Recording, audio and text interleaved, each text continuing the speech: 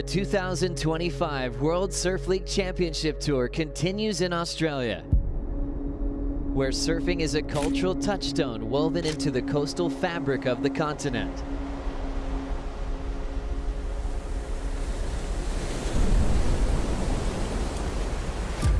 Oh, look at this set.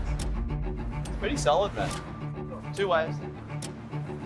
For the world's best, the pressure is mounting as the fight for the final 5 intensifies and the mid-season cut looms on the Outback's horizon. Fate will unfold across stops at Bells Beach, the Gold Coast, and Margaret River. 3 events on 3 different coasts, showcasing the iconic, diverse, and powerful waves Oz has to offer. Oh my God! This season, the inaugural Aussie Treble comes to life as men's and women's competitors chase another prize down under. It all starts with the pilgrimage to the Easter Rally on the shores of the Southern Ocean. Bells will ring out loud and history will be written at the 2025 Rip Curl Pro Bells Beach presented by Bonsoy. Honestly, it's the only trophy I want. It's the only trophy I want to win.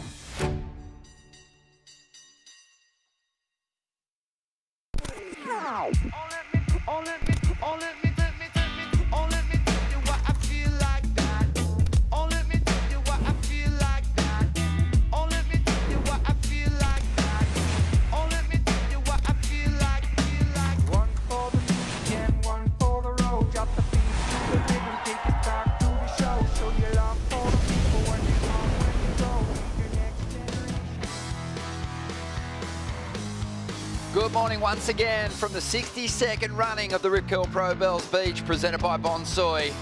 And our quarter-finalists are gearing up to hit the lineup. Griffin Colapinto, Jake Marshall getting himself prepped, looking super focused. Samuel Pupo on his way to his best finish this season and climbing the rankings. Looking really sharp.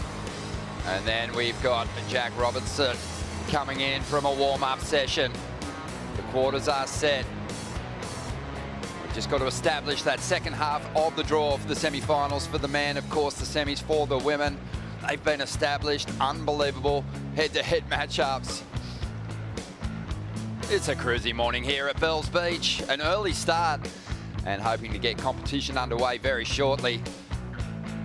Should be a magic day, and it's a magic day for a couple of reasons. We'll see CT competition back underway here at stop number 5, but it's also Rosie Hodge's birthday.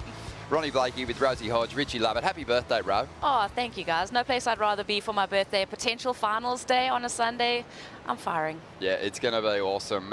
Starting with some big heats, Rich, to set up the semi-finals. Yeah, we've just got the remaining quarterfinals for the men's to get through. 2 more heats, and then we'll set the semi-final action. But we're going to kick things off with Griffin Colapinto and Sammy Pupo, both incredible form, and it's a really interesting day out the bowl today. Yeah, and Griff has made his move, as has Sammy Pupo, Rosie, after pretty tough starts to the season for them.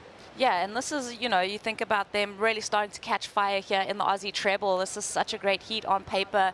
Griffin's looking so sharp. Would love to see Sammy get a big result. Yeah, and big results also required for the surfers in that 4th quarterfinal matchup too. Jake Marshall, Jack Robinson, a lot of space with those big names getting bumped out of the draw early. And yesterday we saw a couple more fall, Rich. So, you know, it's going to tighten up at the top. It will, and it creates opportunities for these other surfers who need the results. So it's there's points up for grabs today. It all comes down to who wants it the most and who's going to be able to kind of unravel the mystery that is the Bells Bowl today, because there's a bit more swell on the horizon. We'll get a closer look at the conditions in just a moment. We know we're going to see those men's quarterfinal heats unfold, but Vaughan Blakey's going to give us the word on what else is coming our way.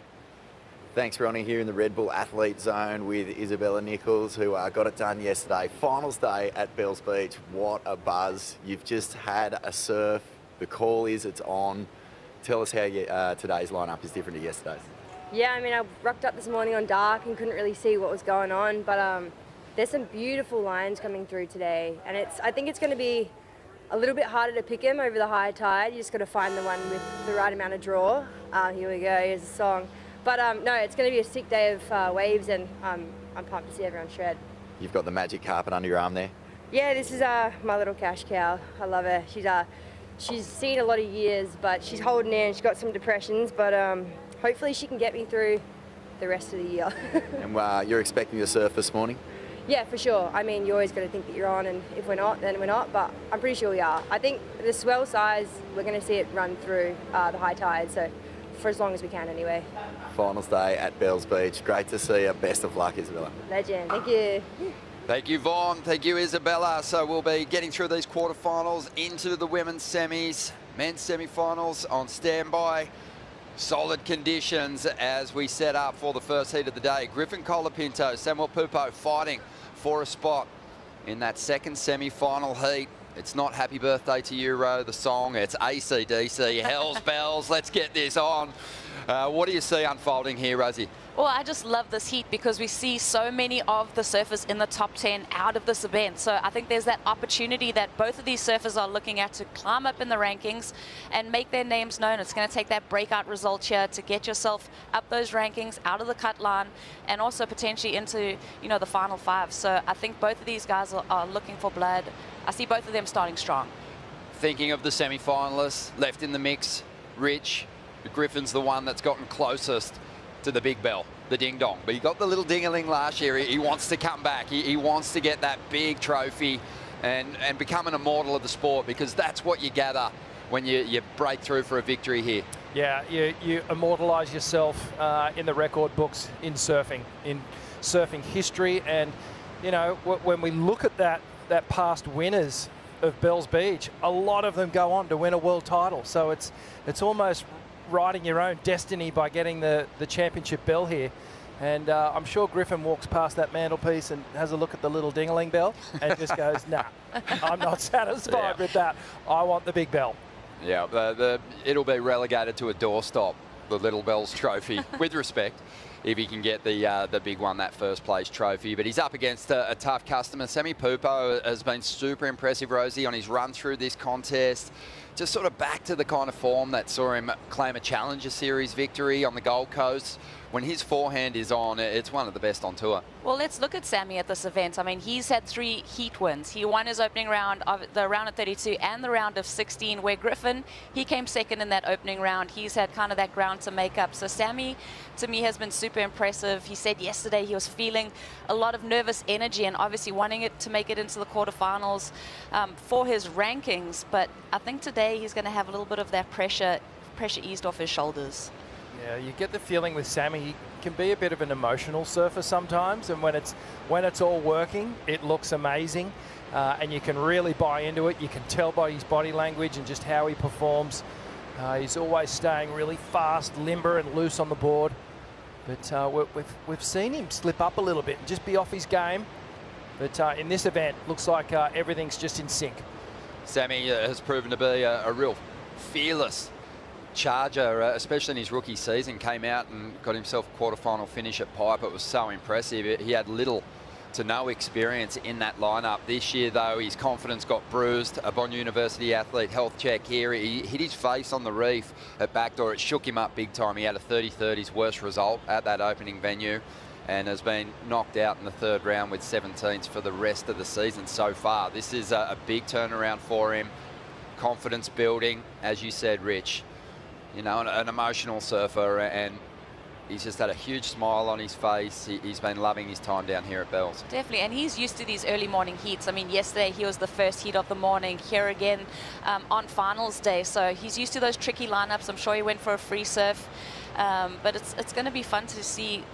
Like you said, Richie, it is a tough day on the Bells Bowl. We saw that swell peak overnight. We still have that southerly cross-shore wind happening here today, and that tide is pushing. So there's a lot of elements at play in the water. Yeah, there's some big chunks of water coming through the lineup at the moment.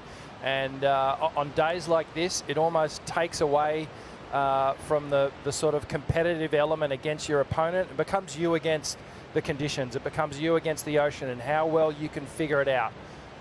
Bit of a scramble for the opening ride. The first big exchange happening here at the moment. Griffin's going to swing on this one. Really finding a clean track out here is going to be key in laying down some big turns. A positive start here for Colapinto. Nice opening hit, cuts back to the bowl, sets up a more vertical approach for his second effort.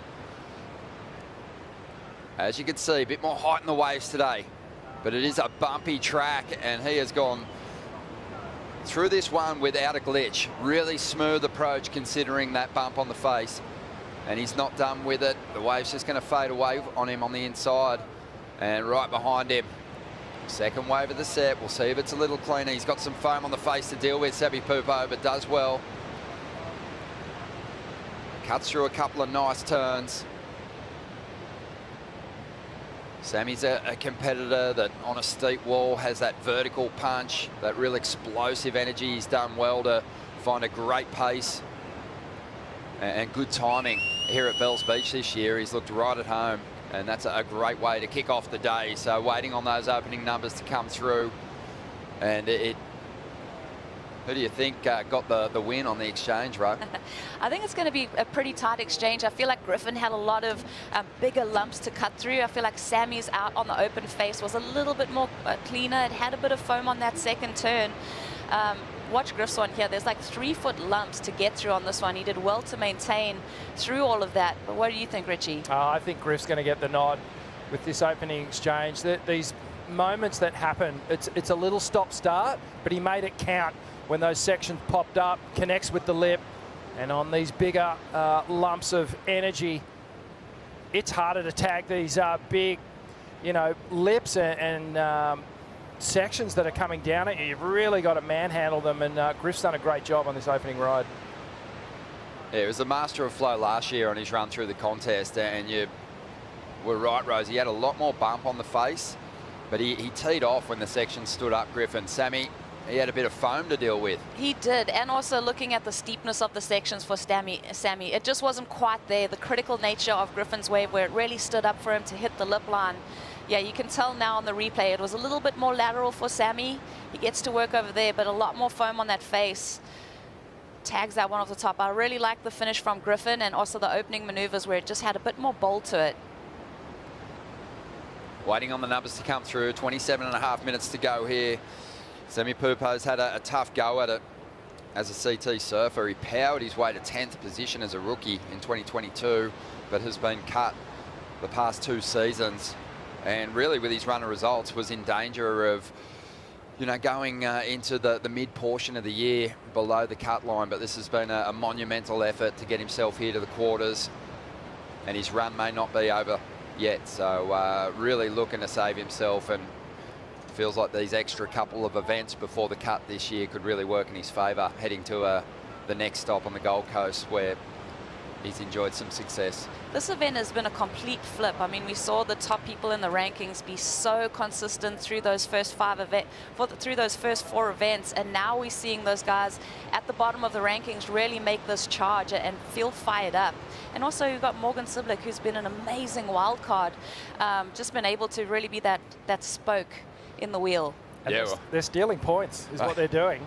Yeah, well, we were saying it, weren't we, Rich? There's a good chance that Italo and Ethan chair Morgan up the stairs if he can break through and take the lion's share of points today, because the race is on for that final 5, of course, as we have a look at the finals bracket and what we can look forward to as we roll through this contest. Some big upsets yesterday. Insane. I mean, we were all just flabbergasted by Ethan Ewing's performance the day before, and then to see Kanoa Igarashi come in with the type of fire that he had was insane. That one with Morgan and Geordie walking up the stairs, that moment of energy waiting for that score to come through was just so, you could just feel it. And then when you look at what unfolded yesterday, the former winners fell out of the mix. We're going to have another new Bells champion this year. And we're going to see someone realise the dream of hoisting that iconic trophy. Numbers in for the opening exchange now for Griffin Colapinto and Semi Pupo. 7.17 for Griffin. And Samuel drops a 6, the 24-year-old, not too far behind. So it's a pretty close exchange, just a slight edge going to the Californian. But, I mean, that advantage is so huge in that opening exchange. Just having that point difference in the scoreline is massive for Griff in terms of control. Absolutely, and I think the judges did a great job of setting the scale this morning. The split between those 2 rides, I think, was fair. It was clear that Griffin's ride was a little better. He'll be happy with that score. kind of sets the tone for you for the rest of this heat. And he's ready to build. Yeah, he's found a magic pace with this venue. Jirac has been good to him, Griffin Colapinto, and we mentioned it. He flowed, he paced himself beautifully on his run through to the final last year. Let's have a look at the Stone and Wood slow-mo, Rich, and look at how well he deals with all the lumps here. Yeah, and the great thing about Griffin is that he just makes it all look so smooth. So connecting with the lip there, watch him get on this toe side rail, transitions to the heel side, just a smooth cutback, staying with the energy and being patient enough for these moments here. A little skip out on the bottom turn, but that lip came down so fast he had to react really quickly off the bottom to get to that second turn. And just steady surfing from the Californian. Beautiful section here, looms up in front of him. Doesn't overcook it. The first ride, you always want to get to that completion. And obviously leave a good taste in the judge's mouth by getting to that final turn. Just such impressive nerve being shown by Griffin Colapinto and Jack Robinson in this event. Just to reconnect with the kind of performances that they had through the early stages of the 2024 season. And Griff had a lot of work to do. He was, I think, sitting in 27th position coming into this event. Hadn't been past the third round. So this is a big opportunity for him. He's going to be very aware, though, of this guy, Semi Pupo, and just the absolute zip that he's had on his run through the contest. He's thrown some real risk at sections. There's another example of that. Medium-sized ride, though, so we'll have to surf it up and hope for a big finish here on the inside. Just riding high on the face to gather that speed. Gets a nice little click on the finishing turn. He's got his big bro, Miguel, here, cheering him on. They would have formulated a plan for this lineup. His biggest supporter. Yeah, it looks like Sammy's opted for some different equipment today as well. We saw the spider web on a number of his boards, but this one's got that fluoro yellow through the centre. So to me, it signifies that you know, he has made an equipment change. I would safely assume that it's an inch longer, maybe 2 inches longer, just given the conditions. Connects with that first lip line, and the second one more critical. Sammy does well to get back on the open face all the way through to the inside. So he's had 2 waves now where he's really had to wrestle with that foam on the face of the wave.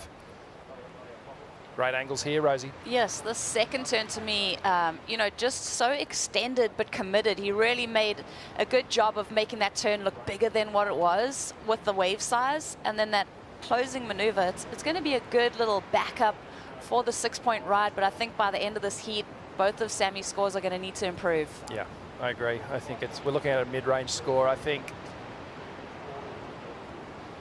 There's a look at the backup board for Semi Pupo. Saw Jason Stevenson just heading down this morning, JS Industries.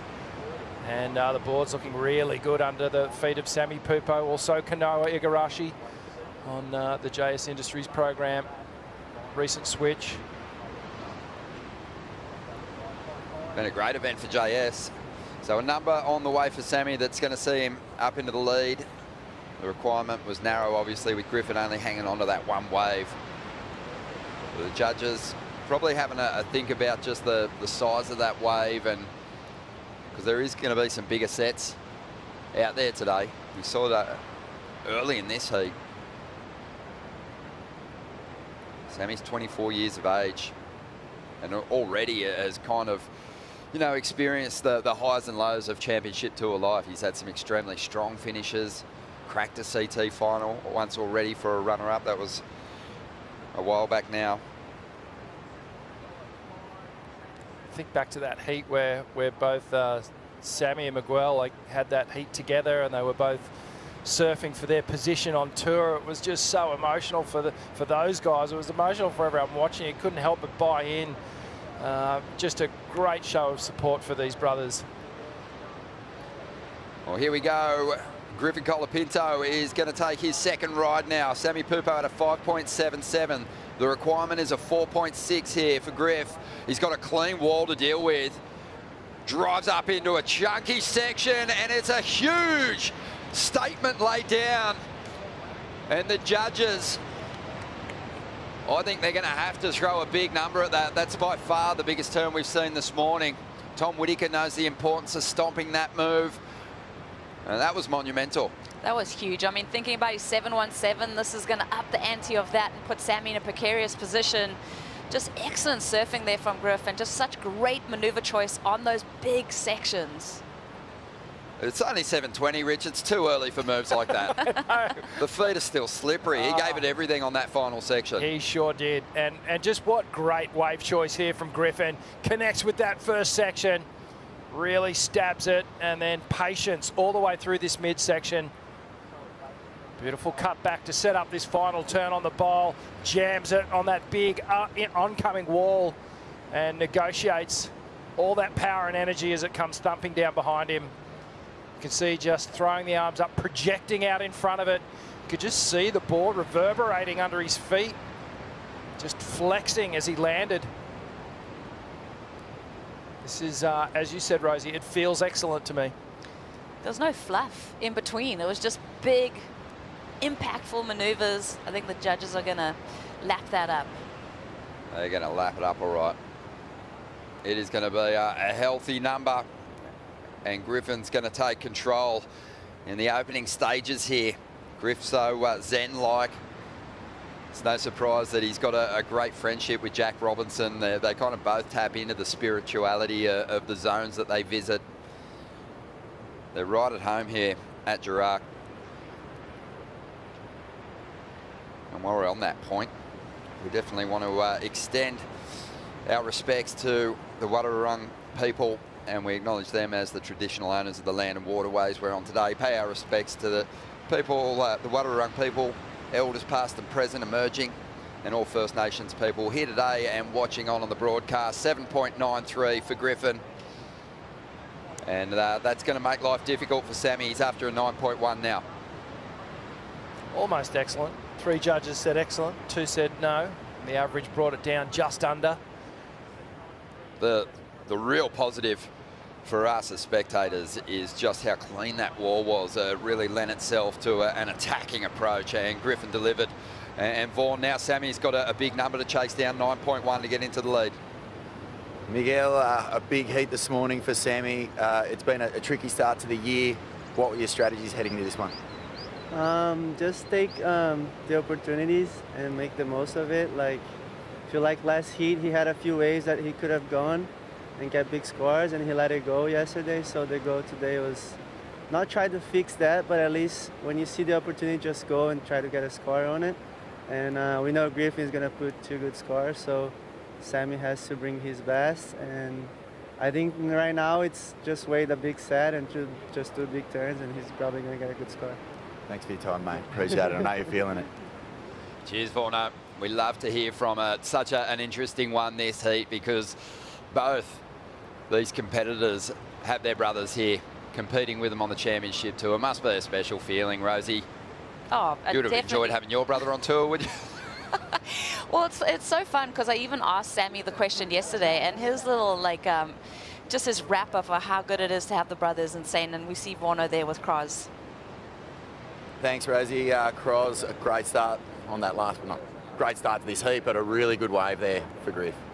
Yeah, Griff absolutely flared that thing up. First turn was pretty nice, and then went into that last one in a big section. So we were kind of thinking of going like mid-8s, but kept it under an 8. So I don't know, there's more out there, I guess. It's been a tricky start to the year for Griff. Are you nervous for him, or you don't have that sort of energy? Not really at this point. I mean, he's in the quarters, and like I kind of had a feeling that this was coming, you know, like that a big result was coming. So just hopefully keeps it going. Awesome, mate. Thanks for your time. Let you get stuck back into it. Thank you, Vaughan. Busy on the stairs down here, the famous Bell Stairs. And as we near the final heats of this event, you just know all those competitors are running down there, looking at their heroes that have won before them. It's a special walk. It really is. I mean, there's no place like Bells, the most iconic trophy in surfing. The walk down the stairs, Richie just looking at all of that, feeling all that energy, looking back at those cliffs while he's sitting in that lineup. Yeah. It can be a little overwhelming, I tell you. You know, it's inspiring, but it's also a bit intimidating. You know, Bells can expose you. It's one of these ways where, you know, that real power foundation, that real essence of good surfing, you know, they're the names on the trophy. Here we go, Griff up and riding again. Look at this bomb. Griffin drives up into that first section. A well-timed hit to get started, and again on the attack. He's tapped in this morning. He's feeling it and reading these lumpy sections so beautifully as he makes his way to the finish and gets on top of it, does well to hang on. He's loving it and really starting to tap into the emotion. That was a great ride, and well, we heard the interview with Cross. You know, the crew on the stairs there at Coach's Corner, they all thought that last wave was an 8.5. They thought it was in the excellent range. So I had that feeling it went there. I get the feeling that this one's going to go there. You know, that was a 4-bang combo.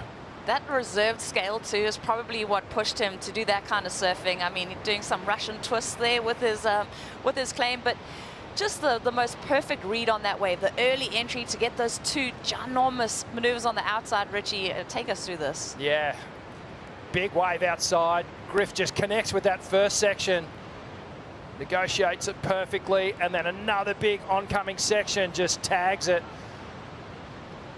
A little bit of downtime here, but you can see these critical moments are just popping up in front of him. Touch late to the last one, but geez, he did well to get there. And then just goes into some pretty unique claim there. Dragon Ball Z. Yeah, last airbender. That was the haircut he was running for a while. But Griffin Colapinto, you know, on his run through the contest last year, he was so smooth, he was so well paced.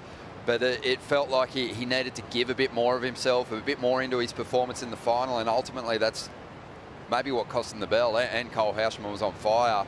But it just feels like, you know, Griff isn't going to let this opportunity slip here. He's really attacking these tall walls. You know, that's a tricky wave to read. Really difficult. And he got there at the perfect time on each of those hits. The judges, they threw him a 7.93. I think expecting that he would go bigger, and he has.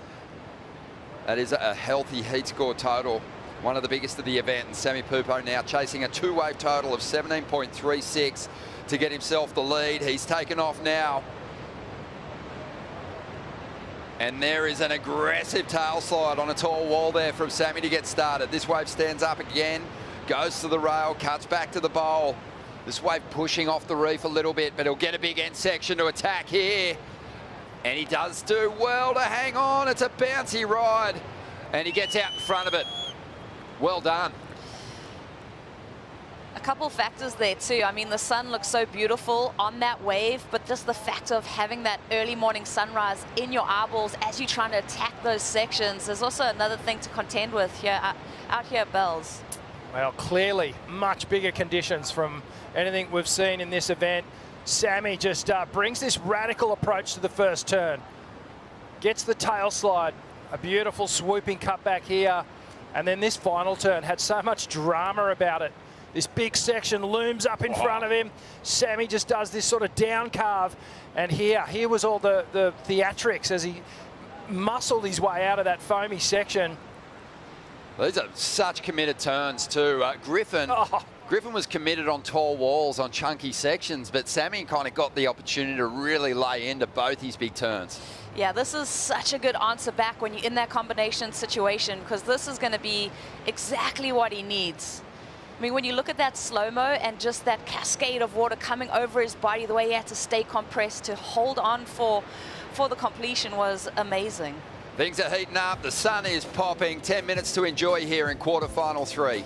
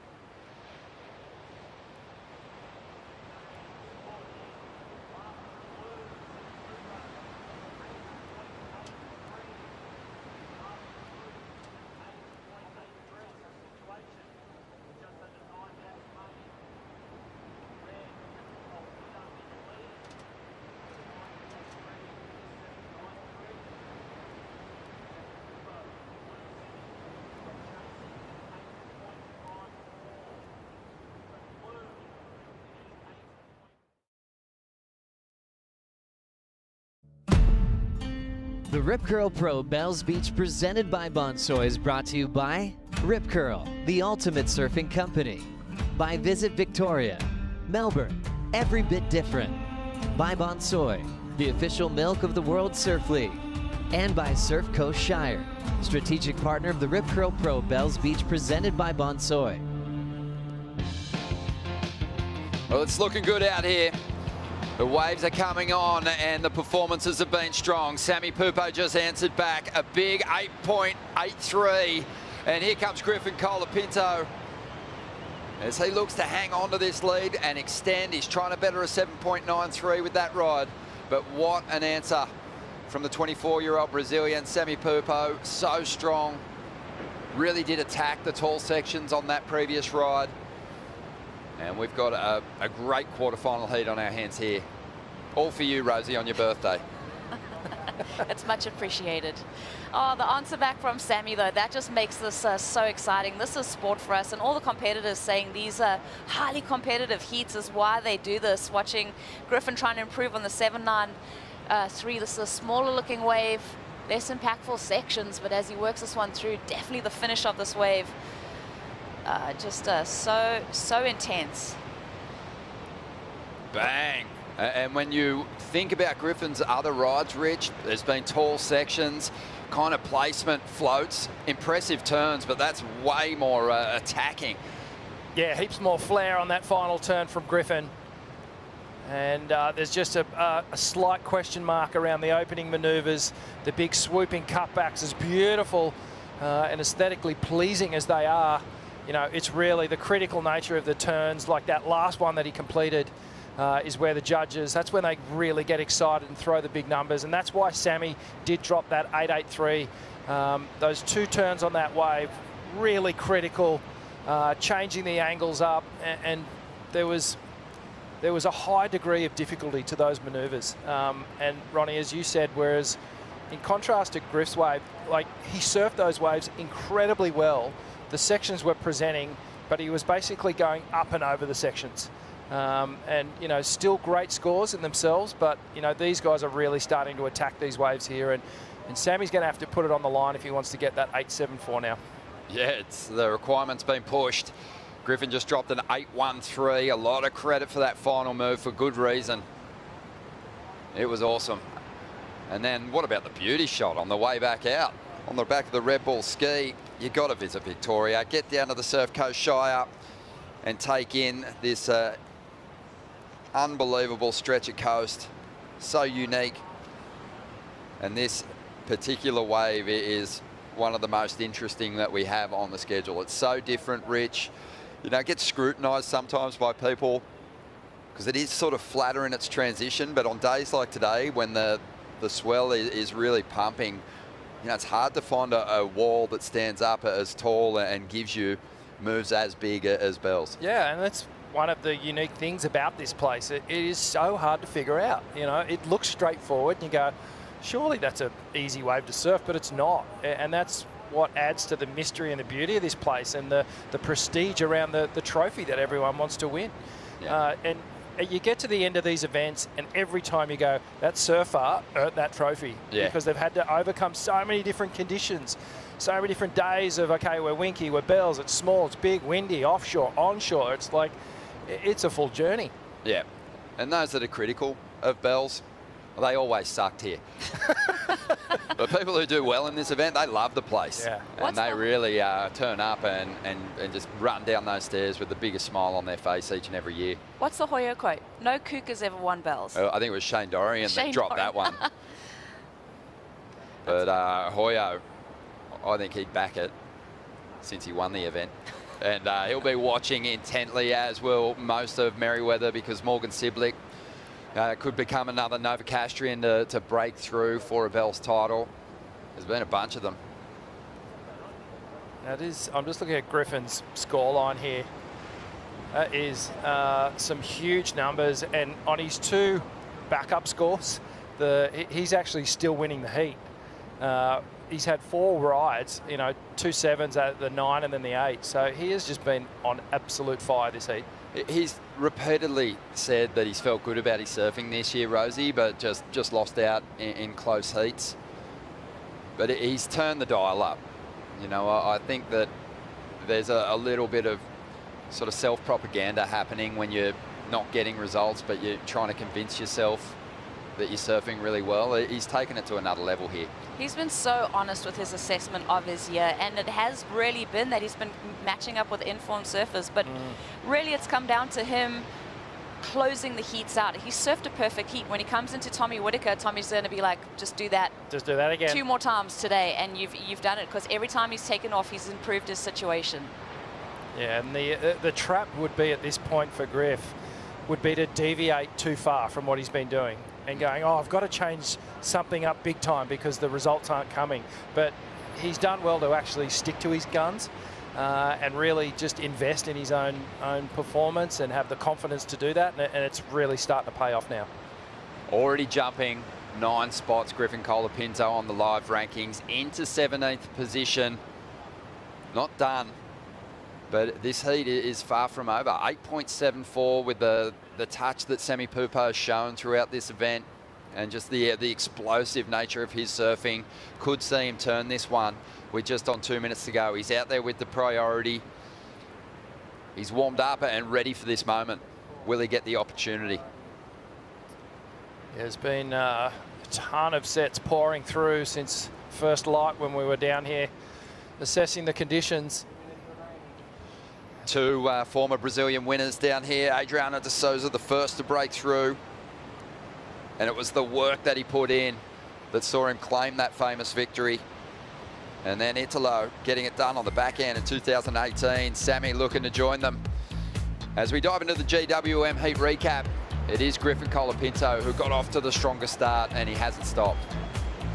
Yeah, just Griff manhandling these sections as they loom up in front of him, and he is just in attack mode each and every time, getting to the finish. And the big numbers, they're dropping hard. Sammy came fighting back though. So fun to watch the evolution of this heat, because you just see these guys every time they're taking off bigger, more powerful, more intent on their maneuvers. This closing section maneuver from Sammy was just incredible to witness. Just so committed to this end section bowl. Oh. The 8.93 for him, and he gets himself back in this heat. He was comboed up to that point. Yeah, and then Griffin found this gem. Beautiful, smoother wall. Big wrap to start things off for Griff, and another swooping cut back. And this one fully groomed through that inside. And then he started to turn up the dial. Watch the critical nature of that final turn. Gets the flare. Starts ticking all the boxes that the judges want to see. Yeah, it was a big uppercut, that final turn. Celebrated in appropriate fashion. 20 seconds remaining here. Where does the time go? 2 surfers bringing their best to the bowl in the first heat of the day. It was an early start, but clearly they were ready to go. As we get ready to count this one down, Semi Pupo desperately trying to get himself into this ride. Can he get to his feet before the hooter? I believe he does. It's a medium-sized ride though, so he's just begging for this thing to stand up so he can lay into it. And he had to go big. He had to try the risk at it. You can already see that wave starting to flatten out. A valiant effort from the 24-year-old. But Griffin Colapinto, he's going to be too strong. Just a magic run, a mistake-free heat for him. They're just conserving energy there. Colapinto camp, the San Clemente crew, along with Tommy Whitaker, the coach, they'll be happy. It's talking about the run of the Brazilians in this contest. Well, California's had some success as well. Cole Houshman with the victory last year. Before that, 92, Richie Collins, and then Tom Curran obviously getting a couple of victories here at Bells as well. But Griffin Colapinto still alive, moves through to the semi-finals. We'll take a quick break. When we return, Jake Marshall takes on Jack Robinson.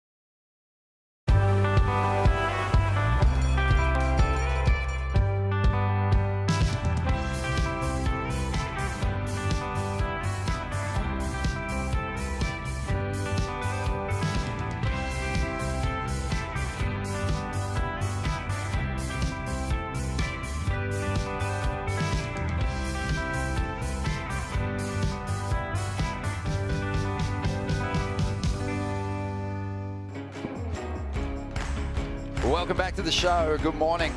Sunday, April 27th, and we are just approaching 8 a.m. and we've already seen an amazing quarterfinal clash go down. Griffin Colapinto getting the jump on Sammy Pupo. Now we'll find out who he's going to go up against in the semis. Will it be Jake Marshall or Jack Robinson? Jake doing his best surfing in a CT jersey here at Bells this year. But Jack, much like Griffin, just enters that full zen mode and really dials in some great performances here at Bells. He's semi-finaled in the past. Wants to go all the way, clearly. But he'll have to be spot on with his wave selection. I think that's been really the key to Jake Marshall's success. He's overcome tougher opponents by just being spot on with his wave selection and then obviously just ripping into big turns on the bowl. Yeah, Jake has figured out this puzzle of the Bells Bowl, and all the conditions looking very similar to this that he's competed in so far, where he's had those really good results. Obviously a lot cleaner conditions when he was dropping the nines, but he's had some tough opponents. I mean, a close heat with Yago Dora yesterday. We got movement on the outside here, and it's Jack that's going to get things started. Really just transitioning at this point, waiting for this wave to connect with the reef so he can go to work. Now starting to throw some bigger turns at it. A roundhouse there, gets caught up for a moment, reconnects, goes hunting the big finish on the inside. And that's better from him. Throws his hand up for the ski. Big shout out to the Water Patrol. This is an event where our team is dealing with the elements. Jake Marshall now in this opening exchange. Looking to get the jump on Jack. He won't get the clean finish, and that's sort of probably the slowest start we've had him do in the early stages of a heat. Yeah, that was uncharacteristic for Jake Marshall, given the form.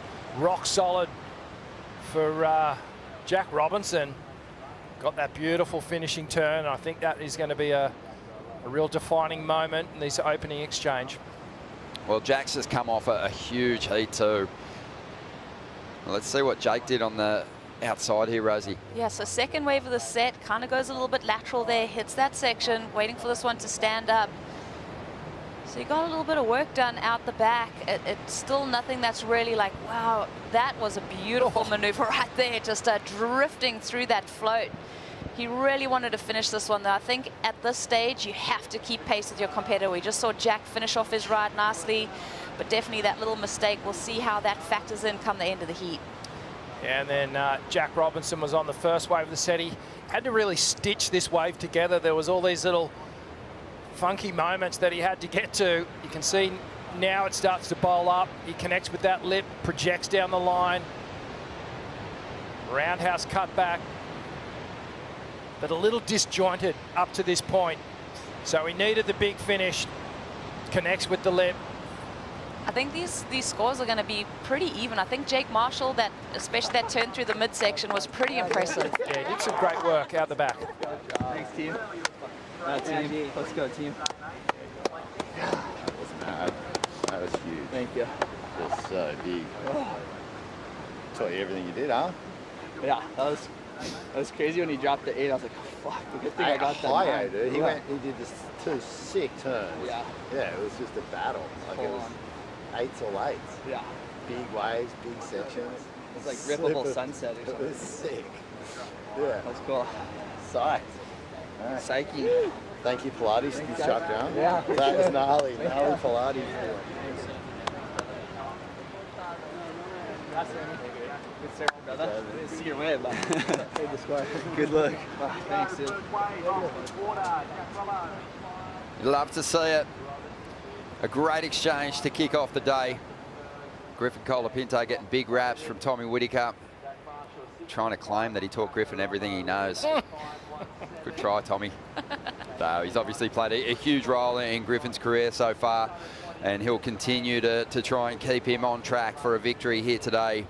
He'll be coming up against the winner of this heat, and winning the opening exchange was Jake Marshall. Rosie, 6.5 over Jack Robinson's 5.17. Both had moments on their rides, but I think we'll see more from them. Oh, and you just have to think, if he had finished that wave, Jake Marshall would have been definitely upping the ante on that scoreline. Well, both these guys coming off the back of monster heat wins. Jack Robinson, we know that, you know, he's established himself as an event chance all over the schedule. But he had Felipe Toledo, and it just felt like the former Bells champion, the Brazilian, was really warming to this contest.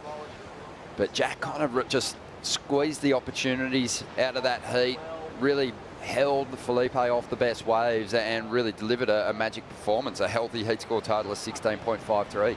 Yeah, it's that was always going to be a clash of the Titans, and really Jack just kind of diffused Felipe and sapped him of opportunity, and Felipe wasn't happy, I can tell you that.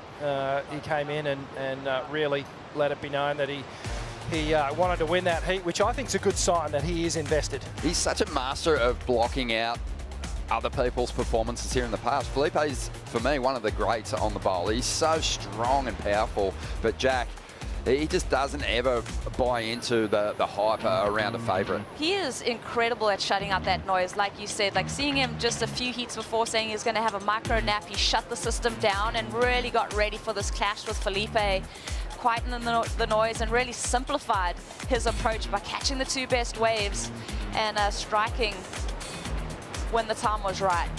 I can't sleep when I'm about to call a big heat. Jack can go to sleep before he surfs a big heat. He's a freak. Yeah, he's just so rock solid too. And the evolution of Jack Robinson's surfing over the past couple of years has been phenomenal. He's put on a lot of bulk, a lot of muscle, a lot of weight, but he keeps it really composed and controlled. It's almost kind of Ethan Ewing-ish, really, how tight he keeps all the body movement. And then by doing that, he's sort of eliminating the opportunity for mistake when he's surfing. He has done such a good job of maturing with his place on tour. You think of all the expectation and the noise and everyone telling him that he's going to be the next best thing on the championship tour. He's kind of cut that out of his life and really just focused on himself. He's doing his best surfing. That big result in Mexico a few years ago, I think, really ignited his run. He is a competitor, and the competition started early this morning. This is in the warm-up. This is in the free surf. You got Griffin Colapinto and Jack Robinson having a paddle battle for priority before the day even started. These two are extremely competitive with each other. As much love as they have for each other, that little competitive undercurrent runs deep. It sure does. There is a chance that they could meet in that second semi-final, but we've still got 24.5 minutes to go, and the surfing that Jake Marshall's done so far in this event, it'd be disrespectful to rule him out of this battle, because he's been so solid. Talk about an improved performer on the CT, and I really felt like it kind of happened here last year. He had a quarterfinal finish in the event last year, Rich, but he just started sort of standing up as one of the performers of the comp. Yeah, no, I think he enjoys being somewhat of a quiet achiever as well. He doesn't have this, big personality and fanfare around him. He just goes about his business. He gets his work done, and obviously has been really focused on the improvement of his surfing, and it's evident. It's really coming to life in this event. We've seen some of the best scores he's ever laid down. He said, self-confessed, he goes, the best heat I've ever had the other day. Dropping huge scores, but this all bears well for sort of his position on tour and the future of what he can do on this tour. Here goes Jack, though, digging in on that first section. Gets a little swamped in the face, but the attack, it will be rewarded. Out onto the open face. There's a great carve. This way's nice and smooth, and Jack making good use of it as he rolls through to the inside. Nice little tweak on the tail to finish this one off. 23 minutes to go. On the outside, we saw Jake up again. Hasn't really tapped into that same wave selection just yet that he's had throughout the comp, but it's early days here. Matty Bemrose, who travels with Leandro Dora as well, coaching Jack Robinson. Bemmy's sort of the ultimate cheerleader. Thankfully, he keeps the hoodie on and doesn't bust the pom-poms out, but he's a hype man, and he keeps Jack positive, keeps him laughing and enjoying his time on tour. Those guys have done so much work over the years to get Jack all tuned in, focused a lot on the small wave repertoire of Jack Robinson. As we see here, just that opening gaff, a bit of a catch, but geez, he cleaned it up well. Just pumping for speed, check turn, beautiful section starts to loom, and Jack Robbo just slices it in half. Comes around to the end section, tags that finishing turn. In these kind of conditions, Rich, you don't know if you're going to get that big clean section, but Jack, his eyes lit up when he got to the inside for the big carve. But that first turn, as we said, he got a little swamp, but look at the aggression. It was where he placed the turn that caused him to go underwater. And as you said, he really came out of it nicely. Yeah, he cleaned it up. He sort of almost disguised the mistake. And then he really started to find some rhythm down through this section. Love this carve here, just slicing their beautiful form and extension through the body. Now he compresses, just harnessing all that power. Such strong legs, this guy. So steady and sure-footed, allows him to just power through these tricky sections. I can't emphasize enough how hard this end section is on any given day at Bells, but on a day like this where we've got, 8 to 10 foot faces, it is one of the hardest sections in surfing to navigate through. Surfs his way off the ski. Really comfortable. Obviously, with the ski, does a lot of training with Bemrose on the Gold Coast, where he resides these days. And we got numbers coming in that are looking super impressive for Jack. 8.17, an excellent score drops. Things shaping up nicely here for a potential finals day. We'll be tracking the conditions, keeping a close eye on it as we roll through into the women's semis. But Jack drops the 8.17. Jake Marshall now. He's got to respond. Got a 6.5, still in this, chasing a 6.85 to get himself into the lead. Let's hear from Griffin Colapinto, who just won through in quarterfinal number 3s with Vaughan. Griffin, a great start to the morning. Starting it off with some Shaolin Kung Fu celebrations and finished with a couple of big uppercuts. You were feeling it out there. Yeah, that felt good. I went to the bathhouse last night and I was in the sauna by myself. I was like, hey, if I get a good wave, what am I gonna do? And I was in there literally like reenacting that. So when I got that wave, I was like, okay, you gotta save it for a good one. You can't do it on like a 6 or something. Oh yeah, you got some good ones, all right. Mate, some crazy days here. We had that perfect day where the surf was absolutely cooking, went into a little bit of a slower day yesterday, but this morning waking up, plenty of energy in the ocean. Yeah, plenty of energy, like way bigger than what I thought it was going to be. I was riding a 6.0 and I almost was like, shoot, I could be on a 6.1 right now, but luckily the board held in. My neighbor is actually a local ding repair guy, and he fixed this. I buckled this board in my round 3 heat against Maddie. He fixed it for me, Vanda. So thanks, Vanda. Board worked magic. It's still in one piece. Mate, big scores there. I don't think you had a wave under 7. Your top score a 9.43 or something like that. Feeling it, but Sammy brought it right back to you in that heat as well. Yeah, for sure. I know. I got my 9, and then I heard everyone blowing up on the beach on his wave, and the score came in at 8.83, and I was like, wow, this is nowhere close to done, And so I was still nervous towards the end. Like, got to make smart selection and make the right moves. Into the semi-finals, mate. So stoked.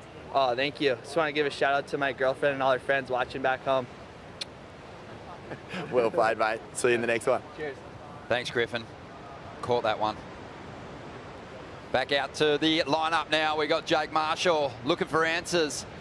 Not chasing a huge score just yet, but will want to bank an excellent number, assuming that Jack is going to keep improving on his numbers too. Doesn't get the finish here. So for the first time in the event this year, we've got Jake trying to tap back into that form and rhythm that's seen him go so far in the draw already. Almost feels like Jake's in his own head. I mean, just that wave was looking so good. Just that finishing just got to him there. Even the big move that he did on the outside behind Jack Robinson's wave, as he just struggles to get on the ski there, was looking like a good indication of the surfing that we're used to. Yeah, let's have a look at the replay here. Good looking wave from the outset. Jams that first turn, nice and smooth off the bottom. connects again with the lip. So 3 beautiful turns out through the bowl. Big swooping cut back through the inside. And he does a little double shuffle here to get to that final turn. It just slips up a little bit again. So that's on both his scoring rides so far. Jake Marshall's just failed to convert right at the finishing moment. I don't know whether it's fatigue or, like you said, Rosie, maybe he's just thinking a little bit too far ahead of himself.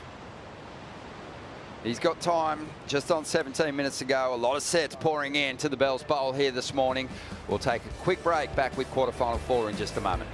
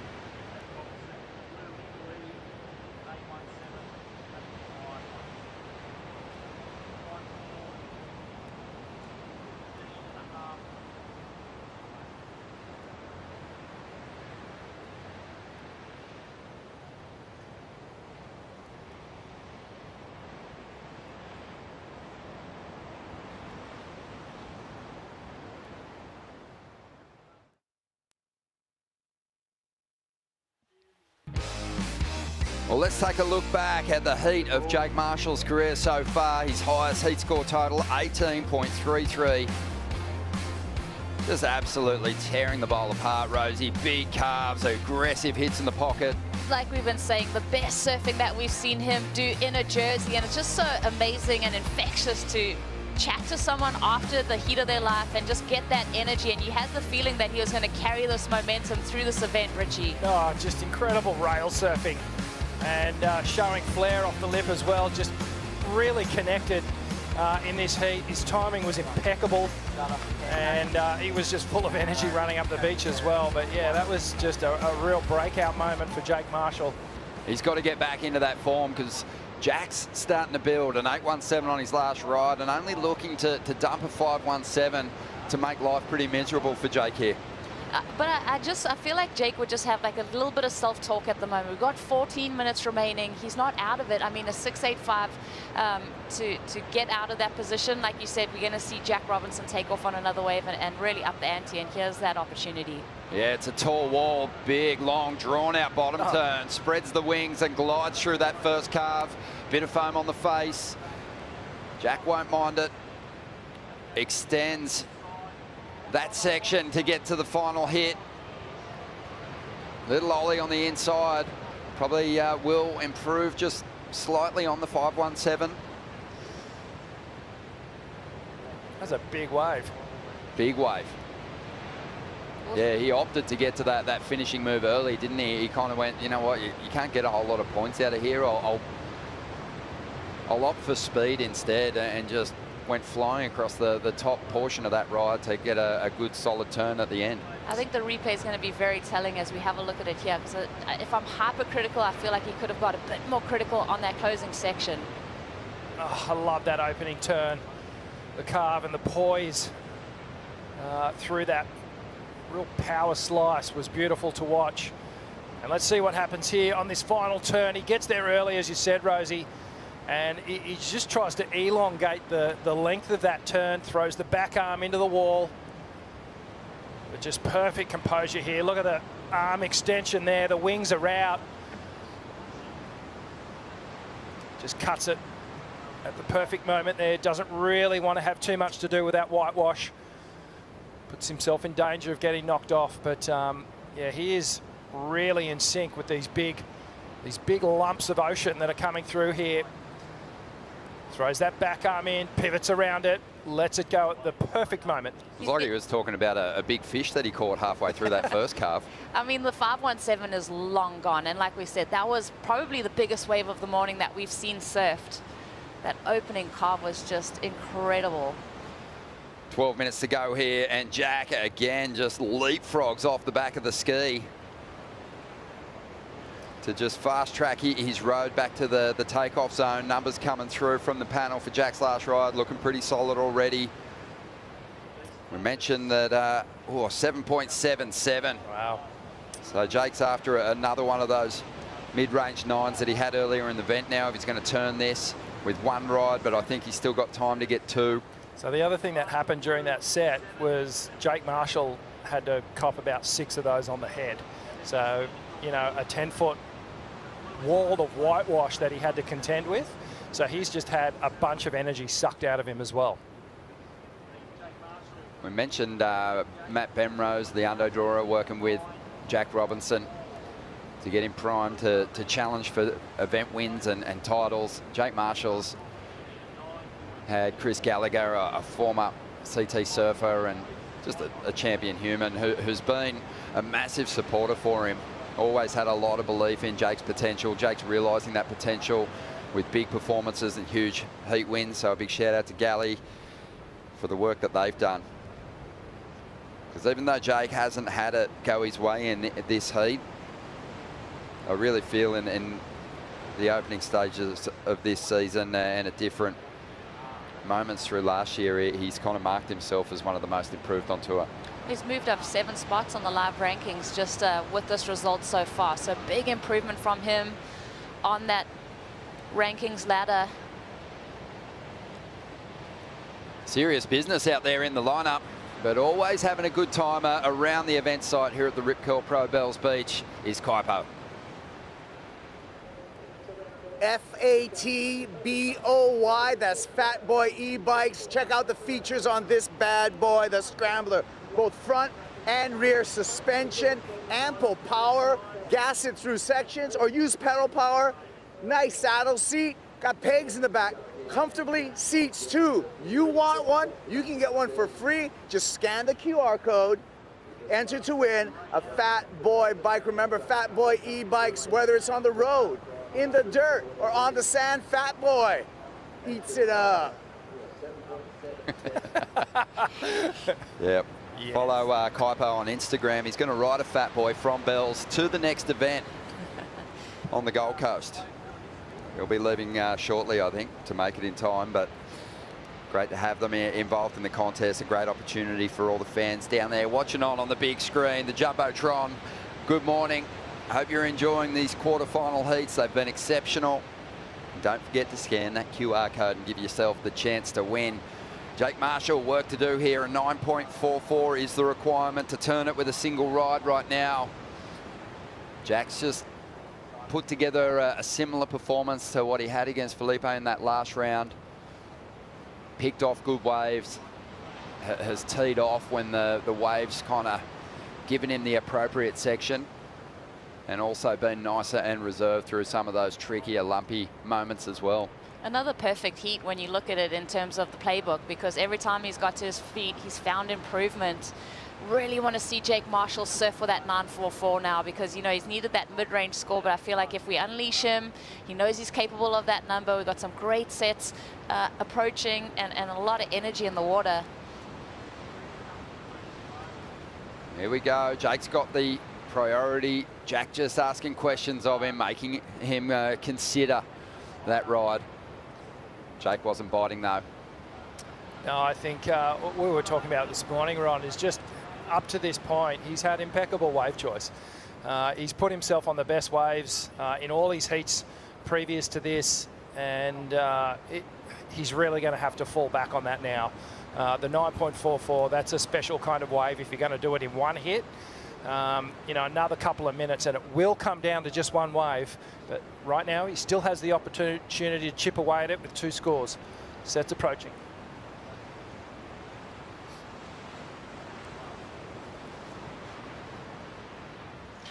Let's see if this one lines up for Jake Marshall.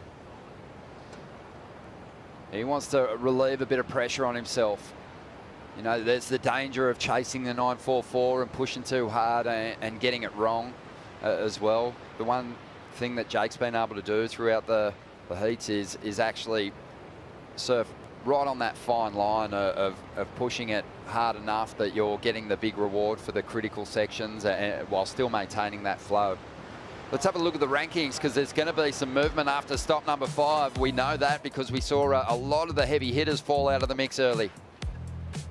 Good to see the shake-up on the rankings. I feel like this one's been flipped on his head with, you know, Italo, Ethan, Yago being so consistent through the first few events. Now we're seeing that kind of shuffle up the leaderboard with the late charge.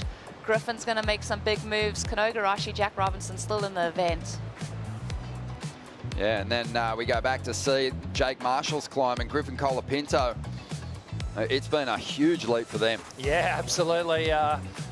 Well, Griffin was way down there, 26th, 27th position coming into this event, and he is skyrocketing up the ratings. And Jake Marshall, this would feel good for his confidence, just seeing his name in the low teens. And there's not a lot of space when you look at the actual accumulation of points. There's the opportunity to keep climbing as these guys march through these heats. So just down to 6 minutes now. And we are reaching that point, aren't we, Rosie, where it's kind of, it's turning into the hunt for an excellent single ride to turn this heat, which is going to be so difficult. Yeah, that changes the approach from Jake for sure, but he has that priority. We've seen, how many excellent waves have we seen already this morning in the first 2 heats of the day? We saw Sammy Pupo take one. I think there was 2 for Griffin, 1 for Jack at the moment. So those opportunities are out there, but he's going to have to surf it up. Jake's up against a man that really knows how to shut out an event. Since he joined the Tour ranks in 2021, Jack Robinson has had 7 CT wins. It's been a remarkable run. You know, he started winning in his rookie season and he hasn't slowed down. So, you know, that's always a tough quest for someone who's dealing with the emotions of reaching that point, with people starting to talk about you as being a threat for an event title, coming up against someone who's so comfortable at this end of the draw. It's pretty remarkable what Jack's been able to achieve in his short time on tour. I mean, he's been in that Final 5 conversation. He's been at lowers twice now, looking for that world title. You just have to look at Geordie Smith, the longest serving member on the CT. He's also got 7 CT wins. So Jack, in that short amount of space, has been deadly. As we're gearing up for the women's semi-finals, Luana Silva, Brisa Hennessy, working with the same coach. They'll be in that first heat. And we're going to see one of them chasing the Bells title here this year. Which is fantastic to see. Love when someone gets the opportunity to get that breakthrough win here. We know we're going to have a new champ on the men's side. Tyler Wright's still alive in the mix in the semis for the women. But that should be a fantastic heat. Really well matched, those two. Yeah, I think it's going to be a great heat.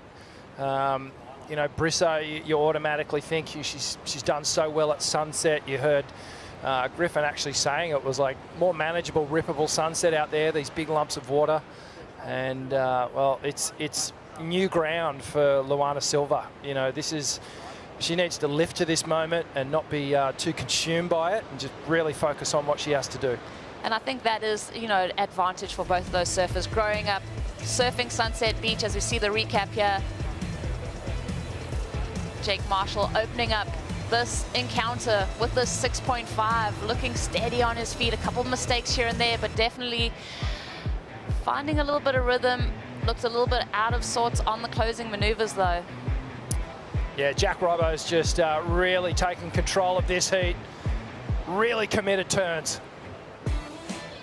Jack looking rock solid. Look at the energy as he just works these waves down the line, and beautiful carves, really showing great variety on all his rides here. Gets to the finish, and that's been the difference. Just complete rides from start to finish. This is one of the biggest waves we've seen of the event. Oh, I love that open face carve. Great technique here. And this is the 777. Beautiful finishing turn here. Nice layback hack. You see it in the GWM heat recap. Sometimes, you know, Bells, you've got to adjust what you might be doing once you arrive at the lip, and I think Jack's made those adjustments nicely. Is he capable of bigger finishing turns than what he laid down on that last wave, the 7.77? He certainly is, but the wave kind of flattened when he was making that transition up to the top. And you know, Griffin Colapinto was kind of similar. He made those subtle adjustments and kind of smoothed out the lines out there, and there hasn't been too many glitches in his performance so far. Here goes Jake on a good size wave. This might be his last shot at it. Positive, stylish start to this one as he hammers off the bottom out onto that open face, holds that line right down to the bottom of the wall, and now starting to load up. Needs a very exciting finish here if he's going to get the number he needs. That's a massive floating re-entry. Really well executed. The question is going to be, did he do enough work on the outside? Yeah, that sparked the heart rate, that ending maneuver. We're definitely waiting for that in the wings there, Richie, as we see Jack Robinson out the back. Oh, Jack just really trying to open up on that final wave, but pushes too hard, comes unstuck, and I just think the body language from Jake Marshall tells the story on this one. He knows that there just wasn't quite enough critical work done on the outside. He surfed it exceptionally well nonetheless. Big slopey wall ahead of him. Carves off that first turn around this big section. And great flow, connectivity with these big swooping turns. And then this was the exciting moment, the big finishing floater. But you can see there the shoulders are slightly slumped. Really projecting out in front of the lip. You can see full disconnection with the board. I think he just knew at that point, hadn't quite done enough. Yeah, this one winding down. Jack just finding walls on the outside that gave him the opportunity to really rip into the face. It was a bit more steepness to his opening sections. Jake finally showing us what he can do with that last turn, weightless, as he climbed up over that impacting whitewater and got a clean finish. It'll be a decent number. Will it be 9.44? Unlikely. As we see him making his way up the beach, it feels like he's going to have to settle for back-to-back quarterfinal finishes here at Bells Beach in the past couple of seasons, which is nothing to scoff at. Number rolls in. He gets a nod, an excellent score from the panel. An 8.07, but it's not enough to turn the heat. Yeah, well done to Jake. I mean, I think back to his waves where he could potentially have finished on his feet, and that might come into his mind as he goes to bed tonight. But Jack Robinson, what a clean performance from him. The semi-finals are set for the men. Kanoa Igarashi, Morgan Siblick in semi 1. Semi 2, Griffin Colapinto up against Jack Robinson. Congratulations, Jake Marshall, on a fantastic run and a magic performance here at Bells this year. Well, the women's semi-finals are set. They're coming. Luana Silva taking on Brisa Hennessy. What a matchup it's going to be. And we'll bring in Joe Tapel and Felicity Parmentier for the call.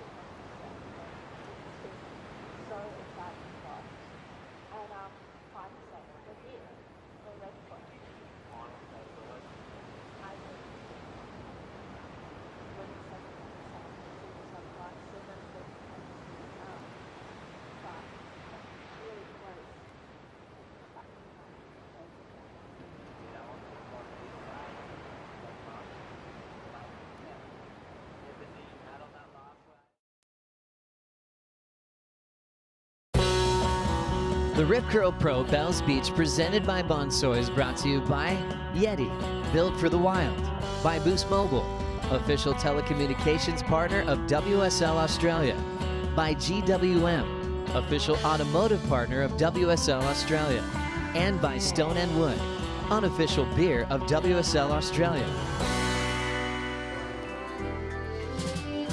Semifinals time here at Bells. Luana Silva taking on Brisa Hennessy. What a great clash. Lulu in her first championship tour semifinal. And Brisa Hennessy coming off a big performance on her mom's birthday yesterday, a 9.4 to make it into Sunday's competition. Joe Turpel with Felicity Palmatier.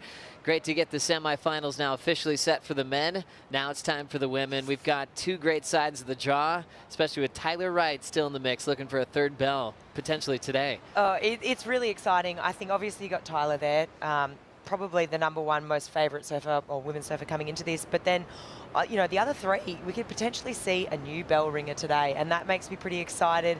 This matchup here, Luana Silva taking on Brisa.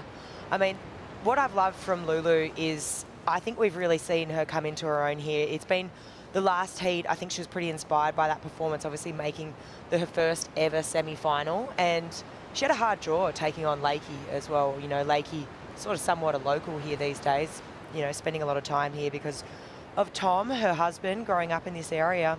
But she's coming up against Brisa, who has looked really in form, especially after that quarterfinal finish against Sally yesterday. Yeah, you look at all the points that they've gathered all the way up into this semifinal, and Brisa with 37.5 points, Lulu 33. And then the best performer when you talk about the women into these semifinals would be Isabella, 42 points accumulated. Even just a little bit better than Tyler's 41 coming into finals day. A lot of great scores this morning from the men as well. A lot of excellent scores. Jake getting that 8 at the end. Jack Robinson, 15.94 total. Getting closer and closer to hearing the sound of bells here on Sunday. Tide filling in, but loving seeing a lot of size today. Wouldn't be surprised if surfers were going maybe an inch bigger with their equipment. Brisa loves a big wall. Growing up surfing Sunset Beach, she always thanks Kahea Hart for pushing her in bigger surf. She learned all those techniques for big wave hold downs from Kahea and getting all those reps in at Sunset. And for Lulu, Sunset's her home break. She could walk to that spot. That's where she grew up on the North Shore of Oahu. So with all that experience, taking it to this size of Bells Beach, they know what to do today. They do. I think, you know, you're trying to see the differences between their surfing and trying to break it down that way. But I really believe that this is, their strengths are very similar, right? And you just said it, and then you hit the nail on the head. Both obviously spending a lot of time at Sunset. I think back to my favourite performances or favourite waves I've ever seen Luana ride. And it's at Sunset Beach. Like just her affinity with the wave, the way she, you know, puts the board on rail, or those big long carve downs, and she's just got such a silky smooth style. Maybe the only difference I would say is Brisa just a little bit more attacky, whereas I feel that Luana is maybe a little bit more on the flow side. I mean, not saying Brisa doesn't have that flow, just you're trying to pick apart and analyze, you know, that real difference in their surfing, and maybe Brisa just tends to go a little bit more acute with her surfing, a little bit more up into the lip. And you'd go with the experience of Brisa Hennessy. She's won a major. That was an event at Sunset Beach. As we see her up and out. Brisa always very consistent in Tahiti as well. And she's been able to represent Costa Rica in the Olympic Games. So a lot of reps for Brisa coming to Bells with some great results.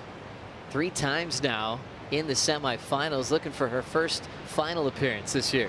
And, you know, she's obviously going to know this stat too. And I think the hunger to make the final, and also last year, you know, I mean, she was in that Final 5 conversation, and, you know, this year she's found herself at that back end of the rankings, and she's just, you know, obviously plowing through those live rankings at the moment. It looks like she's having a look on the inside here. Nice clean wave. So much wall. She'll fade the takeoff. Little chatter off the bottom. Cleans it up with a wrap there. Digging into the open face a bit for the redirect to the pocket. Wall starting to grow, the lips right there at the top. She gets there in perfect timing to come through with a solid finish and a solid one out the back. Almost double overhead for Lulu. She is flying. Goes down a wrap, keeping a higher line and gets a jam in. As she has a mountain of white water behind her, goes for the pin drop. She's just feeling like she's at home in a, well, colder water version of Sunset Beach. These two so evenly matched in these types of conditions. What a great opening exchange. Whoa, that last set was absolutely stomping. That swell is definitely, I mean, clear, it's really clear to me that it's so much bigger. Even look like, I mean, I think you're on it, Joey. These women would probably have gone up in size in the board. I think I can already tell Brisa looks like she's on a little bit of a longer board, just navigating this first section here. I just love how she's really waiting for it. You don't want to oversurf it when it gets big like this, especially this last section. You can really see her just eyeing it up. She knows she's already banked a couple of nice carves. She just wants to get the finish. And that big last section is just classic Bell's bowl, right? You're always looking for those really dynamic finishes. And this wave here, I mean, this is almost double, triple overhead right now for Lulu. Comes down, she does get the finish here. So I mean, it's really positive. It's really quite big. And you're thinking, you know, we've had chats of, you know, as that tide does fill in, will it still be breaking? But with that sort of size as well, I'm sort of starting to think, I think it's big enough maybe to keep going through. I mean, obviously it's in the hands of the commissioners and they're going to have that conversation, but I mean, that was really positive sign. Gosh, that was a solid set there. I love how they drew their lines on their waves. They were very different, weren't they? And where Lulu chipped in, that angle looked insane. A total bomb, and she looked really comfortable, got a wrap in, and was really smart. She didn't have time to go to the bottom, kept that higher line and fit in a finish, and then got the speed all the way to the beach. Great start for Lulu. Brisa also attacking that finish, which was brilliant. So judges will be thinking about this one for a moment here. Yeah, I think the wave Lulu took off on has to be the biggest wave surf so far in this event. I mean, that was an absolutely bombing set wave. She only got the couple of turns, but had so much speed and power through that, and scores coming through now for that last exchange. Advantage Brisa Hennessy, 6.5 compared to Lulu's 5.17. Brisa doing a great job to just light up that finishing move. Had a few turns before she got there as well. 25-year-old representing Matapalo, Costa Rica. Really enjoying her time on tour. Came on as a wild card originally and upset the world title race for Sally Fitzgibbons at Honolulu Bay. She still could have competed in some junior events, qualified for the tour. First start, she finished 11th in the world. Her best season just last year, finishing number 4 in the world. She's had 2 opportunities to compete in the WSL finals. And now this year, this is her best result in the making, getting into the semifinals. She was having a tough time just getting the results she wanted compared to an incredibly consistent year last year. But when the surf starts to fire, she comes to life.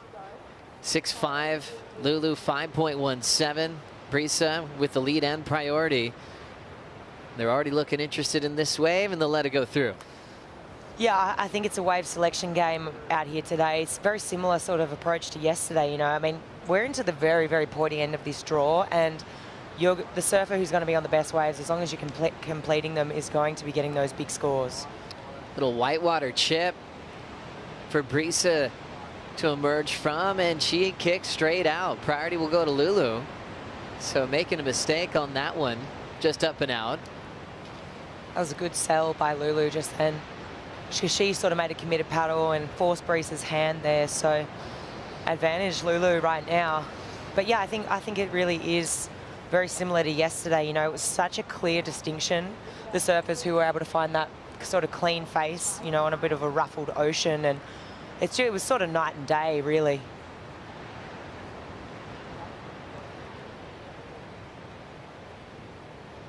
.517 for Lulu. Brisa Hennessy, the 6.5, an opportunity to be in the final at Bells Beach. It's such a big one. Longest running event on the calendar. Both these surfers representing some awesome countries. Lulu for Brazil, Brisa for Costa Rica, but both with Hawaii backgrounds. Brisa's parents meeting in Hawaii. Mike looked at Katie and was like, hey, I'm gonna move to Costa Rica. You wanna come? And she's like, yeah, let's do it. Started cooking, making great food. They could be hired at any restaurant around the world. They're amazing in what they do. And now working over on Namotu Island, and that's where Brisa got to hang out during the pandemic, surfing cloud break in restaurants almost solo and getting the waves of her life. Her dad said that was the kind of the time where it wasn't just, oh, I got to do this for my job. It was where Brisa's like, I want to do this because I want to ride bigger waves. You could relate to that difference, Flick. For sure. I think it's funny, right? Like, I think that time sort of comes in. You're sort of a product of your environment where you grow up. Obviously, Brisa's spent time, you know, in Hawaii in those more powerful conditions, but I think there comes that moment in your life where you're like, I don't want to do this just because I have to for competition or to improve. I want to do it just for myself because I want to push myself. And I think it also gets to that point in your career and in your life where you're like, no, this is for me and me only. And yeah, she really improved during that time. Leandro Dora doing a great job in this event. Vaughn Blakey's with him on the beach. A huge heat, Leandro, for you. An incredible opportunity for both Luana and Brisa. What are the strengths of this heat?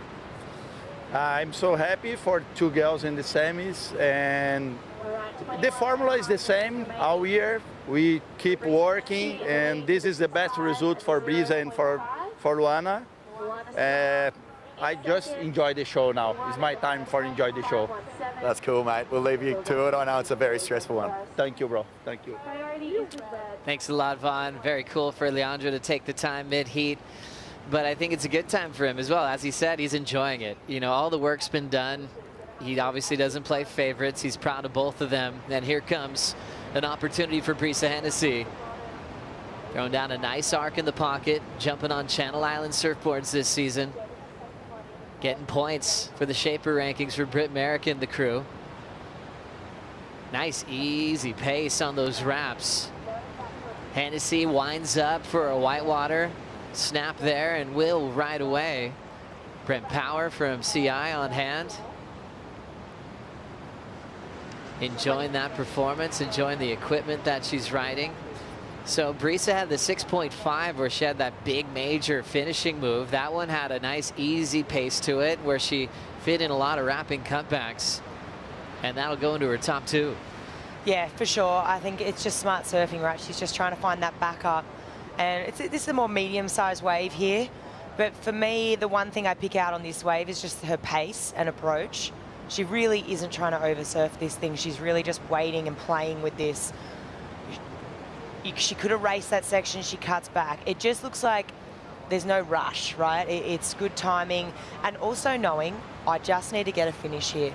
If I make it through to the inside, I'm gonna back up this 6.5 nicely. I'm gonna be applying just that bit more pressure to Lulu. You get all the way to the end and you make sure you want to dot those I's and cross those T's, and she's done just that. These are the kind of days for Brisa and Lulu that they're just so happy that the ocean's just providing big surf. You don't have to stress out about the ocean going flat or groveling for smaller conditions. This is when it all comes together and you know you can really lay it down on the line and show what kind of rail work that you have. Lulu, like you were breaking down, with that smooth type style, real flowy with her reads on these big open faces. Brisa's always been known for her power game and putting a lot of emphasis into her training to get even more powerful. I think Gabby Bryan's kind of been running away with the story being the most powerful on tour, and Brisa's got to be right there in that conversation. How about this? Just easy rolling for Luana Silva. So much open face and a clean wrapping turn. Harnessing all that speed, and she'll just throw it back into the whitewater. Beautiful style as she wraps it again. Lulu enjoying this wave in her first ever CT semifinal as she's looking for a solid way to finish, and there's an attacking snap and a solid claim from Lulu. her second scoring ride, as she's chasing a 6.04. Last for Brisa was a 4.7. Lulu right in the mix. This has got to be the score, right? I mean, this is a bigger set wave, beautifully timed, and she really just illustrated what we're talking about. You know, we mentioned flow when we talk about Lulu, and this is a beautiful demonstration, just really waits for it, just nice arc off the top. That one was actually quite tight, and then she moves out onto this open face, but this wave still holds its size the whole way through, which sort of create, and this turn here, really able to just really draw out that carve. But I think this one here is definitely going to be that score, in my opinion. I just feel like it has to be with the flow, just how explosive that last turn was on the inside. I mean, you can see the emotion on Lulu too. I mean, she kind of feels it, she knows it. You know, even if I just go off that 5.17 for those last 2 turns that she got on that bigger set wave, I mean, this was a big set wave, and there we go.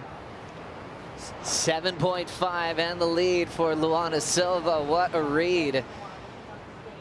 Putting so much into that finish. Great timing as well. Switching gears from the nice cool wraps, then capitalize on a vertical section. We talk about the pace that you need to have here at Bell. She's got it today. She's definitely got it. I think she's just, I mean, you know, this is a great start to the heat for her. She starts off with the 5.17, improves again, 7.5.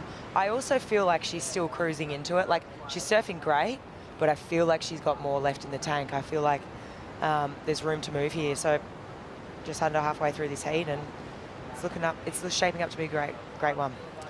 Vaughn Blakey standing by with Jack Robinson.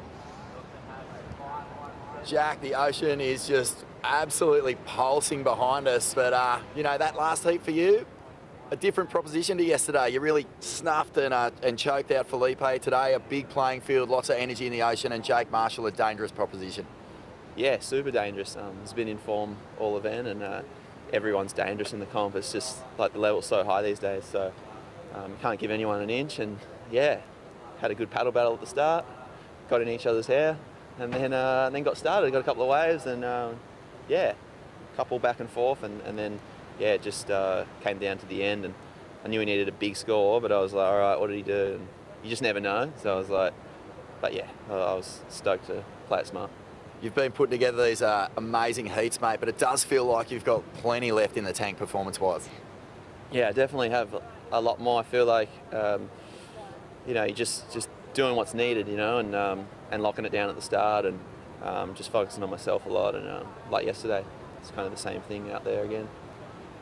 Griff up next in the semi-finals of the Rip Curl Pro. We saw a classic little moment where you two were paddle battling each other in the free surf before the comp even got started. A great opponent and a great rivalry. Yeah, he was trying to paddle battle him before the heat started, so we already knew. Yeah, he knows.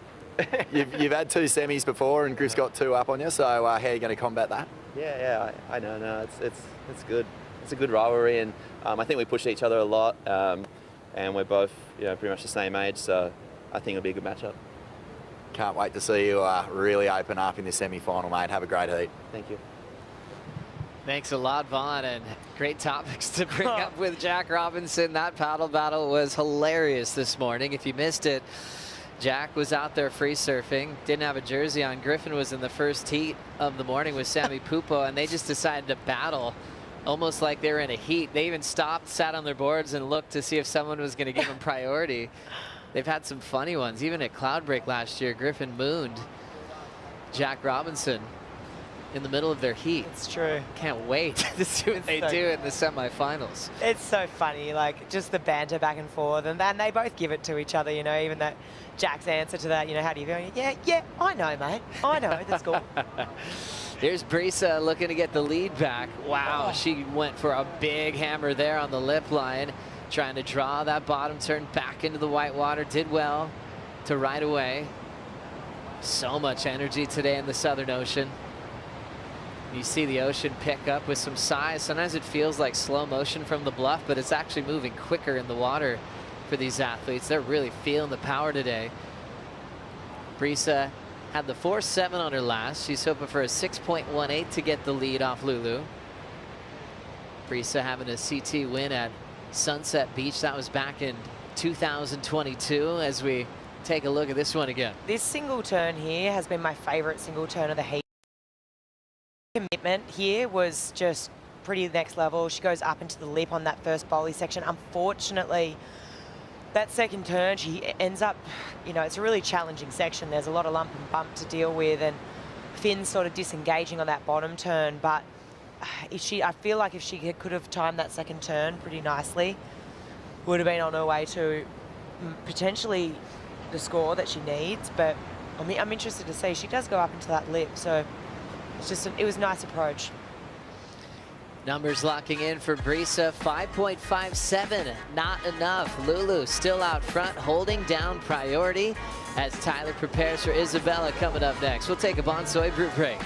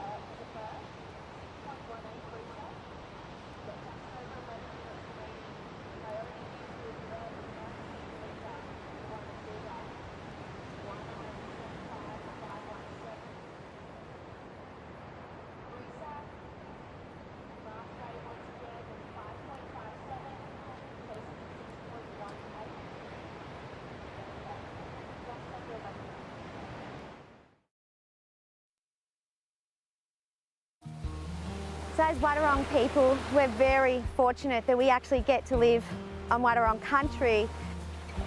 My dad has a big, strong spiritual connection to our gooms, our kangaroos.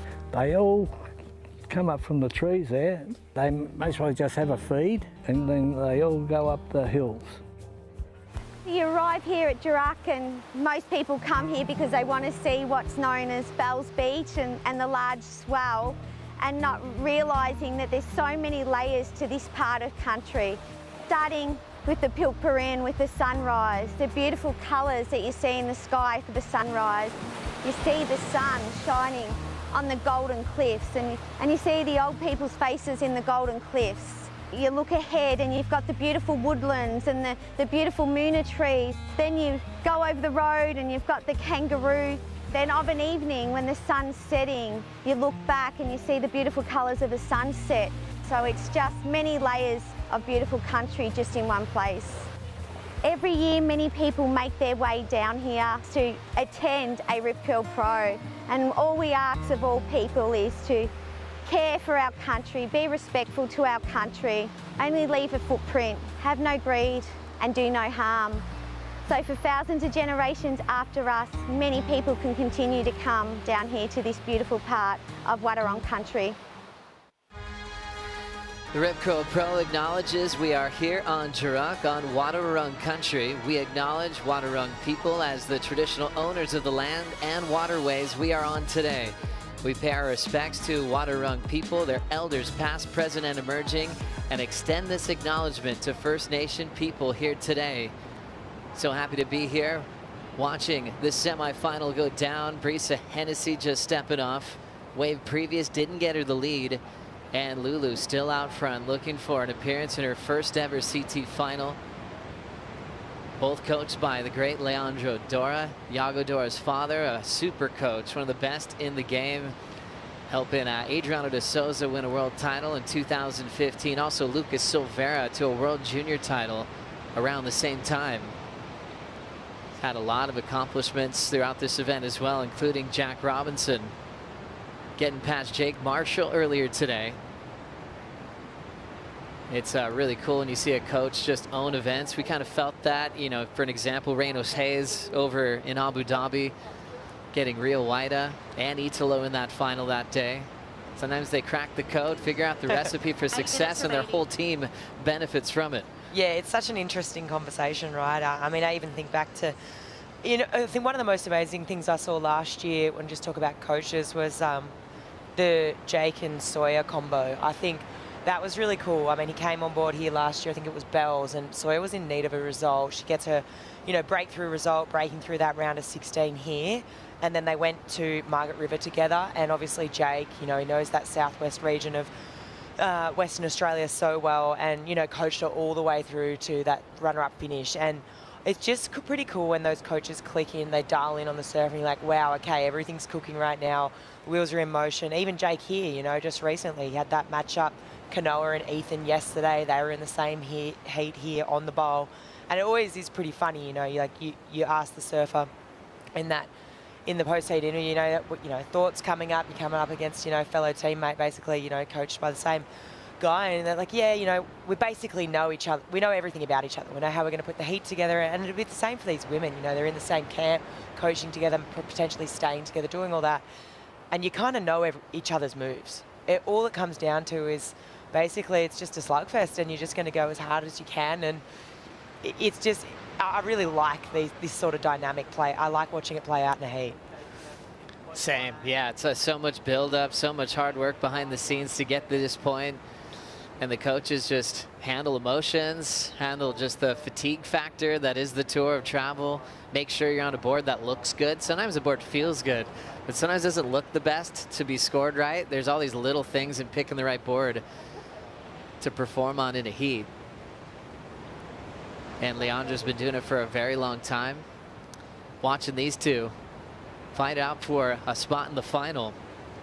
And Brisa, you think about her career, you always think of major highlights and all the things she's accomplished, especially those final 5 appearances. But man, she's been through a lot.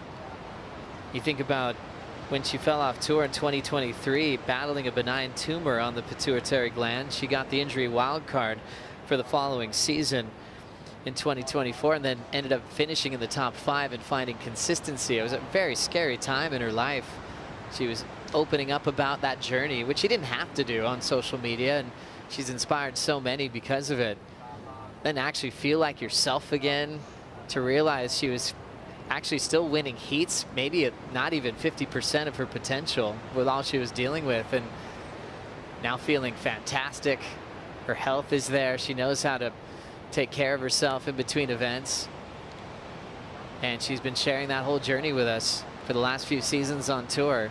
And then the wild part, when she came back from all that, you're going, okay, she's going to have a great year, and she made semifinals. Then she blew out her eardrum in Portugal. She was so well prepared to handle those moments of adversity. When moments like that happen in your life, I think it just puts everything in perspective, right? And and that's what she was just so open about in that whole journey. And I think that's the silver lining of those kind of situations. And she's been, just the way she carries herself, and even her post-heat interviews, I just love listening to her, because she does give you that real talk, and not often do you get that from these athletes. So I think that's the silver lining to come of this situation. And, you know, when something like that happens to you, everything else is like, oh, burst my eardrum, I'll be right, you know. And it's been awesome to see her come back, and she's probably one of the most inspiring people on tour, I'd say. Yeah, she talks about that moment, blowing her eardrum in Portugal, and actually having to rely on her bigger wave training to see where she was, because her equilibrium was lost in like 3-foot surf. As we look at a roll in now for Brisa, just up and out. Lulu with the lead and priority. Kaipe was always having fun. I think it's time for Kaipe to do some shopping. A lot of stuff's on site, but nothing as exciting as the Rip Curl merch store. That's right, when you're watching some of the world's best surfers, you can get some merch from the ultimate surfing company since 1969, Rip Curl. We got all of the official Rip Curl Pro Bells Beach merch, all in here for your viewing pleasure. We call these hoodies, I think you call them jumpers in Australia. We call these rain jackets. I think you call them spray jackets in Australia. This will keep you around from the elements. Rip curl, it's all happening right here at the Rip Curl store, right at Bell's. Come down, enjoy surfing, get some souvenirs, keep your beers cool. And remember, this is the first stop of the GWM Aussie Treble. We even got that merch here. Good stuff. Great stuff. Thanks so much, Kaipo. That is right on hand here next to the car park at Bells Beach. You can get the one-of-a-kind 2025 event t-shirt for the Rip Curl Pro Bells Beach, presented by Bonsoy. Athlete jerseys as well. Rip Curl doing such a great job with so many things. And one of my favorite things that they have going is that wetsuit recycling program that they introduced back in 2020, where they'll take any brand of wetsuit too. You could take it to a local Rip Curl retailer and they will recycle that suit for you and make sure it doesn't go to the landfill. They've saved over 40,000 wetsuits from going to the landfill. It's incredible. Yeah, big shout out to Rip Curl because they've really looked after us too as commentators since we've been here. You know, we rock up and they're like, yeah, come on in, choose whatever you want. All walked out of that Rip Curl store with a big old box and a brand new wetsuit. It's really good. Like, I actually started to walk out of there with a Fusion. I was like, hang on a second, I don't think I can walk out with a Fusion. They're too good. I'm going to be too hot in this thing. You know, I'm living up in Sydney now, a little bit too hot. So I opted for the Steph suit, the Steph 3-2. That thing is beautiful. Smart. Navy with the white little stitching. Chef's kiss. You deserve it, Flick. Thank you. Minute 45 to go here. Priority with Lulu and the lead, and she will take this wave. Luana Silva setting up her first turn. It's a tough one. Bounces her off her board, so after a long wait, she goes down on just her fourth wave in this heat. So very efficient game plan. She's been already through one of these heats where her coach has another surfer involved. That was Lakey Peterson. And maybe that has been helped her confidence as well. It's someone in your sparring crew that you're spending a lot of time with. It might feel a little bit more normal than a different competitor on tour. Seeing a lot of Lakey surfing, a lot of respect there. Now with Brisa Hennessy, and has 1 minute to try to hold off Brisa to try to enter her first ever CT final. Wow, I mean, she's definitely left the door open here, and it's going to be nervous times for Lulu because she's going to have to watch this whole thing go down. Looks like Brisa's having a paddle now too. Brisa rolling in, chasing a 6.18. Might be coming down to this last chance as she fades. The Costa Rican packs that section really well timed. Out in front, throwing a little water on that wrap. Entering this inside track, nice clean rails. Feeling her way through to this inside section. Needs a 6.18. Gets down to the bottom. Brisa hits it. Has a bit of an air drop, but she can't hang on. Oh. Katie didn't even flinch there, knowing how important that finish is to the score. Her mom has seen so many heats, so many close calls, so she's not trying to react just yet. Remember, she had the 5.57 before, which wouldn't have been enough.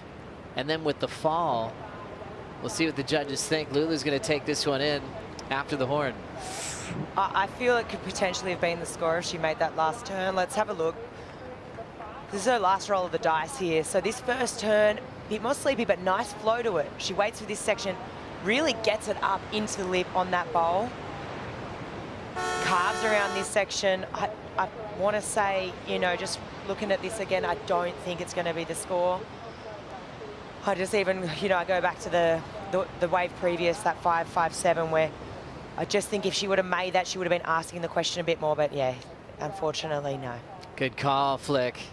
Scores are coming in, and it is not enough for Brisa Hennessy. Luana Silva has made the final here at Bells. For the first time ever, she has a chance to win a championship tour event and one of the most prestigious events and the most iconic trophies in surfing. What a run. Lulu into the final. We'll see who she's competing against in Semi 2. It's a two-time world champ, Tyler Wright, taking on Isabella Nicholls. We'll be right back.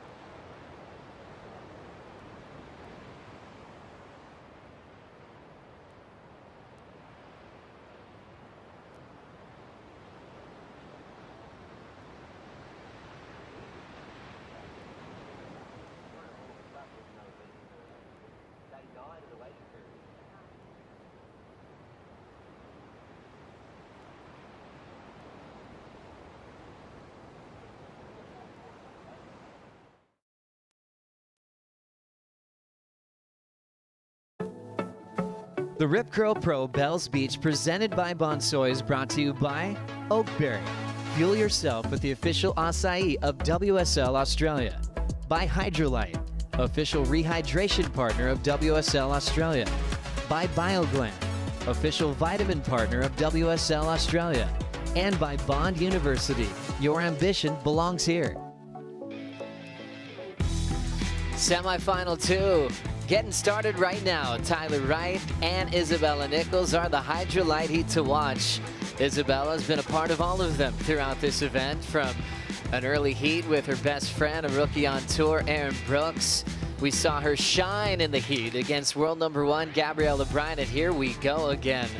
A big one for Australia. Tyler Wright, 2-time Bells champ, coming into this with the most experience in the field and enjoying her job throughout this entire week. She loves this event more than any other on the calendar, even when it's busy with holds and on-calls and this and that. Tyler's like, now this is sweet. I can actually find my happy place of peace and prep work. She'll have a little sleep in if she wants to, like she did yesterday.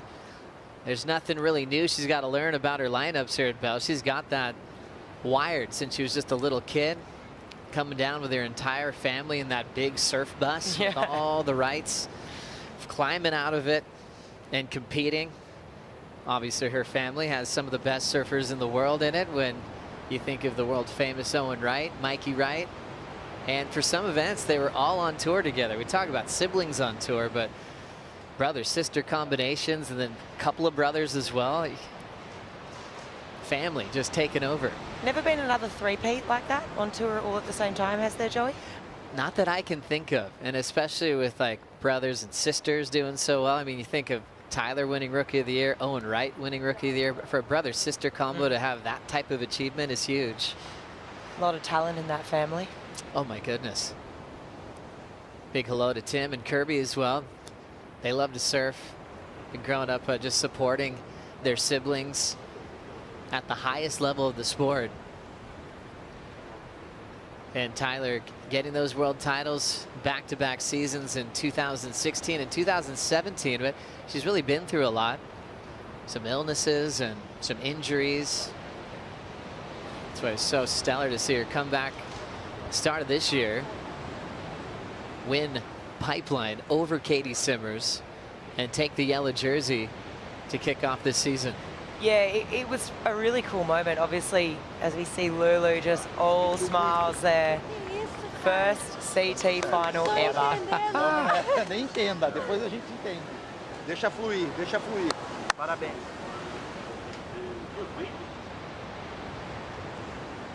Nice words there from Lulu's coach, Leandro Dora. And Lulu is so thrilled for a lot of reasons. There's so much into this final appearance for Lulu.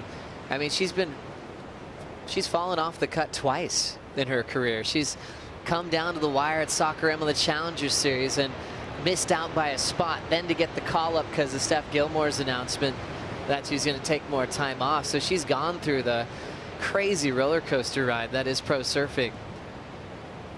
So for her to be in a final with a chance to take not just the bell, but 10,000 points, a couple of events before the cut, is huge. And I bet we'll see her really let go and open up if she's not worried about results in the next 2 events.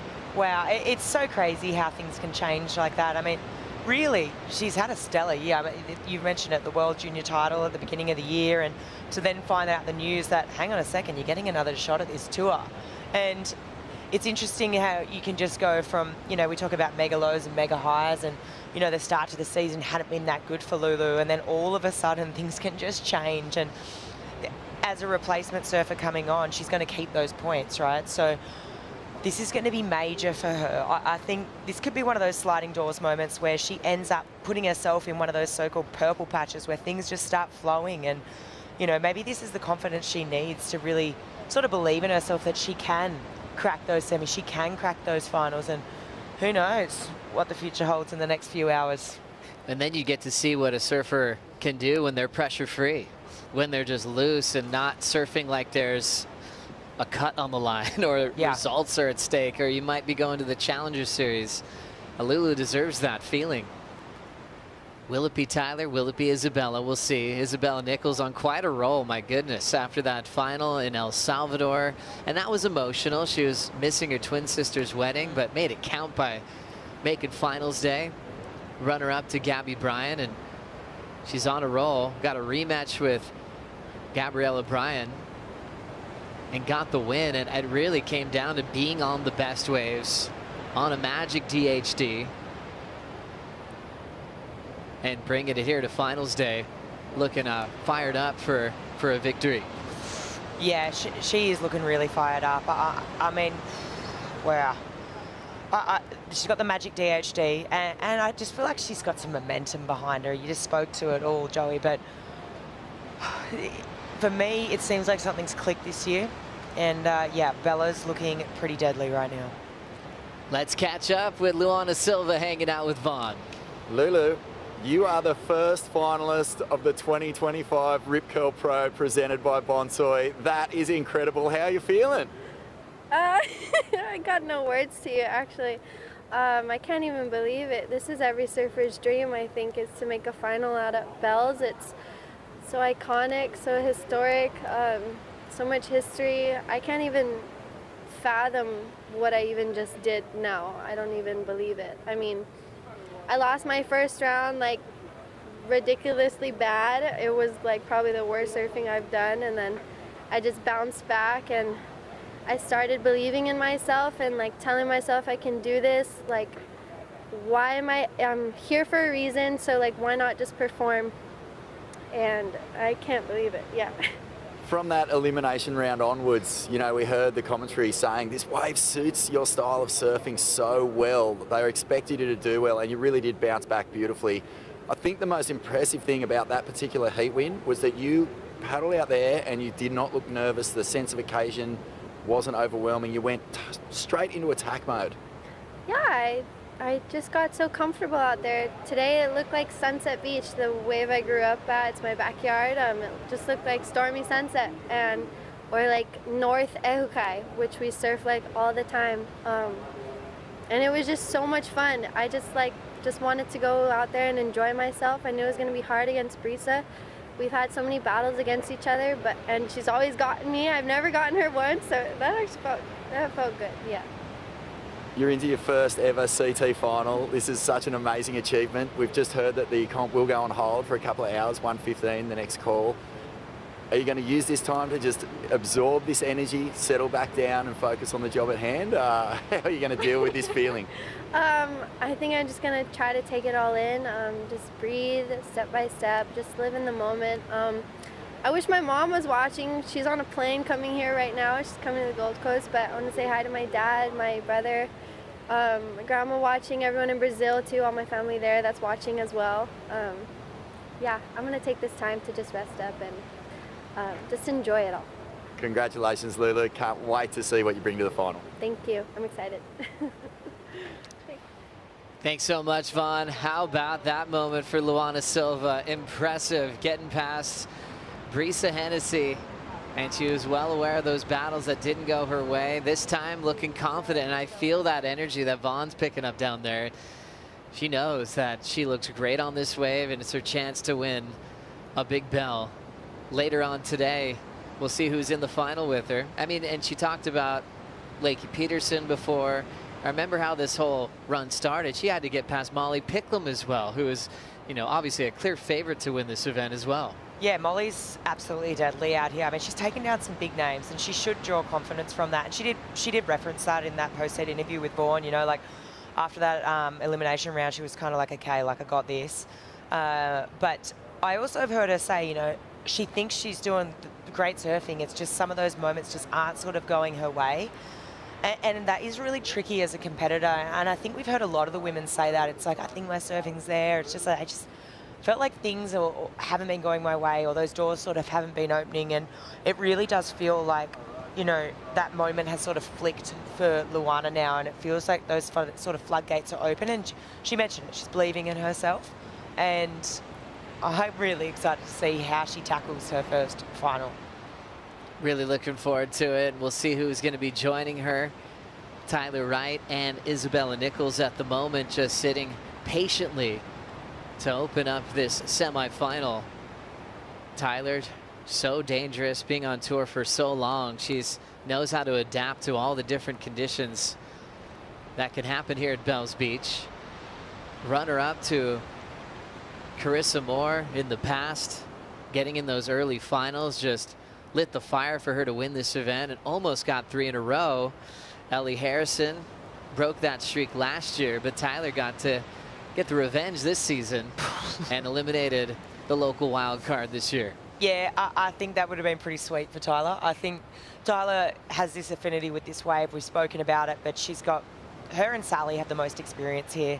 They've both been coming here since they were about 10 years old. You referenced it, Joey, in that big bus that the Wrights used to travel around Australia in. And I just think this is hers to lose. I think with the experience she has, the way she tackles these bigger waves with these warbly sort of walls, Tyler's surfing, she just has this way of muscling through it. And I think today, and just in general, the bowl lends itself to experience. And I think it's undeniable when it comes to Tyler. And I think it was also it was a shock, you know, that Ellie deserved it, but that she did take down Tyler last year. Huge one. Yeah, that's those little undercurrent rivalries that are fun through the early stages of the contest. Tyler had a couple of big 7s yesterday in the heat with Betty Lou, and Betty Lou was ripping. She had a crazy number come through as well, the best number of the matchup, and Tyler's consistency ended up paying off. Little paddle there, Isabella couldn't catch up to it. And so we're still looking at 20.5 on the clock. Kanoa Igarashi, Morgan Siblick in the first semifinal for the men. And Griffin Colapinto taking on Jack Robinson. And as this lull kind of continues, just thinking about everybody over in Hawaii and globally as the action sports world has lost a pioneer. Lane Davey passed away last night after her battle with cancer, and our thoughts and prayers go out to her family and friends during this difficult time. Her contributions to Pipeline and women's surfing will be remembered forever.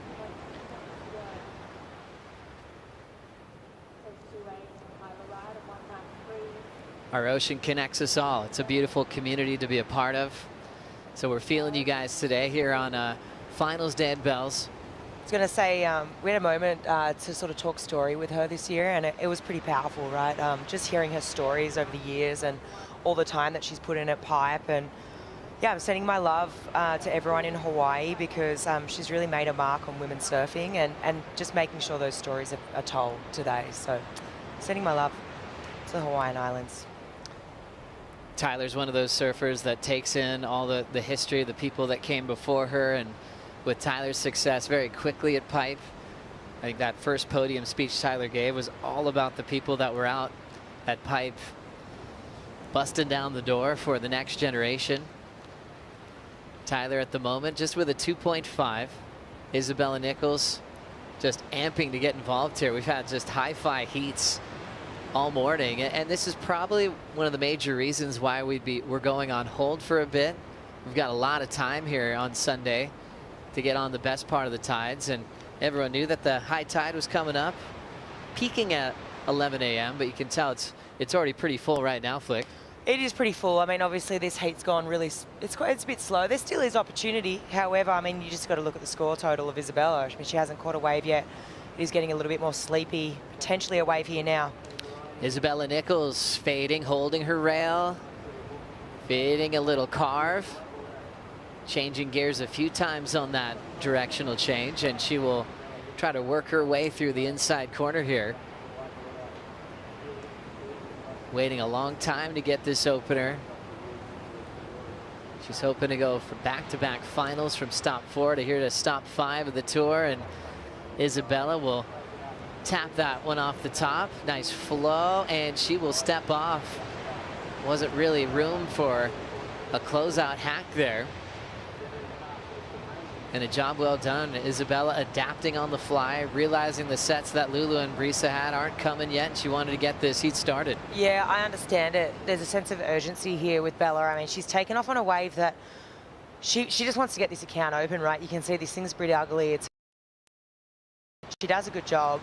First big hack, and then she just wants to work it through to the inside. She's trying to find that open, clean face, but pretty challenging here. And I think, you know, you just look at the score totals of Tyler too, just a couple of small numbers. So this is going to be that best wave of the heat so far. Tries to find that little finish. Just kicks out. But yeah, the girls are pretty much putting together a 17-minute heat right now. Isabella adapting to grab that wave. Tyler still sitting with a 1.93 and a 0.57, where we have a good opportunity to catch up with Jessie Miley-Dyer, who is standing by with Rosie Hodge. Thanks so much, Joe. Well, we've alluded to the hold, Jessie. Just give us some context as to why we're going on hold and what that hold is going to look like. Yeah, so we're going to be on hold till about 1:15, you know, hoping to restart at 1:30, but it's really for the tide. Like today we came down here knowing there was a really good chance that we were going to go on hold through the high here at the bowl.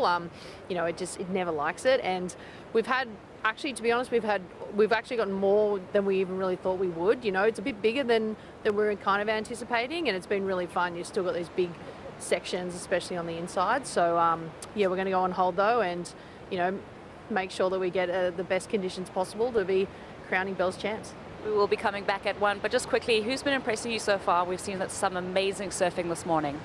You know what? I think anyone that manages to come down here at Belle's on finals day and put it all on the line, you know, there's so much that goes into this contest, and everyone wants a Belle. So, you know, finals day at Belle's feels different, and yeah, you know, anyone who kind of takes those opportunities and, you know, seizes the moment a bit, I'm always really impressed by. So, I mean, yeah, I'm not going to pick a favourite. Very diplomatic answer. Thank you, Jessie. Well played, well played. Thank you, Rosie Hodge, and a great call from the crew upstairs, working closely with locals like Adam Robertson. They always knew this high tide was coming, and they told us yesterday about a potential hold, so that is going to be in effect after this heat. We will come back this afternoon and see what we have for the semifinals. Next call will be at 1 p.m. local time for a possible 1:35 start with men's semifinals and both finals, as we see Tyler Wright getting stuck. And she goes down. That's her third chance to get a wave here, and it's not going to be much of a score. Here's Isabella Nicholls, who had a 4-point ride. Big sweep right in front of Tyler. Picking out a gem of a wave. So much time to enjoy this rail work.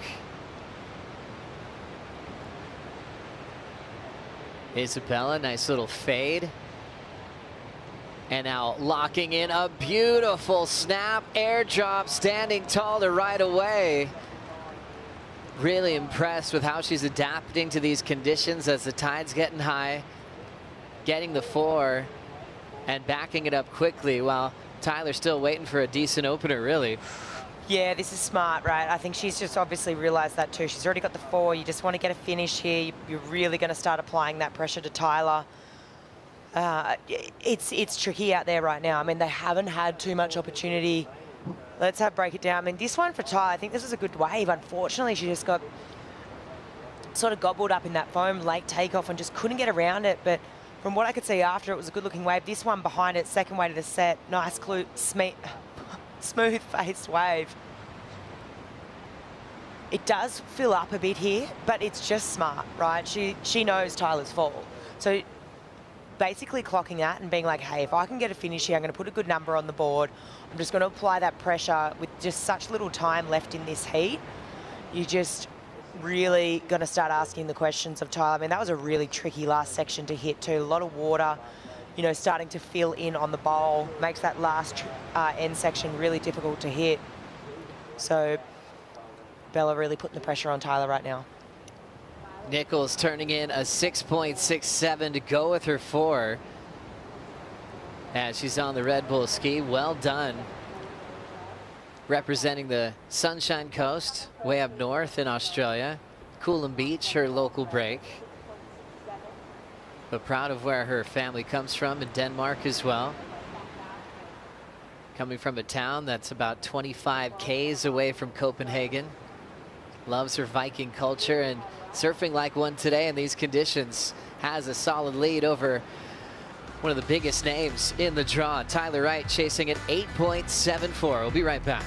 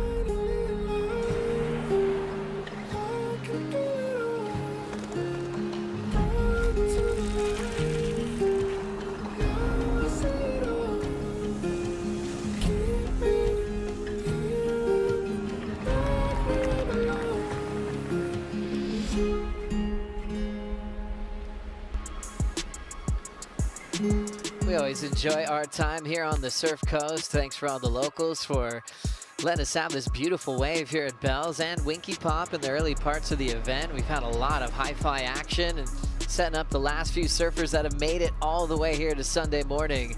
Isabella Nicholls has a lead over Tyler Wright. She's trying to go for back-to-back finals, and she is well on her way. Starting off her career with a big breakthrough World Junior Championship title, which put her name on the map. Had a great rookie season in that shortened year in 2021. Has learned so much about the mid-season cut coming out of that Challenger Series now 2 times in the last couple of years. Winning at Margaret River, her first try to make the cut, successful there with all those memories of big wins and tough losses. She's surfing better than ever here in 2025. And Tyler's just been sitting with priority flick. She needs an 8.74 now. A lot of time to get 2 waves if she can break that score in half, but a surfer like Tyler could obviously do it. She just has the right wave come her way. It's been a little bit sleepy though. It's been sleepy. It's hard. I think even if she does do it in the one wave, right, if this set comes through, you've got to be thinking that Isabella is going to get another opportunity too, and she's likely going to probably better that 4-point ride, right? So really, this is a really tough one. I think you're hoping and you're praying. You just got to give it all you've got. I think she's going to leave nothing on the table. She knows that. She's so experienced. This is finals day. You're bringing your best surfing. But there's a couple of ways to do it. I really think you're obviously going to surf for that 8-7 if you get a chance to take off. But knowing you're probably going to need to answer back once again, because Bella's probably going to take off on the one behind you, and she's going to be bettering that 4. So it's looking really tough. Tyler really amping up to try to get a 3rd bell. You're in a special class when you have multiple event titles, and especially at this event, it's just adds to your legacy. Frida Zamba has 2 bells, 85 and 86. Kim Berg also got 2. Surfer from Santa Barbara, California, 84 and 88. Sally Fitz in this event, ripping by the way. Got her best result of the season, a quarterfinal. Sal went back-to-back, 2011, 2012. But you want to get into that next tier with 3 bells. That's the Courtney Conlog type class at bells with 3 titles to her name. Margot Oberg, also 3 bells from Her first in 1977 and her last in 1980. The most successful Bells champ, always here, watching every single heat unfold, is Gail Cooper with 10 bells. I didn't make that up. She won 10. That's just total domination. I'm going to say it. I don't think that'll ever be beaten. I'm with you, Flick. If Kelly hasn't done it, I don't think it's going to happen.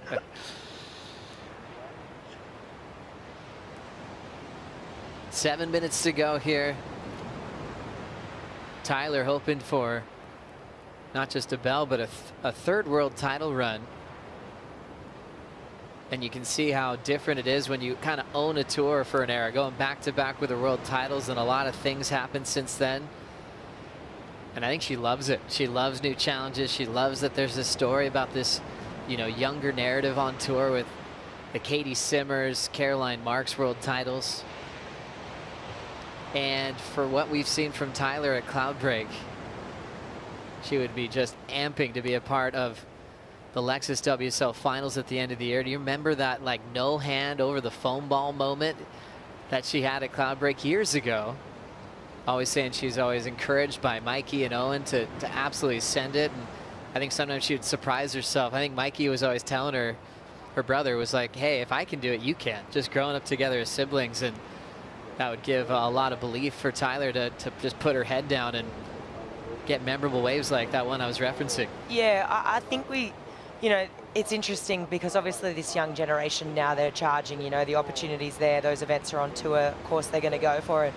I think we get lost a bit in that conversation, and, you know, there was always women on tour that would have a serious crack, and Tyler was one of them. Even if she didn't believe it herself, if that wave presented herself, she was never not going to go, as we see Bella. Isabella Nicholls fading the takeoff to set up that forehand sweep, and she will opt out. So her first throwaway wave with 5:22 to go. Still keeping her 4 and her 6.67 as she paddles back out. Good time for an update with the Oakberry surf conditions. Seeing the swell really show itself. 4 to 6 foot plus. Temperature 60 degrees Fahrenheit. We've got that side shore breeze at 17 miles per hour. And a high tide at 11:09. It's 9:22 a.m. local time. With that big high tide at 11:09, we are going to be going on hold until 1 o'clock this afternoon for the men's semifinals and both the men's and women final to crown our champions later on today. Love having this much time on a finals day to just sit patiently through the higher tide. Back in the old days of pro surfing, you just have to surf whatever's in front of you. Didn't even have too much room in the waiting period to take days off. The sport just gets better and better. 4:19 to go. Tyler hoping to turn this one around. Yeah, Tyler is hoping right now. I think it's just going to be so difficult, right? I just go back to that same point. If a set comes through, there's going to be multiple waves. You've got to be thinking Bella's going to get another opportunity too. So, I mean, right now, Tyler's going to leave nothing on the table. You know she's going for it if this set comes through, if she gets the opportunity. But even back to the forecast, really, you know, we rocked up here at the beginning, you know, almost 9 days ago now, and it was looking a bit suspect. And we were all like, uh-oh, what are we in for? But really, we've actually had quite, you know, despite what we had, it's shaped up to be a pretty good event. I think we've had a mixture of everything. We went down to Winky that one day, super fun, contestable, bit of onshore bowl at the beginning. And then, you know, we think back to that one men's day that we had on the bowl. It's just that beautiful, classic bowl and just, you know, beautiful offshore winds, corduroy lines. And, you know, even when it's been a bit onshore and a bit roughly, there's been so much opportunity. You think back to yesterday, those high scores that were being dropped. As we check out the GWM recap, Tyler Wright versus Isabella Nicholls. It started slowing down after the heat with Lulu and Brisa, so Isabella has adapted the best. She took her first wave at a 4.0. Tyler was actually on a good wave, but got caught behind, and Isabella in a better position got her best score, a 6.67, and hasn't looked back. For me, yeah, it's been the story of adaptability. I think Bella's registered that. And the wave she's taken off on, necessarily, look, she's manufactured scores. They haven't really been the best, but she's knowing that these conditions are changing. She's like, I just need to ride it. If I'm on this wave, I'm going to finish. If I finish, I'm going to lock in a semi-decent score, and I'm going to have this lead. I mean, really, right now, I mean, I can only think back to the one moment that you mentioned, Joe, that Tyler really had that opportunity. Unfortunately, she was a bit too deep on that wave, just got caught in that foam ball, and then had that really awkward kind of get up, which is just so challenging. Looks like, you know, look up to Rincon now, we've definitely got sets on the way, so there's going to be some opportunity. It's a good indicator as you look up the point. So there you go, sets on the way, not too long. I feel like they're going to make it there with 2 minutes on the clock. That's exciting about this venue. You could see it coming from a couple of minutes out. These waves starting to head towards the bowl here. Tyler Wright has priority and needs an 8.74. She's been producing big numbers throughout this event. Now she needs to rely on it to happen on one wave. She doesn't have time for 2 new waves anymore. And looking out at the Southern Ocean, it's just big whitewater roll-ins. Tyler trying to reach one of them to have a chance to try to turn this semifinal in her favor. One of the all-time greats at Tyler Wright, 17 career championship tour wins. And she's thinking about this one. She's got the whitewater just tackling her on the takeoff. And she goes down. Isabella now will have priority with a minute to go. And Isabella, being so smart, looks like she's going to roll right into this wave. Drives out front. It's staying pretty full and a lot of foam on the face. She just wanted to make sure Tyler didn't get a look at this thing.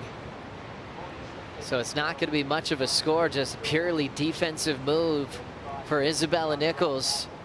Looking to run the clock out now with 30 seconds. Eyes to the horizon, the set is done, and there's nothing left for Tyler Wright. Isabella Nicholls, what a run she's been on. Punta Roca, El Salvador, making the final with Gabrielle O'Brien. Coming here to Bells Beach, super fired up, doing her Windhoff breathing exercises every morning with Maddie Granger, and getting the perfect headspace to compete, as she has just eliminated one of the best at Bells. And she makes it into back-to-back finals on the championship tour. Isabella taking on Luana Silva later on today. Wow, that is just so big for Isabella right now. You're just continuing that momentum. And you know what, necessarily wasn't the biggest scores in that heat, but you've got to give it to her. Like, she's been surfing great all event, but this was one of those ones that you've just got to put that tradesman hat on and those boots, and you just got to get to work. And she adapted the best in the conditions that we had on offer. The tide's filling in, it got tricky, and she's getting the job done. Gosh, what a great competitor on an absolute roll. And being in those tough situations on the cut the last 2 years, it's a much different season for Isabella Nicholls as she has moved on into the final. Coming up next, the Stone and Wood Update Show with Ronnie Blakey, Richie Lovett, and Felicity Palmatier.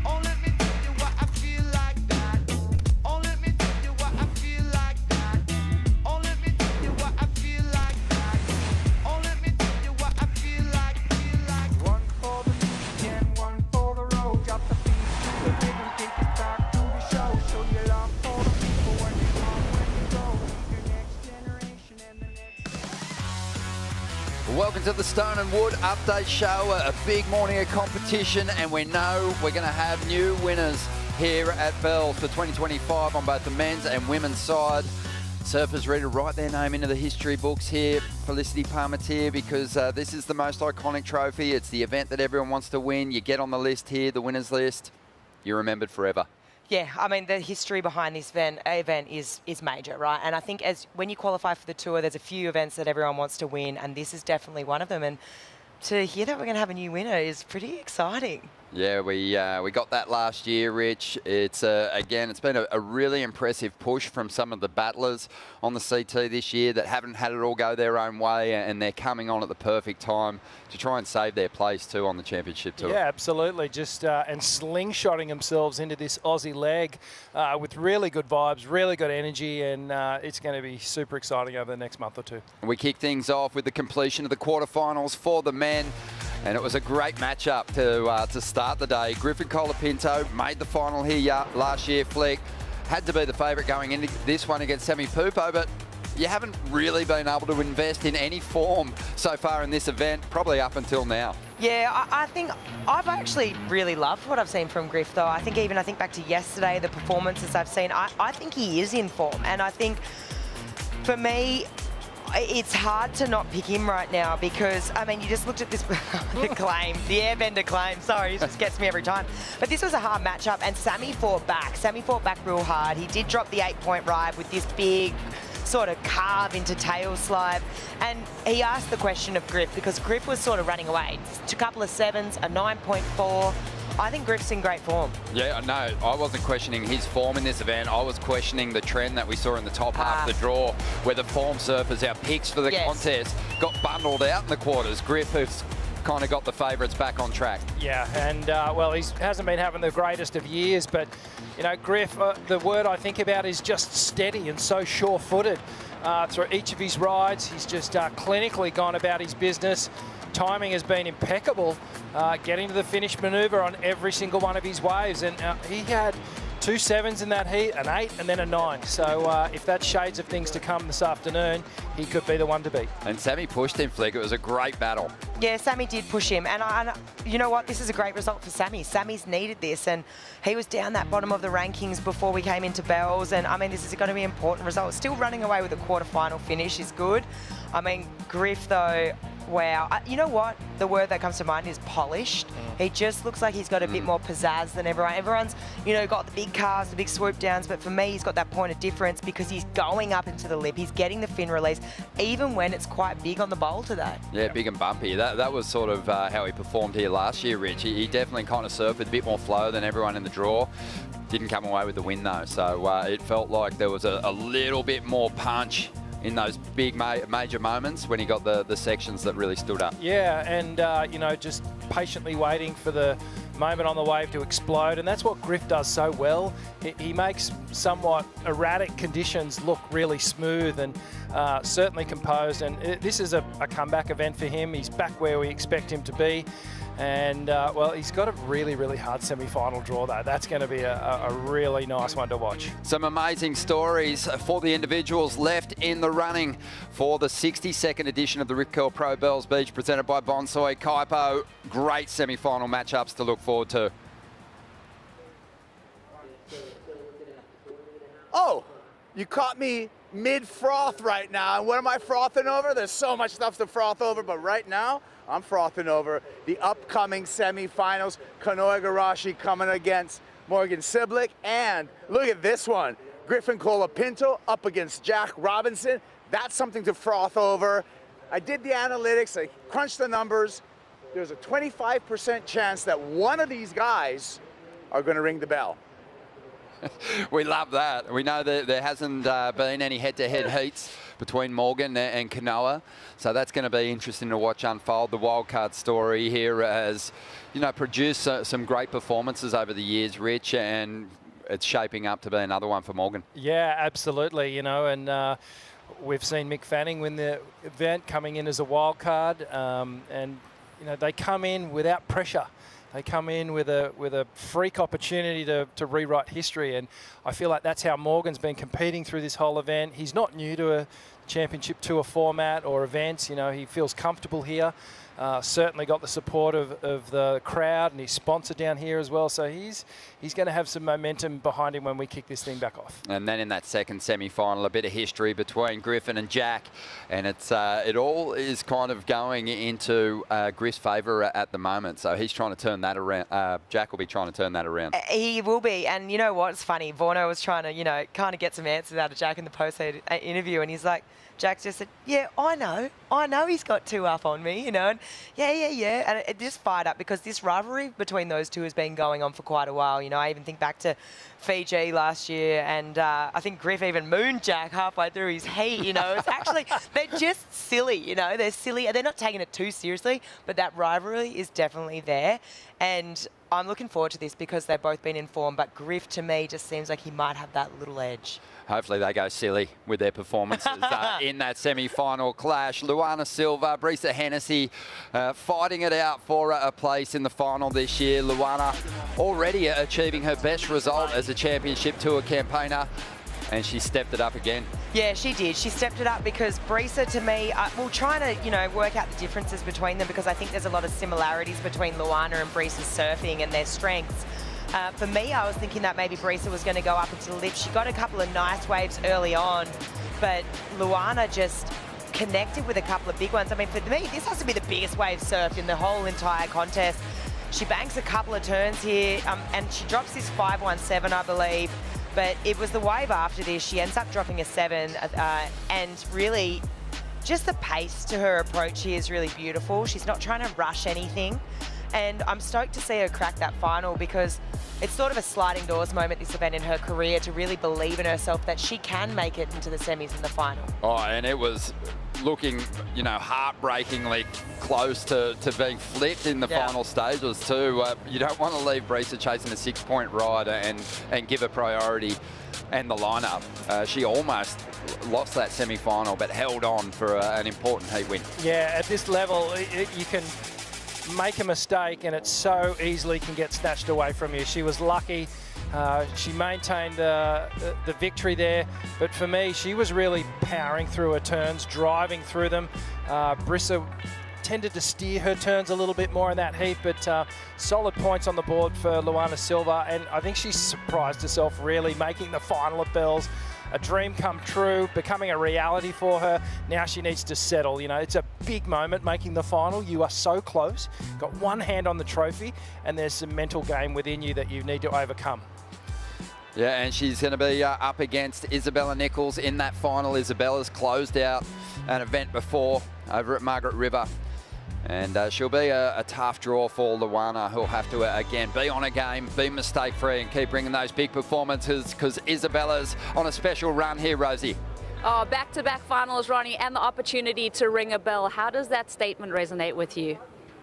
Oh man, it's making me emotional just thinking about it. Like, I got so close to owning a bell a couple years ago, and regardless of if it's the grande or the small size, like, I'm gonna have a bell at home now. So I'm speechless, and hopefully we get some fun waves to final. Lulu's been ripping, like this wave suits her surfing so much, and I guess we just go home now, decompress and reset for the next one. And we know how much you missed your family in El Salvador. You have your parents here on the sand supporting you. How nice is it to have that connection? My parents are my lucky charm down here. Every time they come, I always seem to get through heats. So, we have a little routine of before my heat, I run down, I find them, I give them a hug, and then they're there on the shore for me when I come in. And it's just special, this place feels like home to me, and to have so many friends and family here, it just, words can't describe how special this place is. And, Steph Gilmore had a board in one of her world title years that she nicknamed the Cash Cow DHD. You've got this board that's seen you into 2 finals. I mean, that equipment's looking so good. Man, this board is my cash cow. I actually called it that in my post-heat interview yesterday afternoon too, and I was like, I probably can't call it that because Steph's got the rights on that. But no, it's funny how like some boards just find you at the right time in your career, and I feel like I was in a little bit of a slump, and I think for me, like finding a little bit more length through my rail has been a big game changer for me, and I feel like it's opened up my surfing. It's slowed it down as well, so it's not so rushed, and it's made me have to pick the right waves because it doesn't work if I have a small wave to surf it on, so I know I have to be on a set, and I think that's the point of difference this year. And I'm going to get back in the shaping bay with DH Monday morning and put that thing under his arm, and hopefully we can get some copies of it made. And I have one more question for you, because you've always been in that conversation of the cut. Right now you've made back-to-back finals. How much freedom are you finding not have to worry about that? It's crazy, like come the start of this week, like I was still worrying about the cut. Obviously we've got, it's weird, we've got the 14 cut and the 10 cut, and obviously I want to make the 10 cut because I want to go surf J-Bay and all those fun waves and trestles and all that. So to make back-to-back finals, like even still in my mind, it's not done. There's so many amazing surfers, and I feel like especially this event, there's been a lot of like girls below the cut that have actually come back and got results. So the field's wide open. One more heat win would make it a little bit nicer. Well, Isabella, thank you so much for your time. We've got a lot to look forward to, guys. We'll send it back to you. Thank you, Rosie. It'll be the first time that Isabella and Luana meet in a championship tour heat head-to-head. So new history will be created there in this new rivalry. It is our Hydrolite heat to watch, the women's final. Luana Silva chasing her first championship tour win, already on her way to her greatest finish in a CT event. Isabella after win number 2, and she is looking super confident, sounding so confident, isn't she? This is going to be tough for Luana, I think, just with the momentum that we've seen from Isabella, the demeanour in her post-heat interviews, the confidence she has in her equipment, and just the experience here on the bowl. It's going to be tough. It's not out of the question, but I think it will be tough for Luana. Yeah, and both World Junior champs from years gone by. Kind of quite a ways apart. But it's going to be fun to watch that battle. Really similar weapons for these two surfers, big rail turns that they can go to. Both have that capability of getting up into the pocket and laying down some big, powerful turns, so that's going to be fun.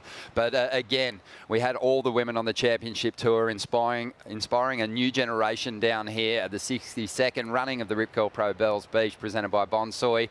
Let's check out this Rising Tides piece. Good morning from Bells Beach. We're here with all the amazing up-and-comers. We're about to go rip the Bells Bowl. The waves are pumping and these guys are ready to go shred, yeah? Yeah. It's going to be new. We live here and I reckon it's really fun. Surf with the prize. 110%. 111%. Not only do we have our next generation coming down and meeting all of our top pros, but they get to share the lineup with them. Vibes are high. Rising Tides. The long-term goal of Rising Tides is to develop our next generation of women. We'd love to see them on the tour, and if they're just surfing every day with their friends, that's also great. The energy was so contagious. All the grooms were just like smiling ear to ear. I had a ball, surf rings around me, but that was so sick. Everyone was going everywhere. Very oversized head. So big.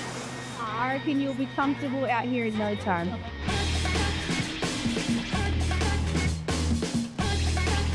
Really fun! Surfing and watching everyone rip. I saw you and I caught one. It was good. To be in the water surrounded by this energy and that rising tide of women is so special. I never had that at their age. Just to feel so welcomed is what it's all about. Rising Tide! Oh, you'd love to see it, Flick.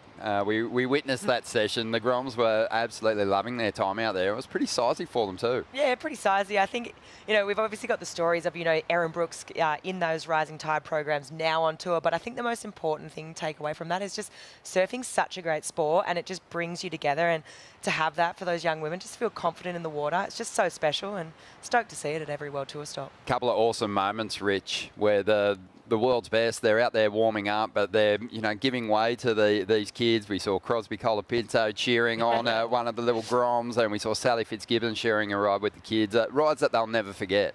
Oh, look, it's those moments there that will turn some of these girls into pro surfers, no doubt about it. It's the little nudge they needed to feel that energy of the pro surfers and to share a lineup. Like, I think back to my days and, you know, growing up and seeing Barton Lynch or Rob Bain, and you'd be like, oh, that's what I want to do. So, yeah, really special moments down here at Bells. You love to see it. Well, we've got a call at 1:15 for a possible start at 1:35, but right now we are going to leave you with Inside Pro Surfing, highlights from the 2024 Rip Curl Pro here at Bells Beach. Enjoy.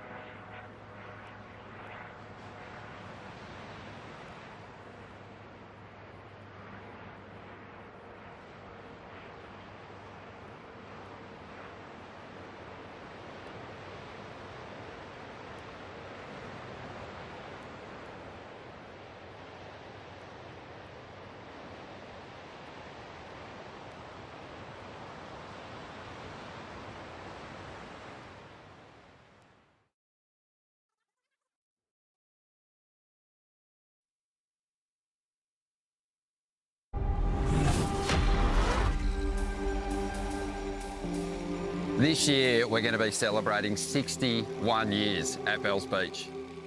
It started as an annual pilgrimage for surfers. This is one of the longest running contests that we have in professional surfing. These championships should bring out the best in each competitor. It's seen it all, where Simon Anderson unveiled the thruster. And when you come to this location every year, you feel it, you sense it, you pick up on that energy. It's borderline spiritual. Wow. State of Victoria erupts. It's about the whole feel of the whole week. It's magic, there's nothing like it. Another factor here that makes this event so special is the trophy. It's one of the most iconic trophies in pro surfing, the bell. You got to win it to ring it. Ringing the bell and hearing that above your head, it's what we dream of. one of those trophies that you would be wanting to have in your career to be cemented as an immortal in the surfing world. You look at the names on those trophies, it's the greats of our sport. To be in the final, going for a bell, I'm just stoked. If you get a win here at Bells, you're etched into the history books forever. This event is a freaking nightmare for some people. We've got the cut looming. There's only 2 events left to save yourself if you're dwindling below the cut line. With that comes a whole lot of pressure. The cut dials everything up to 1,000. Keep trying. Keep trying. You're literally looking at making or breaking your entire world by that cut. It's do or die situation. It's one of the most challenging events that they're going to surf. This is WSL's Inside Pro Surfing, the Rip Curl Pro Bells Beach.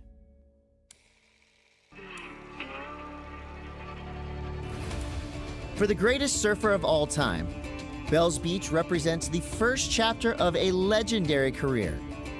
Bells. Bells is my first event I ever surfed on tour as a rookie, 1992. It's just a special place, a lot of history. Shane Dorian probably had the greatest quote of all time, no kooks ever won Bells. Kelly's got a really special relationship here at Bells, you know, from his early years. I got 3 in about 5 years, so that's not too bad on the run. So, I don't know, maybe I figured this place out somehow. And I think he changed the perception of what you can do on this wave. Really bringing that progressive element into the heats, and that changed everything. Everyone went, wow, that's how you can surf this place. 52 years of age, 4 Bells wins. I just think if there is good conditions at the Rip Curl Pro Bells Beach in 2024, you just can't write him off. Slater's legacy is set in stone. However, he's embraced a new mindset for the final chapter of his career. We're also used to him just dominating, setting the bar, winning everything, 11 world titles, 56 wins. You're used to him just smoking people. And since he hasn't been winning a lot lately, he's like taking on a whole new headspace of being this underdog, older veteran, kind of going, I gotta win. A 4.93, not enough. At this point, I kind of like the underdog game, because I never really had that through my career.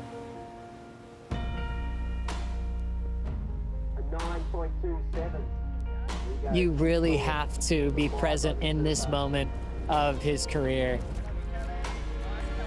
It could happen at any moment where Kelly could decide to walk away, and that would be the greatest of all time moving on. The experience of going surfing is really what drives me, and competition's been my platform for so long. I don't really know much else. When I step away from full-time competition, I won't be at a loss. For me, it's a celebration.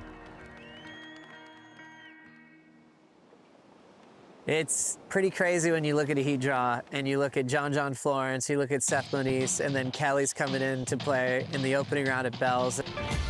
And Seth Moniz coming to life here on a good-sized wave. And a nice little layback jam to finish. Right behind him, we've got Kelly Slater up. He'll drop into the bowl now and see what kind of work he can get done. Oh, and rips one under the lip. And Slater, he's just dropped his best number on this one. Out the back, John gets the beautiful carve off the opening maneuver there. Wow, this is just such epic surfing. And that's going to put pressure on both Seth and Kelly at this point. 2 minutes remaining. Taking off, Kelly Slater. He's going to roll the dice on this one. And he needs a 5.28 to get himself into the lead. With a big finish, could certainly turn in the number he needs to get to the #1 position. And he looks more alive on this ride. Watching big sheets of spray fly off his rails, that's the Slater I like to watch. And Kelly's going to drop a good score. Kelly, last of one, 6.1. Counting it down. His first big heat win of the year. Well, it's pretty special, you know. This is a huge thing for his confidence. How slow was that? I think that I was like, oh no, the Bells curse happens again. He's a phenom. He's an alien. He's not normal, that's for sure. Do you have anything special happening here in 2024 at Bells? Yeah. No, I'm just, hopefully a win. That would be pretty special. Looking for my 5th win. Let's go. As the opening round continues, rankings leader Griffin Colapinto lights up the bowl. World number 1, Griffin Colapinto, flexes that yellow jersey into the round of 32. Yeah, Bongo. Yeah, boys. Good job, Bongo. All right, here comes Gabriel Medina. Now we've seen Gabriel start to unlock the secret of bells on his backhand. His opening round heat was magical. He just took to bells. You know, he was surfing those big 6 to 8 foot walls like it was 3 feet. He was just toying with it. Very impressive. Wow. And South African powerhouse Jordy Smith was the standout performer as the opening round ended. Jordy's just got this weapon, you know, that power carve. Oh, talk about commitment. That's pure rail commitment. And you could see he was comfortable and he was excited. And those type of conditions is when Jordy is a real threat. Yeah, just in love with competing, traveling. I feel really good. I've had, 2 good results. Yeah, bro, sun's out, guns out. Kelly coming into his 95th heat here at Bells. Ripe old age is still doing punts. It's pretty crazy. Kelly, you are chasing a 6.18. Spicy goat. He's been in this position so many times. Wow. Let's see if he can do another buzzer beater. Coming up next, Tyler Wright takes on wildcard Ellie Harrison. Ellie Harrison creating some noise, making it into the round of 16. She's got the backing of the local crowd and a family down here. Against a 2-time world champ, Tyler Wright throwing down that real cool connected carve into the pocket off the bottom and jamming it shut. She's starting to build and really put some pressure on the youngster. Here goes the rookie. Big blast there from Ellie Harrison. Big wall showing up now, and she hits it really cleanly off the top. And we're going to get a lead change here. Tyler needs to answer. She's got the reigning Rip Curl Pro champion on the ropes here. Tyler, big whip there, needs a 6-5 off the bottom. Puts a lot into that hook. Looking so solid. The one thing it didn't have, Joe, was the bigger finish. Tyler's left the door ajar. Ellie got away and she's hammering out the back. And a beautiful slice off the top. And if she can finish things off here, then I think it might be a done deal. She does. She gets the finish. She's done it. She's taken out the 2-time defending event champion, Tyler Wright. Walking out and all the family and friends cheering for me, I don't know, it's something I've thought about every year. And now it's real. It's like a dream come true. I'm in the quarters at best. Yeah. Yeah, that was good, Doc. Good boy. For 18-year-old rookie Sawyer Lindblad, surfing runs in her blood. I started surfing because my dad is a surfer. She comes from a really good surfing family. Her older brother, Taj, is a super threat on the QS series, representing the North American region. And my brother has definitely been a huge impact on my surfing career. I don't even think I would be surfing if it weren't for him. Come on, Andrew. She went from just another little girl splashing around in the waves to where she is now. She's a world beater. A U.S. Open win launched Sawyer onto the championship tour. Sawyer started 2024 with a breakthrough performance at Pipeline. Sawyer Lindblad gunning for the exit. The rookie, you wouldn't know it. Now this rookie has got spark, she's got weapons. After a disappointing result in Portugal, she finds herself in 13th place. Will be disappointment for Sawyer Lindblad. Rookie year, she's just learning the hard way how hard it is, but hopefully this will be a breakthrough event. Sawyer Lindblad coming up next against Molly Picklum. Molly still out in front in that yellow jersey after an amazing start to the year, but she is going to be up against Sawyer Lindblad, who's below the cut line, searching for a big result. Sawyer Lindblad, the surfer from San Clemente, has an incredible backhand approach and really has some flow rolling through this ride. Impressive stuff. Yeah, Molly's going to have to be right on her game. Yeah, she's going to want to start firing here and finding some rhythm. That's a nice turn. Big up and over the back, tail release. That's the Molly we like to see. Oh, and big set waves are approaching on the outside. Sawyer Lindblad, quarterfinal spot up for grabs here. First turn is right in the pocket. Big spray. Onto the inside. Vertical punchy re-entry there. And wow, judges loving this. Yeah, 8.5, big number. Beautifully served. Sawyer Lindblad unofficially takes the lead and moves on through to the quarterfinals. Well done, Sawyer. Thank you. As a rookie, you come in, you're up against your heroes, and she went up against one of her heroes in Molly Pickler. Disappointment here for the world #1, but a huge result for Sawyer Lindblad. I loved how you didn't rush, you know, took your time. All you got to do, less is more for you. Yeah. I was really fired up after my loss in Portugal. It felt good to know that I can get like 7s and 8s, and this is my first year, and I just want to keep surfing and getting high scores. Caitlin Simmer is the future of women's surfing. Her performance at the 2024 Pipe Pro was groundbreaking. Katie Simmers, big cave at backdoor, and she makes it. Over. Katie Simmers is your champion. Katie Simmers won the most significant surf contest in history at Pipelines. Kicked off the year #1 in the world. And then had some awkward heats to follow in Sunset in Portugal. Here we go with Katie. Oh, unfortunate. She's just going to have to look at this heat as a learning experience. She gave up the yellow jersey after some early losses. Bells is Katie's chance to reclaim the rankings lead. Simmers faces Australian Isabella Nicholls as the round of 16 continues. I want you to surf. Yeah. Looking at waves, reactive, yeah? See your first section, take it, go. First section, end section, do what you need. Yeah? Isabella found one here.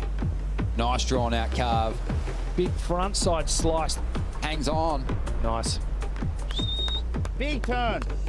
Big Caitlin turn. Simmers, she's going to be playing catch up now. 6.83 on that last ride for Isabella and Katie. Big combo. So already throwing a couple of huge individual turns. You know, look at Katie in attack mode here. 6.5 for Katie Simmers.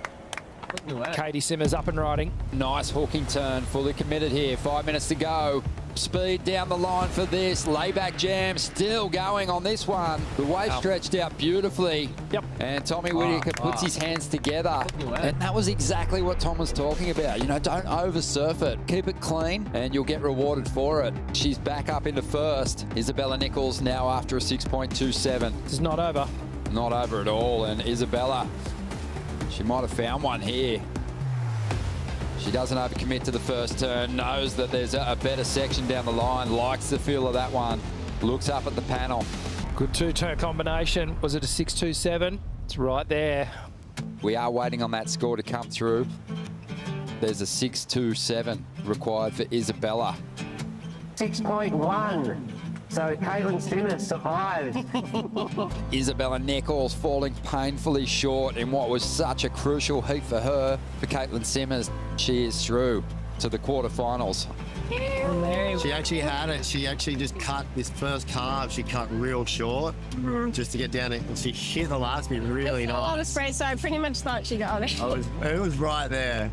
I saw her get the wave, and I saw a lot of spray, so I was kind of just thinking, well, you know what? I think she got the score, and those are just the ones you're kind of just glad they go your way, but just try to make it through until the final, and hopefully you can rip the final and win it.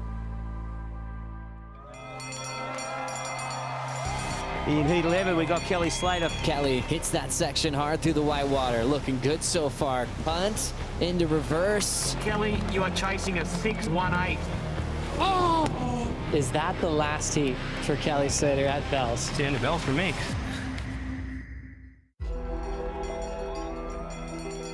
In heat 11, we got Kelly Slater. First surf here at Bells in the early 90s and has won this event a number of times. For Kelly Slater, his 27th appearance at Bells could be his last. There's a sentimental value for Kelly coming into his 95th heat here at Bells. In the round of 32, Slater takes on Hawaiian Baron Mamiya. Kelly hits that section hard through the white water. Looking good so far. Quick tag in transition. Punt into reverse. Rough old age is still doing punts. It's pretty crazy. Baron Mamiya. Nice, healthy looking top turn arc. Kelly, you are chasing a 6.18. Spicy goat. Wow. Oh, not at this level. Last of blue was a 5.2. Just a little bit out of reach for Kelly. And the greatest of all time eliminated. It's the end of bell for me. There's been some tough moments down here. There's been some great moments down here. Some really special ones. To win the bell and have a bell at your house is a really nice thing. And I was fortunate to win 4 of those. To join that list of names, a lot of my friends, a lot of my heroes. It's been a real pleasure to be a part of. Thank you so much. Yeah, it's been fun. This is likely my last one. If I don't win at Margaret's, this will be my last bell. So I appreciate it. Thanks, buddy. You're starting to wonder, is that the last heat for Kelly Slater at Bells? Is that it? Will he be here next year? Will he ever come here again to compete? It looks really, really challenging for him to survive the mid-season cut this year. Sorry I didn't pull it off. Not for you.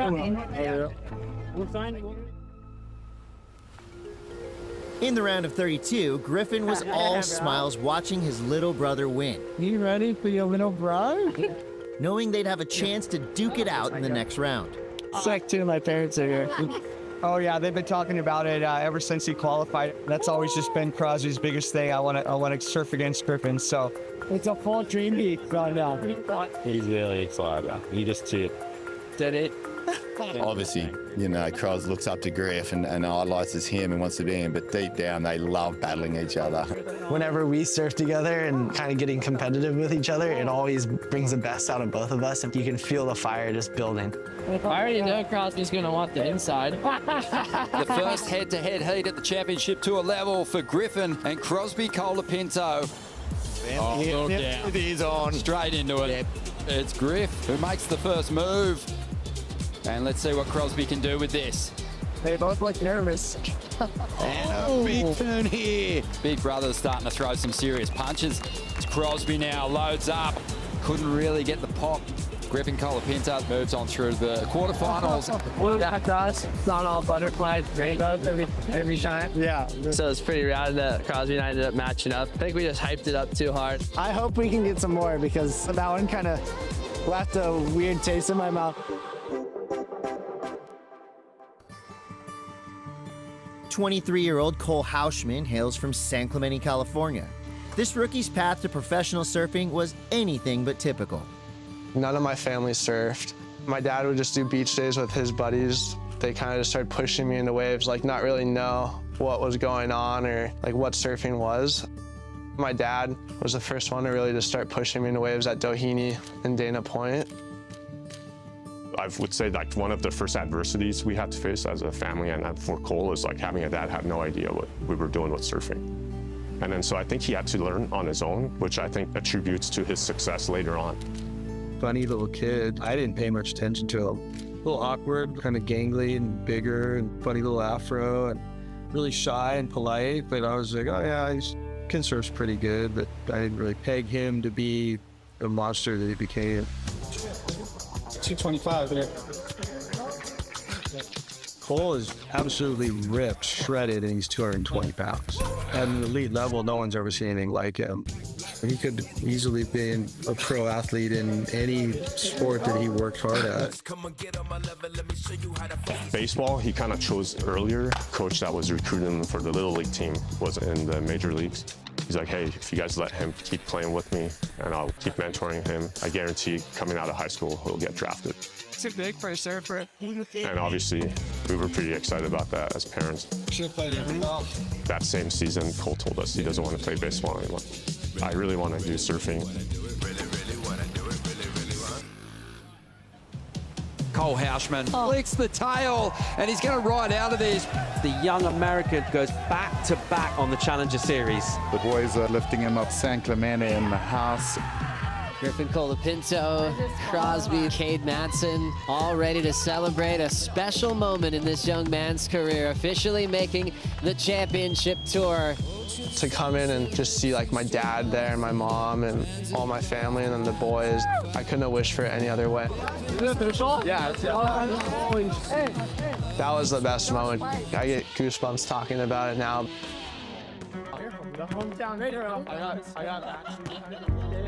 We've been surfing together our whole life. It's more of a brotherhood than camaraderie or friendship. I look at these guys like family, and they're my brothers. The experience has been crazy because everyone had the same goals. They wanted to qualify for the tour. I learned a lot from Griff and all those guys about they're super good about writing their goals. I'm looking forward to competing at the highest level, and it's a dream I've chased literally my whole life. Now I get to do it with my best friends, which is a bonus on top of everything. My biggest goal this year, world title and Final 5, right next to each other. Cole takes on Japan's Kanoa Igarashi as the round of 16 continues. Think about the rookies. Guys like Cade Matson, Cole Hauschman. These are must-win situations if they want to survive the mid-season cut. Well, I'll just pull out the top to let him come to me. Cole Hauschman, will his big run continue in this event? And Cole doing what he really does best, and that's just bash lips. Wow. That extra bit of tweak, what he's going to have to bring in this heat. Cole Hauschman makes his move. Great start here. Explodes through that first section. And that is good stuff from the rookie. Oh, I like this. Halfway with an 8.67. And now on the outside, Igarashi. 7.98 is the requirement. Last of blue comes in at 7.33. And Cole is on his way to his best result in the Championship Tour event. He's into the quarterfinals. Let's go, huh? You start your surfing career so far, right? Finals. You've jumped up on the live rankings to 20th. It sounds good, but it sounds too close to the cut for me. So I guess I got to make a few more heats. Just try to go all the way now. It's all down to this last wave for Katie Simmers. Simmers takes up. All she's got to do is finish it. I don't know. That's going to be an interesting score. We're going to have a new name on the Bells Trophy this year. Who is it going to be? We've got 5 surfers still in contention. In the quarters, world number 4, Katie Simmers faces Hawaiian Gabriella Bryan. Gabriella's going to get things started here. Streaking down the line, jams it off the top. Plenty of power in that first hit. Drives around again and gets a strong finish. And the 18-year-old hooks one off the top. Again, goes to the rail, a similar turn. As she finds her way through to the inside. Wow. And that is an awesome response. Caitlin Simmers going to get herself right back in this heat. Caitlin Simmers has priority already, has banked an 8.5 on her opening ride. Look at this wall stretching out. She climbs up over the section. Nice little kick on the fins. Unfortunately for Gabriella Bryan, she will not be ringing the bell this year, but Caitlin Simmers, she has a chance. Katie's quarterfinal performance was actually one of the best heats she's put together on tour. Things just flowed. So who knows what a bit of momentum could do for Katie. Let it go and have fun, all right? Sawyer Lindblad is eliminated as the quarterfinals wrap up. This 5th place finish is the best of the rookie's career so far. However, Sawyer needs another strong performance in Margaret River to make the mid-season cut. Semi-final heat number 1.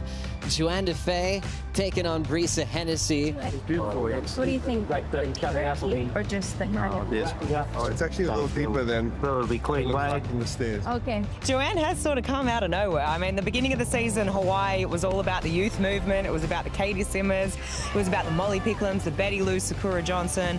And all of a sudden, she went to Portugal. She put her head down. She got a win. And she's running with that momentum here.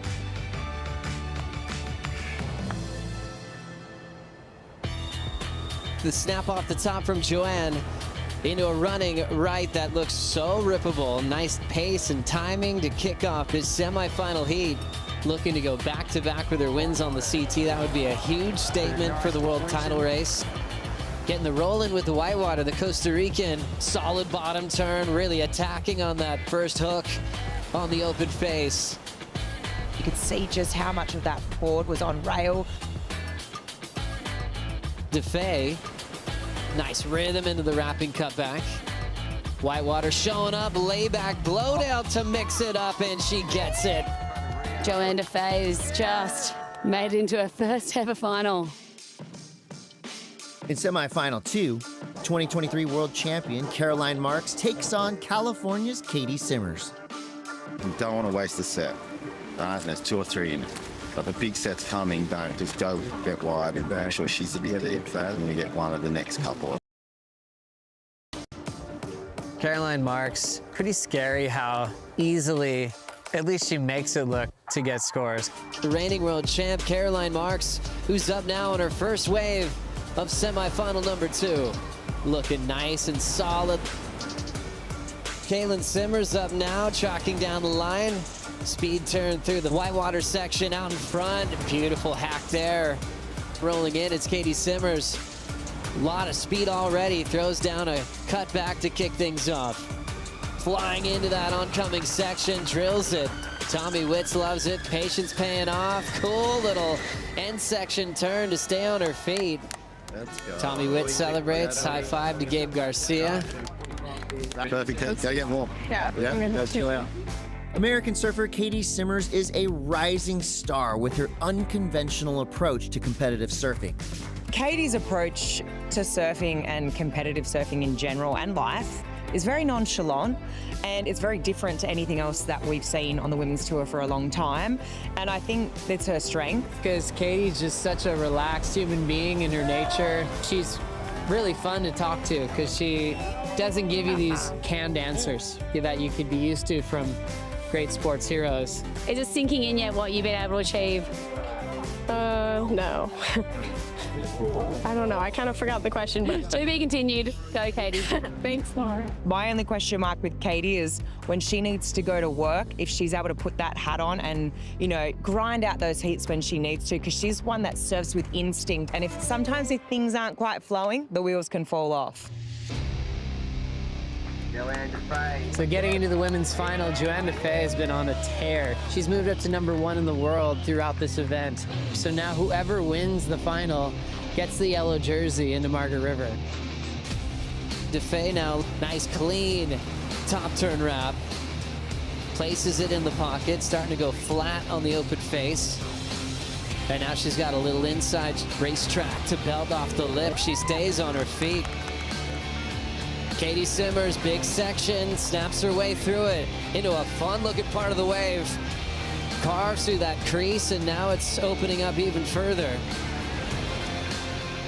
And now anticipates the oncoming section, rips her way through it. So now decision time for Joanne Defay. She's got to protect this set and pick the best wave to make sure the phenom from California doesn't get the chance. Stepping into this one is Defay. It's going to shut down in front of her. Oh, wow. That leaves Katie with 20 seconds. You're kidding me. And Simmers trying to put herself in a position. 15 seconds left in the final. Simmers takes off, needing a 5.5. Katie goes off the top. Big first turn. 5 seconds on the clock. This will be the last wave of the final. Oh my gosh. Oh my gosh. Has a section to work with, hits it off the top and rides away. Whoa. She turns the final a 6.67 and steals the bell off of Joanne Defay. Getting the full stare smear. Make a sweat. What a rave.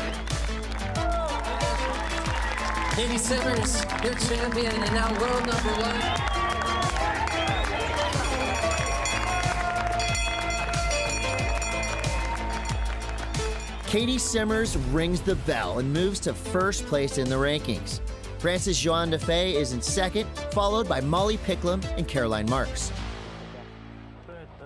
Rookie versus runner-up in the world from last year and defending event champion. Hauschman able to get the first start over the veteran. Plenty of open face and rhythm for the Goofy to continue to attack the lip. Getting close to crowning our champions on this magic Easter Sunday. Welcome back to the Rip Curl Pro Bells Beach. South African Matt McGillivray takes on wildcard Morgan Siblick as the quarterfinals begin. McGillivray float down the line. Layback hack there with some water moving off the top. And he's able to get going enough for a climb hack there. Here comes McGillivray looking for a late hunt off that section. He still gets it. Look how far forward his feet are on the board there. This will be the third career semifinal appearance for Matthew McGillivray. Superstar rookie Cole Hauschman is the reigning Challenger Series champion. It vaulted the 22-year-old into surfing's biggest spotlight. However, this season, the heat wins have not come easy. The rookie on tour is going to walk away from his first event with an equal 33rd. Pipe at Sunset in Portugal, it was kind of heartbreaking. The guy was like looking at falling off tour when we got here. I think at the beginning of the year, I was just putting a lot of pressure on myself and kind of looking too far ahead. Everything with the cut and wanting to do good in events and everything. And his dad has a great soccer background. He's got a great sports mind and offered him great advice going, hey, if you end up on the Challenger Series, so what? He kind of helped me just take things back and simplify everything and kind of just look at one heat at a time, one day at a time. It's hard not to think about it, but I tell myself every day is I'm living my dream and everything from here is a bonus. In the next quarterfinal, it's a Power v Power matchup, with defending event champion Ethan Ewing facing rookie Cole Hauschman. Hauschman able to get the first start over the veteran. Second turn, a perfectly timed backside snap into a third section and crushes it. Nice easy pace and throws it more vert. Plenty of open face and rhythm for the Goofy to continue to attack the lip. 9.07 to kick things off. Ethan Ewing on his opener. Driving into the first section, snap to slide off the bottom. Quick hit there. Right on the money and will flow beautifully through a vertical snap into a wrapping cutback. A 6.0. Hauschman has a decision to make with priority. He's going to use it. The powerful Goofy foot throws down a nice first turn. Little redirect on that one. Resets and flows through the whitewater. Throws down a backhand wrap again. Our Ethan Ewing, just with one wave ridden, has priority, needs a 7.85. Very inconsistent heat, and Cole's just taken down another giant name from the draw. That was better, huh? That was better.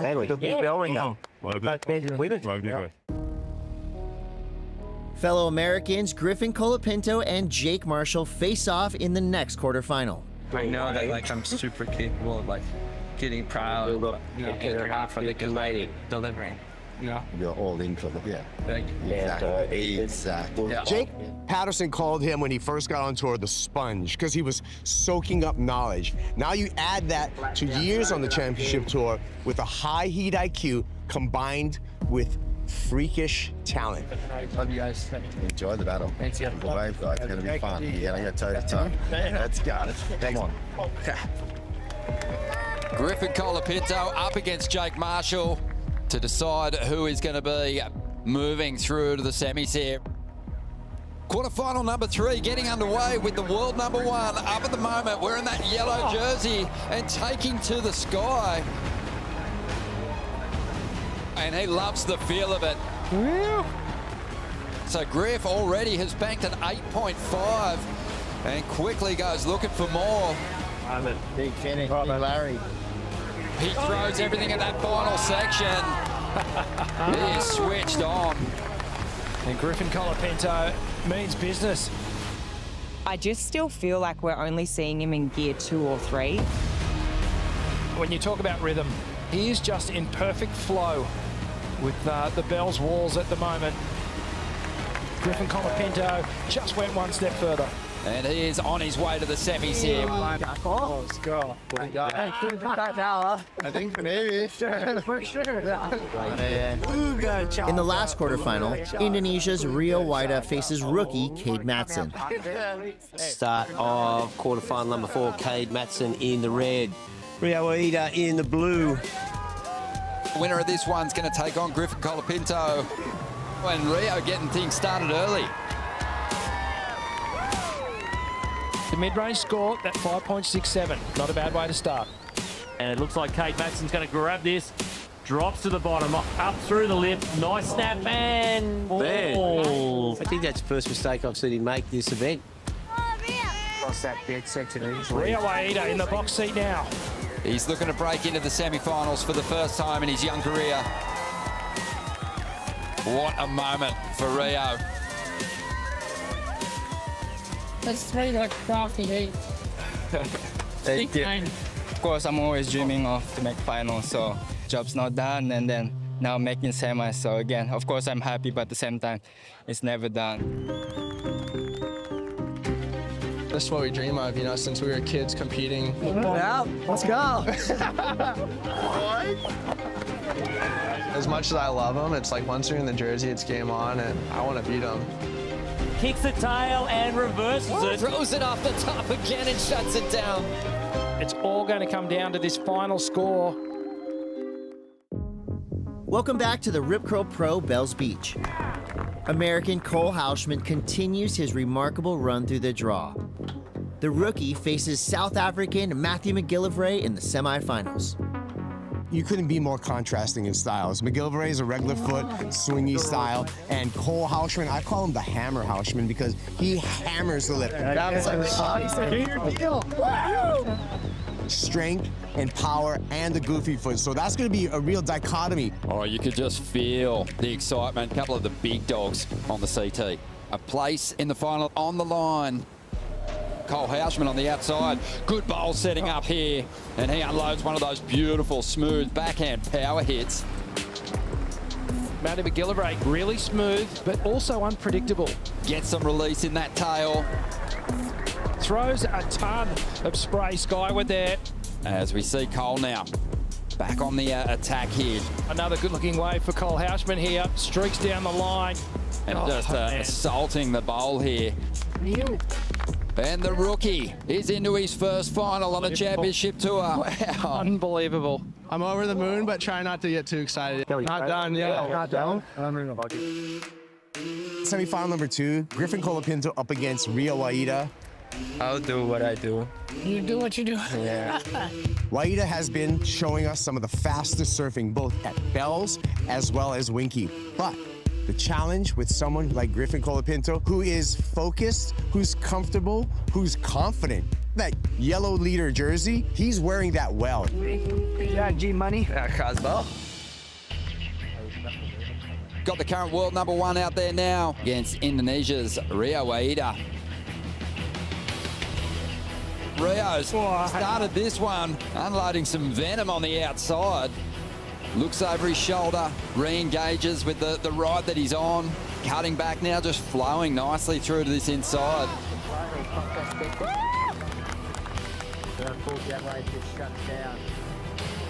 And Griffin starts with a really nice release in the pocket. Couple of big hits on the outside as he brings it through to the center section of this ride. Nice carve, mixing things up as he rolls through to this final section and gives it a good hit. Oh, he's going to somehow hang on for a finish here. Have a go at the layback hack. Just all that turbulent water under him. It's so hard to control that. He's going off. Wouldn't mind seeing Rio just get back into the heat. He was looking really sharp on his opening ride. Rio's right up against it. Needs a 9.9 at the moment. Better. There's a great swoop. Come on. Really tight pivot as he takes a hind line and builds speed for these final sections. Rips into it. Swings that tail around. Great variety from the Indonesian. Uh-oh. And Griffin, really clean carve to get started. Up into the pocket, flowing beautifully here. Drifts that tail, climbs up over the final section. Another solid ride. You're looking at, well, the #1 rated surfer just on a heater. Griffin Colapinto, an incredible performance, was the winner and moves through to the final. It's a cool opportunity. I'm just super grateful for this opportunity and the fact that Cole is going to be in the final with me. And we've grown up like a couple streets away from each other our whole life. And, you know, I don't know, it's pretty cool. Really nice. Big reads, dude. Really good reads. What's up, Mom? Welcome to the final. What a great battle. All San Clemente for a first shot for both these guys to ring the bell. We were best friends since I started surfing. Probably the biggest mentor to me. He's really like taken the time to pass on his knowledge, really trying to bring us up with him. Well, I was like that with my brother since I was super young. I think it's way more fun to be able to like share experiences with people than just like being at the top by yourself. As much as I love him, it's like once you're in the jersey, it's game on, and I want to beat him. Yeah, let's go. Big bell, little bell. Griff is already getting things started. Nice searing top turn. Perfect execution there. Arcing into the pocket is the rookie on tour. Looking for a final section to work with. Big vertical, creating some space. Throws it off the top again and shuts it down. Griff Colapinto up in the lead, kicks the tail and reverses it. Cole Hausman going for a board change. There, broken board. This right way. This right way. Griffin turning the heat with that reverse, so momentum is shifting into Griffin's favor right now. Having a look, Cole's going to grab this straight up at the lip. He takes the lead back. Minute 10 on the clock. Colapinto needs a 6.58. Come on, buddy. And now winding up to close it out and celebrates. Standing by for the numbers. Last of yellow, a 5.87. Not enough.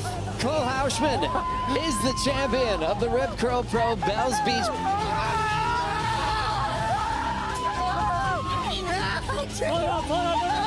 This is what we dream of, you know, since we were kids competing. It's not many times you get a final with your best friend and a mentor like Griffin. This is probably the best day of my life. One belt. I'm down. Are you kidding me? Oh my God. Non-spiker. What? Oh,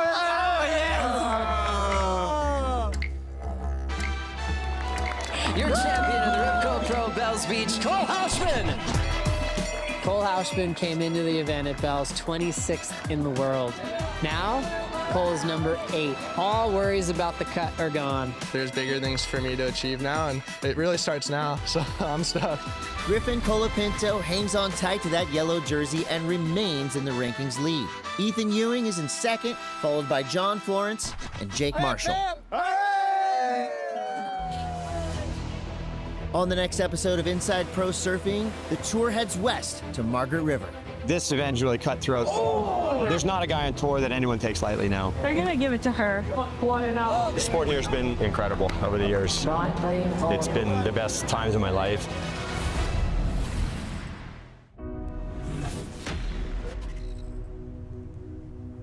Aloha Kakayaka coming to you live from the Bonsai Pipeline, the opening day of the season. Welcome to the year of 2025 on the WSL Championship Tour. Anything is possible. From the calendar to the names, everything looks different than it has in years past. It sort of feels like the start of a new era. We've got 7 events before the Cup, different events on tour. It's 2025. It really is a year of change. Stephanie Gilmore still taking a hiatus. Gabriel Medina injuring himself. John Florence taking the year off. Who's going to step up to fill that spotlight? A really good year. I think a lot is going to change. Medina and John and all those guys, they're getting kind of old. I'm sorry, I didn't mean it like that. My name is Erin Brooks. I'm 17 years old. Erin Brooks is the champion in her wild card debut. Everyone already knows what she is capable of. It's got everyone a little scared, to be honest. We're all super cool with each other, but when we get in the water, you want to absolutely smoke the other guy. Once you're in the water, you're a stone cold killer. Oh, he likes it. And let the big dog eat. The season of change for 2025 for me is on the women's side. The level of women's surfing, I think it's just gonna go up and up. The women that we have on tour, we know that they're gonna go. We know that they're hungry to keep raising that bar. If it's 10 foot and pumping, they're out there. Pipeline for the girls. For the first time ever, we're going to be crowning a world champion in Fiji. At a truly world-class wave at Cloudbreak, the Dream Tour is back. Pipeline perfection. Uh-oh, here we go. I was like, I'm either getting a 10 or I'm going head first into the reef. Everybody is coming into the Lexus Pipe Pro with all the intentions to prove they are going to be the world champ, and they know it has to start here at Pipeline.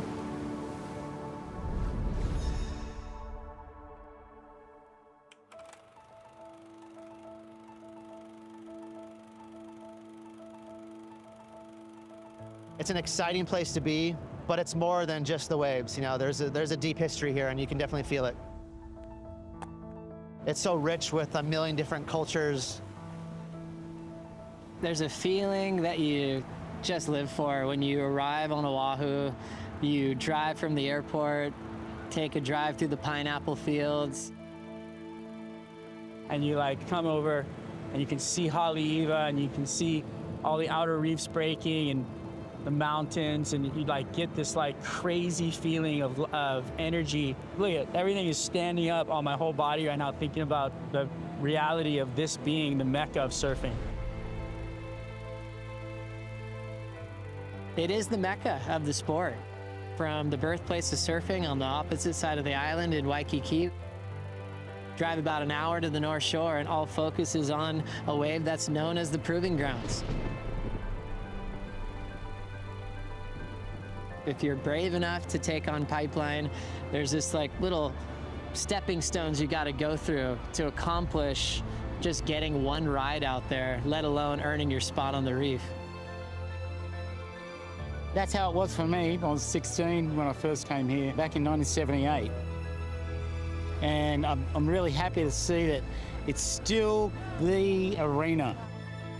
And all the athletes come with everything they've got. Barrett Mamiya.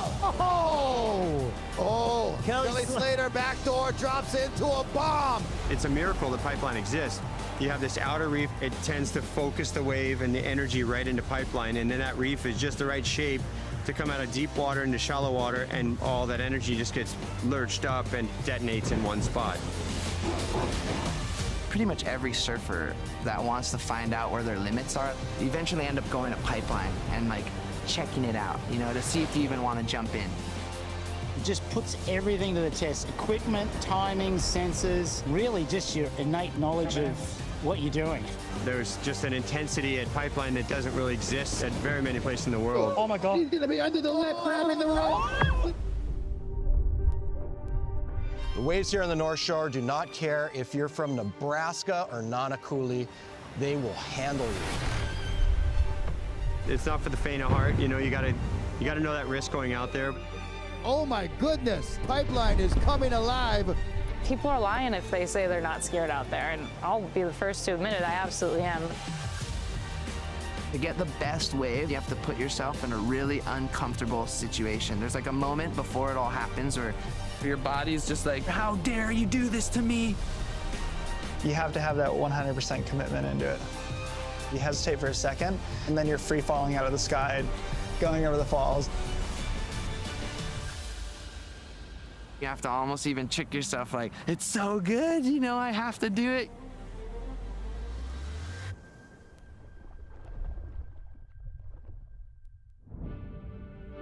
It has been an amazing day of barrels, pipeline perfection. You're just going, oh my gosh, does it get any better than this?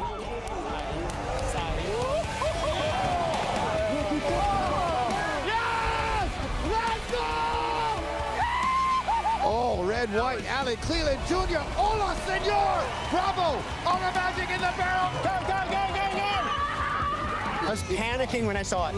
Like, oh my God, I can't believe it. He just came to me. Huge section here. He's driving through. John Flores finds the exit. Wow! That thing was freaking huge.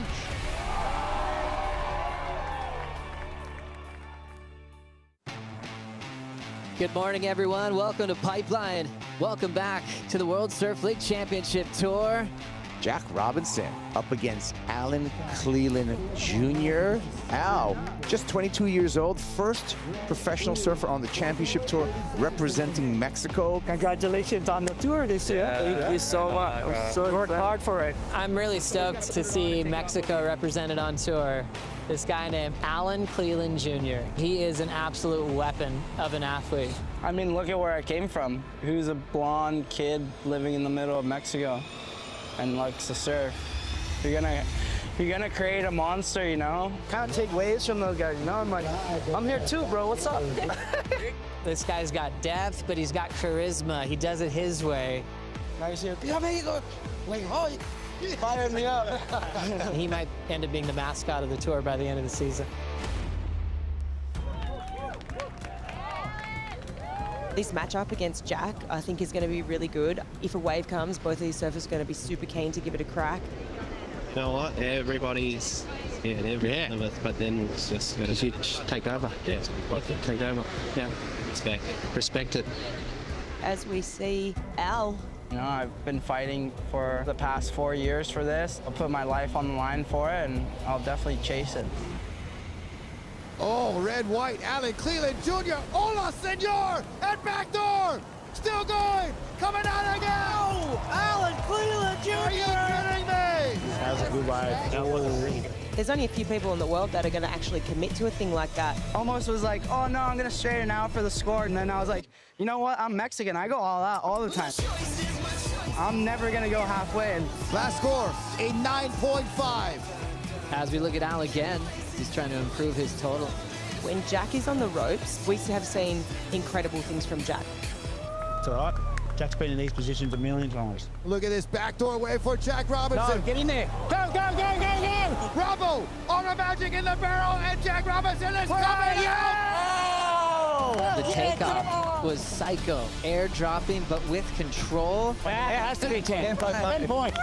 Check out this number, our first perfect 10 of the season. So Jack still needs to catch a wave, better than a 2.83. There's no wave after this, we've got to go. Jack Robinson, just a little bit too late, is upset by the rookie from Mexico, Al Cleland Jr. I feel for him now, bro. He did so good, just didn't get an opportunity. No opportunity for a back. I knew I had one of the toughest heats ever in my life. Made good decisions, and at the end of the heat, I came up top. Yeah, stoked to make it through.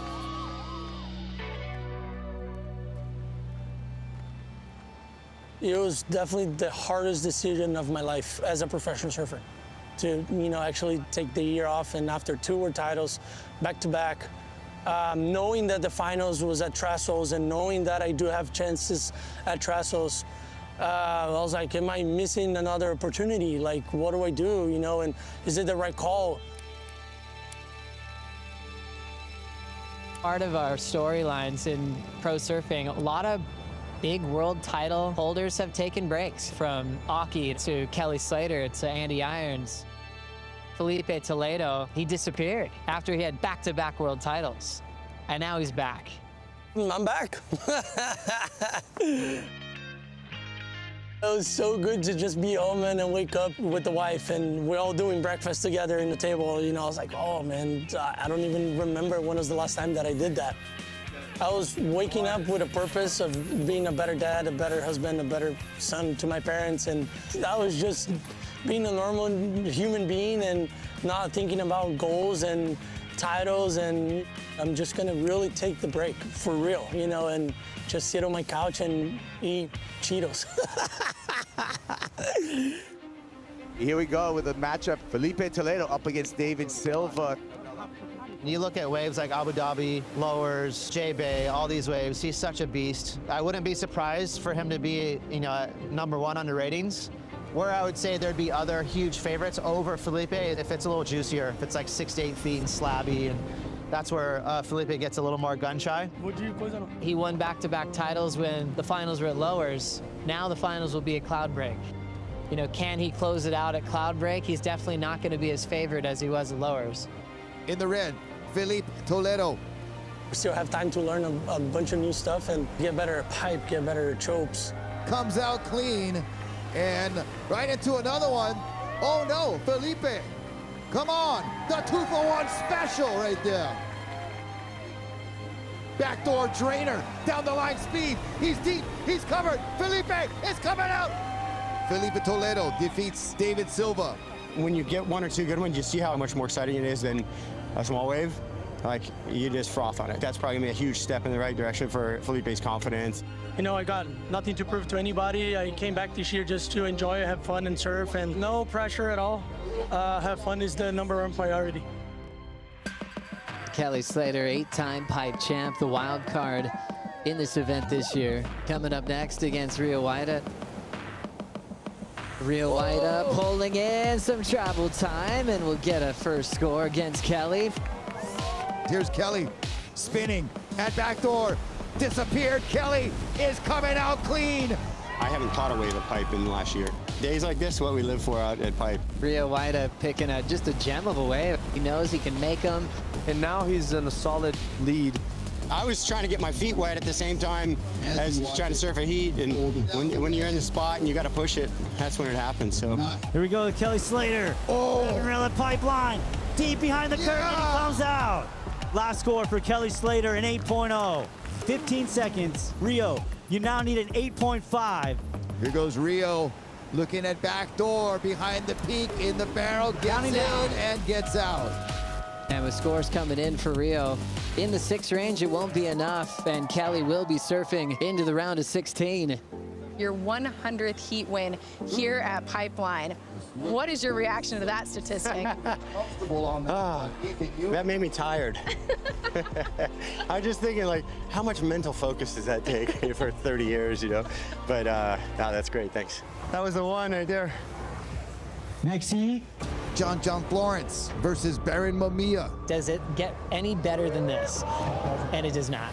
Baron Mamiya took down John in 2024. Baron is here to prove that's not a fluke. Oh, look at this wave right here. Baron Mamiya. I was like, I'm either getting a 10 or I'm going head first into the reef. Oh!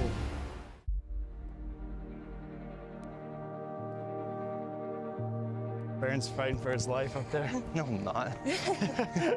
Wow. That was huge. Yeah. It looks so big. Because you can hear it. I grew up watching pipe on the beach and just like thinking, wow, one day I want to surf out there and one day I want to get big barrels. Winning at pipe is different than like winning anywhere else. And then I did that last year, and it was almost like something came down and was like, yeah, this is your year. And I felt it in that moment. It was crazy. And here goes Baron Mamiya. Grabbing rail pipeline, deep section here, looking for the exit. Baron! Oh, man, Mamiya! What is happening? Are you kidding me? 3, 2, 1. The final is over. Give it up for your Lexus Pipe Pro 2024 champion, Baron Mamiya! Meet up with John in the final and then getting the 10. I just remember it was just like an insane feeling, like overwhelmed of like happiness and like excitement. It was very humbling too, you know, just to feel that, you know, it was insane. Baron Mamiya, your champion.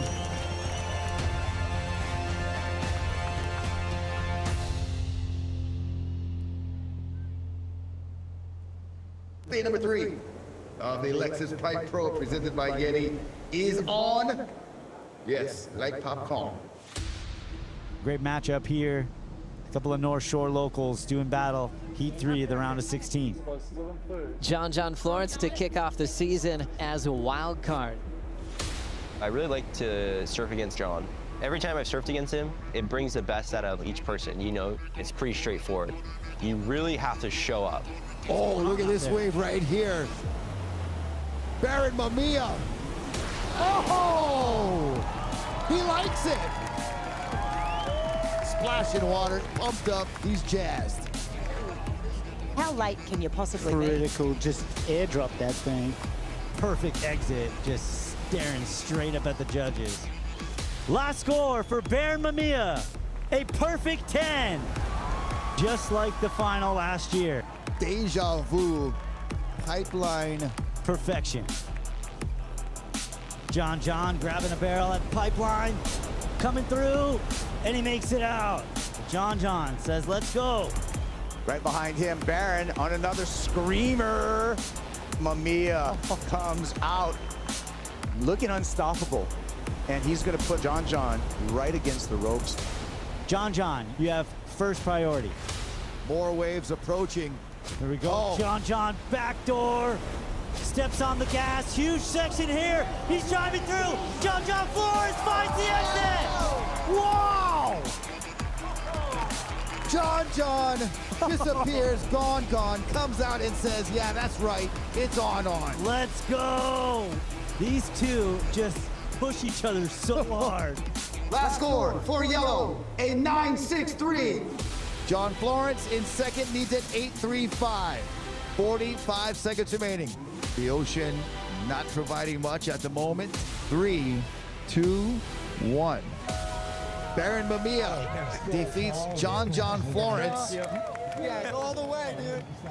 In my head, I was like, it's gonna be the heat of the round. You know, I knew he really wanted to beat me from last year, but yeah, it was a crazy heat.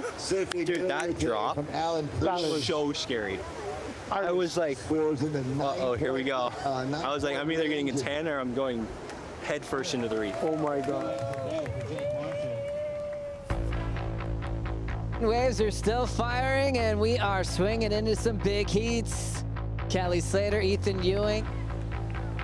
Kelly Slater, 52, almost 53 years of age, 30-plus starts here at Pipeline. Kelly grabbing the rail, disappeared. Kelly Slater, come on! Wow. And he's out. Kelly looking for yet another finals day appearance here at Pipeline. Out in front with a 7.83. As we look at a wave just guttering out at backdoor and just standing tall as Ethan Ewing.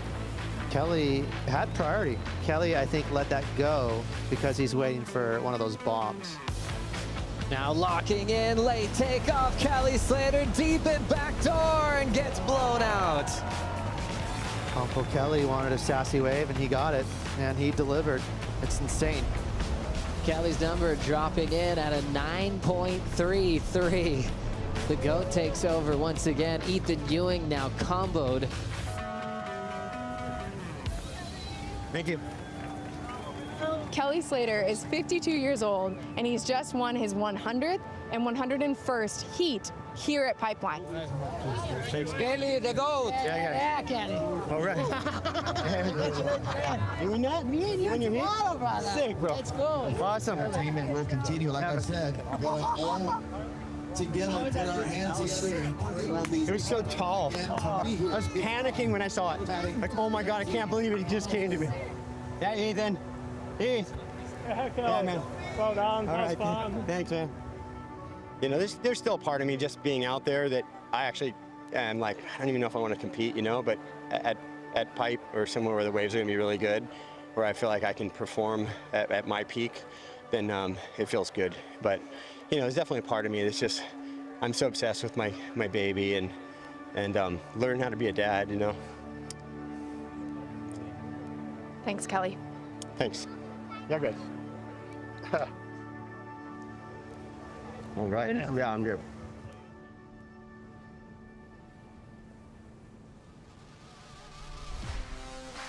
When all the elements combined, there's simply no better feeling.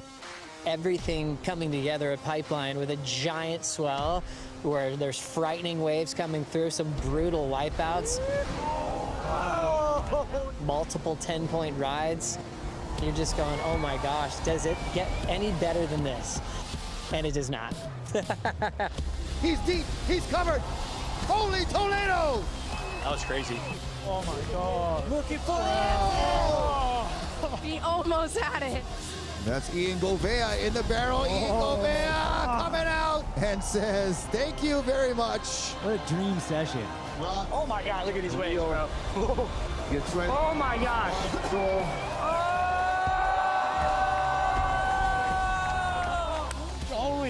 Joel Vaughn back door. Oh! Wow. Leonardo Fioravante in the barrel, back door. Huge section comes out. Game on here. He gets spat out. The dream is realized on days like that where everything comes together.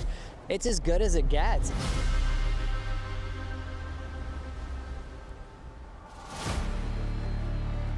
Something that piques my interest on the women's side of the tour is the rival between Katie and Molly. The rematch of last year's final. Molly is going to be so hungry, she is going to want to take it to Katie.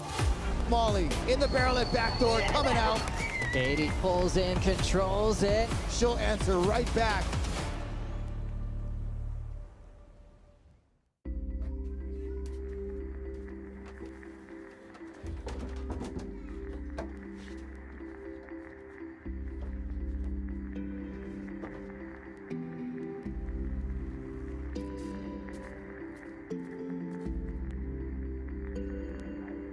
Erin's been here for like the last couple of months, and on almost every day we meet here at Pipeline on the beach in the dark and talk about the conditions and the forecast and what board she's gonna be riding that morning. Hopefully it's really fun tomorrow. Could be like that, but just clean. You know, like that, kind of that size, maybe slightly smaller. Just like When I got to know her as a person and how her mind works and how much she loves challenges and how she's just really resilient and motivated, that's the thing that I was like, whoa, this girl's built different. Shane has definitely been a big part of my life and a big part of my surf career. He just helps me stay calm because I get really nervous surfing pipe. If there's a kid that works harder, I've never met him.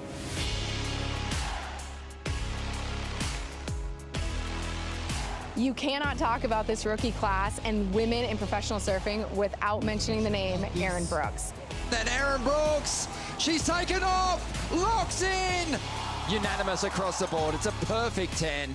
2024 for her was such a milestone year for her, and I think it's got everyone a little scared, to be honest. A 17-year-old phenom in her wild card debut is the champion of the Corona Fiji Pro. These are world champion type moments. This is where they begin. Steph Gilmore won in her first try as a rookie and won a world title.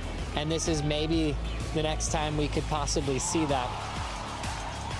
Winning the world title is so prestigious and what we all strive for, that's why we're here. And it would just be the greatest dream ever. I definitely still get scared all the time surfing bigger waves, but I'm not gonna let my fear keep me from getting the best waves of my life.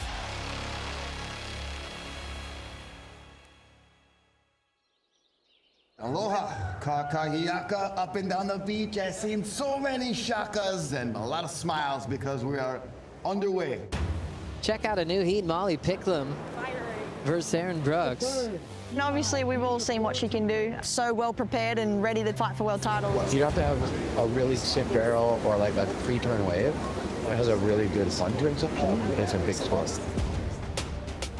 As we look at Molly Picklum just connecting. Nice layback carve on the rail and gliding over that next section. And another.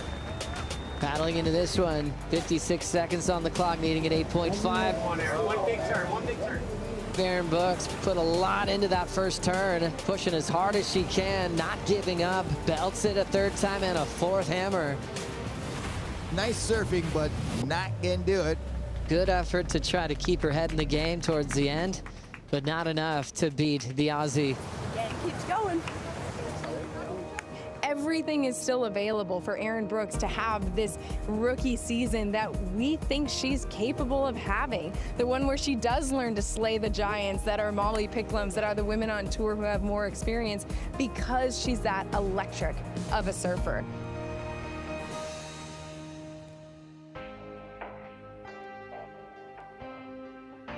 Something that piques my interest on the women's side of the tour is the rival between Katie and Molly. Katie Simmers, Molly Picklum in a rematch from last year. Molly Picklum locks in, pulls in, standing tall, and gets blown out at backdoor. There goes Katie Simmers pulling in, huge backdoor section. And right when you see Molly start with a 9.27, Caitlin does have an answer back. Going into that final last year, Molly was top dog and she didn't get the win. Katie Simmers is your champion of the Lexus Pipe Pro presented by Yeti. Molly is going to be so hungry, she is going to want to take it to Katie, and I think she wants to be like, all right, let me show you who's boss. What is it about going up against Molly Picklum that you two just bring out the best in each other, but somehow you always get the edge? Molly's the best, I don't know. There's a healthy sort of rivalry that brings out the best in people, and you sort of need a rival to push you that little bit more. So I think we're just starting to see the beginning of that. It's time to thank God.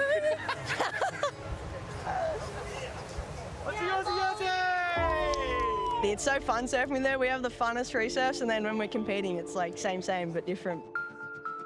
The rematch of last year's final begins now. This year's semifinal. And out the back, Caitlin Simmers. Katie dropping in late, pulls in. Katie in the barrel. Katie disappeared. Coming out clean. 8.17 for world number 1, the reigning world champ, the 19-year-old that's changing everything. Molly Picklum. Good golly, Miss Molly. In the barrel at backdoor. Coming out. Picking up right where we left off, just that intensity, that rival between these two women.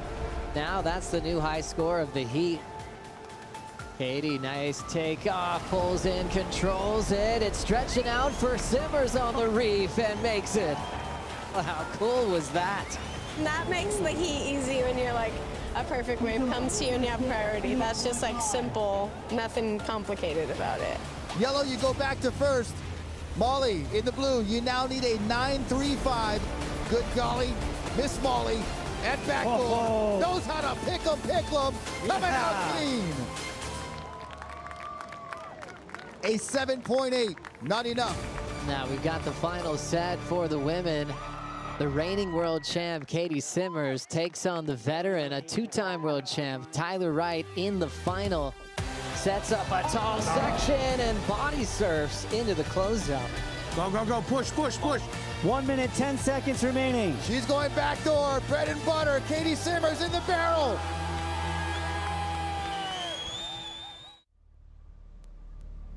Good morning. A two-time world champ, Tyler Wright, prepares for finals day at the season opener. Lakey Peterson, Tyler Wright. This one right here, you could say it's the veteran matchup. Fun to see these two vets here on finals day with still a chance to win the whole event.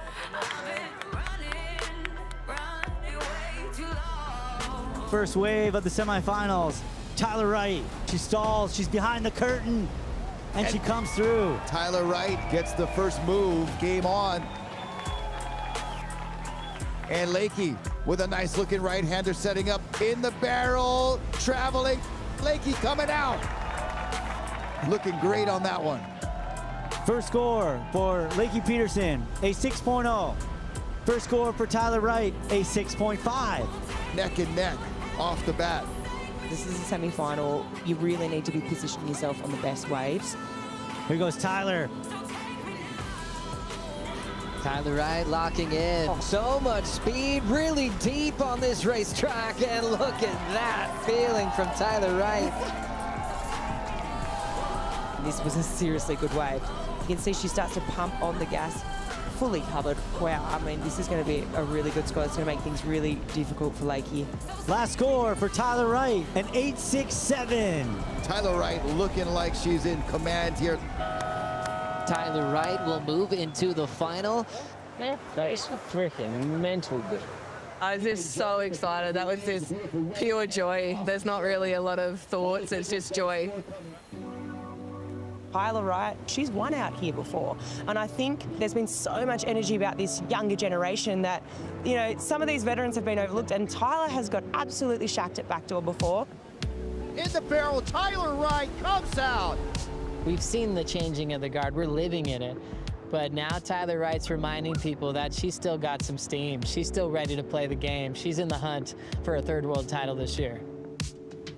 This is my, I think, 15th or 16th year. What a read from the two-time world champ. Your priorities change, your values change.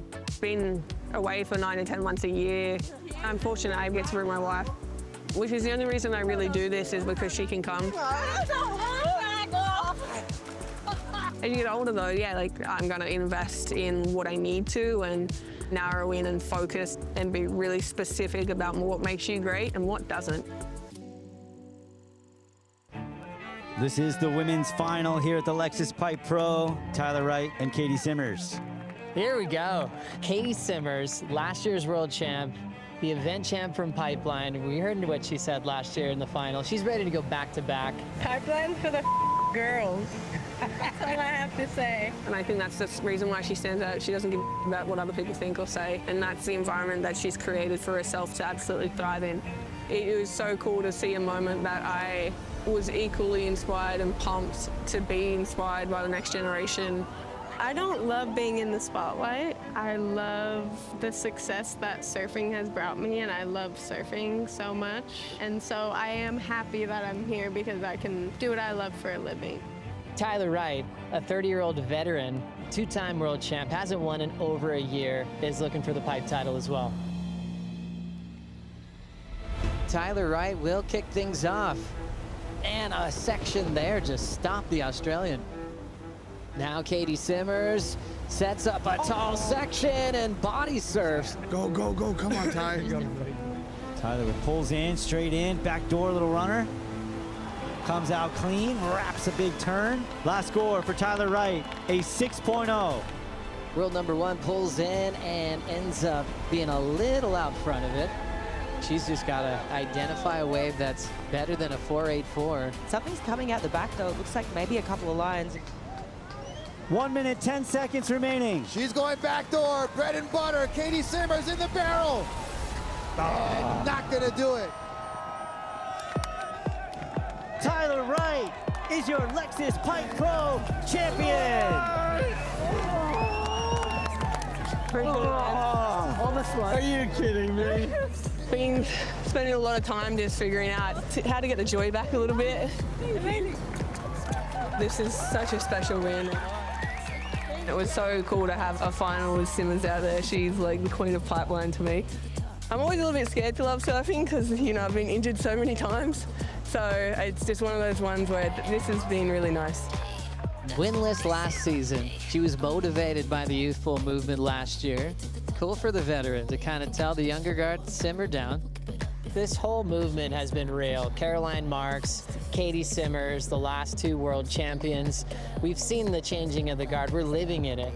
But now Tyler Wright's reminding people that she's still got some steam. She's still ready to play the game. She's in the hunt for a third world title this year. And our men's finalists getting ready to come up next. Baron Mamiya versus Leonardo Fioravanti. Thank you.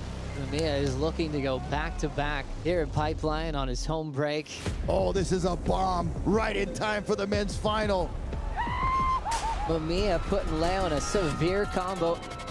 Fioravanti's just going, what do I do now? Here goes Leo, dropping in the barrel, Leonardo. Come on, Leo, there he is! That's gotta be there. Scores coming in. Oh my God. Wow. What a day here on the North Shore of Oahu for the Lexus Pipe Pro, presented by Yeti. Stop one of the World Surf League Championship Tour. Two Brazilian goofy foots going head-to-head for a chance to be in the semifinals. I'm really hungry to win again, so be careful, guys. The world champ, former pipe champ, with the lead and the energy here. He's eating up these backdoor waves. Wow. Wow. Wow. It's 4-1 in favor of Italo in these matchups as Miguel Pupo got locked in. Holy! It's the best barrel we've seen of this heat so far. Oh, that's going to change the number. New situation. Miguel, you're in first with a 7.17 and a 6.0. And Miguel is going to go using the priority. Miguel grabbing the rail in the barrel. And Miguel Pupo! Oh. 2 minutes remaining. Here we go. Bye. Italo on the answer back. He grabs his rail, pulls into the pit at back door, and he comes out. Hey! Finish! And now he's going switch. Oh my goodness, we're seeing it all today. Entertainment. So talented. Oh my goodness. Last score for blue was a 7.93. Italo needs an 8.43. Last score, Italo Ferreira, an 8.5. Italo goes to first and wins the heat.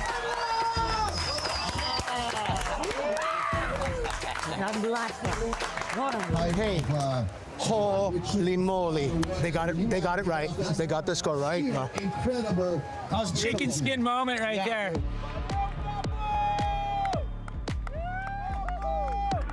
We got the semifinals. We're getting to the pointy end right now.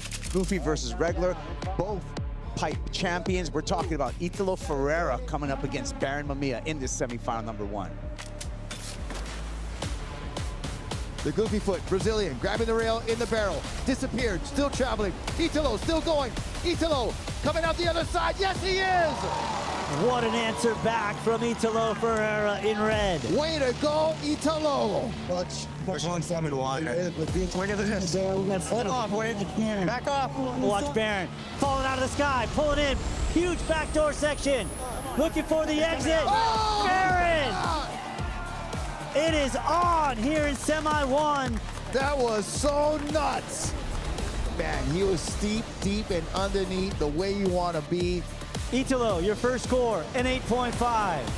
Last score for Baron Mamiya, a 9.33. Baron, you go to first. Baron going left, grabbing a rail. Baron in the barrel. Barrel and Baron. My man Mamiya coming out.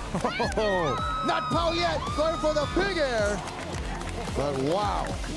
Give it up for Baron Mamiya. On his way to the final, back-to-back seasons here at the Lexus Pipe Pro. You have a chance to join an exclusive list of men who have won this event back-to-back. What would that mean? Yeah, that would be great. Be super stoked on that. But yeah, you know, I'm just focused one more heat, 2 more waves, and see what happens. Stand by for semi number 2. Leo Fioravanti up against Ian Govea. 9 years ago, I broke my back at Pipeline. It was one of the toughest, worst moments of my life. Yet again, every single season, I'm out there pushing my own limits, and I love the wave to death. All right, here we go, Leonardo. He's gonna pull in, backdoor drainer. Oh! Comes out, wraps it off the top. Into one more big flick off the top for Leo. The Italian rapscallion getting it done at backdoor. Here we go, Ian Govea. And up and down for Ian Govea. Meanwhile, Leo on the hunt for wave number 2, pulls straight in a backdoor. He's driving, still in there. And he comes flying out, wow. Well, Leo Fioravanti is on his way to yet another final at Pipeline. Not yet.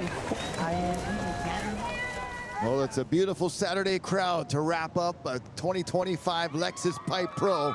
And our men's finalists getting ready to come up next. Baron Mamiya versus Leonardo Fioravanti. Sure. Thank you. I think this year will be an incredible year for myself. I know what it takes to get good results and to push my own limits. You know, when I first got on tour, like, you know, you get humbled. It's a pretty gnarly, like, learning curve. I think it's 90% belief and 10% skill.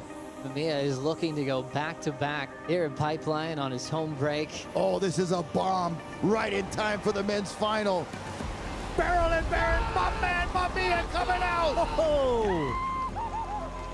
He can do no wrong. An 817. Stand by. Baron onto another one. Baron now rolling in. Super hollow. He's got the pace. Mamiya makes it again. This is a man who's been surfing pipe since he was 10 years old, and he is just sleepwalking out there. A 9.8. Look at this heat already. 817, now a 9.8. Mamiya putting Leo in a severe combo early. That was an aggressive way to start. As Fioravanti is sitting with priority, just going, what do I do now? This is going to be a good gut check for Leo. Leo is more than capable of throwing down a couple big scores, so just got to hold the emotions at bay. Well, Leo trying to get back in this heat. Pull straight in the barrel, back door. The wave grows down the line. Oh, he comes out. Leo fighting back in this final. Needing a 9-1-1 to go to first. Dropping in the barrel, Leonardo. The Italian rapscallion. Come on, Leo, there it is! What? That's gotta be there. Last Score, a 9-1-0. Not enough. Ouch.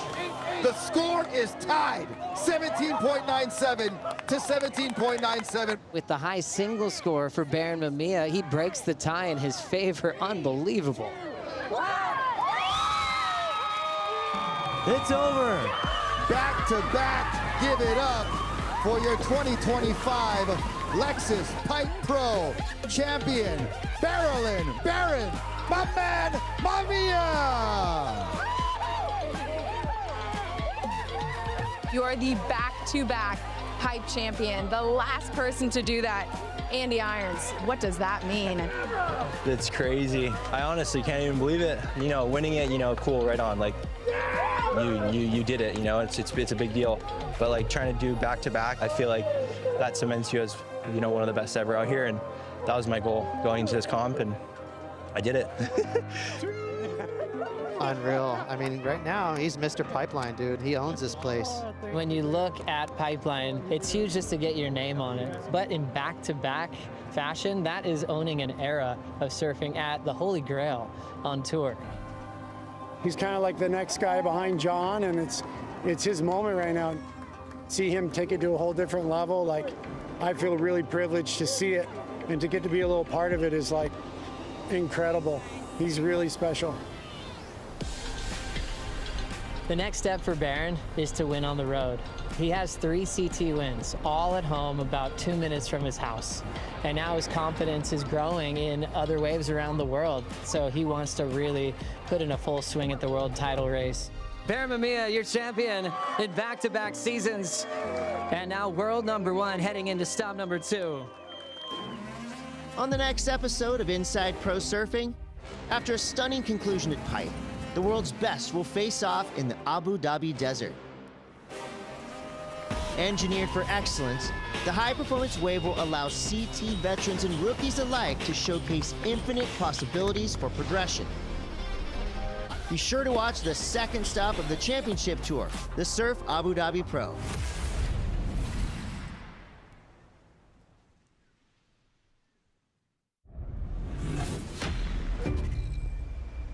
Europe. It's the old continent with a new passion for the sport of surfing. Old world culture, sometimes just not very welcoming. Surfing in Europe is different. To be direct, it's extremely hard. You get over here and you have the idea of perfection, but the reality of Europe is you're gonna get punished.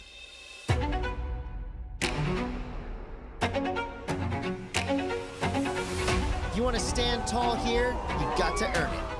It's midwinter. They get absolutely hammered by storms out of the Atlantic.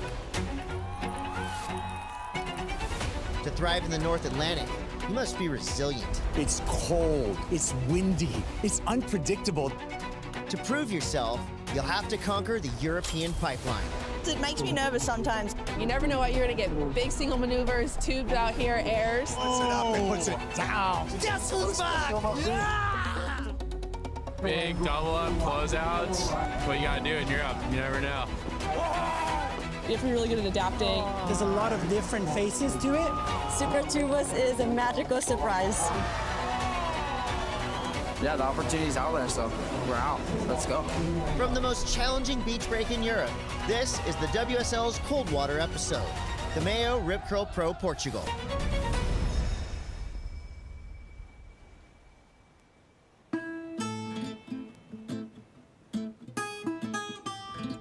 As the world's best arrive in Peniche, Portugal for stop 3 of the CT, a massive west swell is pumping at the contest venue of Super Tubos, setting up an iconic pre-event warm-up session.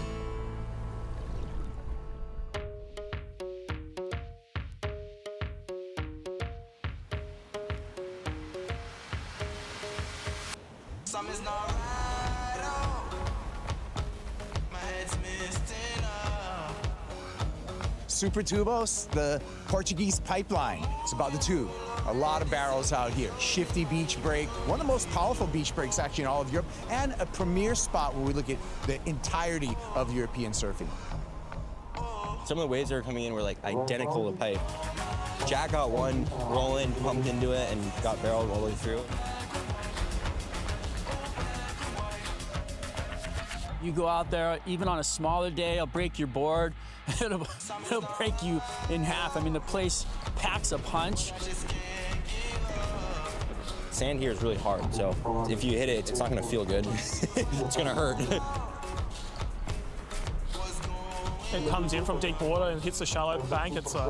There's no better beach breaks in the world, I don't think.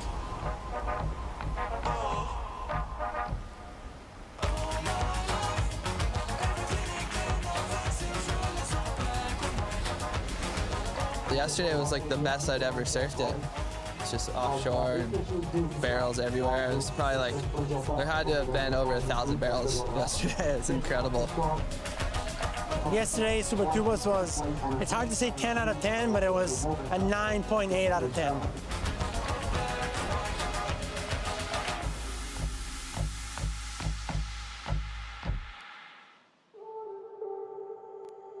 The Mayo Ripcrow Pro Portugal is the biggest surfing stage in Europe, and this event is a popular affair for frothing surf fans and international media. This is like one of my favorite waves. It's like really close to the shore barrels, and like that's the best possible waves you can surf. This is all I know right here. I just like love trying to read beach breaks. It's so unpredictable and you kind of never know what's gonna happen. Super Tubo for me is one of the best places in the world for sure. The last 2 days has been pumping. This morning was insane. We can do like barrels and air on the same wave, so this is kind of like a good combination of surfing. Yeah, I hope that I can make a good result here and then win again. Italo Ferreira's going for something big. A tail high punt, lands backwards and pulls off a gigantic air reverse. Italo Ferreira is the top of the game right now in professional surfing. The 2019 world champ is currently the rankings leader. And with 2 event wins here in Portugal, look for Italo to be a standout and a crowd favorite. Absolutely perfect rotation. What a landing there from Italo Ferreira. Italo's the one guy that you just can't not take your eye off. Even if he's losing the heat and he's still comboed, that guy can get a couple of 8s in a matter of minutes. The ability for this kid to come out of one maneuver and straight into the next one is second to none. Ferreira is able to go back-to-back here in Peniche. 2-time champion, knows what he's capable of, and more importantly, a beach break location, which is perfect for his style. We could potentially see some 10-point rides out of him with a barrel. We could see the same thing on rail or in the air, of course. An active Atlantic Ocean has treated the finest surfers from across the world to some serious tubes. And tube faces turn to game faces on opening day. The opening day of competition falls on a weekend, and the very festive crowd is ready to celebrate sunny skies and rippable waves. A major favorite in this part of the world, Italo Ferreira. Can't wait to see how he goes out here. He somehow always manages to get that pop in the rotation no matter what, and that's how you want to start your heat. One of those surfers that really looks at the lineup and just sees things differently from everybody else. So Italo kind of seems like the guy that was gonna blow up since the beginning, but just not finding the right rhythm. Just needs an opportunity, finding it there. It's exactly what we'd expect from him. The intensity, the height, the speed, it was pretty impressive. Italo Ferreira, that one really tail high. The yellow jersey of Italo Ferreira, victorious in the opening round. Italo posts the highest heat total of the day, and the local crowd shows their overwhelming support for the radical surfing. I saw like a lot of waves down the bank and I was like hard to find it. But I know how to play this game, and I was like super excited to go like high. I'm glad to have like a good opportunity and make the moves. The North Atlantic during winter is dominantly very, very stormy.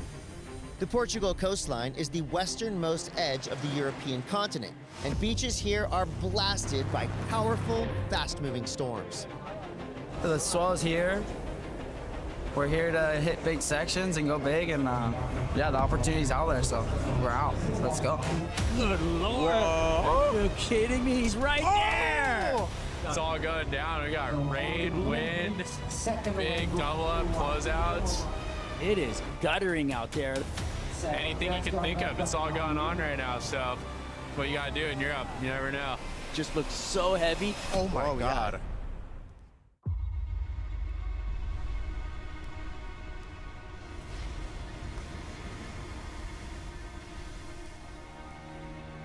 Surfing in Europe is characterized by quickly changing conditions.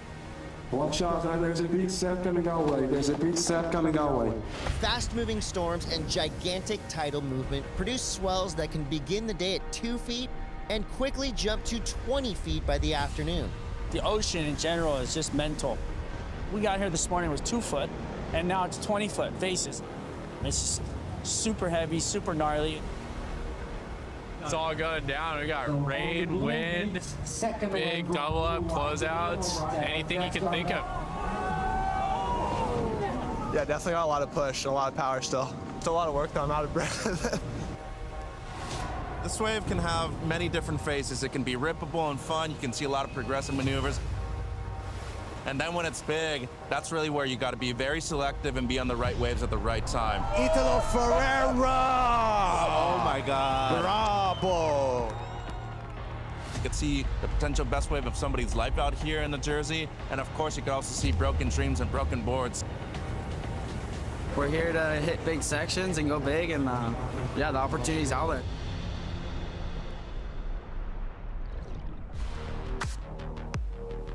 Jack Robinson might just be the best barrel rider in the world right now.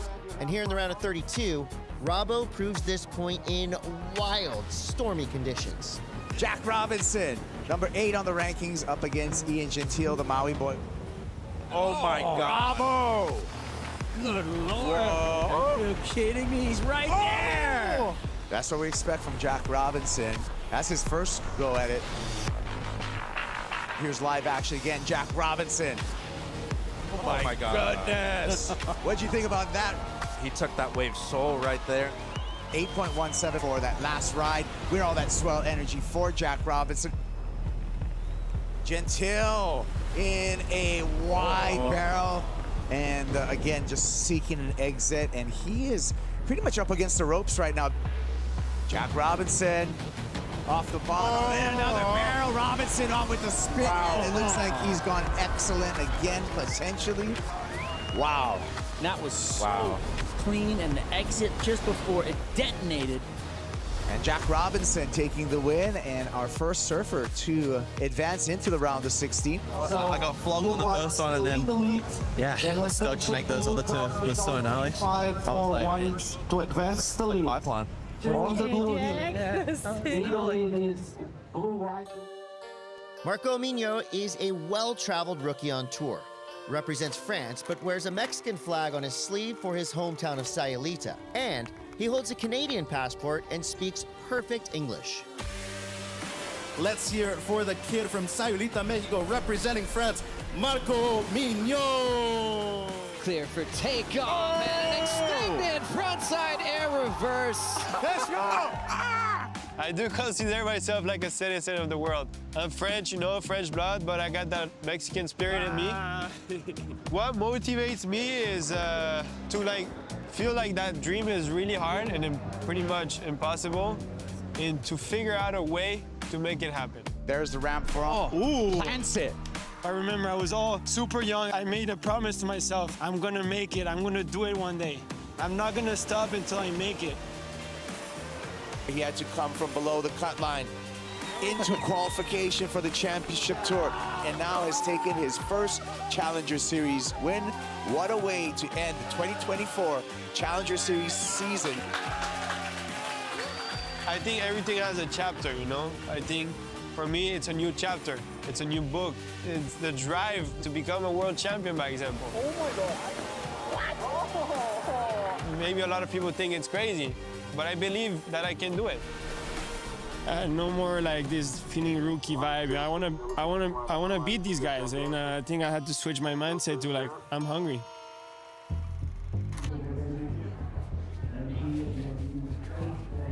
Marco now finds himself on surfing's biggest stage, taking on one of his heroes. Griffin Colapinto coming up against Marco Munoz. I say do exactly what you said you're doing. Go from up there and find the clean water and just start going to town. Out here, it's all about like creating opportunity for yourself. Griffin Colapinto off to the early lead. Wow, that's a strong maneuver on the backhand kaipo. We've seen him get 2 victories here in Portugal with surfing like this. You can like manufacture all these different types of unique maneuvers on waves that maybe other guys can't. So I feel like I have that. Yeah, I mean, Griffin is a hero, but you know, your heroes end up being your rivals. So it's on. It's time to eat. Marco here. Marco Munoz up into the lip there. 6.43 to kind of get things going. Excellent timing right there for the second turn. Griffin Colapinto relentlessly putting up some backhand hangers. Looking for a little spicy finish. Just glides it through, looking good. Colapinto's gonna get a backup for the 6.5. Marco Munoz puts it up and puts it down right there. Eminem. That's the sign. We're getting used to that claim from him. Oh, and there's Dad. A large wave, a large section, and a perfect rotation. And of course, Eminem, baby, all day long. Last of red, white, 8 points. That puts Marco in the lead. The future shapes the present as the rookie defeats the veteran. Marco Munoz Camp celebrates the French rookie's first head-to-head heat win on the CT. Marco Munoz, he's on to the round of 16. That is a big confidence booster right there, beating one of the most dominant surfers here in the past. Eminem's is here! Guess who's back? Yeah! You know, you really have to want to beat everybody. You gotta be hungry. But at the end of the day, you know, Griffin is a big inspiration, and I have so much respect for him. And yeah, feels good to beat my hero. Oh, nice work. Thank you. The sun is out, and now it's time to fly. Katie Simmers takes off as the world's best women touchdown for a primetime performance at Super Tubos. Pops that front side air. Bingo. Just huck and fin and get in there. That's some great surfing right there. Oh, bang! Whew.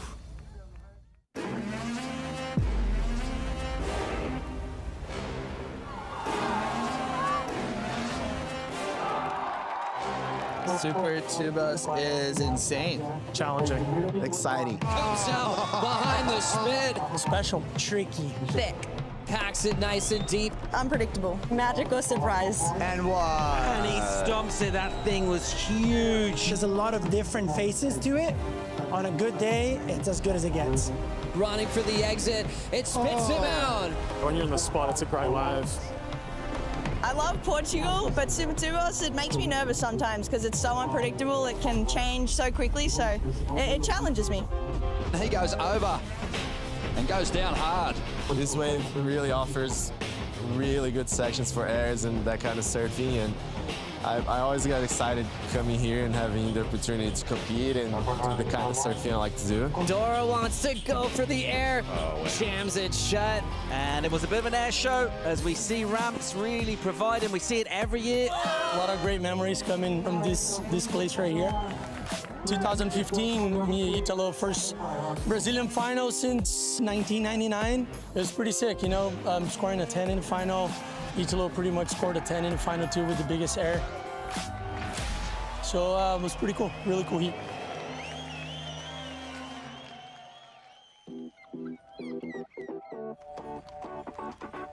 I didn't like Europe for a long time because of the tides, the weather, the cold, and now I've learned to really appreciate and love this place, whether it's in France, in Spain, here in Portugal. You know, it's all about beach breaks and tides and timing it, but in the heat, it's, you know, all day you can surf low tide, high tide, and just adapting constantly. It's a fun game. Gabriella Bryan. Oh, that's some great surfing right there. Beach breaks are honestly really exciting. You never know what you're going to get. Big single maneuvers, tubes out here, airs, so makes for an exciting event. And yeah, it honestly makes you use your imagination a little bit. Anything is possible at a beach break. This will need to be a big turn, and it absolutely is. There's no question as to why the tour's here. We've seen some amazing waves. I know sometimes in the competition we don't get them, but I mean, the guys were scoring prior to the contest starting.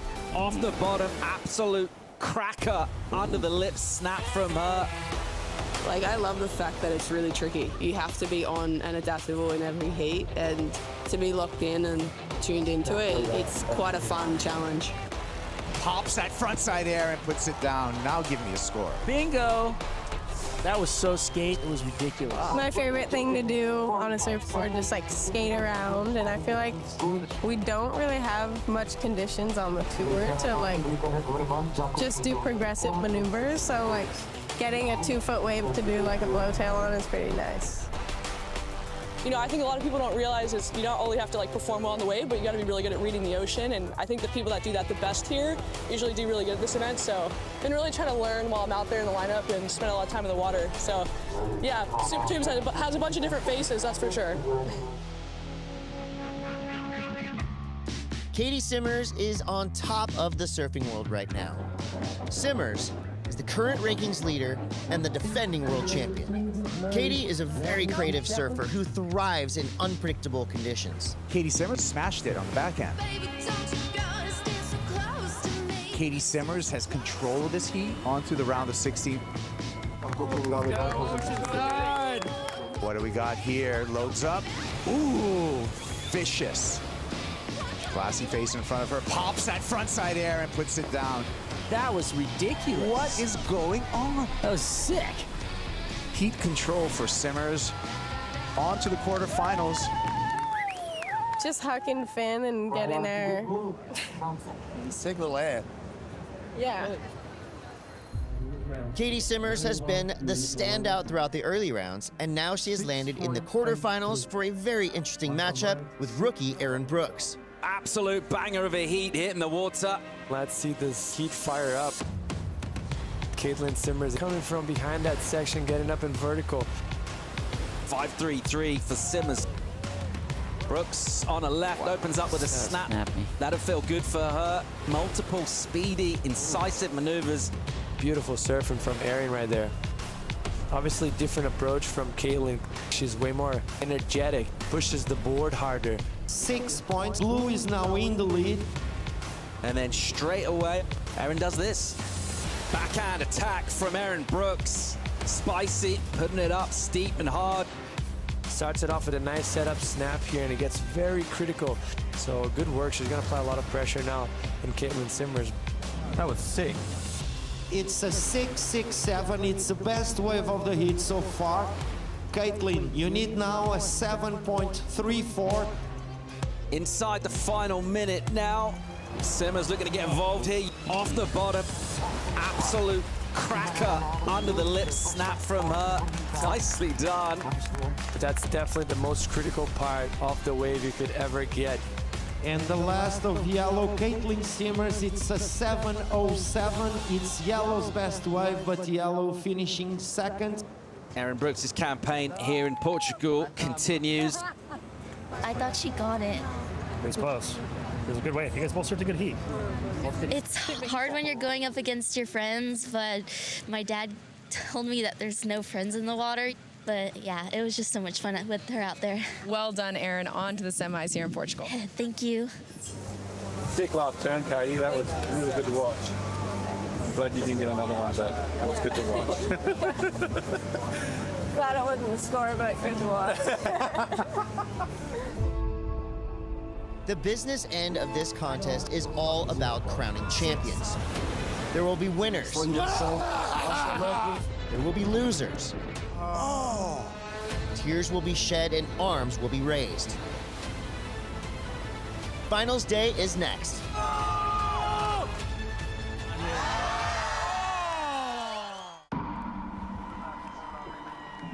Today is finals day.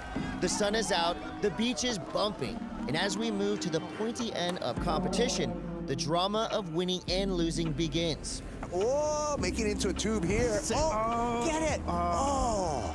It's really cold, windy, straight, howling offshore, big barrels. The fans are amazing. It's really fun to see everybody down here.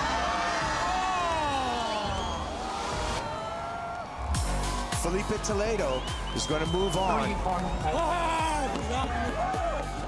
Down the beach, here's Leo. Big clip off the top, drives in real nice, incisive, sharp surfing, aggressive. We needed. Yeah, I heard the beach erupt, and then I was like, oh, that's a good score. So I kind of just focused on myself and focused on my surfing. Baron stole the game, he stole the show. The rookie Macaminho on a strong start to his campaign. And the rookie through the quarters.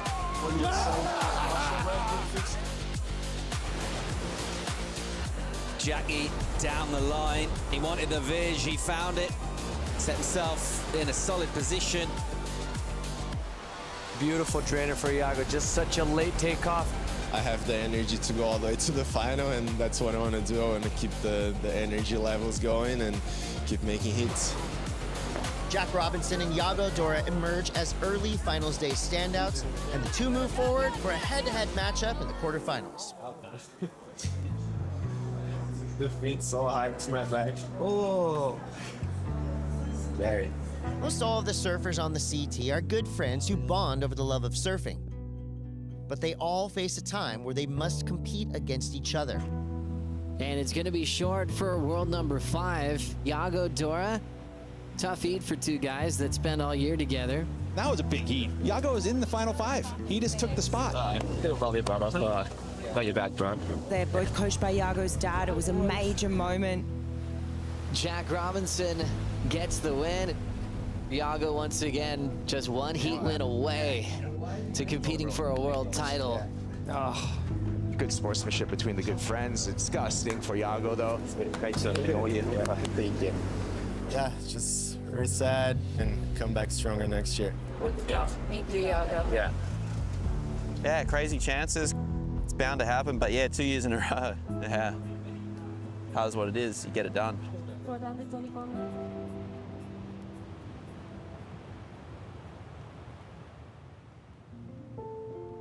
This year, what's new is I'm working with a new coach. I'm not coaching Iago in this year, 25. It's a new formula for this year, and for my eyes, maybe work good. I feel like I've always been the nice guy and putting myself in second place just to make sure the vibes in the house were nice or something like that. And I feel like I need to be putting myself more in first in order to achieve what I want. Yeah. I'm looking to do that this year. Felt like it was time to try something new, to have a new kind of relationship with my dad also. Is this the weirdest scenario in professional sport? Jumps on the bike behind his old man who's coaching the other bloke. You know, that's his flesh and blood. It is a really interesting situation. I mean, it's probably as hard as it gets. I know how it is now, I'm a father, so you're like, it's your son, you know. He does a good job of separating the family from the work, but it's not easy, especially when you come up against each other. I like to see the two boys on the finals in Fiji in 25. I keep my dream. Drama-filled heat coming up here. These two surfers, not just good friends, they were sharing in the same coaching camp for many years on the championship tour. There's Leandro, Iago's dad, but Jack's coach. Well, let's just call it as it is. They're brothers, really. Jack and Iago are best mates, but fierce rivals and ruthless foes at the same time. Brazilian Dora off to a fantastic start. 6.33 for Dora, a 3.5 opener for Jack Robinson. 4 wins for Jack, 2 wins for Iago. However, 6 times that these two have matched up. Iago building up steam. That's the first time you're going to see a coach clap for the opponent. You're always a parent first. Here comes Jack. See Dora right here, good looking left. Iago tucking in, pulling through, draining barrel. Iago Dora puts on the gas and comes out. Momentum, all Iago Dora. Jack, slash. Lip glide, disaster slide. Wow. Releasing the fins on the Sharpie. Jack Robinson now needing a 9.33.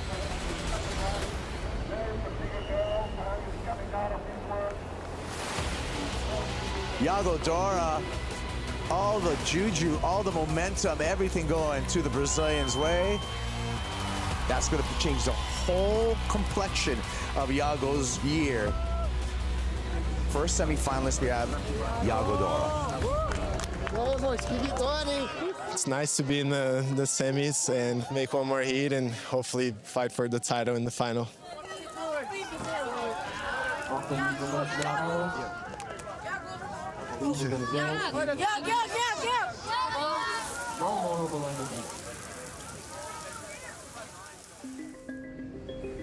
We have seen some wild weather here in Portugal. The surf has been pumping, the wind howling, torrential rain, storm warnings. But by far the biggest cyclone here at Super Tubos has been Italo Ferreira.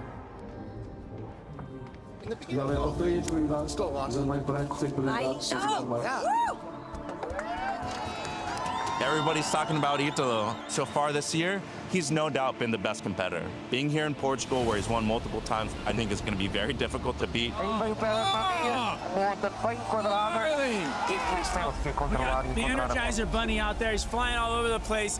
You talk about how gnarly the wind is right now and nobody able to complete an air. That guy went out and just demonstrated that he's capable of.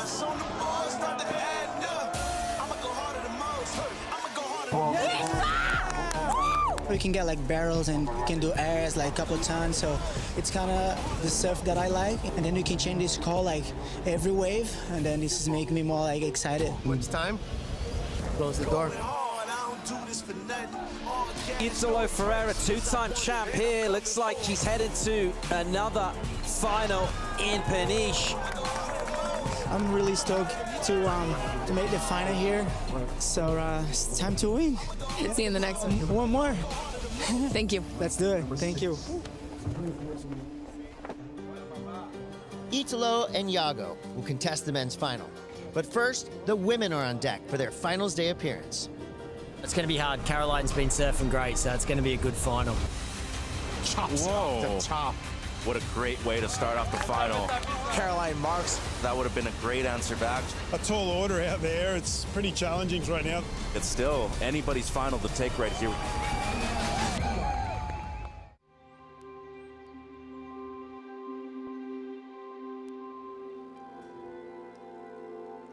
Let me go grab it. It's in my office. I'll just bring it out.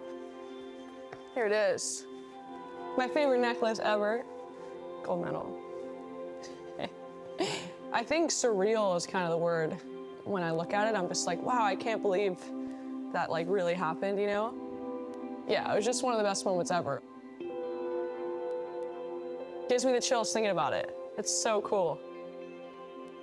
These, you know, right here, the world title and Olympic gold medal have been my two biggest goals in my career that I can ever dream of, and it's been a good couple years. I remember when I got it, I was like, whoa, it's actually heavier than you think. World title trophy, I think, is like 75 pounds. They both hold a lot of weight, you know? I'm really excited to go into this season. You know, I think the last 2 years for me have been the two best years of my career so far. So in a way, I feel more pressure, and then in a way, I feel less pressure. I think I feel less pressure in the sense of like, I have a lot of confidence going in for the last 2 years, and now I'm like, okay, like, let's do it again. But also, you know, you feel more pressure because there's a target on your back, and you're like, all right, like, let's do this, which I kind of love. It's just my happy place, what I love to do, competing and seeing everyone and being around that environment and surfing good waves and battling. It's really fun. All right. I've gotten asked this question a lot after the gold medal. People are like, now what? I'm like, what do you mean? Like, you just keep trying to keep doing it, you know? Like, I think for me, you know, I'm still super young. Like, I'm only 22, and I have so many goals that I want to accomplish, like, personally, and also, you know, just with my surfing, just like bettering my surfing, like, regardless of competing and all that, like, I just would love to improve my craft. And finding your weaknesses and really trying to get better at those is a really big motivation for me.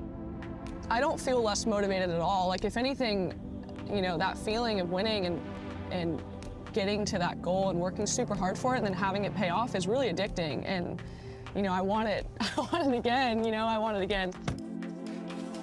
I know there's gonna be tough times and there's gonna be years that are really hard and things that go your way and things that don't. And I'm just excited about like the whole roller coaster, you know?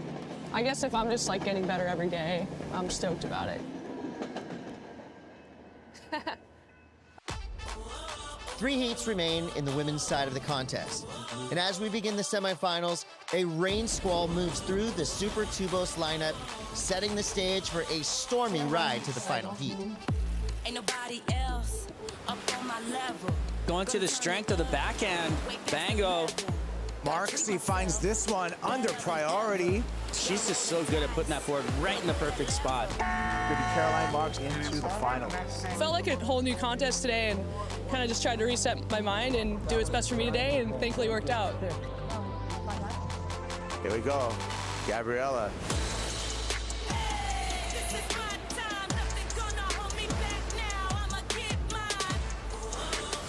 Oh, Gabby with a gouge. Another big one. Pure power, everything about that looked great. Gabriella Bryant on to the final. First final in Portugal. I'm just gonna stick to my own game plan, kind of like the last heat, focus on me. Hopefully I can get a couple more waves and do some more good surfing. Let's go, come on. One more. The women's finalist set. Goofy versus regular. Power versus tenacity. Caroline Marks versus Gabriella Bryant.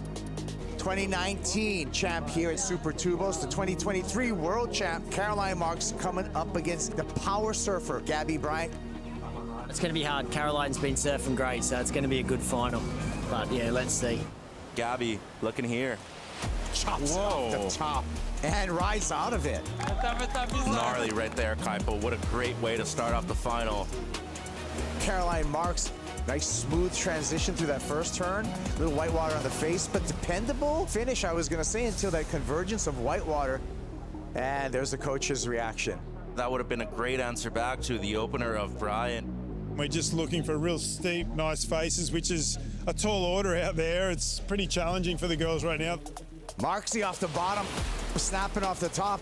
Caroline on a good looking left, biggest snap on the Mayhem. Looking to close this thing out. 2 snaps is all that's gonna count for her score, but I like what I saw. Beautiful second turn right there in the pocket. Crisp timing. Unfortunately not completing the last one, but still, it's the best of the heat. Caroline Marks leading in this heat. Gabby Bryant looking for a 3.74. Here comes Gabby, finds the left. Hangs it off the top a couple of times, and the wave just stops. A W is a W any way you get it. Caroline Marks is our 2025 male Rip Curl Pro Portugal champion. Well deserved. I mean, was the most consistent surfer out of the event. Was able to surf in any kind of condition, Kaipo. Caroline Marks, all smiles as she comes to the beach. Wow, you guys are so tall! Yeah, it wasn't the prettiest final, but we'll take it. You know, the waves are really challenging, and gosh, yeah, winning feels so good. I'm so pumped. Her 7th championship tour win. Let's make some noise for Caroline Marks. Caroline Marks with the win moves up to number 3 in the world, and the dynamic Goofy footer is looking primed to make a serious run for a 2nd world title in 2025. Many athletes across the sport have a signature move saved exclusively for when they win. Italo Ferreira is notorious for his rowdy backflips. Iago Dora has been known to celebrate with an impromptu dance party. Oh my.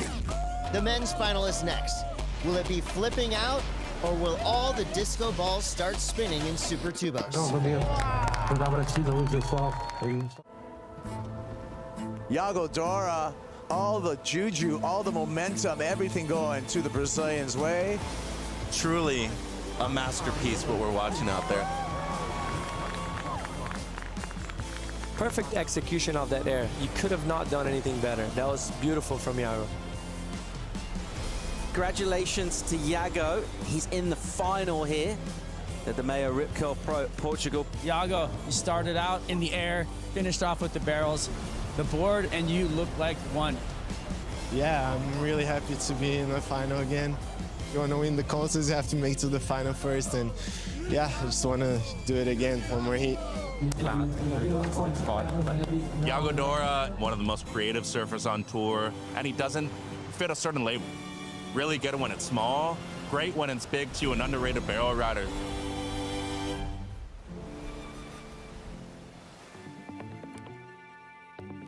Iago Dora is the most underrated surfer on the championship tour. The Brazilian is a cool, casual, creative genius who surfs with a style that is so technically advanced, it's hard to comprehend. Oftentimes, the beauty of Iago's surfing hides how intelligent it really is. I love surfing itself more than anything, and competing is what makes me want to like be better each day and keep improving and keep working on things that make me a better surfer. Gets there early for the big rotation above the lip. Upside down, Iago Dora pulls off one of the best punts of the year. Where most of the surfers can get a bit inverted with their tail out high above their head, you know, Iago's consistently tweaking and boning out airs and actually grabbing so many different ways, and he's just amazing to watch in the air. Dora goes to the air, answers back. Brazilian world champs Medina, Toledo, and Ferreira have popularized the sport with their dramatic winning personalities. Iago has taken a different path. He is focused on surfing style rather than competitive conquering. I've seen myself in a place where I was like trying to surf to the criteria too much and like forgetting like my creativity and like my freedom to like do what I actually wanted to do on a wave. You're not like having fun anymore. I like to be creative and really like be free to do whatever I want on a wave. The feeling I have from surfing is more important than any title, I think. Dora is the anti-establishment, and today, his punk rock approach is cranking up the volume of professional surfing. I still have the love for surfing that I had since I started. That's something I'm proud of.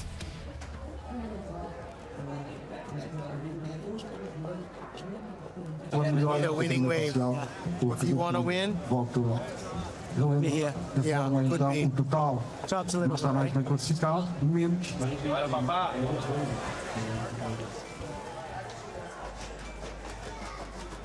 Men's final, Iago versus Italo. Are you kidding me? Massive airs are gonna go down, barrels. More than that, here he comes right now. The guy is an animal. Listen to this crowd. Here we go, baby. We got a men's champ to crown, Iago Dora up against Italo Ferreira. These guys have been two of the most exciting surfers in this event.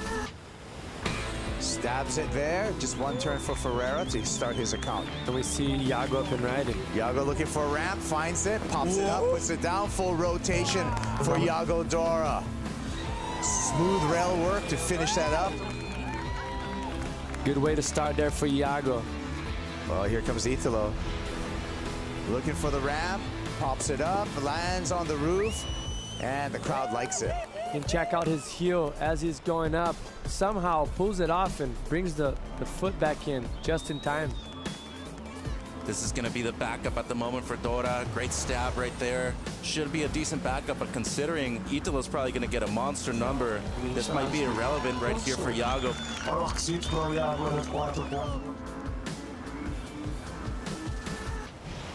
Iago Dora goes stalefish on that full rotation. Getting back into the game, he flared that thing out. It's Italo Ferreira trailing Iago Dora, but doesn't need a big number, just a 6 to take the lead. That was sensational. Just unfortunate that he wasn't able to land it. One more wave. Here goes Bravo. Ferreira. That was cool. But not enough 5-point ride, needed a 6-point ride, so it is. Iago Dora, your 2025 male Rip Curl Pro champion.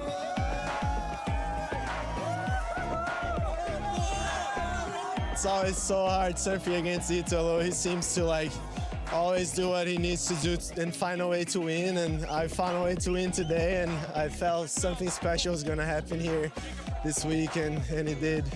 It's your first victory in a few years. You're working with a new coach. Just how is everything coming together for you to start this season? Of course, a change is always risky and scary, and everyone's gonna talk about it and say I'm wrong, say I'm right, and I'm still the same, and I'm still gonna do what I love to do. Iago Dora. This cat can dance. The champion here in Portugal busts a move with his signature samba. Italo will have to save his backflip for another day.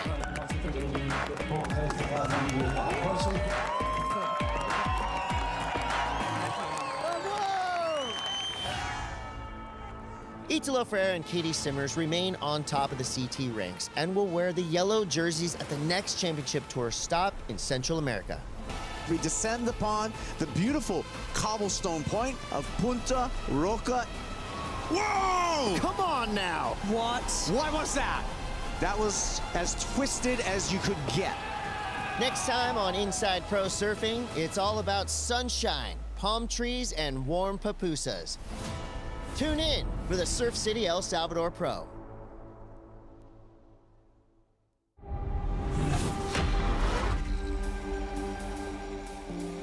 This year, we're going to be celebrating 61 years at Bells Beach.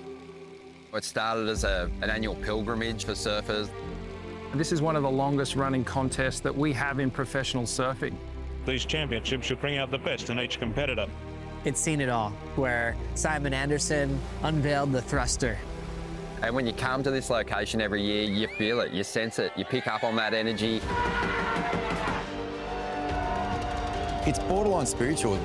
Wow. State of Victoria erupts. It's about the whole feel of the whole week. It's magic, there's nothing like it. Another factor here that makes this event so special is the trophy. It's one of the most iconic trophies in pro surfing, the bell. You got to win it to ring it. Ringing the bell and hearing that above your head, it's what we dream of. One of those trophies that you would be wanting to have in your career to be cemented as an immortal in the surfing world. You look at the names on those trophies, it's the greats of our sport. To be in the final, going for a bell, I'm just stoked. If you get a win here at Bells, you're etched into the history books forever. This event is a freaking nightmare for some people. We've got the cut looming. There's only 2 events left to save yourself if you're dwindling below the cut line. With that comes a whole lot of pressure. The cut dials everything up to 1,000. Keep trying. Keep trying. You're literally looking at making or breaking your entire world by that cut. It's do or die situation. It's one of the most challenging events that they're going to surf. This is WSL's Inside Pro Surfing, the Rip Curl Pro Bells Beach.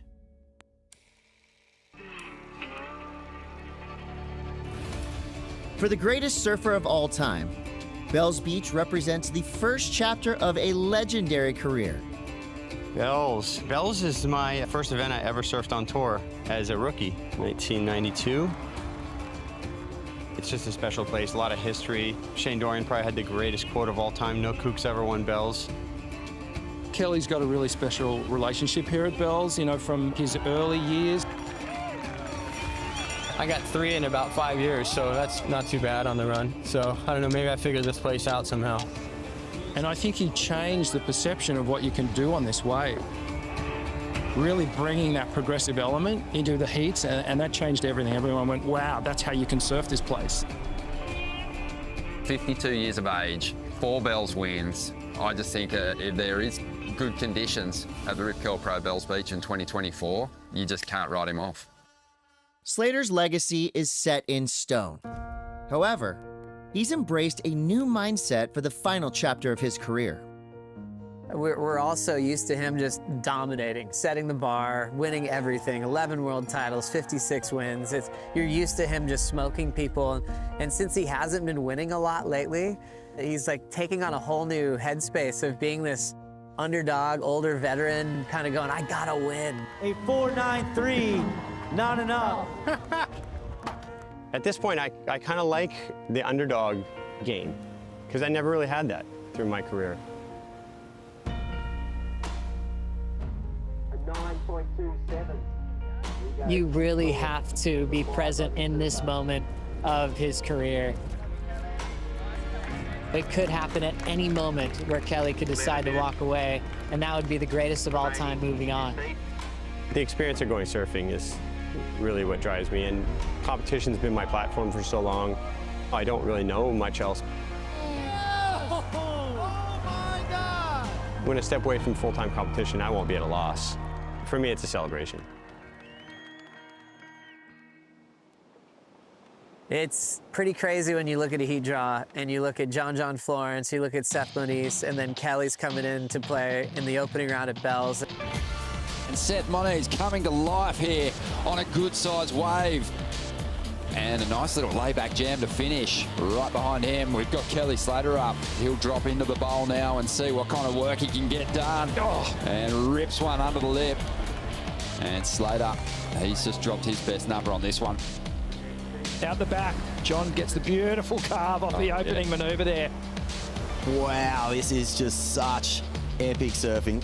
And that's going to put pressure on both Seth and Kelly at this point. 2 minutes remaining. Taking off, Kelly Slater. He's going to roll the dice on this one. And he needs a 5.28 to get himself into the lead. With a big finish, could certainly turn in the number he needs to get to the #1 position. And he looks more alive on this ride. Watching big sheets of spray fly off his rails, that's the Slater I like to watch. And Kelly's going to drop a good score. Kelly, last of one, 6.1. Counting it down. His first big heat win of the year.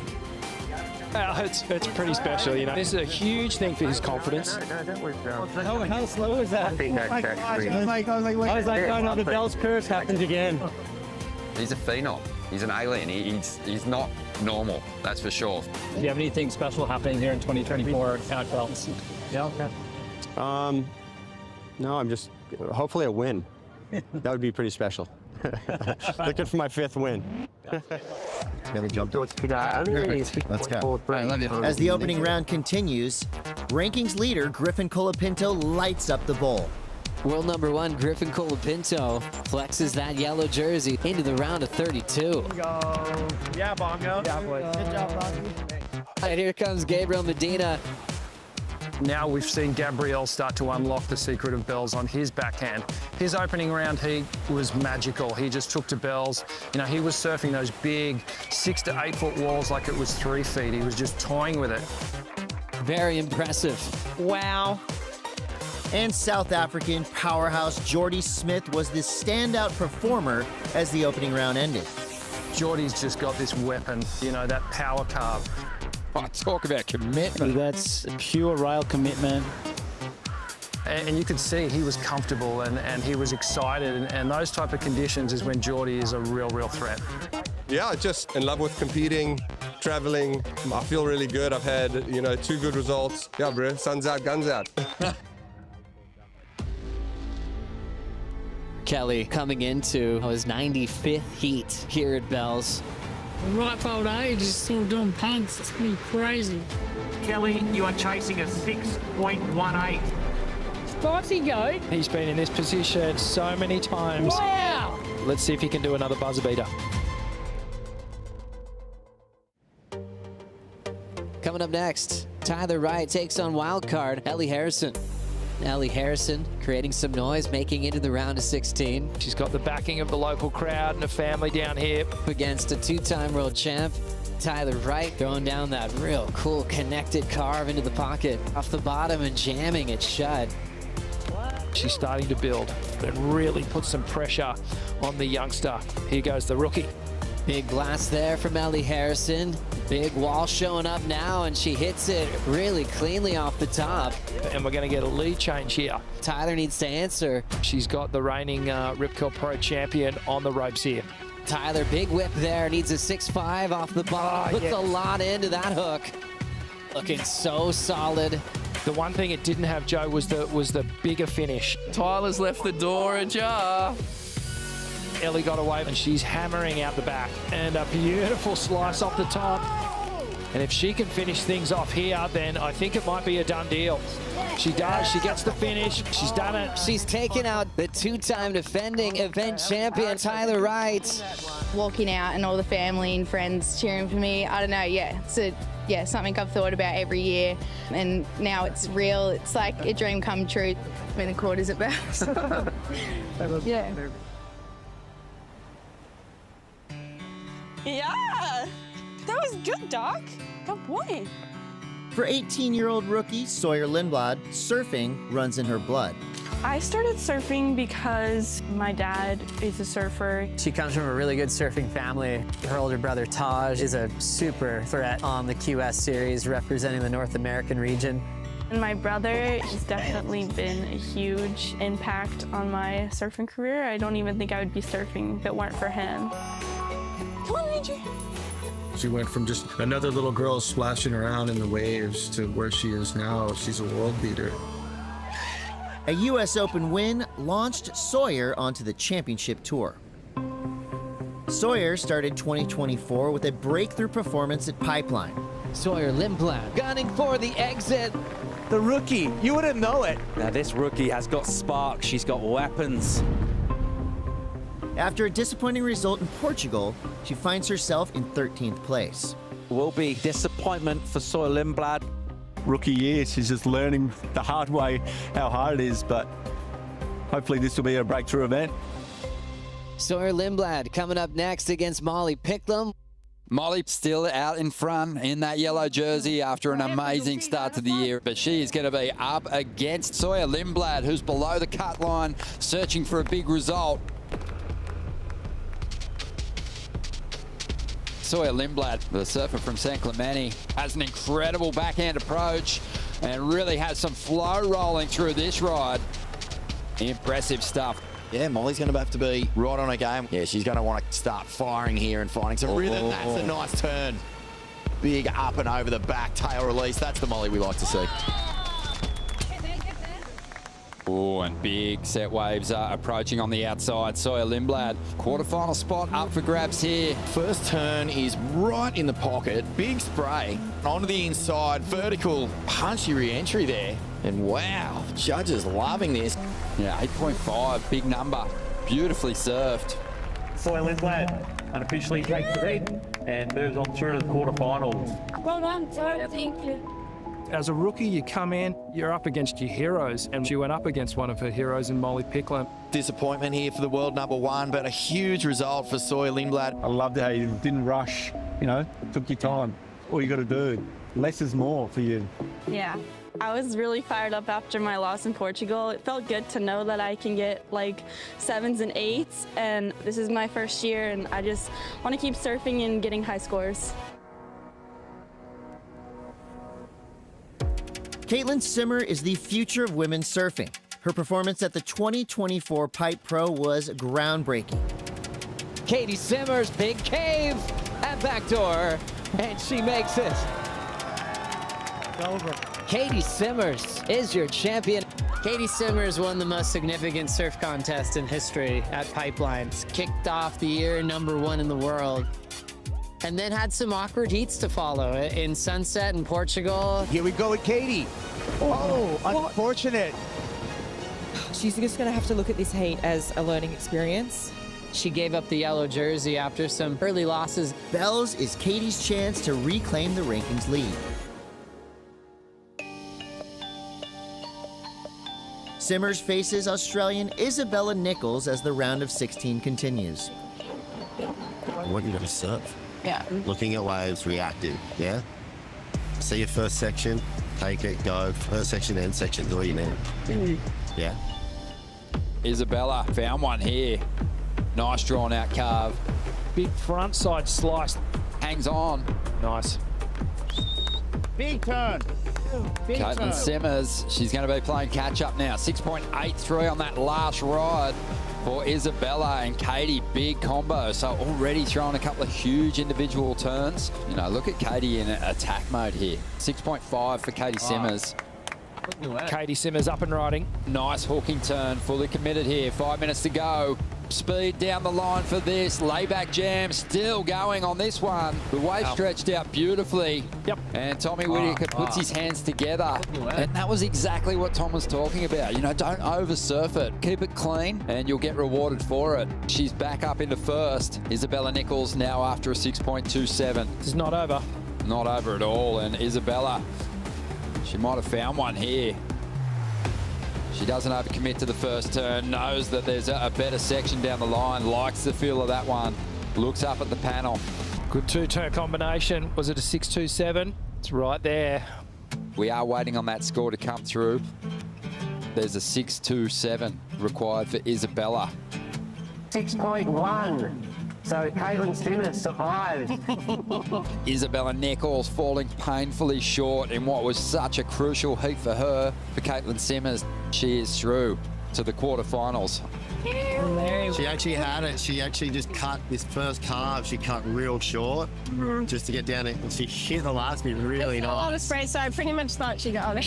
It was right there. I saw her get the wave and I saw a lot of spray, so I was kind of just thinking, well, you know what? I think she got the score, and those are just the ones you're kind of just glad they go your way, but just try to make it through until the final, and hopefully you can rip the final and win it. In heat 11, we got Kelly Slater. Kelly hits that section hard through the white water. Looking good so far. Punt into reverse. Kelly, you are chasing a 6.18. Oh! Is that the last heat for Kelly Slater at Bells? It's the end of Bells for me.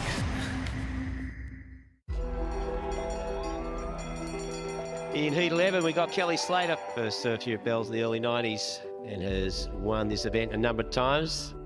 For Kelly Slater, his 27th appearance at Bells could be his last. There's a sentimental value for Kelly coming into his 95th heat here at Bells. In the round of 32, Slater takes on Hawaiian Baron Mamiya. Kelly hits that section hard through the white water. Looking good so far. Quick tag in transition. Punt into reverse. Right old age, just still doing punts. It's pretty crazy. Baron Mamiya. Nice, healthy looking top turn arc. Kelly, you are chasing a 6.18. Spicy goat. Wow. Oh, not at this level. that was sick. Last of blue was a 5.2. Just a little bit out of reach for Kelly. And the greatest of all time eliminated. It's the end of Bells for me. There's been some tough moments down here. There's been some great moments down here. Some really special ones. To win the bell and have a bell at your house is a really nice thing. And I was fortunate to win 4 of those.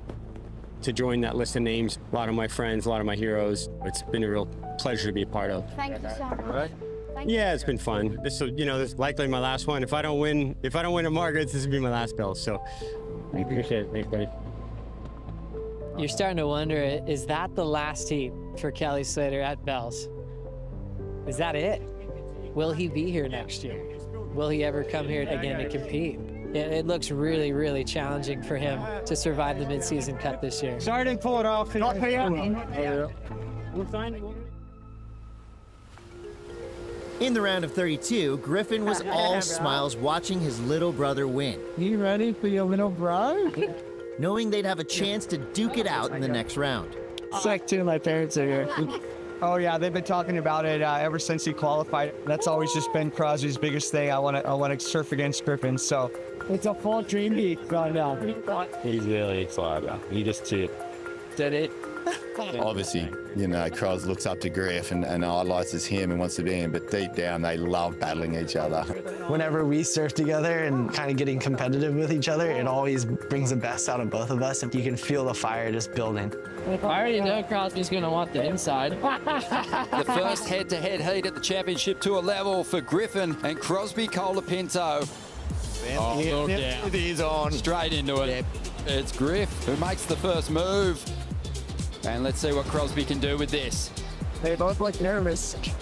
And a big turn here. Big brother's starting to throw some serious punches. It's Crosby now, loads up. Couldn't really get the pop. Griffin Colapinto moves on through to the quarterfinals. That's us. It's not all butterflies, rainbows every time. Yeah. So it's pretty rad that Crosby and I ended up matching up. I think we just hyped it up too hard. I hope we can get some more because that one kind of left a weird taste in my mouth. 23-year-old Cole Hauschman hails from San Clemente, California. This rookie's path to professional surfing was anything but typical. None of my family surfed. My dad would just do beach days with his buddies. They kind of just started pushing me into waves, like not really know what was going on or like what surfing was. My dad was the first one to really just start pushing me into waves at Doheny and Dana Point. I would say like one of the first adversities we had to face as a family and for Cole is like having a dad had no idea what we were doing with surfing. And then so I think he had to learn on his own, which I think attributes to his success later on. Funny little kid. I didn't pay much attention to him. A little awkward, kind of gangly and bigger and funny little afro and really shy and polite. But I was like, oh yeah, he can surf's pretty good. But I didn't really peg him to be the monster that he became. 225 there. Cole is absolutely ripped, shredded, and he's 220 pounds. At an elite level, no one's ever seen anything like him. He could easily be a pro athlete in any sport that he worked hard at. Baseball, he kind of chose earlier. Coach that was recruiting him for the Little League team was in the major leagues. He's like, hey, if you guys let him keep playing with me and I'll keep mentoring him, I guarantee coming out of high school, he'll get drafted. Too big for a surfer. And obviously, we were pretty excited about that as parents. Should have played every ball. That same season, Cole told us he doesn't want to play baseball anymore. I really want to do surfing. Cole Hauschman flicks the tail, and he's going to ride out of this. The young American goes back to back on the Challenger Series. The boys are lifting him up San Clemente in the house.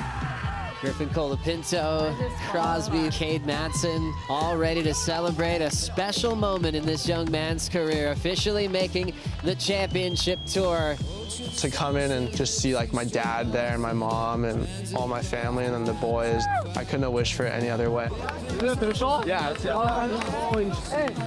That was the best moment. I get goosebumps talking about it now.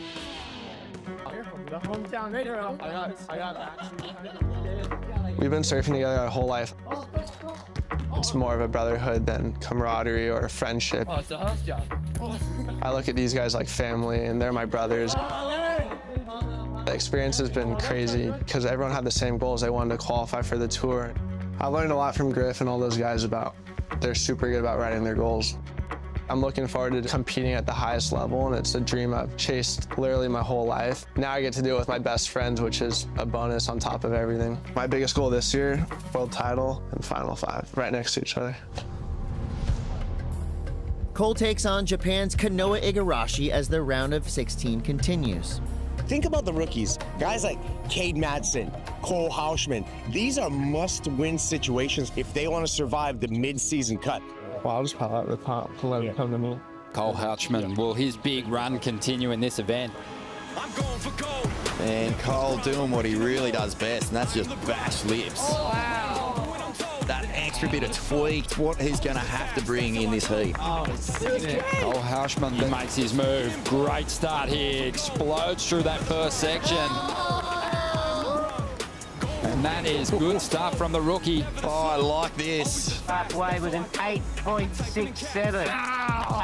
And now on the outside, Igarashi, 7.98 is the requirement. Last of blue comes in at 7.33. And Cole is on his way to his best result in the Championship Tour event. He's into the quarterfinals. Let's go, huh? You start your surfing for yourself. All right. Finals. You've jumped up on the live rankings to 20th. It sounds good, but it sounds too close to the cut for me. So I guess I gotta make a few more heats. Just try to go all the way now. It's all down to this last wave for Katie Simmers. Simmers takes up. All she's got to do is finish it. I don't know. That's going to be an interesting score. We're going to have a new name on the Bells Trophy this year.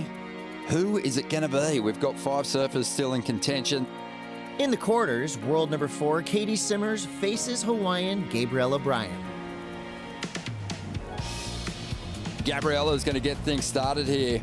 Streaking down the line, jams it off the top. Plenty of power in that first hit. Drives around again and gets a strong finish. And the 18-year-old hooks one off the top. Again, goes to the rail, a similar turn.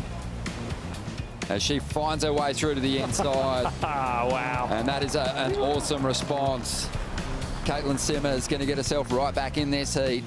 Caitlin Simmers has priority already, has banked an 8.5 on her opening ride. Look at this wall stretching out. She climbs up over the section.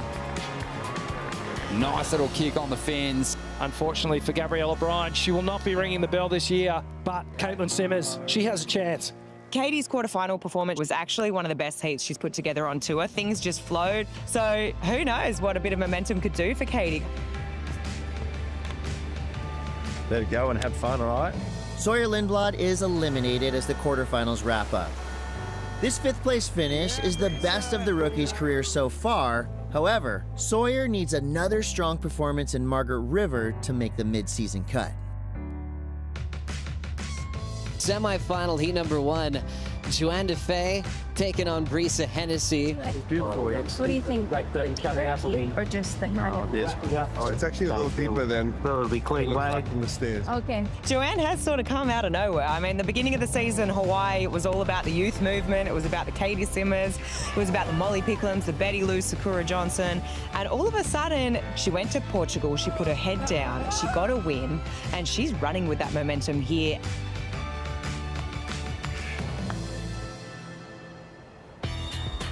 The snap off the top from Joanne into a running right that looks so rippable. Nice pace and timing to kick off this semifinal heat. Looking to go back-to-back with her wins on the CT. That would be a huge statement for the world title race. Getting the roll in with the whitewater, the Costa Rican. Solid bottom turn, really attacking on that first hook on the open face. You could see just how much of that board was on rail. DeFay, nice rhythm into the wrapping cutback. Whitewater showing up, layback, blowdown to mix it up, and she gets it. Joanne DeFay has just made it into her first ever final. In semifinal 2, 2023 world champion Caroline Marks takes on California's Katie Simmers. You don't want to waste a set. Right? There's 2 or 3 in it. If a big set's coming, don't just go a bit wide and make sure she's a bit deep. And we get one of the next couple at least, yeah? Caroline Marks, pretty scary how easily, at least she makes it look, to get scores.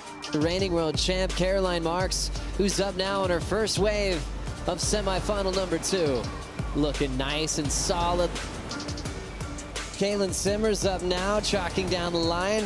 Speed turn through the whitewater section out in front. Beautiful hack there. Rolling in, it's Katie Simmers. A lot of speed already. Throws down a cutback to kick things off.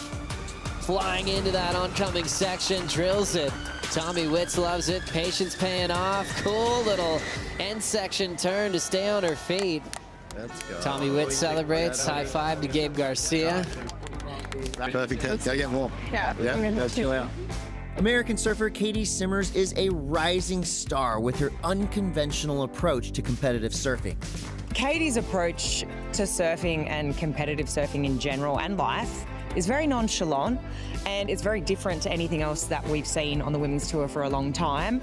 And I think it's her strength. Because Katie's just such a relaxed human being in her nature. She's really fun to talk to because she doesn't give you these canned answers that you could be used to from great sports heroes. Is it sinking in yet what you've been able to achieve? No. I don't know. I kind of forgot the question, but To be continued. Go, Katie. thanks, Laura. My only question mark with Katie is when she needs to go to work, if she's able to put that hat on and, you know, grind out those heats when she needs to, because she's one that surfs with instinct. And sometimes if things aren't quite flowing, the wheels can fall off. So getting into the women's final, Joanne Defay has been on a tear. She's moved up to #1 in the world throughout this event. So now whoever wins the final gets the yellow jersey into Margaret River. Defay now, nice clean top turn wrap. Places it in the pocket, starting to go flat on the open face. And now she's got a little inside racetrack to belt off the lip. She stays on her feet. Katie Simmers, big section, snaps her way through it into a fun-looking part of the wave. Carves through that crease, and now it's opening up even further. And now anticipates the oncoming section, rips her way through it. So now decision time for Joanne Defay. She's got to protect this set and pick the best wave to make sure the phenom from California doesn't get the chance. Stepping into this one is Defay. It's going to shut down in front of her. Oh, wow. That leaves Katie with 20 seconds. You're kidding me. And Simmers trying to put herself in a position. 15 seconds left in the final. Simmers takes off, needing a 5.5. Katie goes off the top. Big first turn. 5 seconds on the clock. This will be the last wave of the final. Oh my gosh. Oh my gosh. Has a section to work with, hits it off the top and rides away. She turns the final a 6.67 and steals the bell up at Joanne Defay. Getting the full stare smear. Make a sweat. What a rain. Katie Simmers, your champion and now world #1. Katie Simmers rings the bell and moves to first place in the rankings. Frances Joanne Defay is in second, followed by Molly Picklum and Caroline Marks. Rookie versus runner-up in the world from last year and defending event champion. Houshman able to get the first start over the veteran. Plenty of open face and rhythm for the Goofy to continue to attack the lip. Getting close to crowning our champions on this magic Easter Sunday. Welcome back to the Rip Curl Pro Bells Beach. South African Matt McGillivray takes on wildcard Morgan Siblick as the quarterfinals begin. McGillivray float down the line. Layback hack there with some water moving off the top. And he's able to get going enough for a climb hack there. Here comes McGillivray looking for a late hunt off that section. He still gets it. Look how far forward his feet are on the board there. This will be the third career semifinal appearance for Matthew McGillivray. Superstar rookie Cole Houshman is the reigning Challenger Series champion. It vaulted the 22-year-old into surfing's biggest spotlight. However, this season, the heat wins have not come easy. The rookie on tour is going to walk away from his first event with an equal 33rd. Pipe at Sunset in Portugal, it was kind of heartbreaking. The guy was like looking at falling off tour when we got here. I think at the beginning of the year, I was just putting a lot of pressure on myself and kind of looking too far ahead. Everything with the cut and wanting to do good in events and everything. And his dad has a great soccer background. He's got a great sports mind and offered him great advice going, hey, if you end up on the Challenger Series, so what? He kind of helped me just take things back and simplify everything and kind of just look at one heat at a time, one day at a time. It's hard not to think about it, but I tell myself every day is I'm living my dream and everything from here is a bonus. Go do your, let's go. And a 5-1. Love you guys. In the next quarterfinal, it's a Power v Power matchup, with defending event champion Ethan Ewing facing rookie Cole Houshman. Houshman able to get the first start over the veteran. Second turn, a perfectly timed backside snap into a third section and crushes it. Nice easy pace and throws it more vert. Plenty open face and rhythm for the Goofy to continue to attack the lip. 9.07 to kick things off. Ethan Ewing on his opener. Driving into the first section, snap to slide off the bottom. Quick hit there. Right on the money, and we'll flow beautifully through a vertical snap into a wrapping cutback. A 6.0. Hauschman has a decision to make with priority. He's going to use it. The powerful goofy foot throws down a nice first turn. Little redirect on that one. Resets and flows through the whitewater. Throws down a backhand wrap again.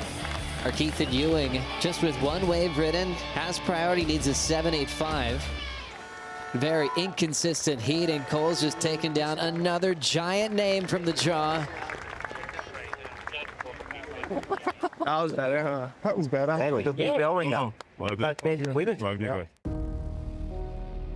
Fellow Americans Griffin Colapinto and Jake Marshall face off in the next quarterfinal. I know that like I'm super capable of like getting proud, you know, getting out from the good delivering. You know? You're all in for the, yeah. Thank you. Exactly. Yeah. Jake Patterson called him when he first got on tour the sponge because he was soaking up knowledge. Now you add that to years on the championship tour with a high heat IQ combined with freakish talent. Love you guys. Enjoy the battle. Thanks, yeah. The wave, guys. It's going to be fun. Yeah, I got toe to toe. Let's go. Come on. Griffin Colapinto up against Jake Marshall to decide who is going to be moving through to the semis here. Quarterfinal number 3 getting underway with the world number 1 up at the moment, wearing that yellow jersey and taking to the sky. And he loves the feel of it. So Griff already has banked an 8.5 and quickly goes looking for more. Big finish, big Larry. He throws everything in that final section. He is switched on. And Griffin Colapinto means business. I just still feel like we're only seeing him in gear 2 or 3. When you talk about rhythm, he is just in perfect flow with the Bell's walls at the moment. Griffin Colapinto just went one step further. And he is on his way to the semis here. Let's go. I think maybe. For sure. In the last quarterfinal, Indonesia's Rio Waida faces rookie Cade Matson. Start of quarterfinal number 4, Cade Matson in the red. Rio Waida in the blue. The winner of this one's going to take on Griffin Colapinto. And Rio getting things started early. The mid-range score, that 5.67. Not a bad way to start. And it looks like Cade Matson's going to grab this. Drops to the bottom, up through the lip. Nice snap and balls. I think that's the first mistake I've seen him make this event. Cross that dead section easily. Rio Waida in the box seat now. He's looking to break into the semi-finals for the first time in his young career. What a moment for Rio. That's very like coffee. Thank you. Of course, I'm always dreaming of to make finals, so job's not done, and then now making semis. So again, of course, I'm happy, but at the same time, it's never done. This is what we dream of, you know, since we were kids competing. Yeah, let's go. As much as I love them, it's like once you're in the jersey, it's game on, and I want to beat them. Kicks the tail and reverses it. Throws it off the top again and shuts it down. It's all going to come down to this final score. Welcome back to the Rip Curl Pro Bells Beach. American Cole Hauschman continues his remarkable run through the draw. The rookie faces South African Matthew McGillivray in the semifinals. You couldn't be more contrasting in styles. McGillivray is a regular foot, swingy style, and Cole Hauschman, I call him the hammer Hauschman because he hammers the lip. Strength and power and the goofy foot. So that's going to be a real dichotomy. Oh, you could just feel the excitement. A couple of the big dogs on the CT. A place in the final on the line. Cole Hauschman on the outside. Good bowl setting up here. And he unloads one of those beautiful, smooth backhand power hits. Matty McGillivray, really smooth, but also unpredictable. Gets some release in that tail. Throws a ton of spray skyward there. As we see Cole now back on the attack here. Another good-looking wave for Cole Hauschman here. Streaks down the line. And just assaulting the bowl here. And the rookie is into his first final on the championship tour. Wow. Unbelievable. I'm over the moon, but try not to get too excited. Not done yet. Not done. Semifinal number 2, Griffin Colapinto up against Rio Waida. I'll do what I do. You do what you do. Yeah.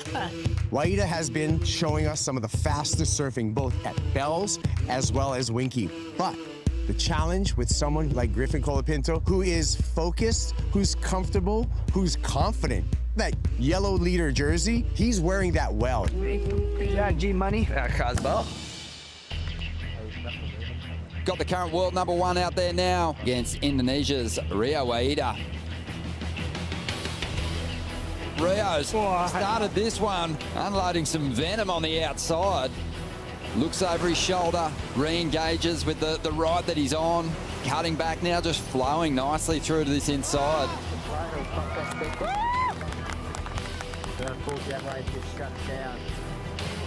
And Griffin starts with a really nice release in the pocket. Couple of big hits on the outside as he brings it through to the center section of this ride. Nice carve, mixing things up as he rolls through to this final section and gives it a good hit. Oh, he's going to somehow hang on for a finish here. Have a go at the layback hack. Just all that turbulent water under him. It's so hard to control that. He's going off. Wouldn't mind seeing Rio just get back into the heat. He was looking really sharp on his opening ride. Rio's right up against it. Needs a 9.9 at the moment. There's a great swoop. Come on. Really tight pivot as he takes a hind line and builds speed for these final sections. Rips into it. Swings that tail around. Great variety from the Indonesian. Uh-oh. And Griffin, really clean carve to get started. Up into the pocket, flowing beautifully here. Drifts that tail, climbs up over the final section. Another solid ride. You're looking at, well, the #1 rated surfer just on a heater. Griffin Colapinto, an incredible performance, was the winner and moves through to the final. It's a cool opportunity. I'm just super grateful for this opportunity and the fact that Cole is going to be in the final with me. And we've grown up like a couple streets away from each other our whole life, and I don't know, it's pretty cool. Really nice. Good reads, dude. Really good reads. What's up, Mom? Welcome to the final. What a great battle. All San Clemente for a first shot for both these guys to ring the bell. We were best friends since I started surfing. Probably the biggest mentor to me. He's really taking the time to pass on his knowledge, really trying to bring us up with him. Well, I was like that with my brother since I was super young. I think it's way more fun to be able to share experiences with people than just being at the top by yourself. As much as I love him, it's like once you're in the jersey, it's game on, and I want to beat him. Yeah, let's go. Big bell, little bell. Griff is already getting things started. Nice searing top turn. Perfect execution there. Arcing into the pocket is the rookie on tour. Looking for a final section to work with. Big vertical, creating some space. Throws it off the top again and shuts it down. Griff Colapinto up in the lead, kicks the tail and reverses it. Cole Houshman going for a board change. They're broken board. This ride raise. Griffin turning the heat with that reverse. So momentum is shifting into Griffin's favor right now. Having a look, Cole's going to grab this straight up at the lip. He takes the lead back. Minute 10 on the clock. Colapinto needs a 6.58. Come on, buddy. And now winding up to close it out and celebrates. Standing by for the numbers. Last of yellow, a 5.87. Not enough. Cole Houshman is the champion of the Rip Curl Pro Bells Beach.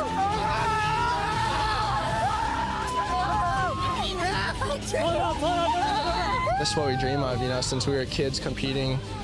It's not many times you get a final with your best friend and a mentor like Griffin. This is probably the best day of my life. There's one bell. I'm down. Are you kidding me? Oh my God. Non-spiker. What? Oh, yeah! your champion of the Ripco Pro Bells Beach, Cole Houshman. Cole Houshman came into the event at Bells 26th in the world. Now, Cole is number 8. All worries about the cut are gone. There's bigger things for me to achieve now, and it really starts now, so I'm stoked. Griffin Colapinto hangs on tight to that yellow jersey and remains in the rankings lead. Ethan Ewing is in second, followed by John Florence and Jake Marshall. On the next episode of Inside Pro Surfing, the tour heads west to Margaret River. This event's really cutthroat. There's not a guy on tour that anyone takes lightly now. They're gonna give it to her. The sport here has been incredible over the years. It's been the best times of my life.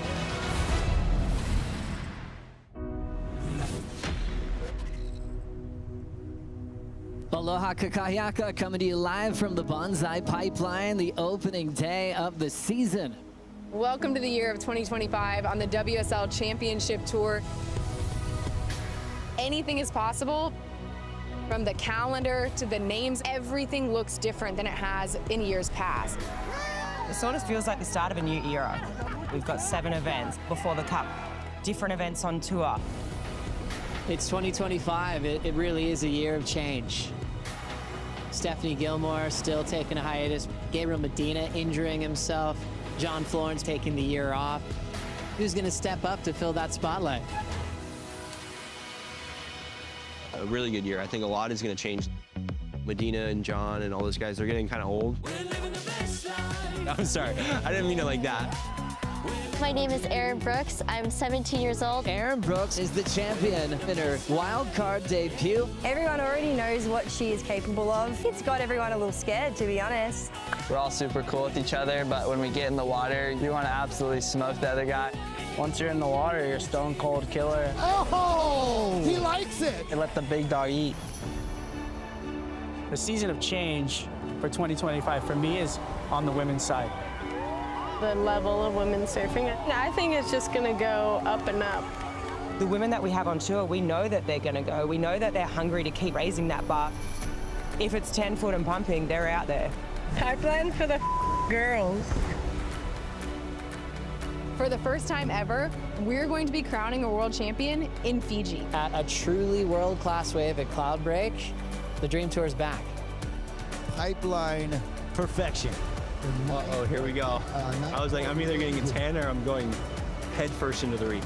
Everybody is coming into the Lexus Pipe Pro with all the intentions to prove they are going to be the world champ, and they know it has to start here at Pipeline.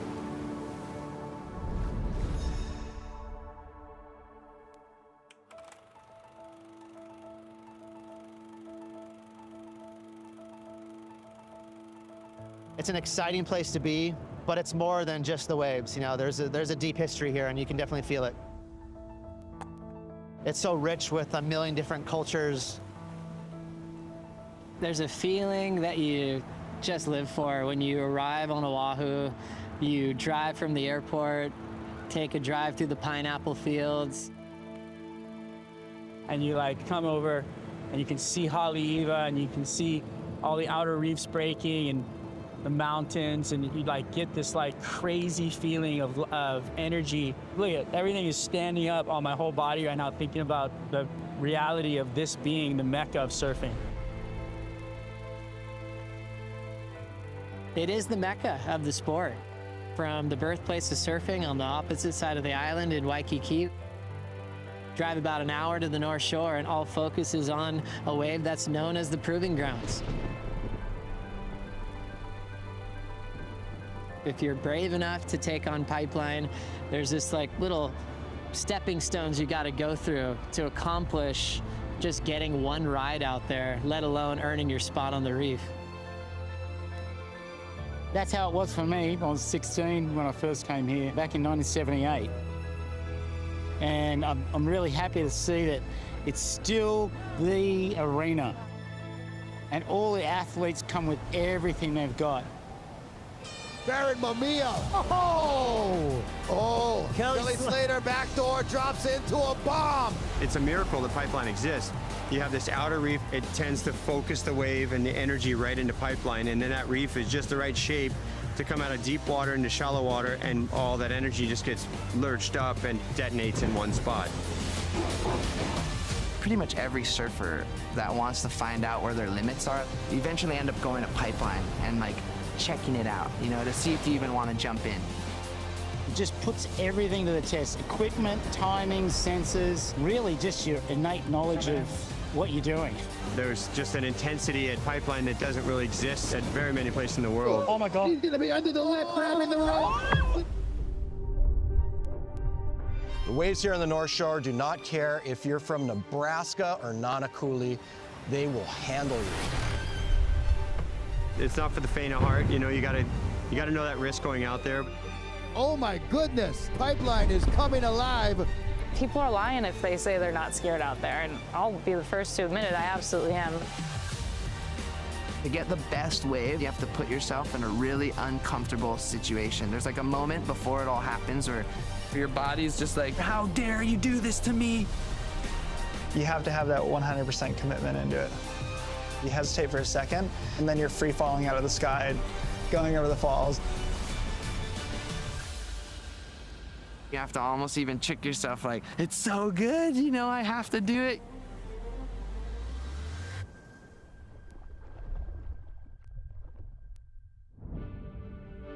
It has been an amazing day of barrels, pipeline perfection. You're just going, oh my gosh, does it get any better than this?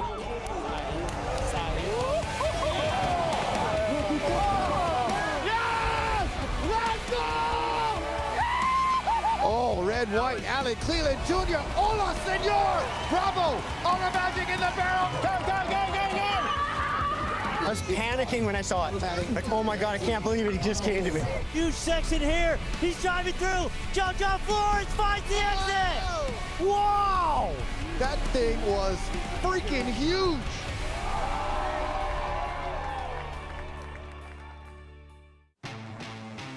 Good morning, everyone. Welcome to Pipeline. Welcome back to the World Surf League Championship Tour. Jack Robinson up against Alan Cleland Jr. Al, just 22 years old, first professional surfer on the championship tour representing Mexico. Congratulations on the tour this year. Thank you so much. Worked hard for it. I'm really stoked to see Mexico represented on tour. This guy named Alan Cleland Jr. He is an absolute weapon of an athlete. I mean, look at where I came from. He was a blonde kid living in the middle of Mexico and likes to surf. You're gonna create a monster, you know? Kind of take waves from those guys, you know? I'm like, I'm here too, bro, what's up? This guy's got depth, but he's got charisma. He does it his way. Nice here. Fire me up. He might end up being the mascot of the tour by the end of the season. This matchup against Jack, I think, is going to be really good. If a wave comes, both of these surfers are going to be super keen to give it a crack. You know what? Everybody's of us, but then it's just going to take over. Yeah, take over. Yeah, respect it. As we see Al. You know, I've been fighting for the past 4 years for this. I'll put my life on the line for it, and I'll definitely chase it. Oh, red, white, Alan Cleland Jr., hola, senor! And backdoor! Still going! Coming out again! Oh, Alan Cleland Jr.! Are you kidding me? That was a good ride. That wasn't real. There's only a few people in the world that are going to actually commit to a thing like that. Almost was like, oh no, I'm going to straighten out for the score. And then I was like, you know what? I'm Mexican. I go all out all the time. I'm never going to go halfway. And last score, a 9.5. As we look at Al again, he's trying to improve his total. When Jack is on the ropes, we have seen incredible things from Jack. It's all right. Jack's been in these positions a million times. Look at this backdoor wave for Jack Robinson. No, get in there. Go, go, go, go, go! Bravo! All the magic in the barrel, and Jack Robinson is coming out! The takeoff was psycho. Air dropping, but with control. It has to be 10. 10 point. Check out this number, our first perfect 10 of the season. So Jack still needs to catch a wave, better than a 283. There's no wave after this, we've got to go. Jack Robinson, just a little bit too late, is upset by the rookie from Mexico, Al Cleland Jr. I feel for him now, bro. He did so good, just didn't get an opportunity. No opportunity for a back. I knew I had one of the toughest heats ever in my life. Made good decisions, and at the end of the heat, I came up top. Yeah, stoked to make it through.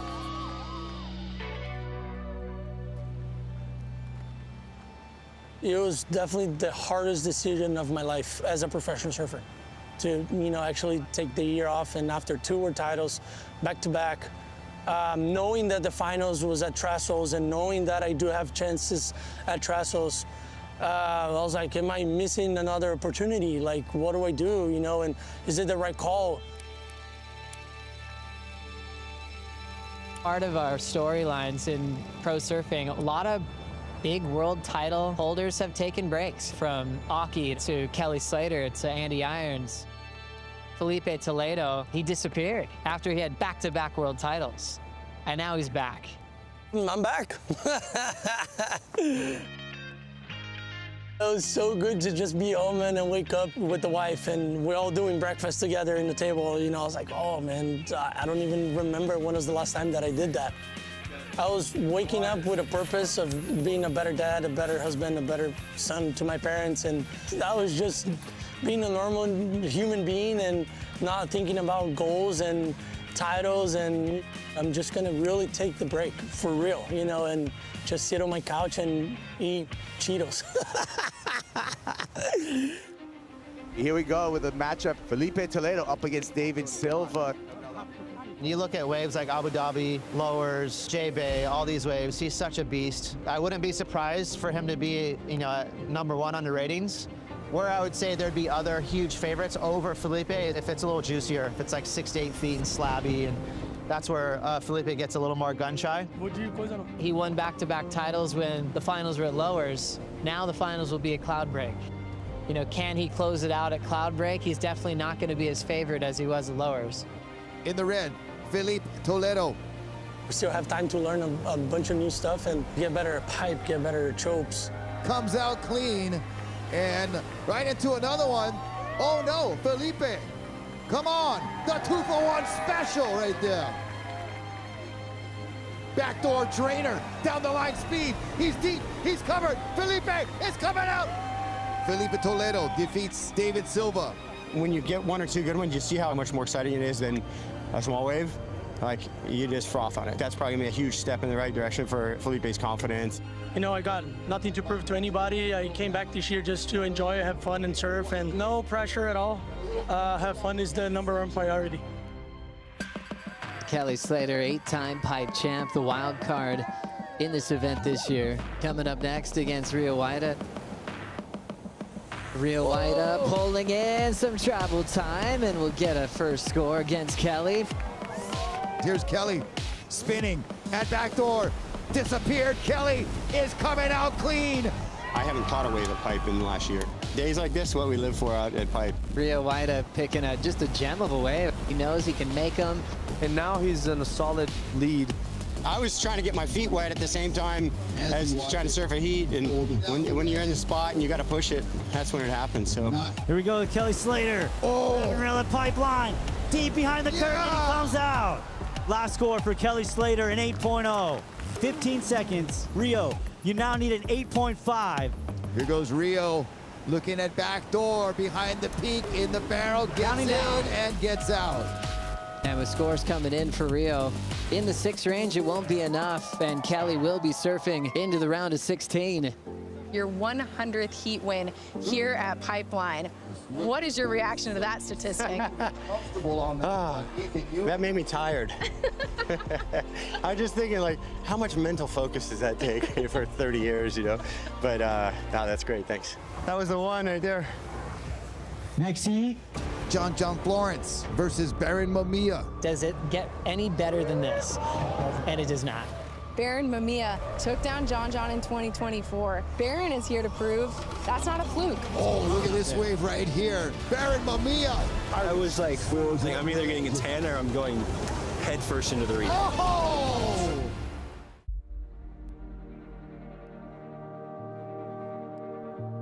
Baron's fighting for his life up there. No, I'm not. Wow. That was huge. Yeah. Waves look so big. Because you can hear it. I grew up watching pipe on the beach and just like thinking, wow, one day I want to surf out there and one day I want to get big barrels. Winning at pipe is different than like winning anywhere else. And then I did that last year, and it was almost like something came down and was like, yeah, this is your year. And I felt it in that moment. It was crazy. And here goes Baron Mamiya. Grabbing rail pipeline, deep section here, looking for the exit. Baron! Oh, man, Mamiya!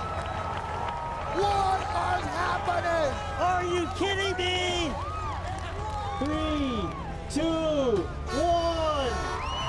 The final is over.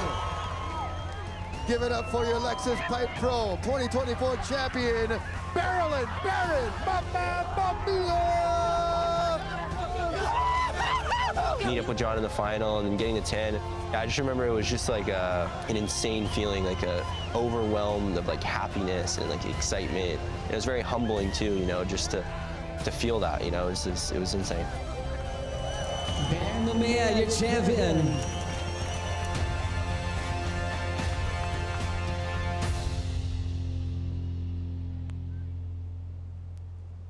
Day number 3 of the Lexus Pipe Pro presented by Yeti is on. Yes, like popcorn. Great matchup here. A couple of North Shore locals doing battle. Heat 3 of the round of 16. John Florence to kick off the season as a wild card. I really like to surf against John. Every time I've surfed against him, it brings the best out of each person. You know, it's pretty straightforward. You really have to show up. Oh, look at this wave right here. Baron Mamiya. Oh! He likes it. Splashing water, pumped up, he's jazzed. How light can you possibly be? Critical, just airdrop that thing. Perfect exit, just staring straight up at the judges. Last score for Baron Mamiya, a perfect 10. Just like the final last year. Deja vu, pipeline. Perfection. John grabbing a barrel at pipeline, coming through, and he makes it out. John says, let's go. Right behind him, Baron on another screamer. Mamiya comes out looking unstoppable, and he's gonna put John right against the ropes. John, you have first priority.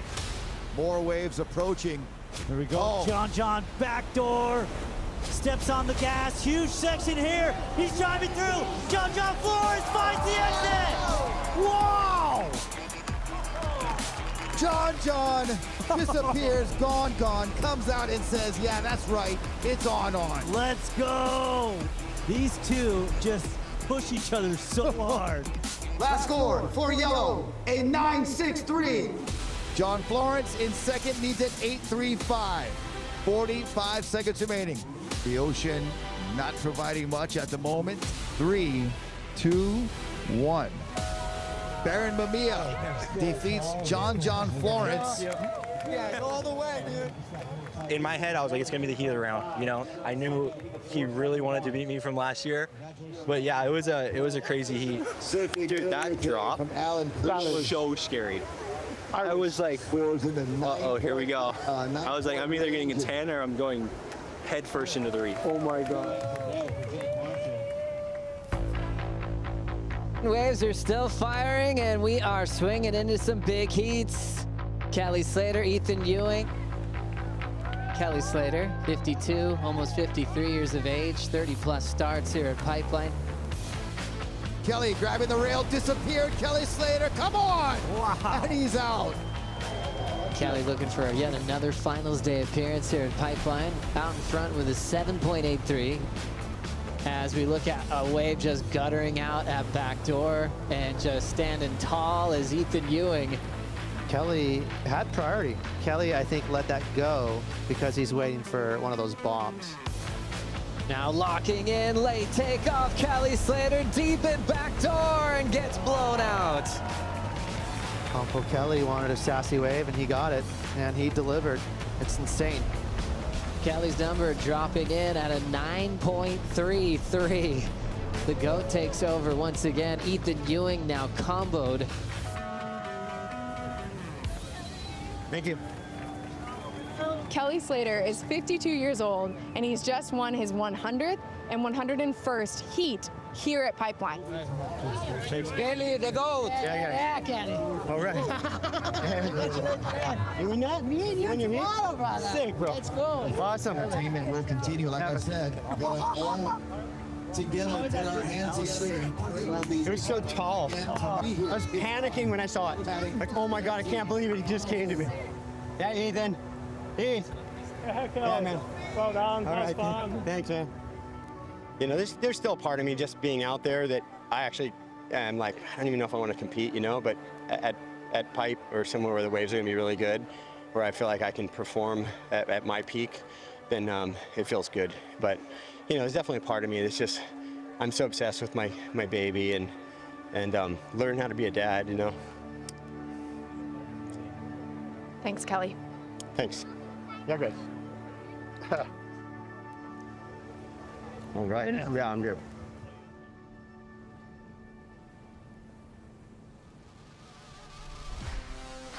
When all the elements combined, there's simply no better feeling. Everything coming together at Pipeline with a giant swell where there's frightening waves coming through, some brutal wipeouts, multiple 10-point rides. You're just going, oh my gosh, does it get any better than this? And it does not. He's deep, he's covered. Holy Toledo! That was crazy. Oh my God. Looking for He almost had it. That's Ian Govea in the barrel. Ian Govea coming out and says, thank you very much. What a dream session. Oh my God, look at these waves, bro. Gets ready. Oh my gosh.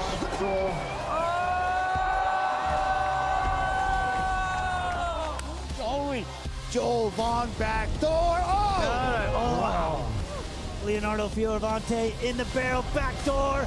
Huge section comes out. Game on here. He gets spat out. The dream is realized on days like that where everything comes together. It's as good as it gets.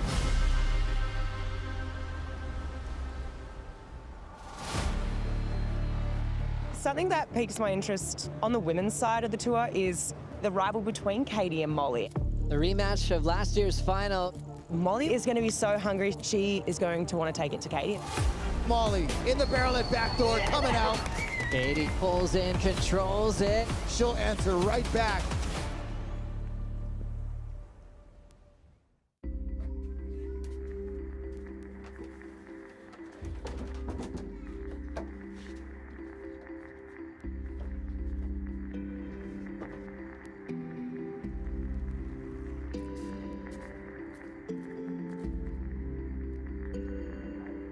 Erin's been here for like the last couple of months, and on almost every day we meet here at Pipeline on the beach in the dark and talk about the conditions and the forecast and what board she's gonna be riding that morning. Hopefully it's really fun tomorrow. Could be like that, but just clean. You know, I mean, like that kind of that size, maybe slightly smaller. Just like when I got to know her as a person and how her mind works and how much she loves challenges and how she's just really resilient and motivated, that's the thing that I was like, whoa, this girl's built different. Shane has definitely been a big part of my life and a big part of my surf career. He just helps me stay calm because I get really nervous surfing pipe. If there's a kid that works harder, I've never met him.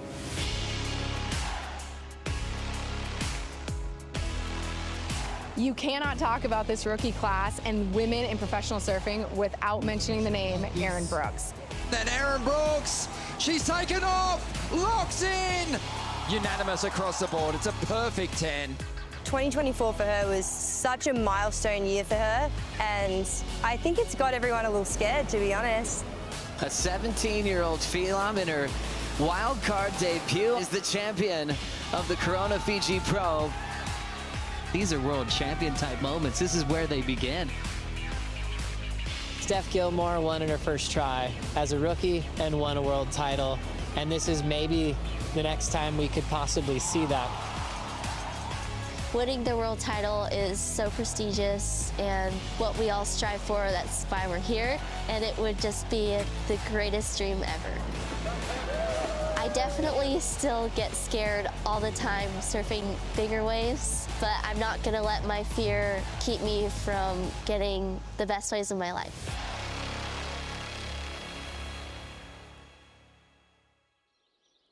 Aloha, kakahiaka, up and down the beach. I've seen so many shakas and a lot of smiles because we are underway. Check out a new heat, Molly Picklum versus Aaron Brooks. And obviously, we've all seen what she can do. So well prepared and ready to fight for world titles. You have to have a really stiff barrel or like a free-turn wave. It has a really good fun-turn section. It's a big spot. As we look at Molly Picklum just connecting. Nice layback carve on the rail and gliding over that next section. And another. Paddling into this one, 56 seconds on the clock, needing an 8.5. One big turn. Aaron Brooks put a lot into that first turn, pushing as hard as she can, not giving up, belts it a third time and a fourth hammer. Nice surfing, but not gonna do it. Good effort to try to keep her head in the game towards the end, but not enough to beat the Aussie. Yeah, it keeps going. Everything is still available for Erin Brooks to have this rookie season that we think she's capable of having. The one where she does learn to slay the giants that are Molly Picklums, that are the women on tour who have more experience, because she's that electric of a surfer.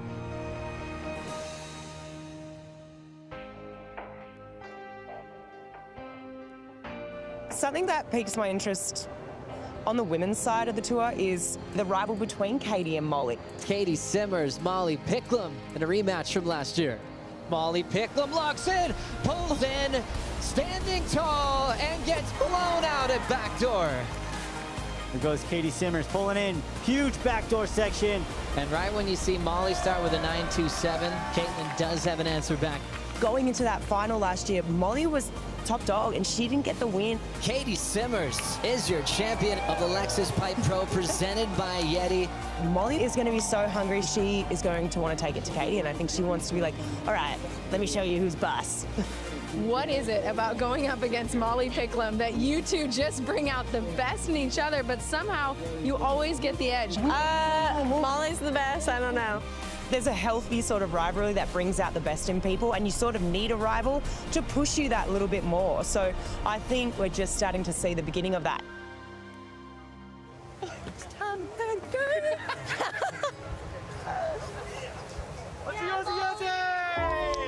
It's so fun surfing there. We have the funnest free surfs, and then when we're competing, it's like same, but different. The rematch of last year's final begins now. This year's semifinal.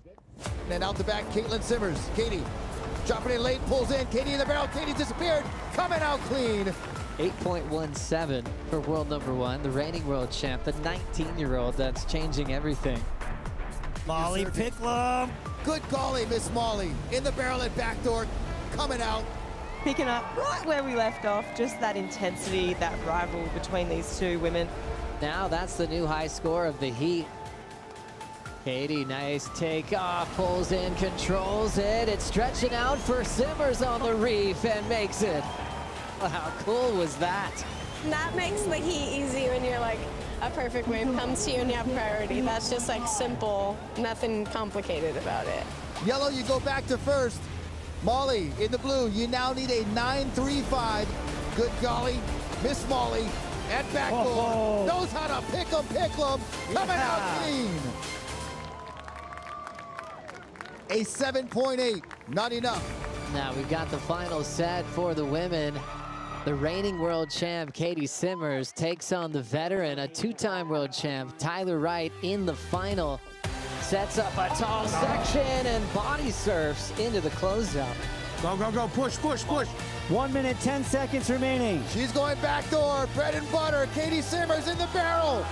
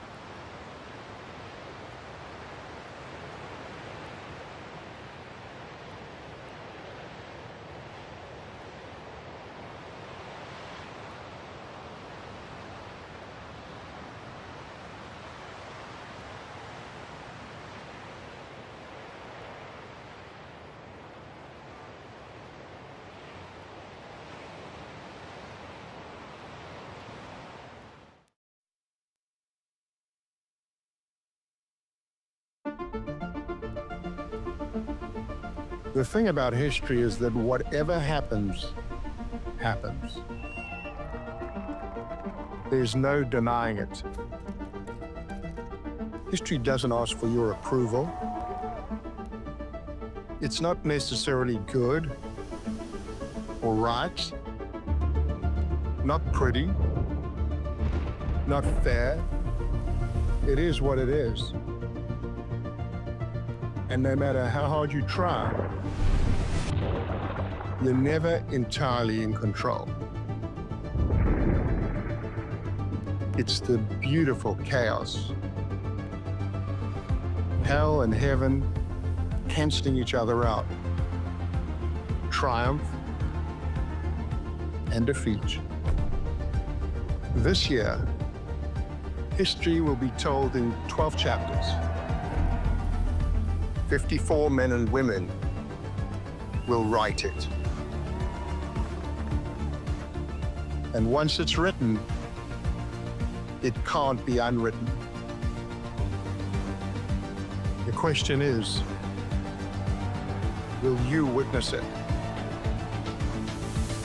History will be written live at worldsurfleague.com.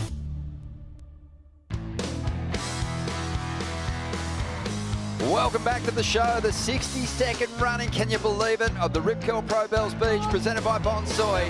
And we have the semi-final stage set for Kanoa Igarashi and Morgan Siblik battling for a place in the finals, their first head-to-head heat at the championship tour level. Kanoa Igarashi catching fire at the perfect time, causing some big upsets and collecting some of the biggest heat score totals on his road to this point in the competition. Morgan Siblik, he's been so impressive, back to the form that saw him crack the WSL finals as a rookie. Ronnie Blakey sitting alongside Richie Lovett, former CT campaigner for many, many years, Rich. And this is exciting stuff because we've got a throbbing swell. Yep. Big old lines rolling in and a collection of competitors that have just shown great grit to get to this point in the comp. Yeah, it has been a gritty performance from all our semi-finalists and then on the finalists on the women's side. And everything's setting up for an amazing afternoon of action here down at Bells. The surf's absolutely pumping right now. And all our surfers, they're so primed. I was just down there in the athlete zone watching them all get ready. There was a lot of energy around that moment. Coaches are on the stairs. The scene is set. Like last year, we are going to have new winners writing their names into the history books, getting their names on that big, iconic trophy. It is the most famous trophy that we have on the championship tour schedule. This is our Hydrolite heat to watch. Kanoa Igarashi chasing a long awaited second CT victory. And he is looking super sharp. Morgan Siblik looking to mirror the magic of his surfing hero, Mick Fanning, who surfed his way through the event back in 2001 to win as a wildcard. Yeah, it's a big moment here for the wildcard, finding himself in the semi-finals against Kanoa Igarashi, who's found form again after a little bit of a hiatus away from the champion, I guess, winner's dais. And he's got a shot here. A big shout out to everyone watching on the Jumbotron down there in the Bells car park. We've appreciated your commitment through the rain, through tricky conditions. And now you're going to be treated to a special show here. Kanoa Igarashi up against Morgan Siblik. We also want to send a shout out to everyone back there in Merriweather, tuned in at the Beach Hotel, watching this one unfold. I got word from Mark Richards before that the Merriweather Board Riders Club's turned out in force. Morgan's got a lot of support on the beach here too. And Kanoa Igarashi, of course, one of the megastars on the championship tour, an Olympian, a CT winner already. He'll be the man to beat in this one for sure. Yeah, it's all there for the taking, but evenly matched, these guys. When you pair them up and you think about what their strengths are, what their weaknesses are, both fairly similar, you know. Kanoa's been really clinical in his approach, working with Jake Patterson. Was just having a chat to Jake about what was, you know, the strategy going into the semi-finals, and he was saying, you know what? He told Kanoa, let's pay attention to the sets when they come. Don't discount the first wave of the set today because it is a little different.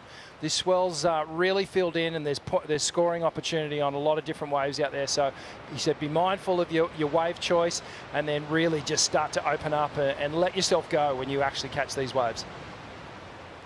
Well, just moments away from getting underway. There is the horn to kick things off for the semi-finals. It will be a 35-minute exchange between these two. And there is some set waves on the outside already. And moving into position is Kanoa Igarashi. He's going to get things kicked off for us. Building up some speed, driving down the line. Been putting up some big heat score totals on his road through to the semis. But he's going to lose it on that second effort. And that's going to give Morgan Siblick a massive opportunity here. Well, I mentioned the beach hotel at Merriweather. Morgan's lucky he split his time as a grom between Merriweather and Yamba. So the Pacific Hotel, they've just written in. They've got the big screen fired up as well.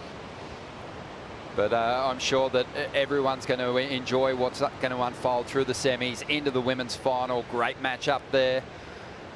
Kanoa Igarashi, much like Morgan, you know, represents a few different territories. Represents Japan beautifully. His hometown's Huntington Beach, California. And he also spends a lot of time in Portugal. Yeah. So he's going to have plenty of people tuned in here, willing him on to his second CT victory. Yeah, absolutely. A true global residence. And, well, Kanoa, he's got all the experience in the world. But with only the one championship tour win at this point, he will be looking to add a second title to the resume. Morgan Siblick, it's really easy to buy into this guy's energy. Just such a likeable Aussie character. And a real blue-collar worker when it comes to the tour and competition. We obviously saw him have some amazing performances when he made the tour a couple of years ago, really dominating, making that final five. But then went out to the wilderness for a little while, dropped off tour, and a little slump in the performance, but he's back. He is back. Both these surfers are getting back to their best, and Kanoa Igarashi, he obviously had a bit of a hiatus working with Jake Patterson there for a while, worked with Tom Whitaker for some time, but he's got the snake back in his corner, and there's not a better person to reignite your competitive fire and really put the mongrel back in your performance. Yeah, the way Jake coaches is really similar to how he actually went about his career. A real gritty, determined competitor. No nonsense. He'll deliver it exactly how he sees it. He doesn't sugarcoat anything. And he's very straightforward with the plan, and I think that's what Kanoa actually resonates with. And there we're seeing Isabella Nicholls get prepped for the final here with her coach, Jay Bottle Thompson. Great surfer. Unbelievable big forehand that he's got too. So the perfect person to lean into, doing a lot of work with the Australian contingent at the moment. Just on 32 minutes to go. And we've also got Morgan working with Jay Thompson as well. So he's had a fantastic event. But Vaughan, a lot of support for Morgan. We mentioned that there's some screenings going on in pubs around the country, but here at the beach, he's got the big following too. Oh, mate, the energy up here in the Stephanie Gilmore stand is incredible. There's lines starting to come through. I might have to throw it back to you guys. But yeah, you best believe, mate, that when you've got a Rippy sticker in, it doesn't matter where you come from, this town will embrace you and this headland will get right behind you. With me is Mikey McDonough, who had a big win on the Challenger Series, a sparring partner of Morg's. Mate, give us a little bit of an insight into this guy. Why is he so magnetic? I mean, I don't know, I think everyone saw what he could do a few years ago, like Final Five, first year on tour, and he surfed in finals. Hang on, mate, we'll throw it back. We'll throw it back to Roddy. We'll get it to live action again. Kanoa Igarashi had a 2.5 on his first wave, a rare fall for a man that's been almost mistake-free on his road through to the semis, and again he goes down. Not a fantastic wave, so I don't think an opportunity was lost there to bank a huge number, but you know, psychologically not the way you want to start a heat. But Vaughan, let's get Mikey's thoughts on Morgan and just why he's so popular. Yeah, give us a rundown, mate. I mean, you travel the world with him, you spar heats with him. What makes him so magnetic? Yeah, I just think right now, I just feel like, you know, the last few years, he just looks like he's been underachieving. Like, he's for sure one of the best surfers in the world, and it's showing here today, and he's come this far. I just think he's got so much belief at the moment. He looks like he's got a magic board under his feet, and just looks like nothing's stopping him. He just looks like, yeah, anyone who's in his way, he's just ready to take down, and yeah, he's causing upsets. That's it, mate. You can feel the energy up here. It's starting to get real serious. And this is the Rip Curl stand. This is where all the crew who work at the company and who come down here, they've come down to support Morgan. And Morgan's at his best when he's in full attack pit bull mode, isn't he? Yeah, like I said, he just looks like he's just got so much belief and doesn't care who's in his way, and he's just going full ball. And that's like the Morgs we all know and love. That's his personality. And yeah, it'd be insane to see him take this thing down today as a wild card. Not just a lot of support here, Ron. I got a message from Andrew Johns, the great rugby league immortal. I said, any support for Morg's words of encouragement? He said, mate, Channel 97, TNT, hoi, hoi, hoi. That was the year the Knights won the premiership. It was the year Hoy rang the bell. And Hoy's tuned in. And much like Mike Madonna, he has only got good things to say about Morgan, especially surfing. He said it's all built around his bottom turns. He gives it his all. He's a good down-to-earth bloke, and he's got beautiful teeth. He has got an infectious smile, yeah, Morgan, and we're not going to see it until this heat is over, because he's going to be proud of his performance in this event, regardless of the outcome here. It's been a magic run. Yeah, it has been an incredible run here to come through as a wild card. But as I said, it's not new territory for Morgan. You know, he's been here before. He's been in this exact position before in the semi-finals. So he knows what to expect. He knows what that sort of pressure feels like. Sun's out, Kaipo. High energy. Semi-finals are underway. Yeah, it's unreal, right? And, you know, Kanoa Igarashi, we were on a hold. We were on a break. Kanoa stayed busy, caught a couple waves out here. But, you know, uncharacteristic. You saw those two falls from Kanoa Igarashi. He turned over his board, had to check his equipment. Looks like everything's okay for him. Maybe just got to get into the flow. I saw a set hit center side, and the set's hitting the Bell's Bowl right now. And Kanoa on wave number 3. A soft start there, Ron. Come around this section. Kanoa, better second effort, but again, goes down. Third wave in a row. So Kanoa's got to get an order right now in this semifinal. Yeah, that is strange to see. I mean, 3 times now he has fallen off, so just pushing it, just trying to tap into the kind of rhythm that's seen him collect really healthy heat scores through the contest. He's been one of the highest scoring surfers in the mix. And yeah, his best heat score total came in the round of 32, 16.1. That's excellent scores. But yeah, this has been bizarre, Vaughan. A strange start for Kanoa here. Times Kanoa started a heat like this, let alone a semi-final. Jake, what's happening out there? Well, I think the specialist session sucked all the sets. No, I haven't had a proper set. Maybe this is the first little set that we've had for this semi, but Kanoa's just throwing a little bit of mud at the wall at the moment to try and get something under his belt, but he keeps falling. So, not concerned about the falls? No, not really. It hasn't been a real wave of consequence yet. So, and Morgs hasn't taken off yet, so it's all good. Okay, back to you guys. We'll stay tuned. Thank you, Vaughan. Yeah, Snake, just, you know, I think he's got the belief in Kanoa to close this heat out despite those falls. As he said, you know, Morgan hasn't really capitalised the sets when they come rich. They tend to come in, you know, more than one ride. So nothing lost for Kanoa. The issue would have really been if he'd taken one of those insiders and failed to convert and put himself out of position for a set. He's back out there now. Morgan's got priority though, and he's going to have to choose wisely in which set he takes in that exchange. Yeah, well, these guys were miles up the point to start this heat when Kanoa took off on that first wave. It was almost just like a repositioning move. But he'll wipe these 2-point rides off really quickly. He'll reset and actually mentally just tell himself, okay, the heat's starting as of now.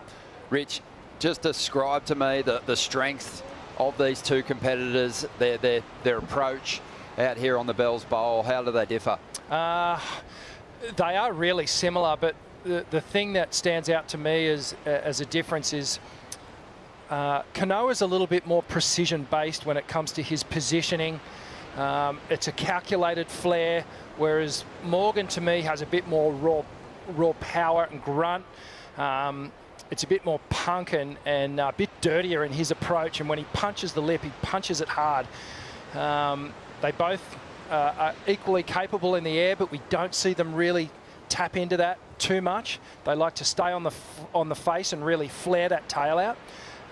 But yeah, you know, power for power, maybe I don't know, maybe Morgs has it slightly.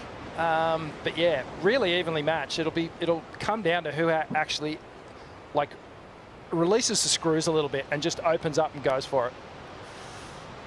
So Morgan just really patient in the opening stages here. Happy for Kanoa just to go hunting on the inside for opportunities while we've got a bit of a break here. Let's bring up a magic performance from Kanoa to claim his first championship tour win some years ago now.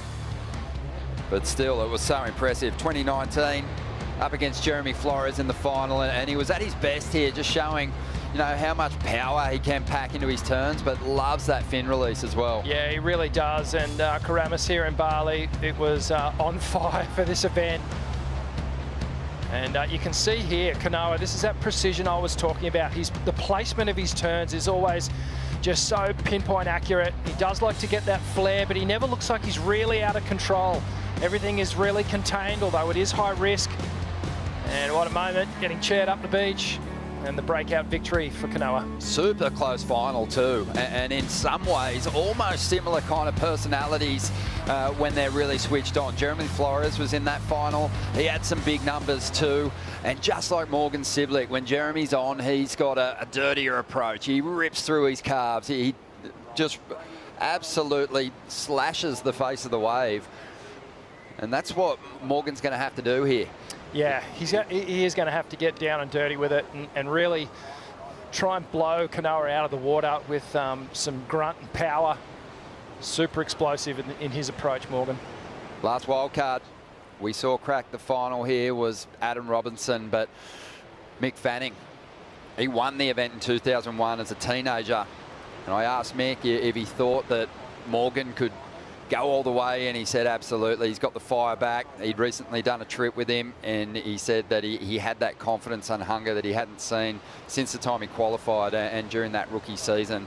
So Mick, a lot of belief that Morgan can go all the way.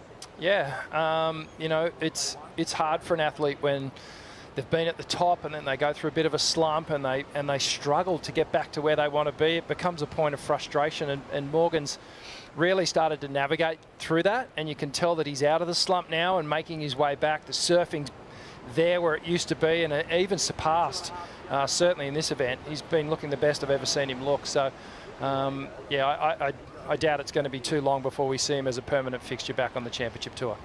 Kaipo, there's still been some sets. We saw them prior to getting this semi-final underway, but a bit of a slow start to this one. Yeah, a little bit of a lull, but let's give you an update from the Oakberry surf conditions update. About 4 to 6 foot onshore, about 17 miles per hour onshore. Now, we have seen some bigger sets, some 8-foot sets randomly come through here. Just taking a breathing out here, but yeah. And I just wanted to note that Oakberry is the purple power. I ate a bowl of the asahi on the way out here, and I'm feeling that power for the semifinals run. So I am charged up for the semifinals and these finals. Let's see what we got going on out in the water, just waiting for Morgan Siblick to use that priority. He's sitting stoically, controlling the lineup, and Kanoa just on the inside of Morgan, trying to pick up some of the scraps. So let's see how this goes. Thank you, Cobbs. That's a man that doesn't really need a big ramp up. So him with a bit of extra energy could be a lot of fun to listen to as we move into these last few heats of this event, the Rip Curl Pro Bells Beach, presented by Bonsoy. Great to have your company, and anticipating this heat will come to life momentarily. Morgan, as Kaipo said, just really seems to know his place in this lineup, Rich. He's dropped anchor there. Doesn't look unsure of his position at the moment. No, and if Kanoa did have a score on the board, it might be a little bit different, but it's an even playing field for this heat. It's basically going to come down to resetting the heat as soon as someone gets a decent wave. And Morgan knows this first exchange is going to be an important one. If he can get the upper hand here, if he can drop a good number, it will put a bit of pressure onto Kanoa, and that might unravel him a little bit as well. Well, Newcastle has had plenty of great representatives in this event over the years. They've claimed a number of wins. Mark Richards, 4 Bells titles.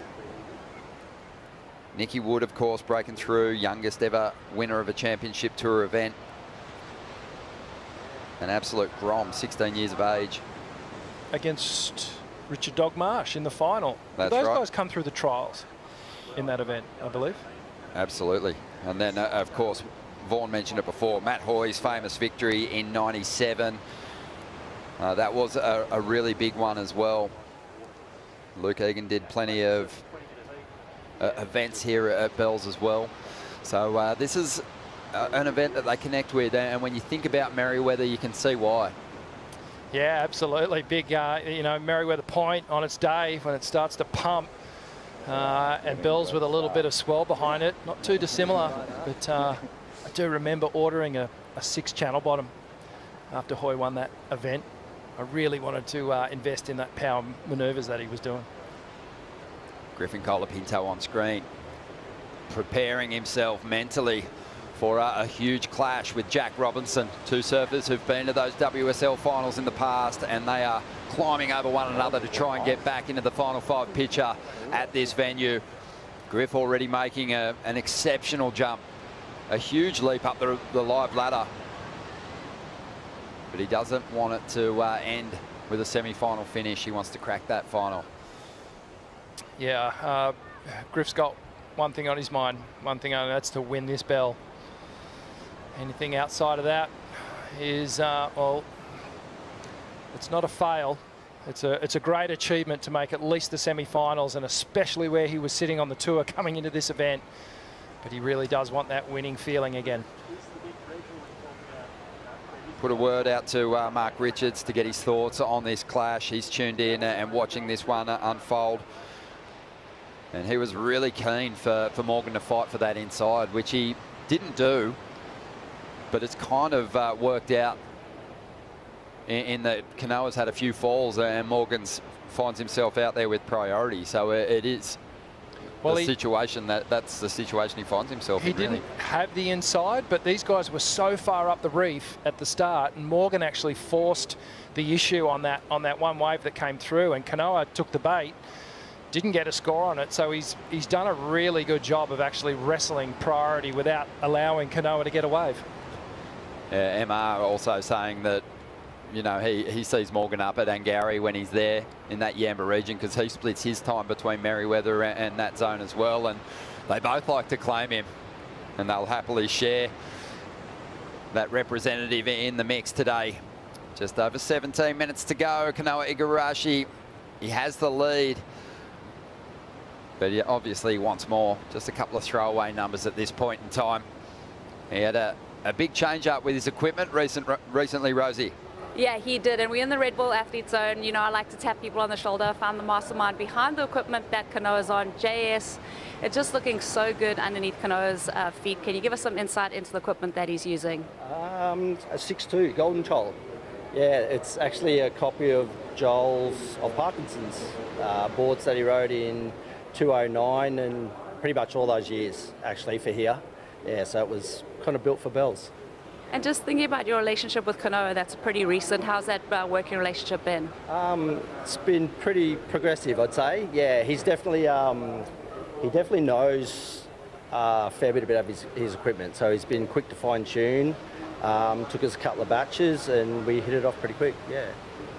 Thank you so much, JS. And just thinking about, you know, him in the semi-finals right now, did you give him any words of advice before he paddled out or help with his equipment? No, I just put on the same clothes as I had on yesterday when he won. So I'm just sticking with that, hoping to keep the good karma going. Couple superstitions here and there. There's nothing wrong with that. Sure. JS, thanks for catching up with us. Thanks, appreciate it. Back to you guys. Thank you, Rosie. Heard he's going to wear that same outfit right through the GWM Aussie treble.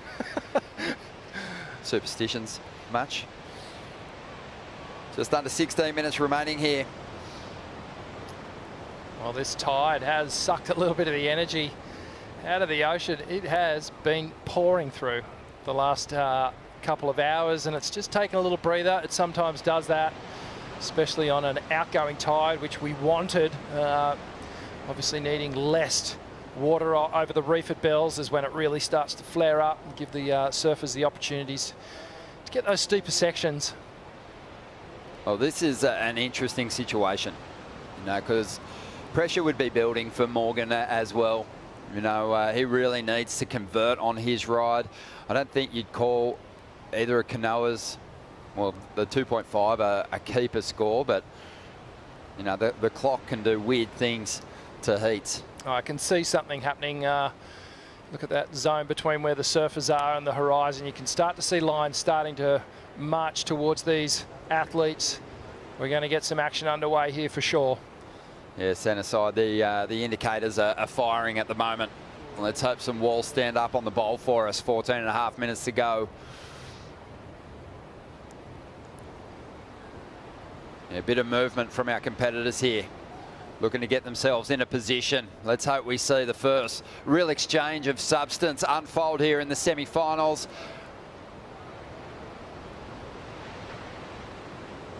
Yeah, we want it to come down to a battle of wave riding for sure. That both these surfers, we want them to get the opportunity to ride a number of waves.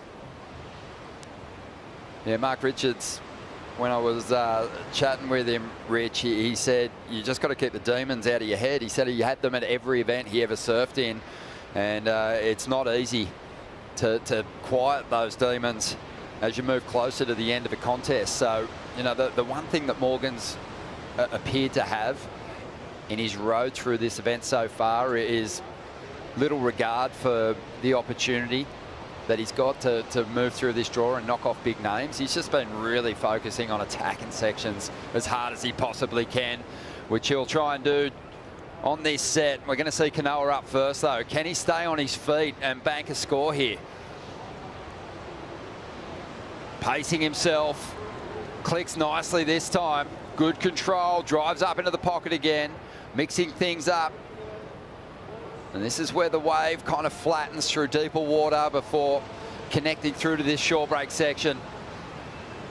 Igarashi just building, piecing it together nicely at the moment. You can hear cheers from the crowd. I think Morgan's working on a wave behind him as Kanoa kicks it out right on the inside. And let's see if Morgan can load up for a big finish here. It's a clean finish. We'll see what kind of work he got done on the outside.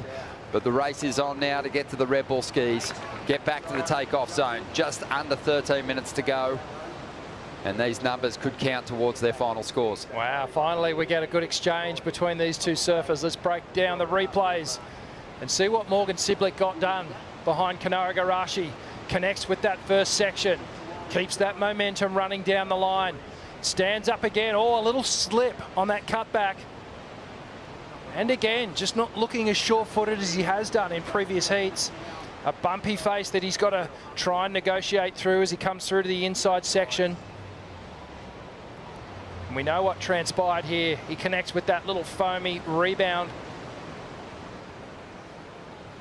And I have to think that Kanoa Igarashi is going to get the better with this exchange. Takes off on the first wave of the set.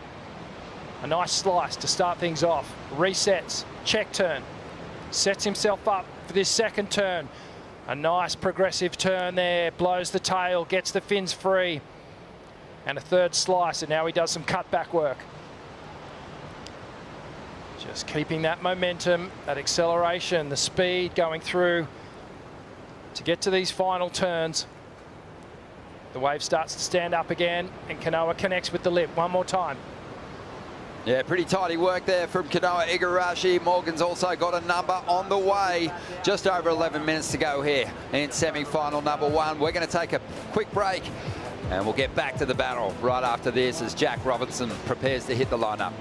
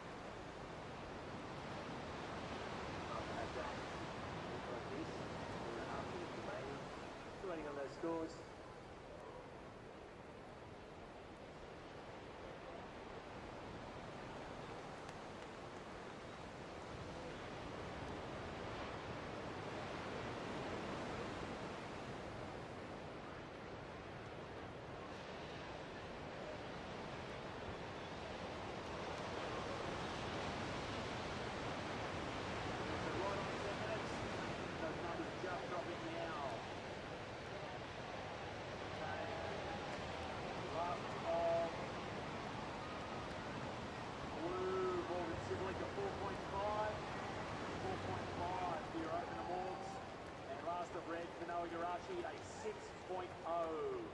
Kanoa a 6.0 on your last wave.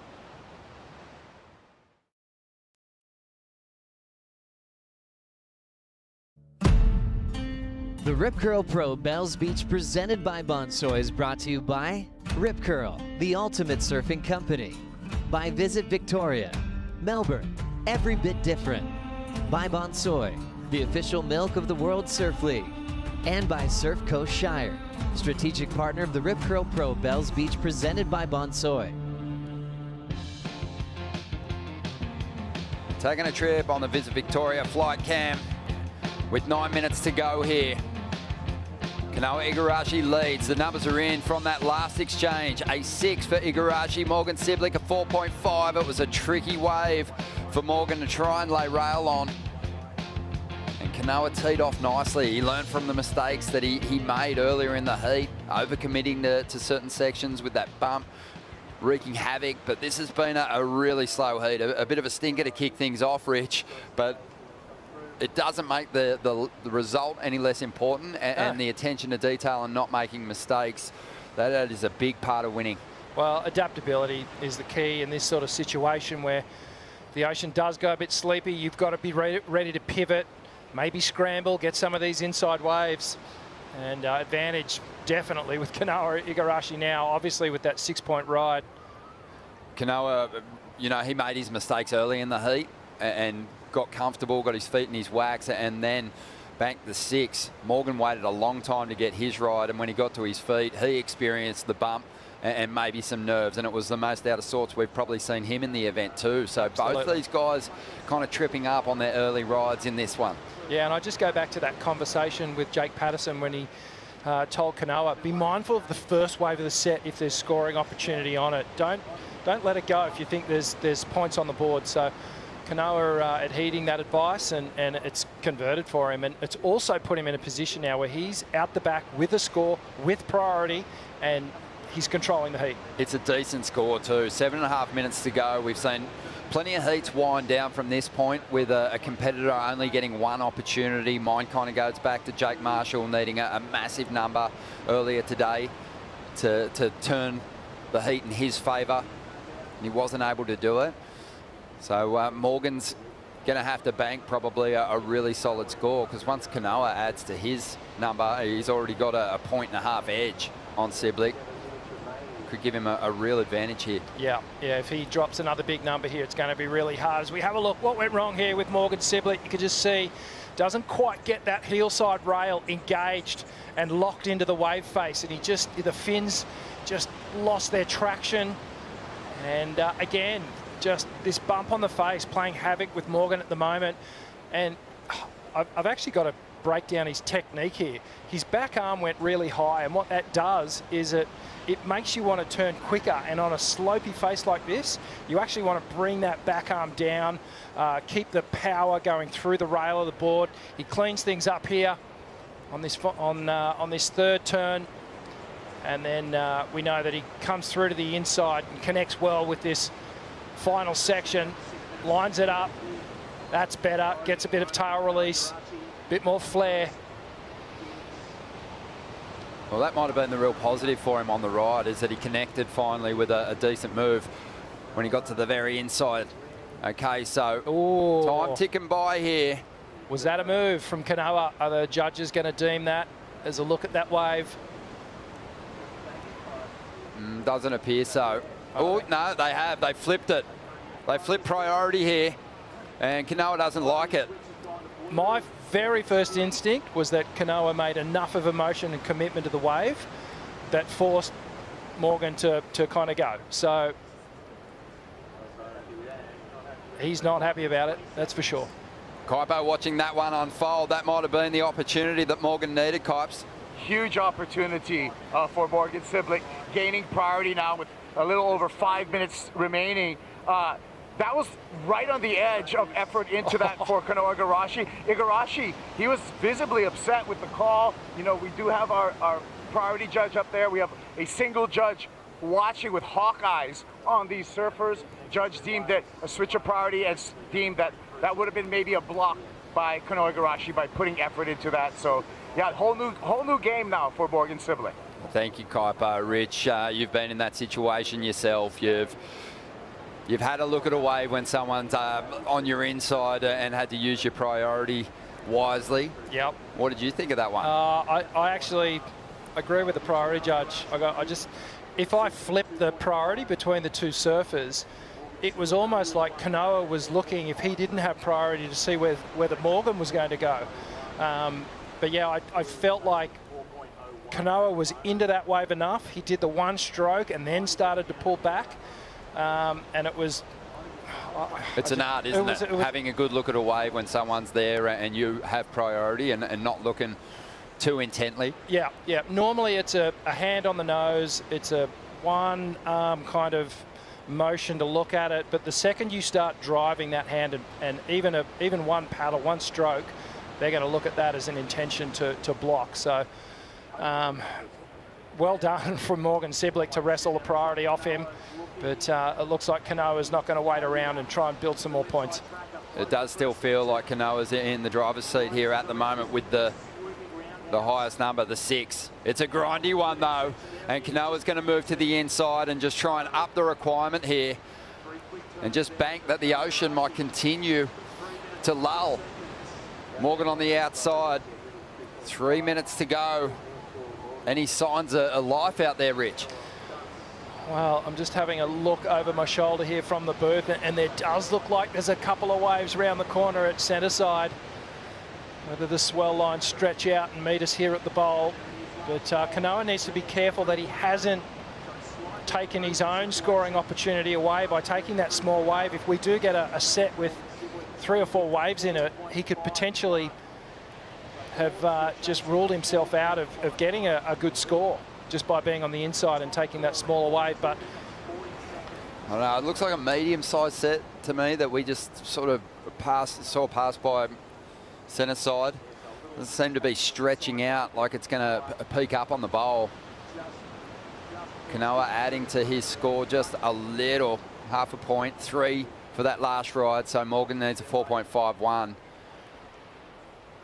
Just over 2 minutes to go here. Whoa. So yeah, that set kind of didn't really eventuate. No, nervous times. There just wasn't enough in the swell lines to meet us here in the Bells Bowl, and we're down to 2 minutes to go. So at this point, Morgan is just pleading with Mother Nature to throw him an opportunity to get back in this heat. He only needs a 4.51, which we know is, it's 1.5 turns through the bowl, and he'll get that score. Standing up on his board now, just searching. He's been so slick and fast and just on point on his run through this contest. If he took a medium-sized wave, say the size of Kanoa's, he could potentially turn the heat, get the number that he needs. But there really isn't a lot coming his way at the moment. No, this is frustrating for all involved. The surfers in the water. I know the spectators like to see a fair match-up, and they want to see these competitors go at it with good, no-nonsense surfing. And, okay. We got a minute. I got a feeling there might be a medium-sized set rolling our way, and potentially both surfers will get in on this. But Morgan's going to have to make a really smart decision here. He doesn't want to have a huge total to chase, but he wants to have a crack. No-brainer for Kanoa. He'll take the first one. Kanoa will try and improve on a 3 here and up the requirement. Little fin ditch, hung up for a moment. Tricky section to climb, does so well with it to rip his board down and get a bit of flare out of that section. Again, just surfing really well here, Kanoa.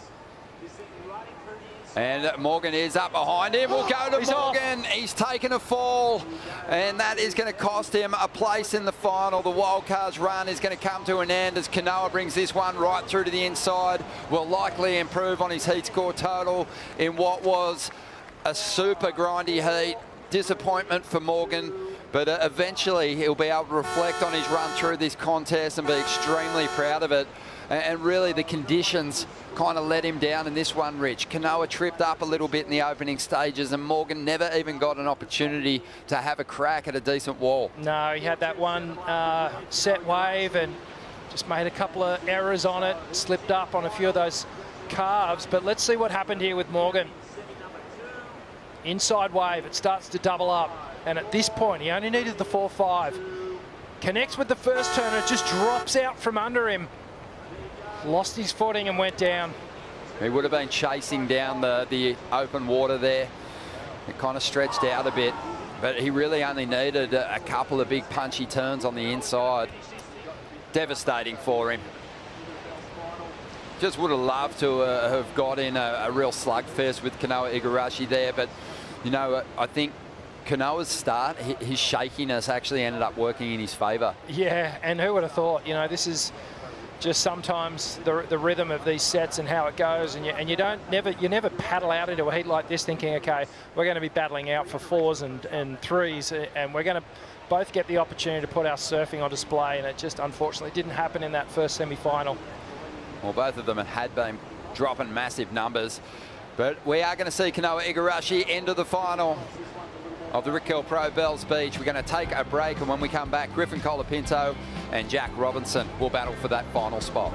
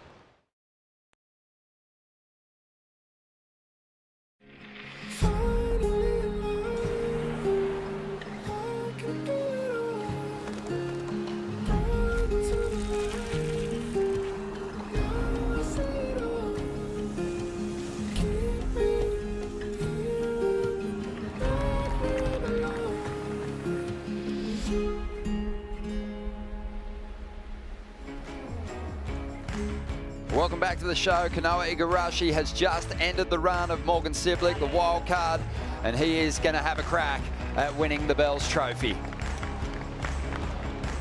Wow. You get another crack at it, brother, for the bell. Woohoo! I tried so hard to lose. Ah, well, no waves came. What do you do? You get another chance at it. Yeah. Go rest up, brother. Frothing. No, brother. What about Jake Patterson? How quick was he just to convert that into a positive? Because it wasn't Igarashi's finest half hour.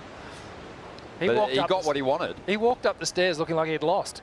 Yeah, I think he really was probably embarrassed with the performance, but like Snake said, it was really about the lack of opportunities out there as we get set for yet another fantastic clash. Griffin Colapinto, Jack Robinson, two of the superstars on the CT who've been in that final 5 picture for a few years now.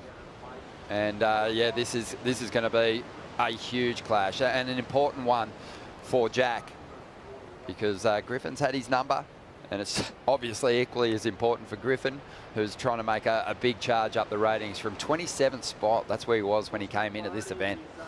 Got a set standing up on the outside here. Let's hope for more consistency with these taller walls. Scrambling to get into position. Both competitors with the inside track is Griffin Colapinto. And he is going to take this one from Jack. Working to find some open face there. Can't get around it. And he'll jump off. We'll see if Jack on the outside gets in on the mix. It doesn't look like he will. Let's hear from our first finalist here with Rosie Hodge. It's Kanoa. It was a hard-fought semi-final, but Kanoa, you found yourself in the final here at Bells Beach. Just tell me about how tricky it was out there, but to come away with a win, the feeling of that. Yeah, it's a mixed feeling on that one. I think I just had like high expectations for the heat. I thought we were going to be creating like 8s and 9s, and then I told Snake, or he kind of told me, he was like, hey, if it's not an 8, don't go. And yeah, I nearly came in with a 2 in my scoreline. So yeah, I'm a little bit bummed, but at the same time, obviously, I mean, I'm in the finals of the contest. I'm really happy. So, I mean, I wish me and Morris got a couple more chances. I think, I think even one set would have been really exciting. But hey, I mean, hopefully it's saving itself for the finals. You've been one of the standouts all event long, but talk to us about that priority decision out there that was pretty competitive. Yeah, I don't know. I didn't paddle for the waves, so I think they saw something I didn't see. But it's really far out there, and Bells were basically surfing in the middle of the ocean, so it's one of those ones. But I think on a day like today, I think priority is not so big of a deal. I ended up bettering my 2 with a 4 with no priority, but. It's really hard to tell if the first wave is better or the second wave. And so yesterday was really obvious that the second and third waves were better, but today was kind of like, almost felt like the first waves were better, which was really confusing. So, priority wasn't too big of a deal. I tried to wash up as soon as I could. How do you bring home the win? Just meet preparation with opportunity. I hope I catch a couple more waves in the next heat. And yeah, just 2 more waves. Let's go. And lastly, a lot of support for you online. Do you want to say hi to anyone? Yeah, first of all, I want to say hey to all the boys over there in Huntington. I know all you boys are at Ola right now. Hope you guys are having a good time. And yeah, to all my friends around the world, my fans in Japan, みんないつも応援ありがとうございます。また今日も大切な日で次がファイナルズなので、このままいいリズム続いて頑張ります。Our first finalist is set, boys. Yeah, well done to Kanoa Igarashi there, surviving a grindy one. He's into his 5th championship tour final. And he is just dying for the opportunity to break through again. He finaled in his rookie year at Pipe back in 2016. He's finaled at Sunset a couple of times, 2022, 2024. And now he's got an opportunity to win here at Bells Beach. It's pretty special being able to surf your way all the way through to the final, give yourself an opportunity to ring that bell. And he's 2 waves away. Yeah. Simplicity of it all, really, when you break it down. 2 more waves. Yeah, pretty amazing where he's achieved his best finishes. We saw vision of the performance in Bali, which was just so on point. But Sunset, Pipe,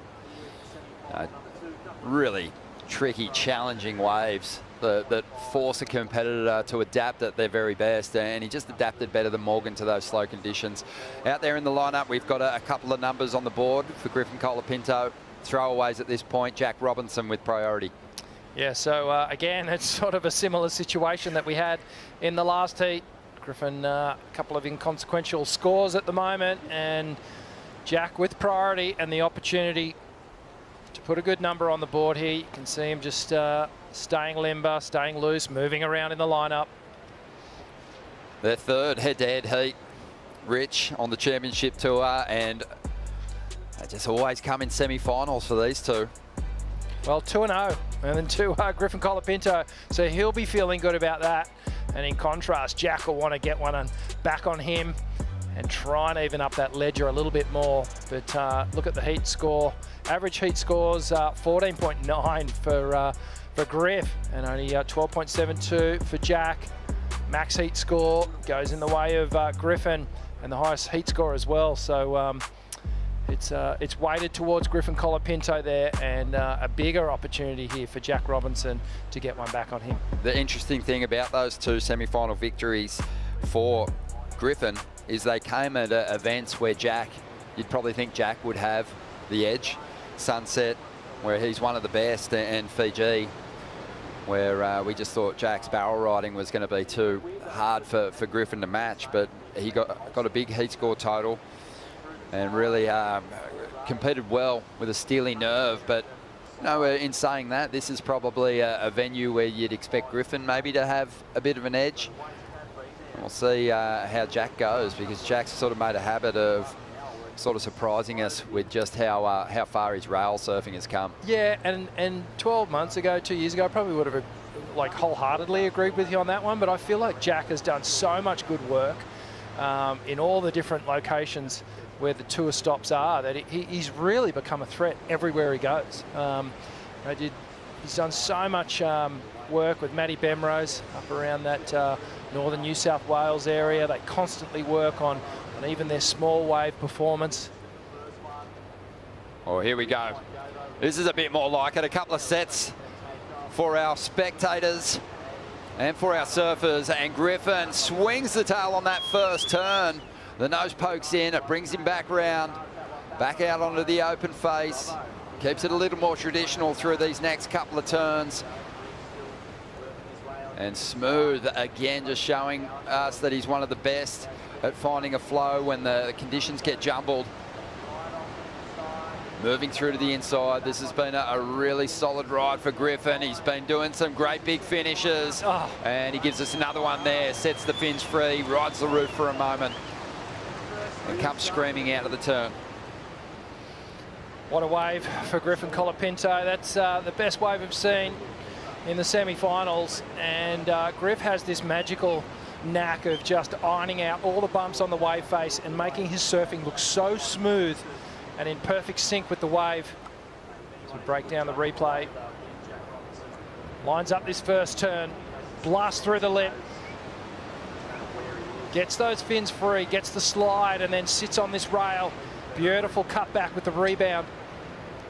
You can see out the back, Jack just not able to take off on that second wave of the set, so it's all Griffin at this point. Transitions from rail to rail, connecting the dots all the way through to the inside. Griff looking ultra smooth, lines up this final turn, pounds the lip, gets the fins free again, gets a little drift, but remains in perfect control. And this is that opening turn, high risk, gets a real flare out of the tail.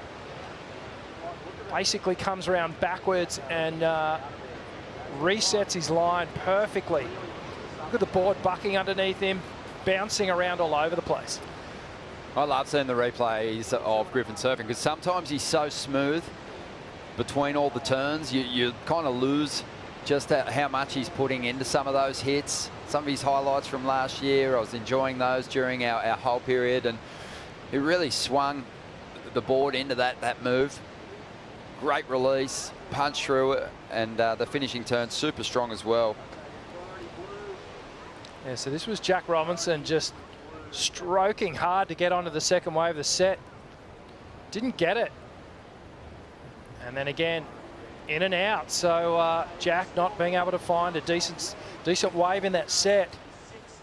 Tricky conditions out there at the moment. Kaipo. Griffin just dropped a 6.33.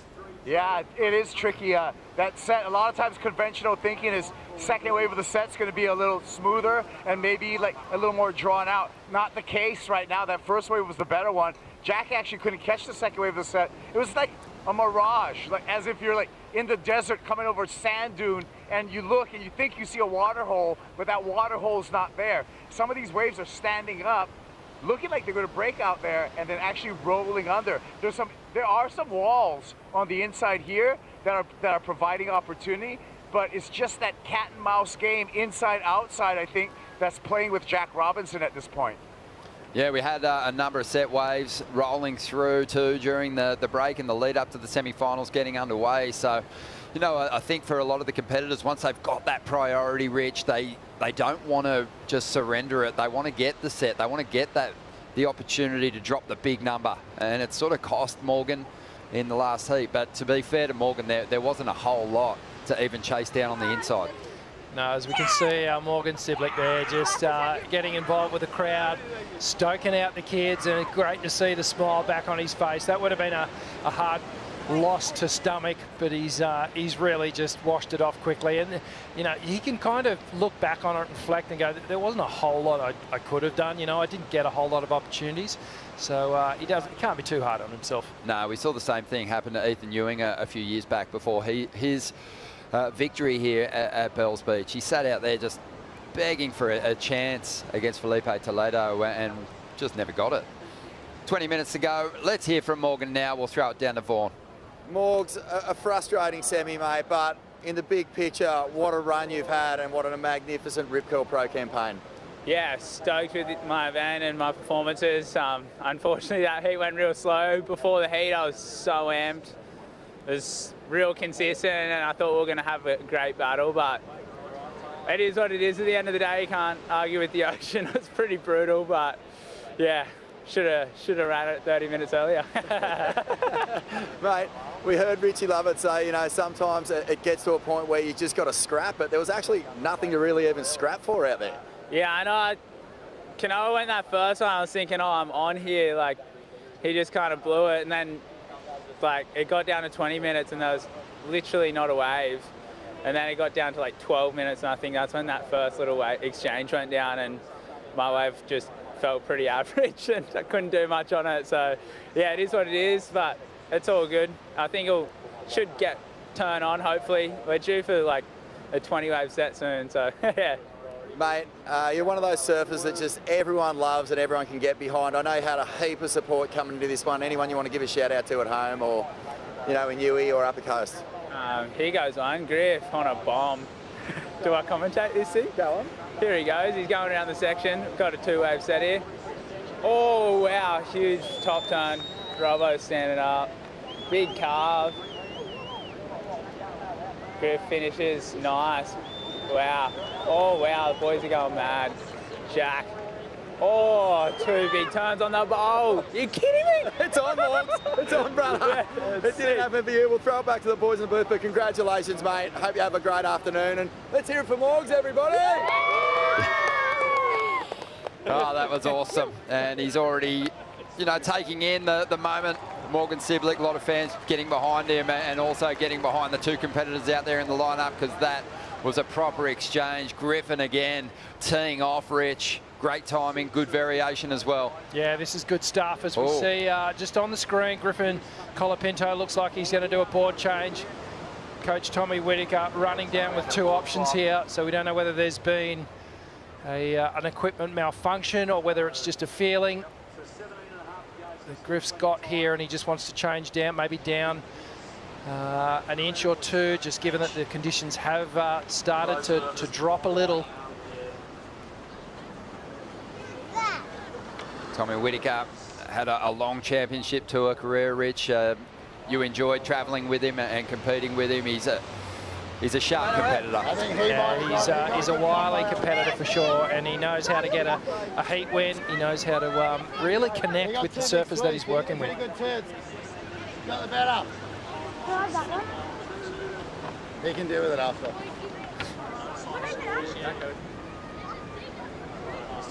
Tommy making his way up from a sporting family. His brother Ben works in rugby union administration. His brother Chris played for Australia, still works as a coach, a rugby union coach. And Tommy, he could have probably chosen a number of different sports, but the parties were too good around the surf events, so it was an easy decision. Yeah, just stay on tour. Waiting on scores to come in. Quick board change for Griffin Colapinto, Kaipo. Yeah, quick board change for Griff, and you know, that's a pit stop, and you have to decide when you're gonna do that pit stop, barring, you know, any kind of malfunction with the board. If that's just shifting to a smaller board, that's a big decision, because what Griff did is he gave up priority to Jack Robinson. I didn't see the back half of the waves, but from the outside, it looks like Jack got the best of that exchange. Ron, what do you think? Yeah, I think it's going to be really close, actually, as we see the Red Bull ski punching through the shore break. We're going to have a look at it now. Let's see what kind of work Jack did on the outside here, Rich. Yeah, streaking over this first section, comes around. Now he just hammers it off the top. A little layback hack. Beautiful bottom turn into a ferocious carve. And again, just slicing all the way through these inside sections. That second turn had so much power in it. Gets a little tail flare on this in-between manoeuvre, and then he finishes off. It's a little offset there, but regains composure. And let's have a look at the replay here of Griff streaking down the line. Building up speed, comes around this long section. The wave starts to stand up, and Griff just hammers it through the lip. Really laying back, getting all that torque. Comes through to the inside, blasts through that lip again, and I feel like there might have been a little crease that happened. Yeah, I think he may have buckled his ball. We're waiting on scores to come through. They've dropped. It's an 8-point ride for Griffin Colapinto. He gets the edge just narrowly over Jack Robinson. He had the explosive finish. His wave really stood up on the inside Griffins. Jack, he did his work on the bowl. It was a little clunky, the finish on his ride. But a great exchange. That's a bit more like it. That is what we came to expect from these two surfers in the semi-finals. We've still got just under 14, or just over 14 minutes, excuse me, on the clock, so plenty of time for Jack Robinson to answer back. Needs a 6.84 to take the lead. Right back in it with priority. So as it turned out, the equipment change up for Griffin. It wasn't a choice to get on a smaller board. He'd actually creased his board. So a quick switch up. He's back out there now, but just in that change up for Griffin, Jack's been gifted priority here. We saw Tommy Whitaker just giving Griff a few words of encouragement during the board change. 3 big turns. 3 big turns and you'll get the numbers. So he's trying to really encourage Griff to utilise those sections, to make the most of those opportunities when the waves present those the steeper wall, and he certainly did it on that last wave. Super impressive, thinking about these two and you know what's on the line for them today. Chasing multiple championship tour victories. Jack Robinson, we talked about his track record earlier. It's just been amazing. 7 CT wins since he came onto the championship tour in 2021. Equal to Geordie Smith, Dave McCauley, Adriano de Souza. But if he wins through, he'll match some pretty impressive customers. The great Wayne Rabbit Bartholomew, Gary Elkerton, Derek Ho and Rob Machado. Griffin Colapinto, he's not too far behind. 5 CT wins. Equal with Simon Anderson, who of course unveiled the thruster here. Back in 81, Brad Gerlach, Shane Powell, Julian Wilson and Glenn Winton as well, claiming 5 CT victories. 12.5 minutes remaining here in semi-final 2. And the women's final is just around the corner. Luana Silva and Isabella Nicholls coming up next. We're going to take a Bonsoy brew break.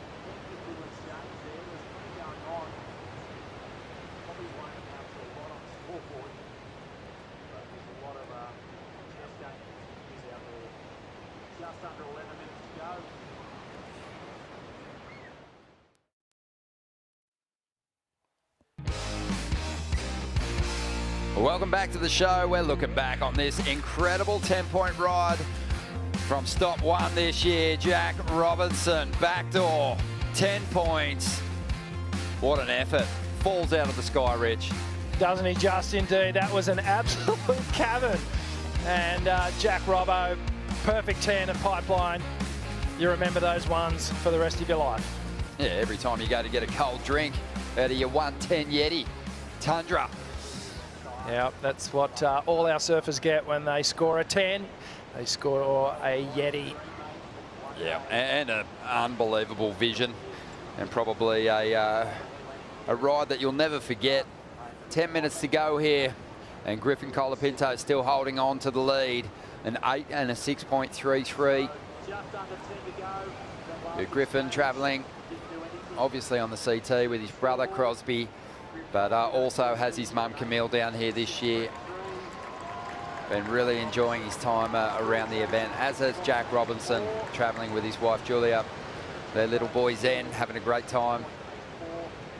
It's a good place to spend the Easter holiday. So just over 9 minutes to go here. During the break, Jack took off on a wave ridge. It was a set with a lot of rides in it, and the one behind it was probably the go. The one behind it, we tracked it, and it had an excellent score written all over it. So Jack, unfortunately, just quick in and out there, but he has maintained, priority. So hard, Kaipo, to let those big set waves go, just based on how slow the conditions have been through the semis so far.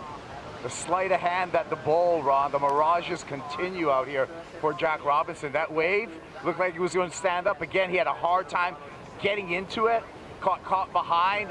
Super tricky out here, positioning, one of the key Ps in professional surfing. Absolutely, and that second one, the wave behind it actually looked pretty good, and to add an insult to injury, or rub salt in the wounds, I should say, Jack had to watch that wave just reel on by. Yeah, true. There's no order right now into what the quality waves are in a 3-wave set. And I think that's the puzzle that all these surfers are going to have to figure out. Well, thanks for your insights from out there in the lineup. Kaipo, another great campaign here at the Rip Curl Pro Bells Beach. Loves it, getting amongst the elements in the water. Just on 8 minutes to go, Rich, and we could have some waves standing up here on the outside. Jack's got that priority, and he'd love to make a move towards the lead here. This one looks like it might be backing down again. It's not one of the biggest sets, so he won't go. And Griffin can't get into it either, so 7.5 minutes to go. What do you got for us?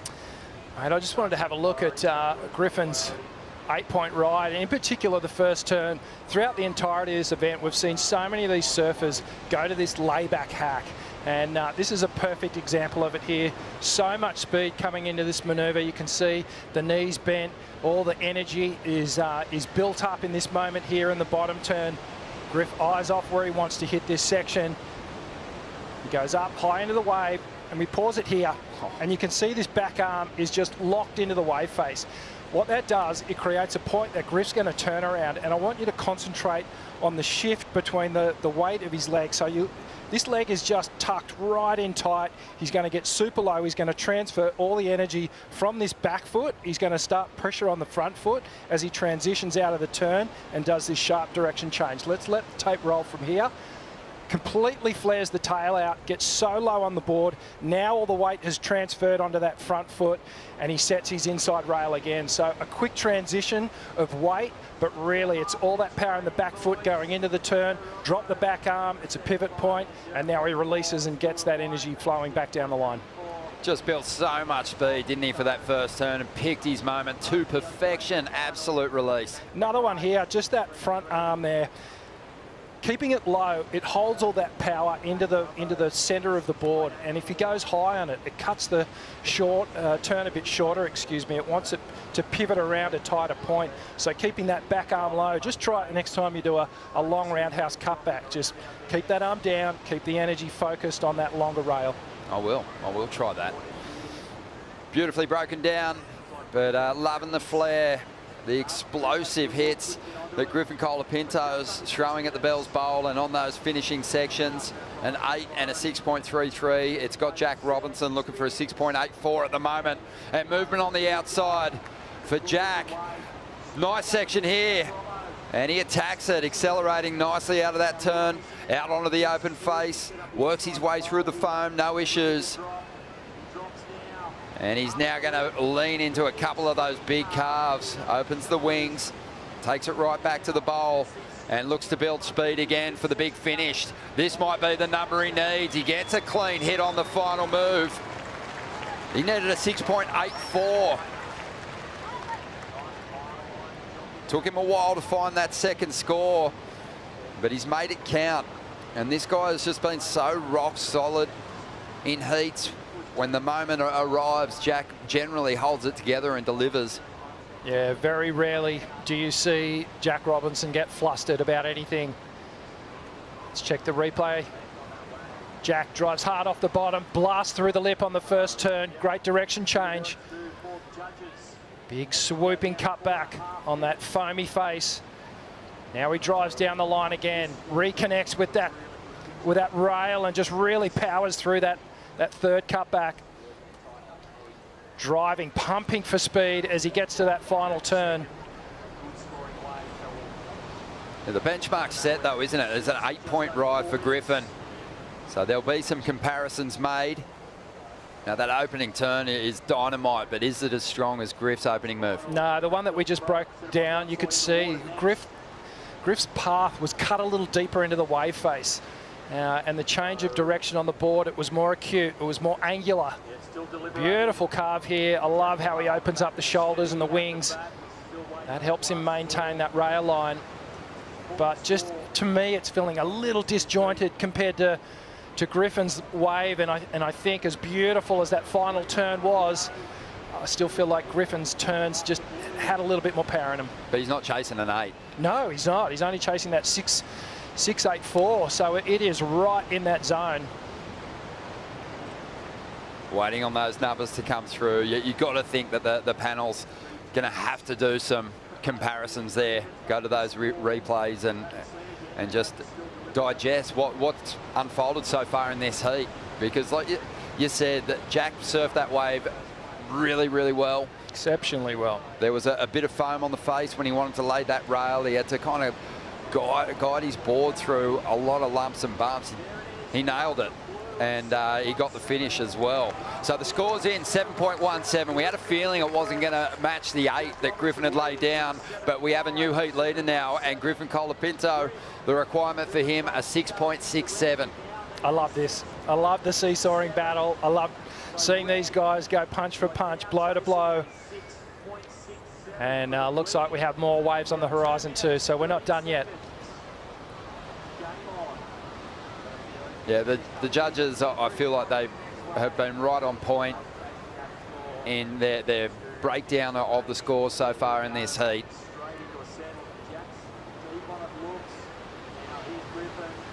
Griffin's found himself on steeper, cleaner walls. And if they haven't been cleaner, he's just done a little bit of a better job linking it all together.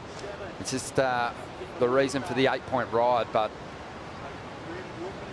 you know, Jack's consistency, his ability to just churn through these tricky sections and get himself a couple of 7s has him out in front. Yeah, well, the consistency counts at this point. I mean, the scores have been great. You know, the 7.5 and the 7.17, he surfed those waves so well. If he gets a bigger, cleaner wave, look out. Not a lot of time left here. 1 minute and 30 seconds. Colapinto with the priority.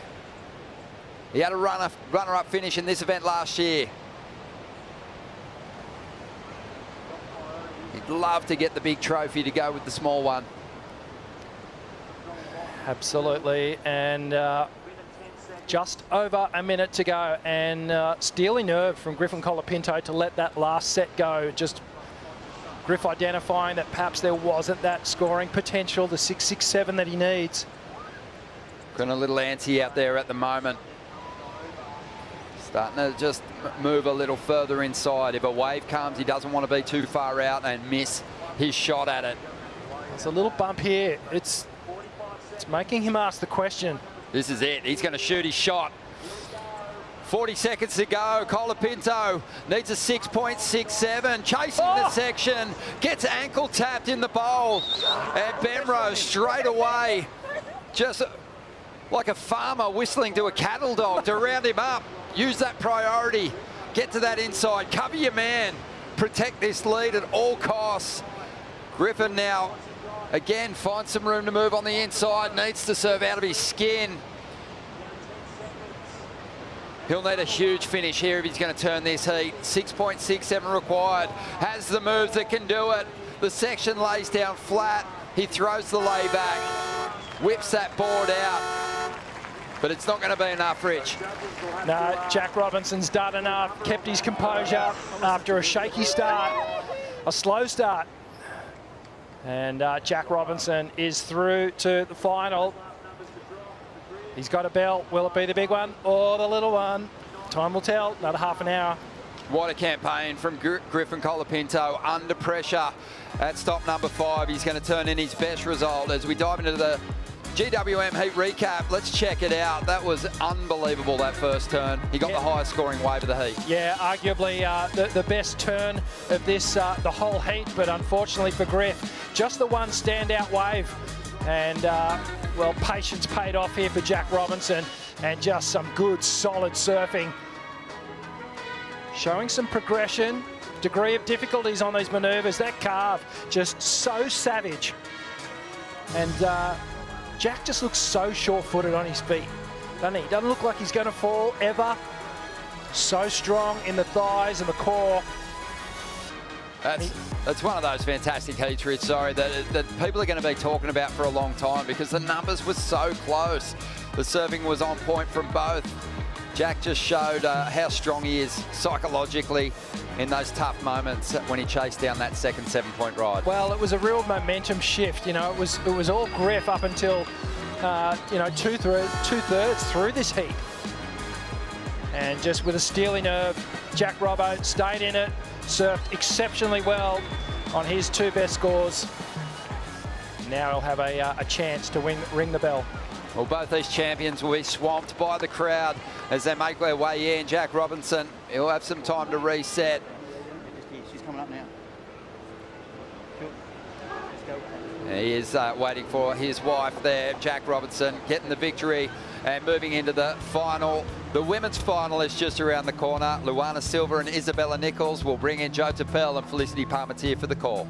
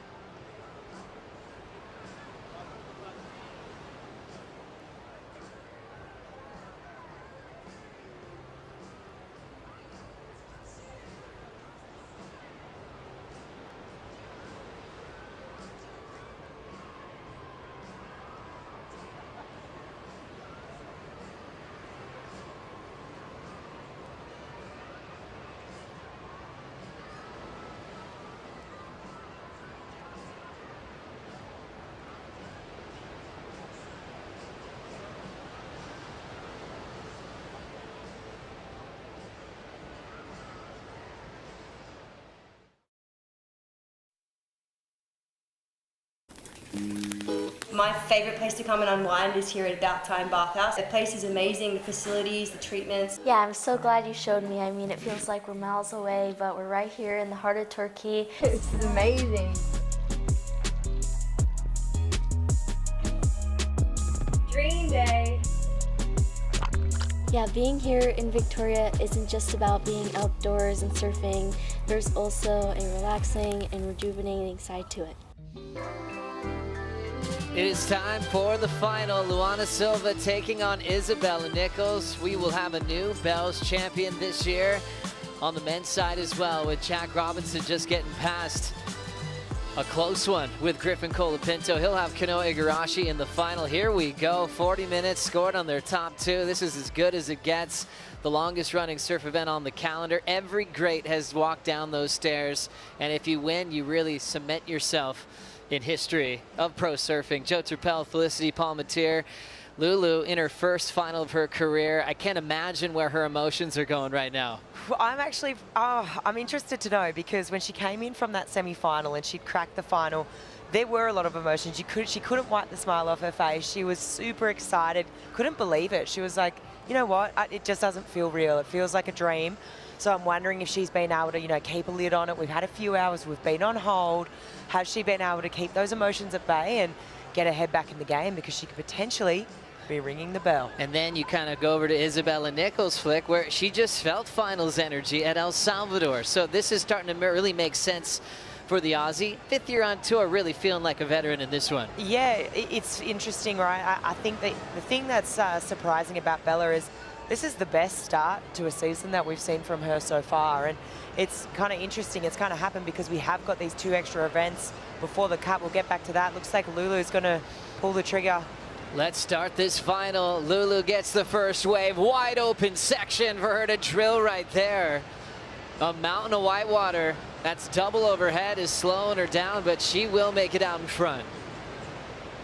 It was a nice cut back as she's gone the distance. Always smooth with her rail work. Lulu punching out the white water to start off with some great maneuvers to try to put pressure on the Australian. It seems like her comfort factor has increased with every heat win, with every big name that she's passed.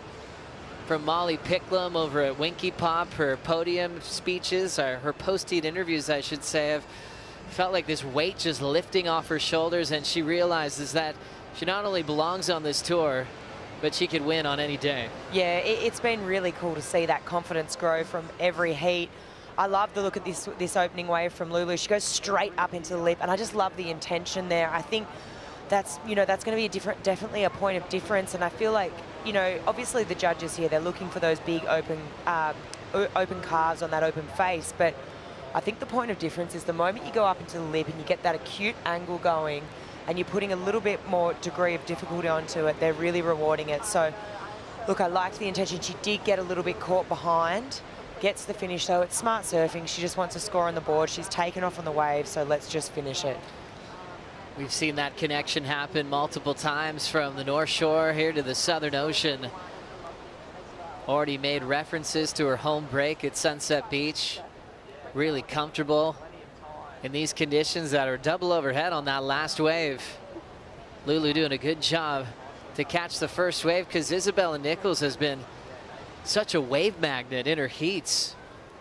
Really solid with wave selection and really hard to get that first wave off of. So really impressed that Lulu got that opener. But Isabella might just be thinking, I'm waiting for something better. We'll see.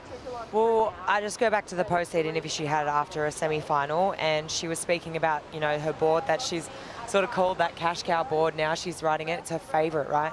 And it is an inch bigger than her normal board. So she's basically being forced to sort of go those bigger waves, have better wave selection. And if now is the time that you want to be selecting the best waves in the heat, it's the final, right? Generally, the person who takes off on the 2 best waves, unless you're falling, is going to win. If you're a surfer at this level, at this caliber, and you've made it all the way through to the final of this draw, and you just convert on those 2 best waves of the heat, I mean, it sounds so simple, but I mean, it really is. Cool to simplify the formula on a finals day. A lot of these athletes just look at a big 40-minute final and they just go, it's just 2 waves. They're trying to just simplify the process coming into this big day. Isabella working with Jay Bottle Thompson. That's been a really cool coaching relationship we've seen recently. Jay formerly on tour and actually had a lot of success coming here to Bells at the CT level, but also big pro junior final that he made. when he was a kid. The Pro Junior Series at that time was so intense. Isabella, one of the best junior careers as well. We mentioned her World Junior Championship, but there was a year that she had so many wins at the junior level. Then she got wild cards the following year, 2016 wild card on the Gold Coast. Then she got a wild card at Bells 2017 and got to battle with one of the all-time greats out here in Courtney Conlog. Isabel even got a high 7 in that heat. She got to realize that she had a lot of potential once she was able to qualify for her rookie season a couple years later. Yeah, I definitely think Bella's got the most experience when you look at Luana and her in the draw.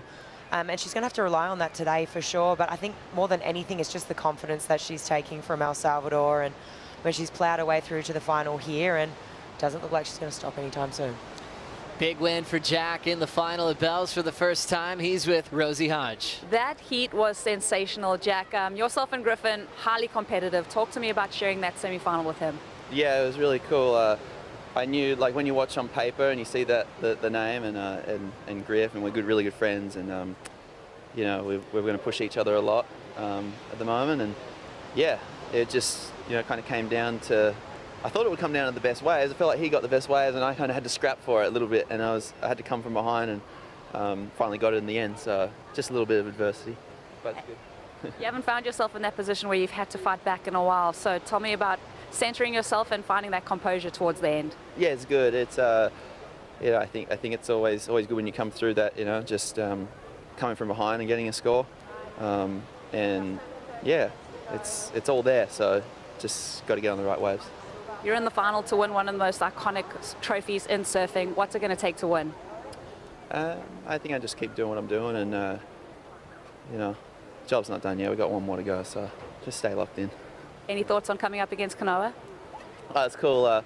We've been hanging out a fair bit this year, and he's been cruising with Zen a lot, and yeah, he's been coming over my house, and yeah, it'll be a good final, I'm sure. It'll be a competitive one, and yeah, it'll be good. All the best, Jack. Thanks for the time.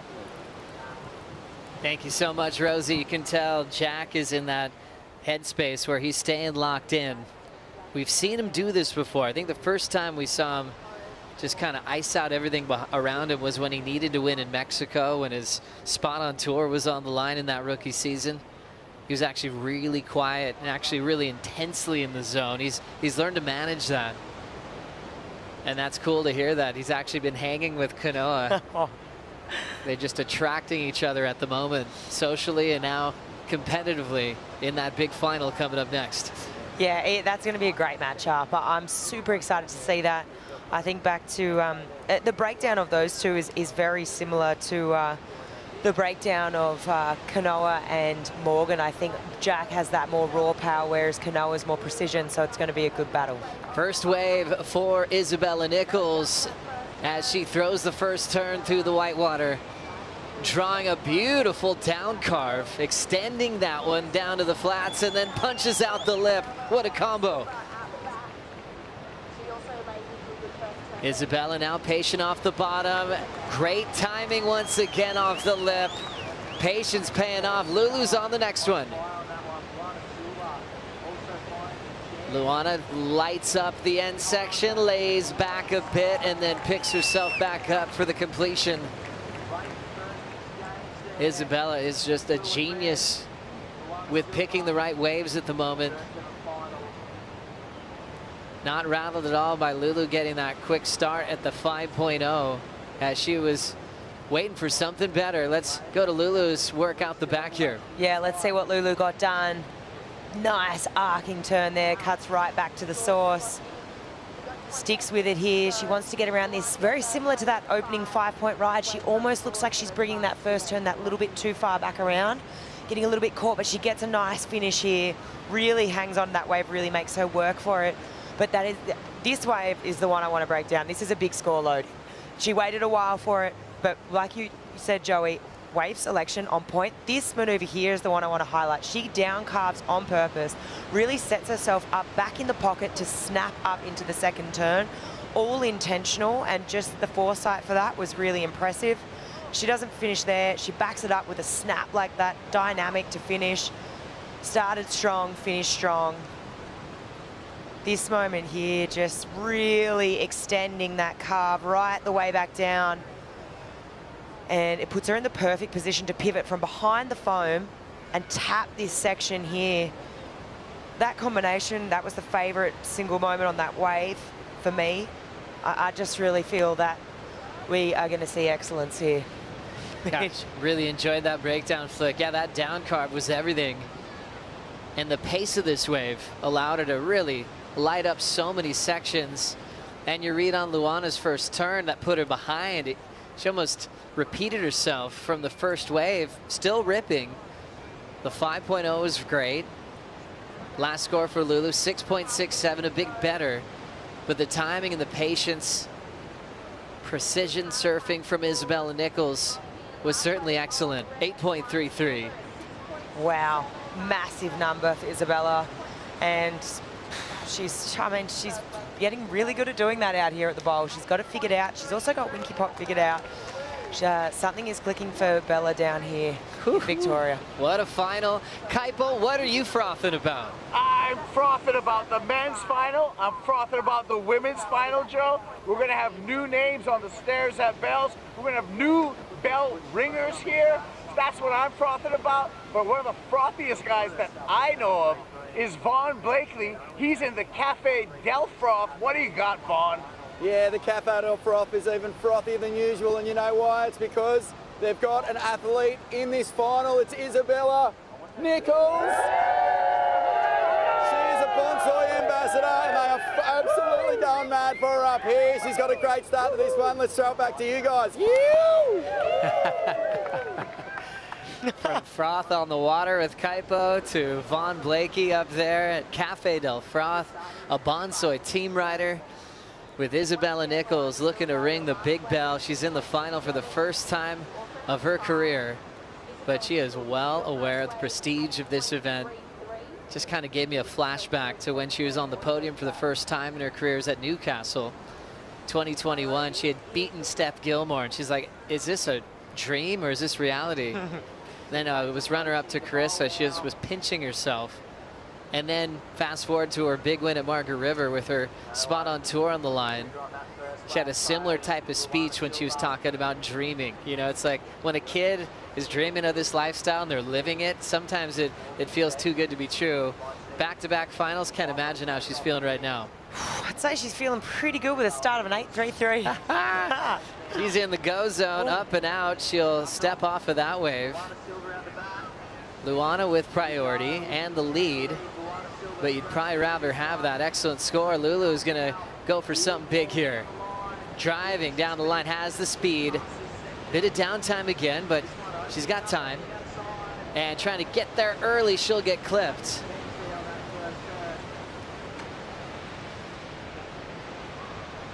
Just finding the pace in these conditions. Crazy part about pro surfing is you never have the same waves in every heat from round one to the final.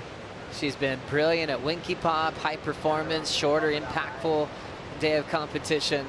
Fun days on the bowl when it was on shore, and definitely the biggest surf she's had in this waiting period here on finals day.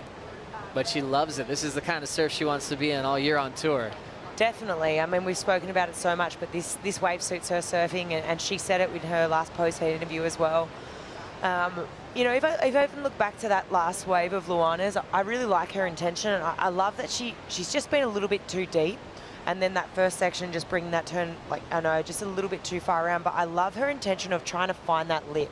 I think she's just trying to put a point of difference. Instead of going out on that face, I feel like she's going to go straight up, and she can connect and find that point of difference on that first open section on the bowl. I think she's going to fetch a big score. It's cool to hear Kaipo frothing about new champions because there's so many stories at this event. And we've talked about the eras and the dynasty, especially with Gail Cooper with 10, but there's been a lot of just individual moments where surfers are remembered forever in surfing history. Linda DeVoli won in '81. She's from the East Coast of the United States in New Jersey, East Coast Hall of Famer.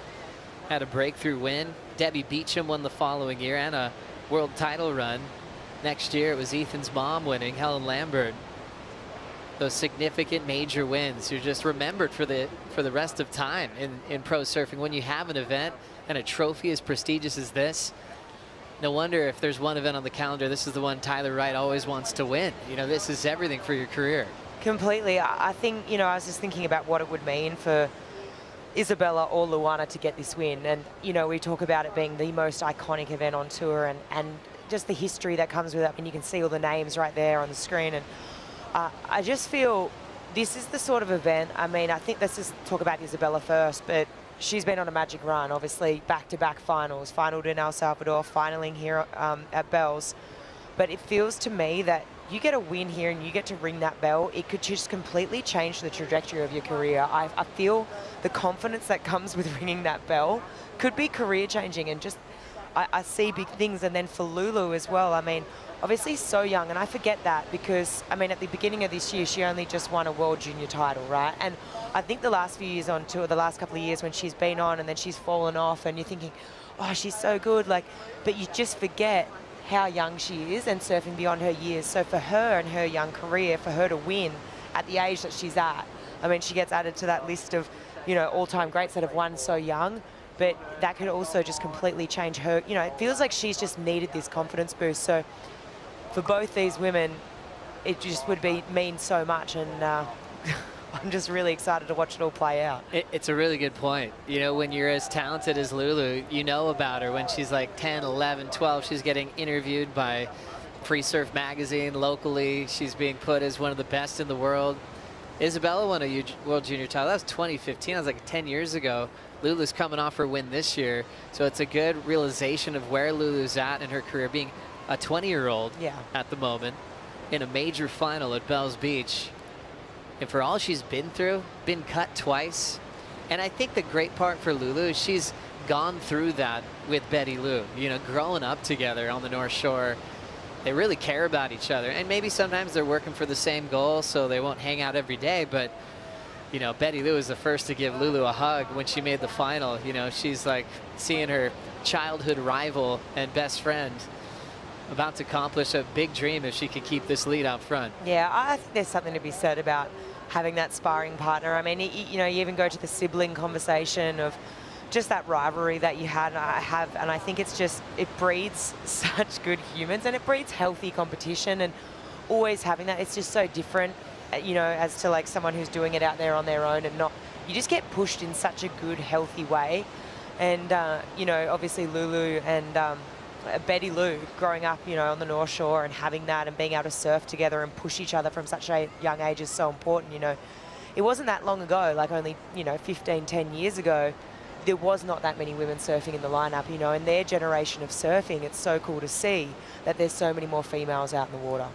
Isabella Nicholls representing the state of Queensland and the Sunshine Coast up at Coolum Beach. But she was born in Denmark.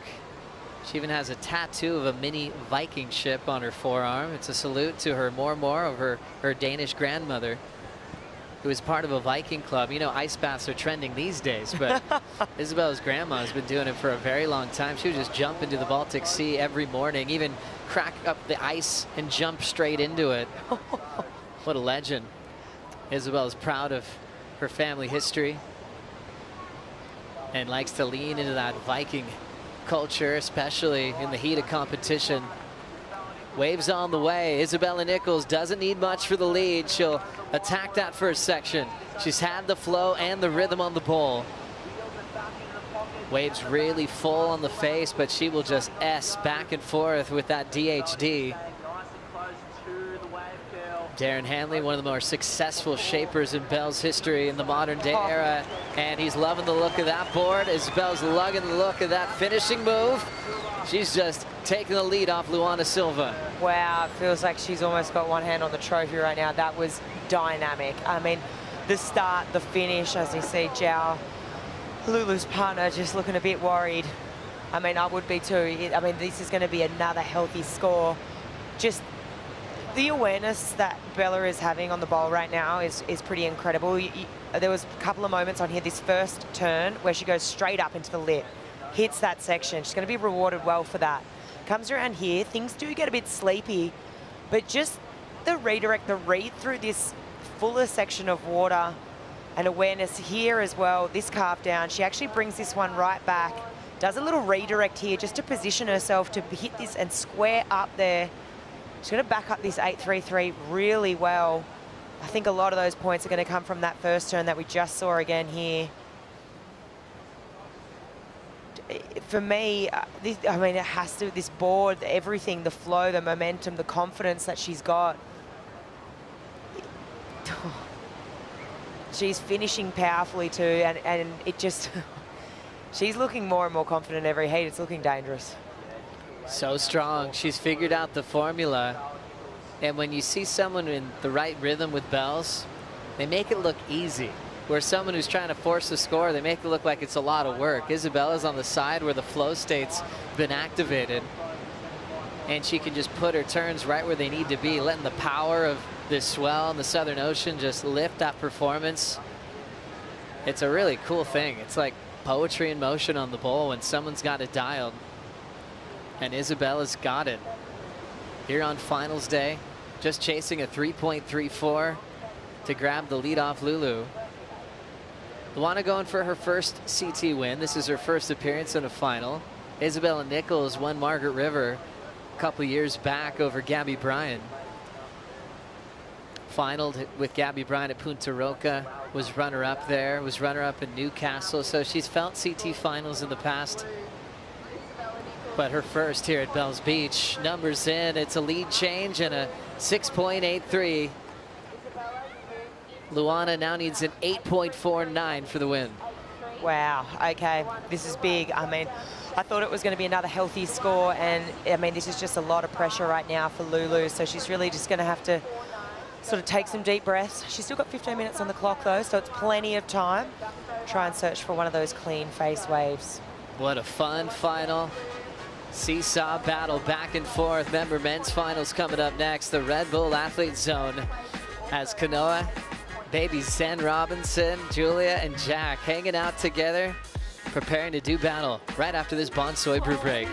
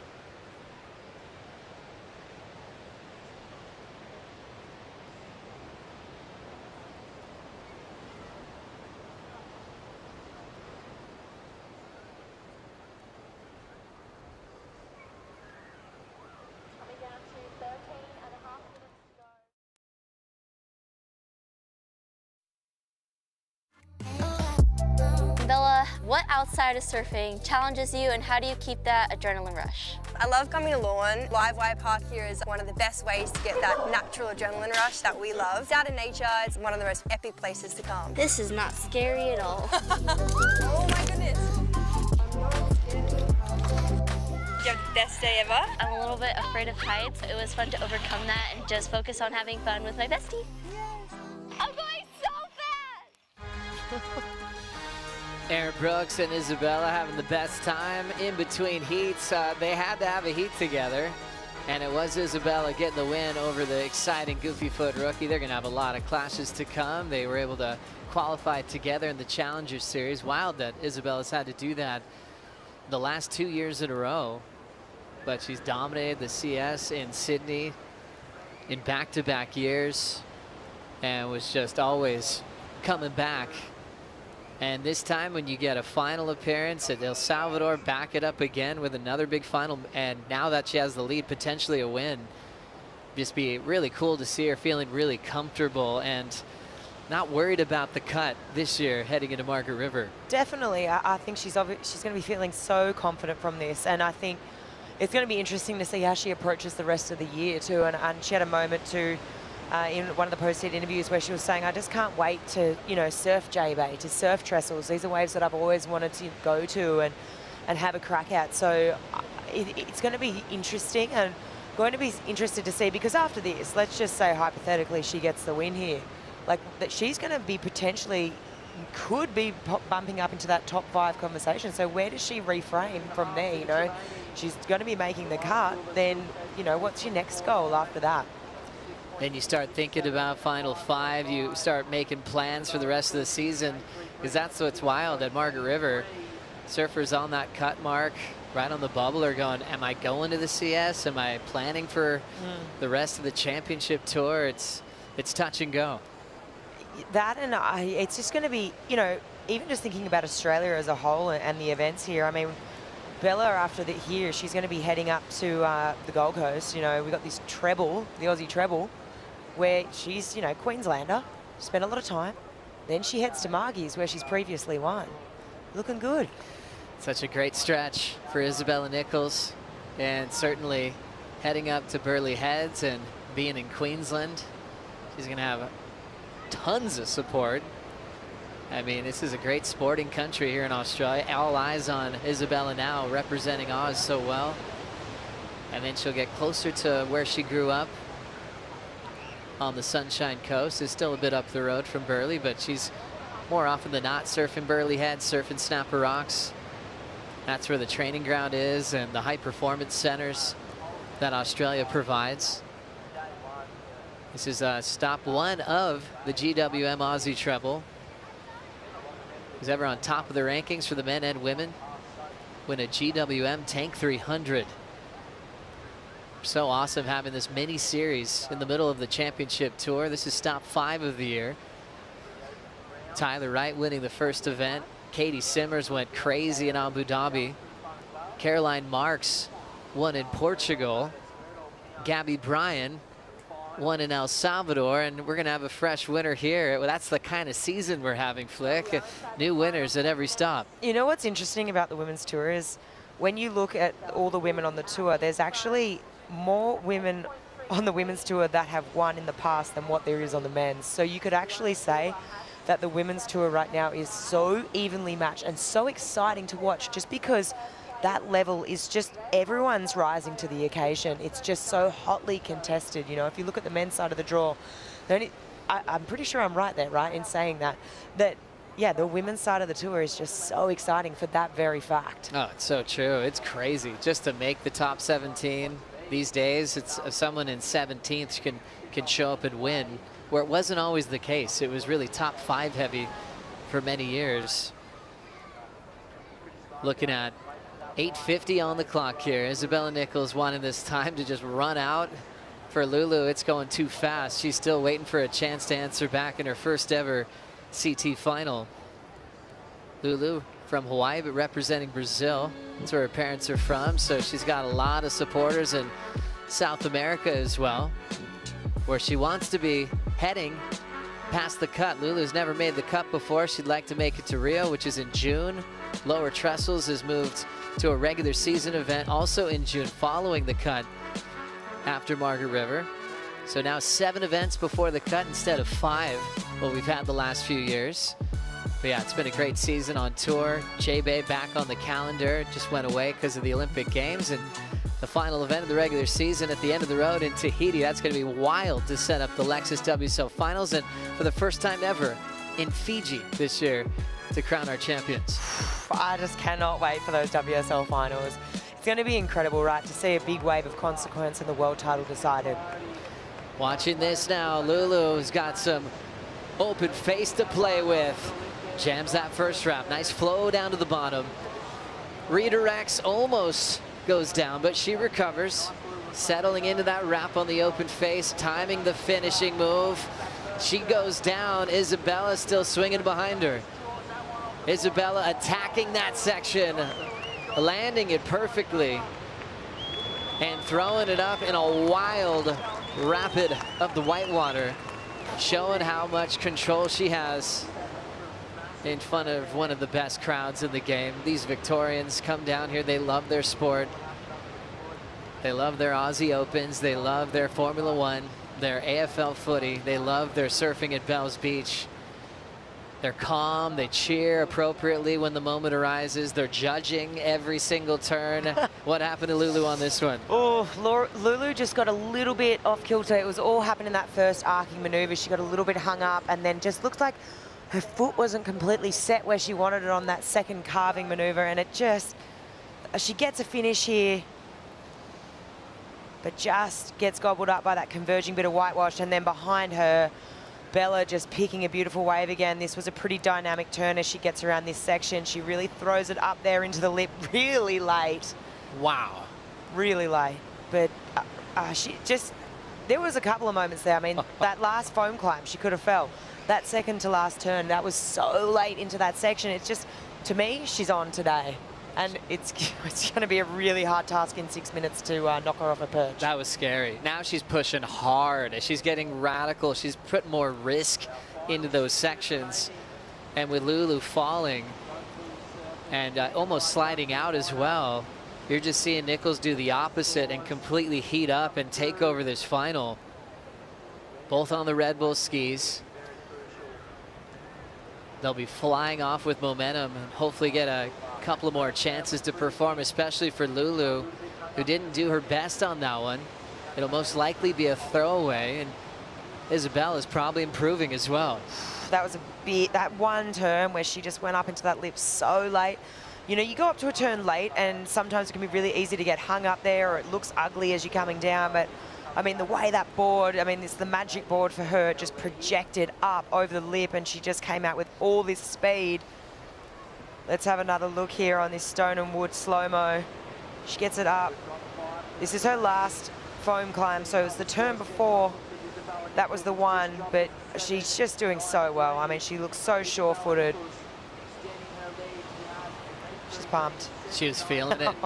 Yeah, that was that celebration turn, which could have bucked her off at any moment with the turbulence, but hangs on and increases that total out in front. A 7.93 to go with an 8.33 for Isabella Nicholls. Luana Silva, a 4.5 throwaway on her last. And Lulu doesn't have priority and needs almost a perfect score, chasing a 9.59. 3 judges in there throwing excellent numbers, but a nice solid score as Isabella is starting to run away with this final. Wow, I mean, another massive number. And I mean, you just look at the spread from the judges. 3 of them have gone up into the 8 range. I mean, obviously the highest 8.2 gets dropped and the lowest, but you get the average. But it's just, she's just doing excellent surfing out there. It's so good to see. And I love this last ride so much because of your point, Joe, is that we're finally seeing this really aggressive approach from Bella. She's feeling comfortable, she's feeling confident, and she's feeling confident enough to really push it. Opportunity now for Luana Silva. Isabella doesn't take it with priority because she is so good at wave selection. She just goes, nah, that's not it, you can have it. And Silva just jumps off. Isabella's just trying to stay focused. She knows she's incredibly close to winning one of the most iconic trophies in the sport of surfing. As we check out the GWM recap of the final. I mean, Bella off to an absolute flying start here in this one. She drops an 8.33 on this wave. This moment here, the fade back up into the lip, that was my single favorite combo on this wave. I think a lot of those points are coming from that, and just how aggressive she finishes this turn. That board, I mean, I know she said it, but really she's just proving it time and time again. Luana does get this chance to fight back. She just gets a little bit caught behind on that first turn. She gets the finish. She's locked in a 5 and a 6.67, but I mean, she really is on the ropes at the moment because Bella just keeps going from strength to strength. It really is her, it's the wave, everything's coming together. The wave selection, the board, the experience on the bowl, and just the confidence that she's taking from El Salvador to here. This is back-to-back finals. We're seeing Bella in her absolute prime right now. Goodness gracious, she's ripping. She's never been in back-to-back finals before on the championship tour. Her first final appearance here at Bells, getting past some big names throughout this event. From Tyler Wright to world #1 Gabby Bryan earlier in the rematch from El Salvador. Yeah, she's up and out there, so priority does move to Luana Silva. She's not comboed, but it's a big one. She needs a 9.59. Lulu's just thinking about one more wave now to try to bring her best. We have seen 10s in finals before out here. But you think of Courtney Conlogue in some giant conditions. And not a final, but Silvana getting a 10 out here as well in the past. A Brazilian Bells champ. Lulu wants to get one more for Brazil here. Getting started, needing a 9.59. Couple wrapping cutbacks. Silva pushes out in front. There's the fading turn. Needs to be perfect on this one. She will get up to the lip and step off. Looking really solid throughout this event. Having some battles with surfers in her own camp with Leandro Dora from Brisa Hennessy, who is hot off that 9.4 from the day previous. And also Lakey Peterson, who calls this her second home with her husband being from Bells. And then from Molly Picklum at Winky Pop, she's been on fire, but chasing a 9.59. She's gonna need more. Scores in quickly at a 6.0, and Isabella is starting to close her eyes. Starting to wave to her friends. Well, she's waving to the tower. She wants an update to see what Luana did on that last wave. Yeah, you want to know. You want to be certain before you start celebrating. Like, hang on a second. But she's definitely got the job done here. I mean, obviously the last score, 6-point ride, good surfing, but I mean, hats off to Bella. She has absolutely ripped through these straws. She hasn't had an easy matchup every time either, so it's unbelievable. I mean, smiles on her face now. She can start to celebrate. Into the countdown. How about this moment? Waiting for the horn to make it official. It's a giant win. A timeless trophy. The bell belongs to Isabella Nicholls. Congrats to both of those girls. Now just going to have a 5-minute break. Great opportunity calling the Ripco Pro. Two surfers that were just on fire throughout this event, both reaching their personal best result at this big event here at Bells Beach. Lulu, runner-up, moving up the live rankings quickly before heading to the Goldie, and Isabella Nicholls wins one of the most prestigious events on the calendar. How about that? And she had some giants in her way. She's not afraid of who's in yellow. She's not afraid of who's won this in the past. She brings out her best against the big names of the sport. Not afraid of her bestie. Let's hear from the champ with Kaipo. Isabella, you just won one of the most iconic events in all of surfing. The Rip Curl Pro Bells Beach. Tell me how you're feeling. I'm lost for words. I know that's such a cliche, but man, like, so much has gone into these last 2 weeks, and so many emotions, so many challenges, and so many really tough opponents. So props to Lulu. She's been surfing so good all event, and like to be in her first final, I'm just so freaking stoked for her. But oh my gosh, my family are on the beach now. Like, my friends and family are here. Like, honestly, nothing beats this. It's so good. And look at this road to this victory was a long one. The process, different conditions, lots of heat. You had to surf against your best friend. Talk to me about the process to this win. The process for this win has honestly been a 15-year process for me. Like, I've been coming here since I was 15 years old, and I'm working with Robbo and Kale here, and it's just been like all the trips down here, like 3 times a year I'd come down and work on my technique here, and it's all paid off. And to have a bell, like, this honestly does not feel real. I'm speechless. What does it mean to ring the bell? I don't know yet. I'll find out soon on stage, but to ring the bell, like, what it means to me is just so prestigious, so iconic. It's the one event that I've always wanted to win, you know, and I can't believe it. Like, I'm bloody stoked. Well, with surfing like that, you deserve it. Enjoy this time, Isabella Nicholls. You're champ here at the Rip Curl Pro Bells Beach.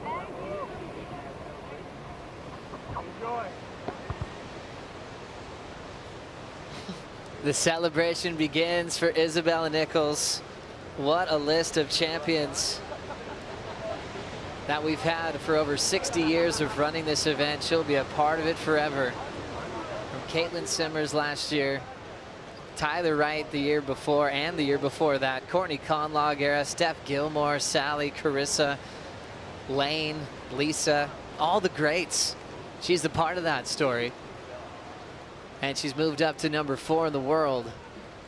Wow. Now she can just enjoy Gold Coast, Margaret River, and just really focus on the world title race truly for the first time in her career. What an incredible place to find herself. You know, the last year falling off, not making the cut, and I'm just so excited to see what happens next for Bella with this confidence from this win. Nice pace there for Isabella. She's just soaking this up. Oh, why wouldn't you? Looking at these cliffs, it's like a cathedral, this big arena through the Easter Rally. Her talking about the 15-year process. As an Aussie, you come here through your junior series, and you always know that you'll be competing here throughout your career. She's gone through some tough ones too. She talked about an early round loss being one of the toughest of her whole career. And how about this? Now on top of the world. The real bell coming her way.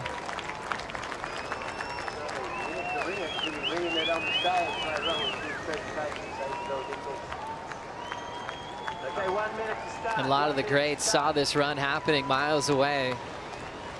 One of the greats from the past, Terry Richardson, sending us messages right now saying, "I told you so."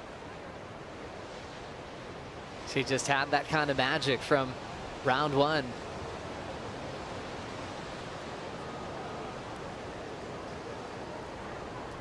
It's so cool, right? Like, what a moment right now. The beach is absolutely packed. It's the most stunning afternoon here. Those cliffs are illuminated, and it's just, the ocean looks so beautiful. We've had good waves in the bowl. And she's getting absolutely mobbed right now, soaking in every second of this.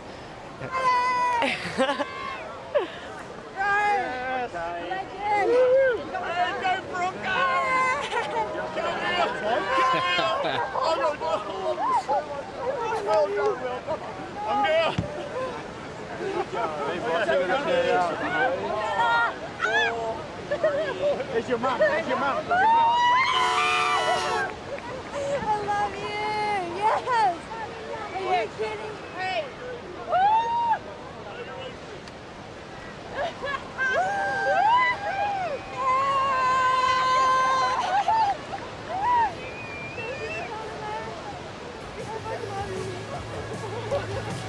The bell belongs to Bella. What a moment. And one more coming up after this. Kanoa Igarashi takes on Jack Robinson. We'll be right back.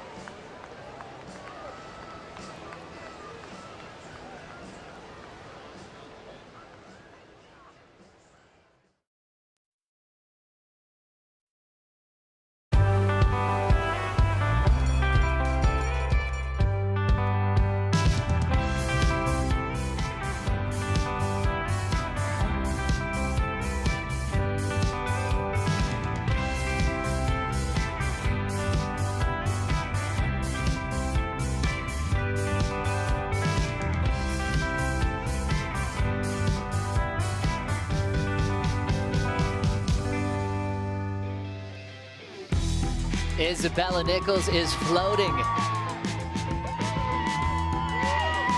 in the traditional celebration of champions in pro surfing. Her feet won't touch the sand and she'll be carried up to the top and past all the big names that have won in the past. Isabella's a part of this history now.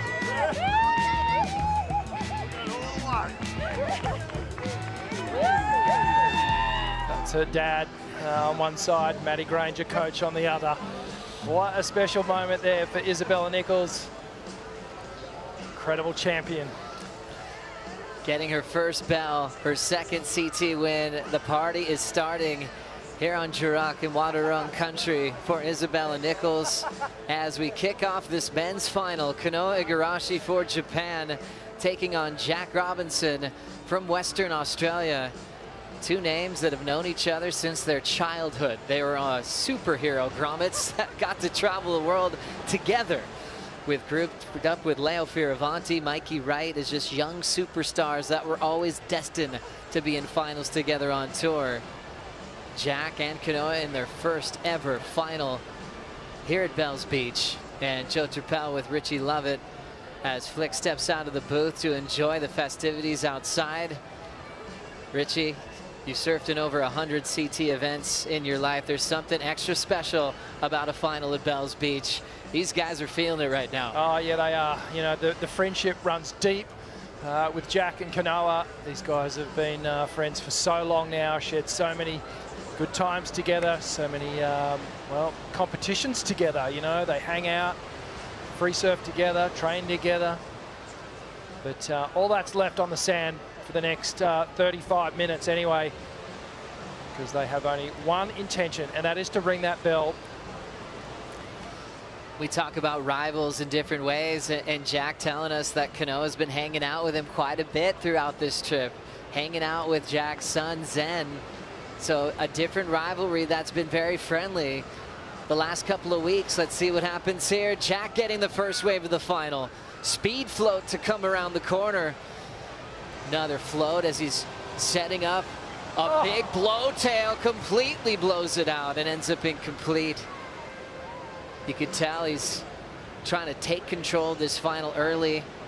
Last heat in the semifinals with Griffin, he had to come from behind.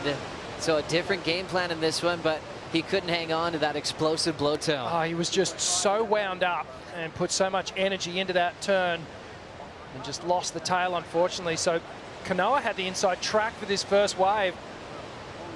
And look at Jack just easing into it. Looks like he's got a little motor on the back.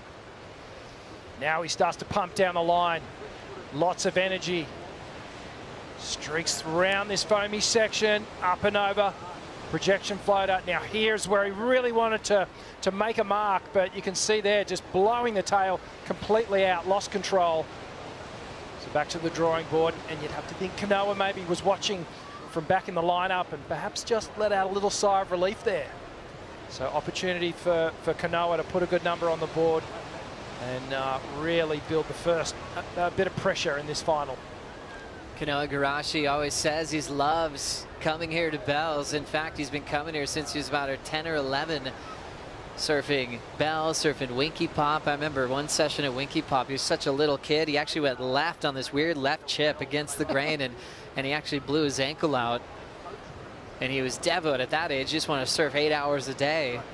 Regrouped, got stronger, qualified at a young age, but it's been a different story for Kanoa trying to win events compared to Jack's role the last few seasons, where Jack is just collecting victories. Kanoa's been consistent and doing a lot, but for him to reach a final, it's been a little bit tougher road in the last few seasons. Yeah, and I feel like it's kind of mirrored his form over the last few years as well. A little slump. He has had success, and it's been a while since he's been in the victory circle. So Jack, the wins seemed to come easy in those first few years on tour. He started racking them up. And a big moment here for Kanoa if he can get the win. And creating a lot of history for the great country of Japan. Trying to get them their first bell for that amazing surfing country that's hosted championship tour events over the years. He's a superstar in that country. He's been on a reality TV show since he was about 11 years of age. He's got all kinds of sponsors from construction companies. He's on billboards everywhere. He's a household name. He can't really go anywhere without being recognized when he's home in Japan. But that's kind of global these days for a superstar like Kanoa, no matter where he is, as he's pressing off the bottom and redirecting on that surfboard from JS Industries. Trying to style through that, carve off the top, deep off the bottom this time. He's covering a lot of the open face, searching for his majors here. Finds a target to hit at the end, and he'll clean that one up and throws it away. You can see he just really wanted to unload.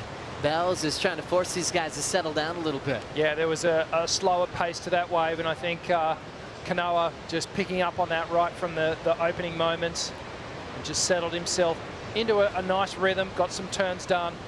And again, perhaps in the back of his mind was thinking, okay, Jack had a fall on that first one. I'm just going to start building here. And perhaps a little gun shy as well from that semi-final where really, you know, he came in and went, oh, I tried my hardest to lose that. But hopefully they get more opportunities here. Let's check out the replay. So a bit of a fade to start things off. Sleepy two-stage cut back. Now he starts eyeing off the lip here. Another big deep fade comes square off the bottom. A wrapping roundhouse cutback. And that final moment, the big rebound, a weightless connection on the final section. The best maneuver of that wave, without a doubt. You can see here just a more sleepy layback slide. Still somewhat critical, but we know that he's got so much more deep bottom turn. I love that set up, that beautiful carve. And you can see here, just look at the composure between these two surfers. There's more urgency in the way Jack was approaching his wave, pumping with a lot of body movement. And Kanoa just seems a little bit more relaxed, a bit smoother off the bottom. And as a result, he gets a better line on that first exchange. Kanoa Igarashi locking in a 6.33 compared to Jack's 2.5, where Jack just blew the tail out and went down on his opener. So Jack now with priority. Kanoa with a nice mark, 6.33, like you mentioned, had a lot of stumbles in his heat previous in the matchup with Morgan Siblick. I was kind of eavesdropping on Snake, Jake Patterson, the coach of Kanoa, right before that heat, and they had a game plan to actually take control early, kind of put Siblick on his heels, and then those stumbles happen. And, you know, in live, he's like, oh, well, plan B, just get into this heat again. But yeah, you could definitely overamp sometimes, especially finals day at Bells. Yeah, totally. And as a competitor, you are constantly in a state of adjustment as the heat rolls on, and you're thinking and retabulating your scores versus your competitors. The time on the clock, okay, what have I got to do? The rhythm of the sets, and you're calculating all this stuff in your mind. This is what these guys are thinking when they're out in the lineup. And then once they paddle into that wave, that's all forgotten and just pure focus on what they need to do on the wave. What a year it's been. We're just talking on the women's side how we have different winners at every stop. Men's theme feels like the same type of year.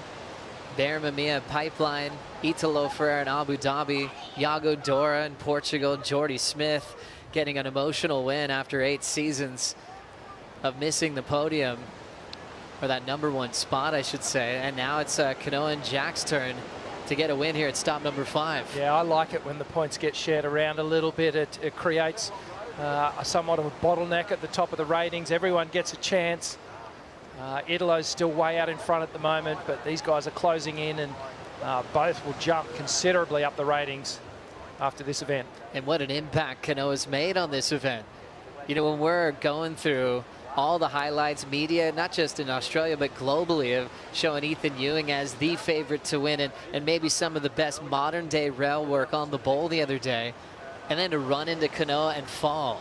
I mean, that was one of the biggest heat wins of Kanoa's career when you think about where he's sitting right now in this final. Yeah, absolutely. You know, everyone had, well, Ethan pegged to win that just on the current form that he brought the day before. Some of the best power surfing, progressive power surfing that we've ever seen on the bowl in my time. Certainly, I've never witnessed anything like it.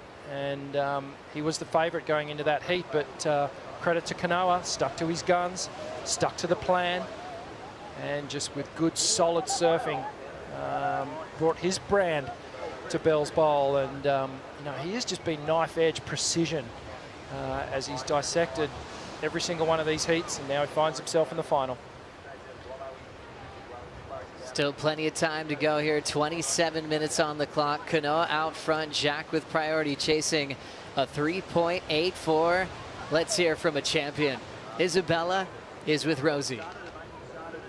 Well, Isabella, we can't help but get emotional. See, you brought up the stairs, hugging your parents right here at the top. What did that feel like? Honestly, words can't describe how that felt just then. Like, I've been chasing that feeling since I won Margs 3 years ago, and I thought that that feeling could never be topped, and I felt like I was always chasing it. And then to be carried up the stairs by my dad, like, and Maddie Granger, and like my whole, pretty much most of my family and friends here, like, it's an emotion that I can't describe in words. Like, you can just see it on my face, and this is the best day of my life, for sure. Such a dominant win. It feels like you went to a new place with your competitive surfing. How proud are you of your performance here today?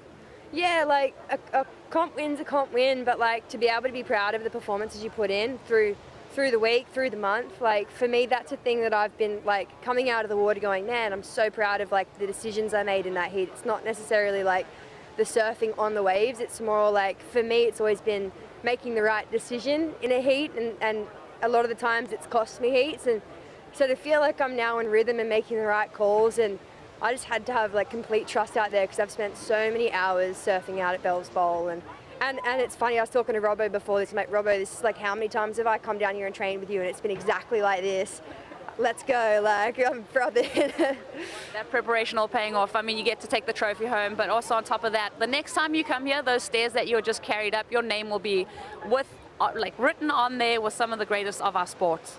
I can't even fathom that. Like, I've looked at those stairs every year, and I've gone, man, it would be such a dream to have my name on those stairs. And to be honest, I with so many good names in the draw, I never really thought it to be, you know, a possibility. I always hoped, but it was always going to be a really long shot. And yeah, to claw my way through this event, have really hard draws, and just pick the right waves, keep my head screwed on right. And I've got, you know, so many people to thank. I've obviously got Jay Bottle Thompson here with Surfing Oz. Maddie Granger's been helping me with some breathing. Kurt Jacobs, mum and dad, and my sister and her husband are at home, and my brother as well. They're all watching, and it's just, yeah, I'm stoked. Soak this moment in. Congratulations, Bella. That was absolutely incredible. Thank you so much, Rosie. So great to hear from the champion, and also so great to see some waves being ridden. Kanoa kicking out of his second wave. Jack still finishing his second. Quick little fin fang off the whitewater, then punches it right out in front. Already calling for the assist on the Red Bull ski. He's ready to do some more surfing. Very critical exchange there. With Kanoa adding a number to a 6.33, Jack doesn't want to be keeping that 2.5. That's why he's in such a hurry to get back out there. Yeah, so this is Jack Robinson's introduction to the final, this last wave, and we'll break it down when we get the replays. But this is a better exchange. Let's see what Jack Robinson did outside. Good looking face here as he starts to carve. Cuts back in, stays with the power source. Jack just another smooth arc off the top. Rhythmic, holds that speed, a third arc as he comes through to the inside section. Now gets some greener face, keeps that energy. Nice and light through these little tail flares. And again, finally finishes off with another little click on the inside. And Kanoa outside connects with a bit more of a vertical attack, a nice tail slide and release off the top, and a second one blasting the lip. Sending a good fan of spray off the back of the wave there, checks back in. Stays with that, stays close to that white water. That's the power source. As he starts to milk it through to the inside. It's an important part of the wave here, Joe. Trying to keep those judges entertained. But Kanoa, you can see, almost vertical, gets the tail release. A weightless moment there as he slides across the lip. re-engages. A bumpy, tricky wave to surf, leans right over on that toe side rail, connects again, jams it in the pocket, nice and tight, a tighter angle on that turn. So let's see where these scores go. You'd have to say that Kanoa, the angles on his turns are a little sharper. But Jack Robinson had those big longer swoops with perhaps a little more power. So which wave is going to catch the judge's eye? Kanoa Igarashi off to a great start. Nice even pace. Nice adaptability from the falls that he had in that semi-final. That was a bit wave-starved as well. 6.33 was his opener. Kanoa locks in a 6.7 on that last one, so a touch better. And now they're digesting Jack's wave. They do have video replay upstairs in the judging panel, led by Luli Pereira, the head judge. And great CT talent on the panel as well, guys that competed at Bells in the past. Having a big think about Jack Robinson's last wave. And Kanoa, well, he's done well. We're going to throw the cliche at it. He's built a good house here. Laid the foundations, the framework's up, the walls are going on, but now he can really start to open up. Let loose on a couple of these waves towards the back half of this final. Important score coming in for Jack Robinson. He needs to stay with Kanoa here and at least match that 6.33. Yeah, it's such a great point, Richie. When you have that foundation, it just opens doors on what you can do creatively. You know how the judges are feeling about your sixes. Kanoa knows exactly what he needs to do to go excellent. His first ever final at Bells, just like Jack. Kanoa hasn't won a CT since 2019 when the tour went to Karamas in that final with Jeremy Flores.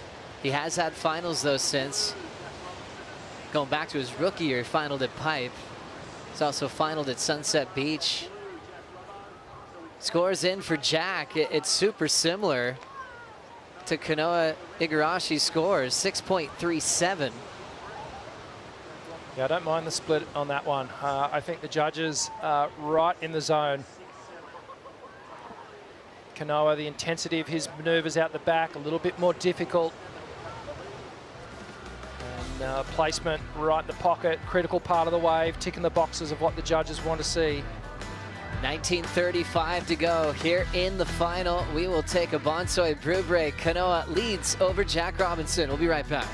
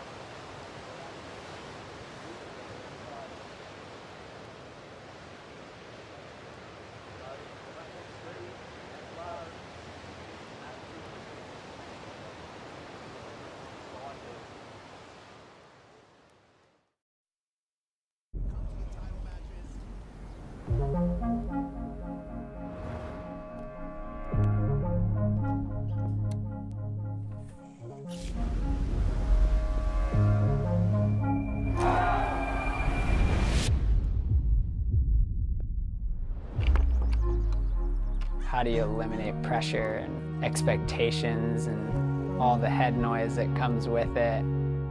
We are not from the surf industry. She has a very cool, calm exterior, but she internalizes. Drive is a big word. I think from being a single mom, he carries that weight with him. Surfing's so hard to win a contest, win a heat, win a world title. He's a little bit tortured by it, like almost destiny. He wants to put on a show. He wants to surf his best. He wants to do it for himself. He wants to do it for the fans. He sees things differently to everyone else. A lot of sacrifices for sure. There's a ton of pressure. But a ride that's only just beginning, it feels like.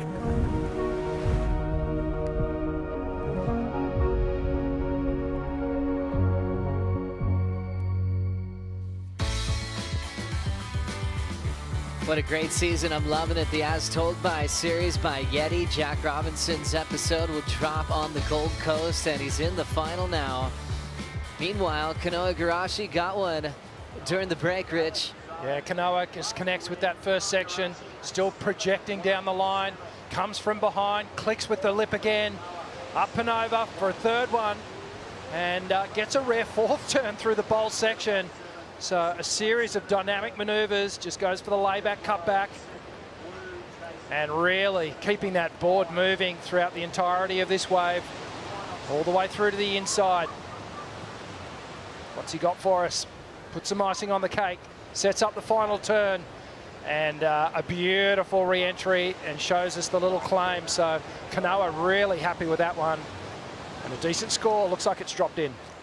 7.17 for Kanoa Igarashi. Throwing away his start at a 6.33, making no mistakes.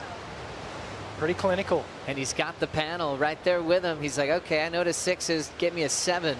Just building his momentum, forcing Jack to produce a bit more and adding the pressure onto the Australian. Jack now is chasing a 7.5. There's a rhythm and a pace to this, isn't there, Richie? And right now, Kanoa's got it. Yeah, you just feel like he's in sync at the moment.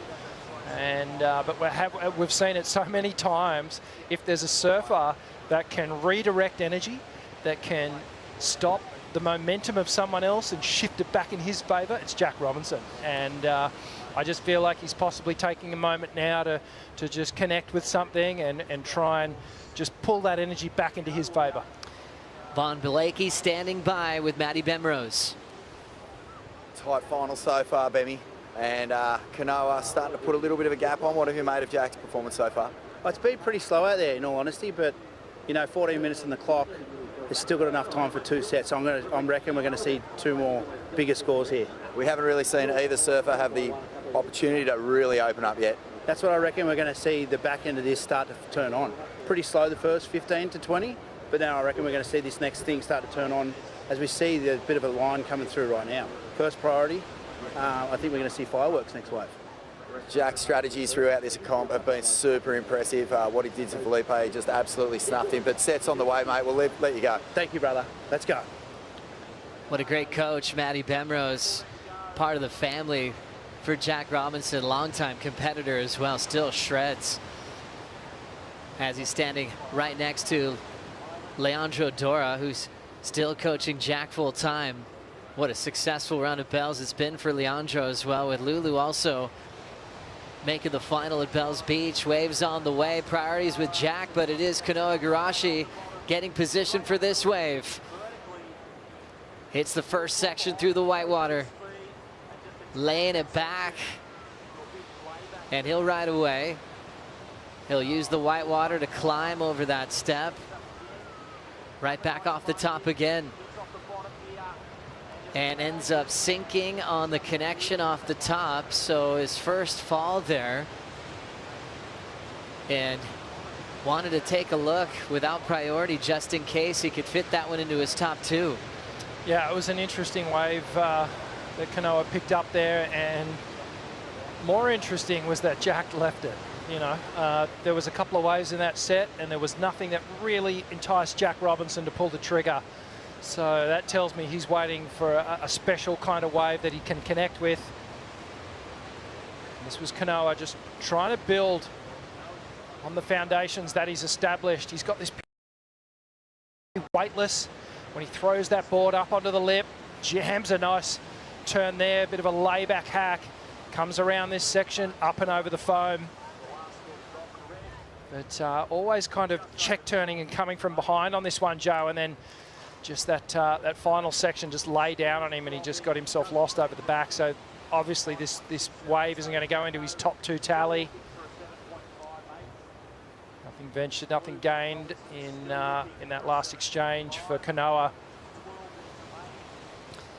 We mentioned how Kanoa had the giant matchup with Ethan Ewing and Jack having a giant matchup with Felipe Toledo early in the event.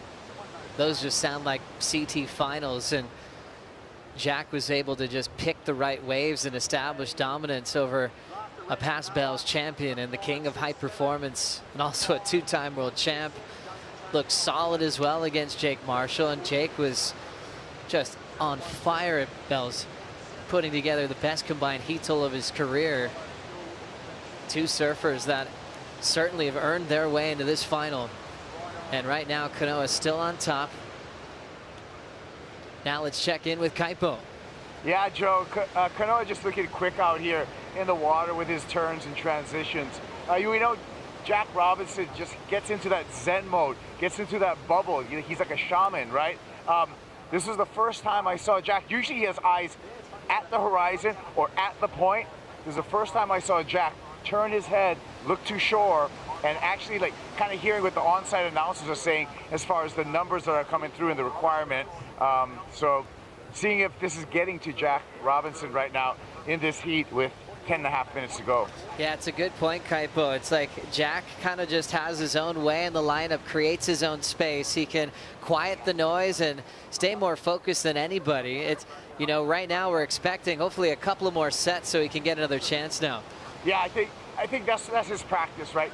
Get in the moment, know that he's got time on the clock, focus himself, become that centered, and when the opportunity presents itself, he's going to have to engage and accomplish 7.5 or better. Thank you, Kaipo. 10 minutes on the clock. Jack looking to answer back. It's going to be Kanoa just checking it out without priority, up and out. All these lines coming through out the back. Jack's just not going to budge until he sees something where he could take the lead. Looks for a 7.5 on this one. The man from Margaret River is throwing down a little setup work. Moving down the line on that sharp eye surfboard. Puts a lot into that. Redirect in the pocket, almost a little stumble, but he still got his rail. Just S-ing his way back into the whitewater section. Jack's now moving towards a layback finish. He'll ride away. We might have a new leader in the final, Joe. And we knew he was waiting for something special, and Jack Robinson has delivered. Needs a 7.5 to take the lead. And the patience, the mental toughness to wait it out.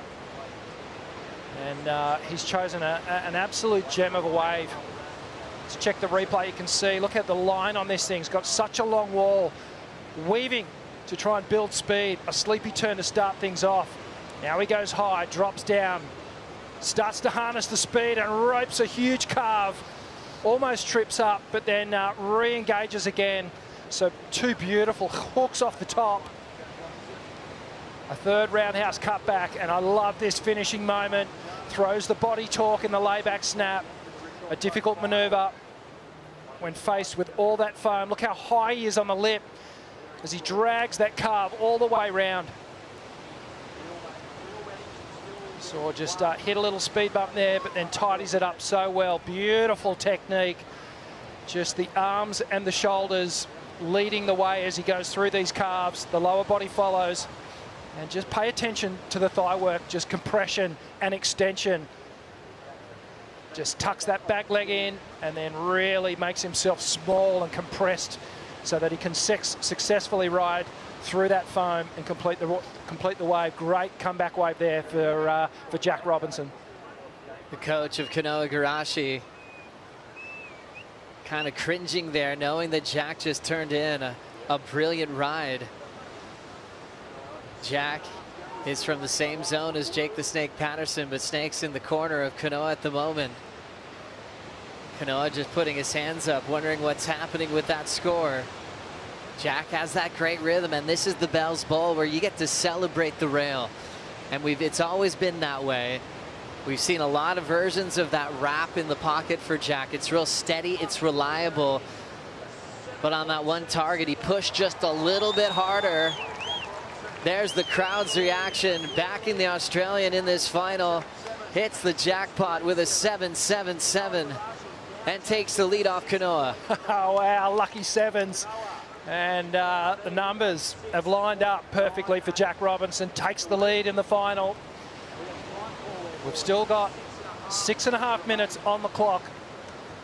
So Kanoa Igarashi sits out there with priority, waiting patiently for the next set. Let's hear from Snake, who's with Vaughn.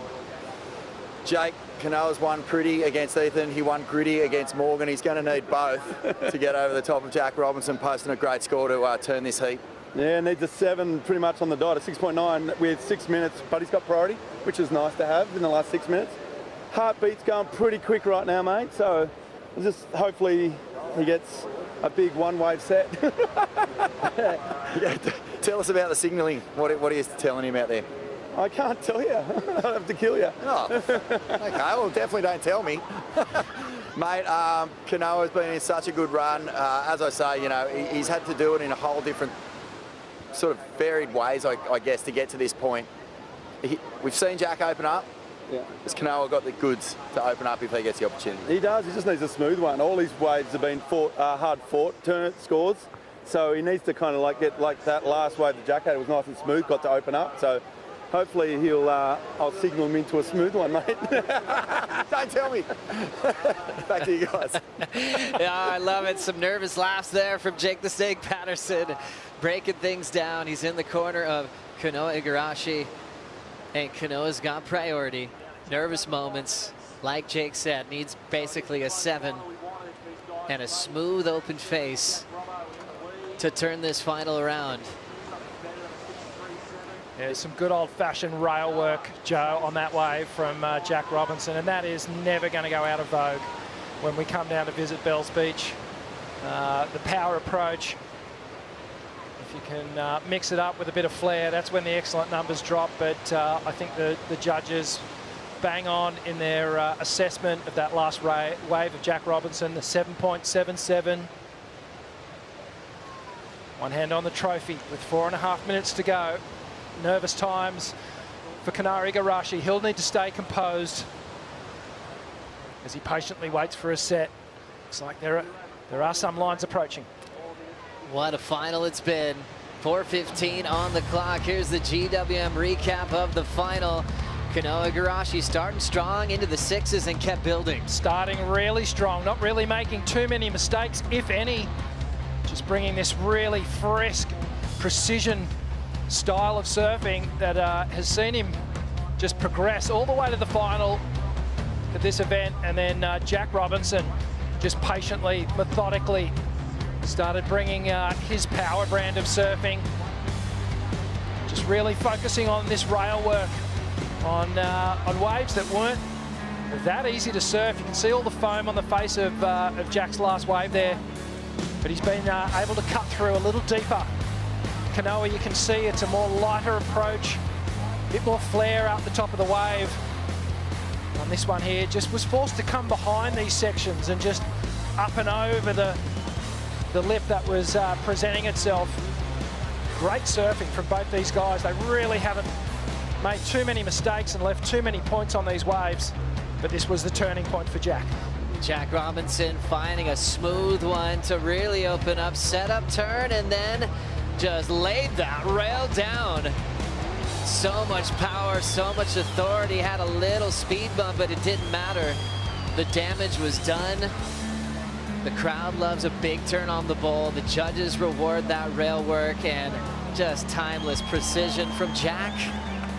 Getting the lead, 7-7-7.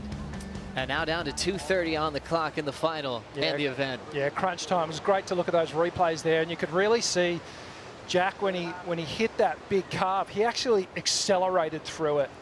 The judges just love it when the surfer can do that. It's a real indication of how much power they're putting into the turn. You know, you go back and look at Kanoa's rides. He's got that power, but it's just a bit more weightless. He's sort of placing the turns there instead of just carving the top of the wave to pieces. What a long story this has been at this event. Big thanks to Peter Troy and Vic Tantau, the co-founders of Bells Beach contest back in the early 60s. Look at this run here we have in 2025. The locals taking such good care of this arena. They're saying that it looks better now than it did back in the day when everyone used to camp in their big vans on the bluff. It's all cleaned up. It's a surfing reserve. It's the Bells Bowl, where we celebrate rail surfing at its finest. And two of the best this week meeting head-to-head in the final. Two good friends that have known each other since they're about 10 years old, flying around the world as high-paid profile grommets. They deserved it. Fighting for the big bell, minute 15, and Kanoa's just hoping for a set. And like his coach said, a one-wave set to try to turn this. Only needs a 6.98. He's been right there all event. Yeah, patiently waiting. You could see a little turn of the head from Kanoa Igarashi, perhaps looking up to coach's corner, Jake, to see whether Jake was going to indicate any sort of wave. Does look like there's a little line coming, but I just don't know if it has the energy and juice in it. Basically needs that 7-point ride. 40 seconds. 40 seconds remaining.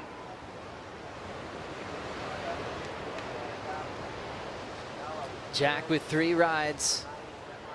A 2.5 is long gone. The 6.37 built to a 7.77. Similar type of rhythm for both of these athletes.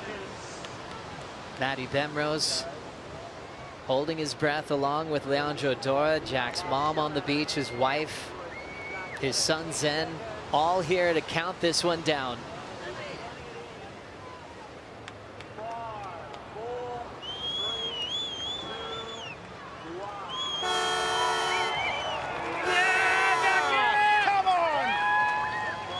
The bell belongs to Jack Robinson in 2025. His first win of the season. His first trophy at Bells.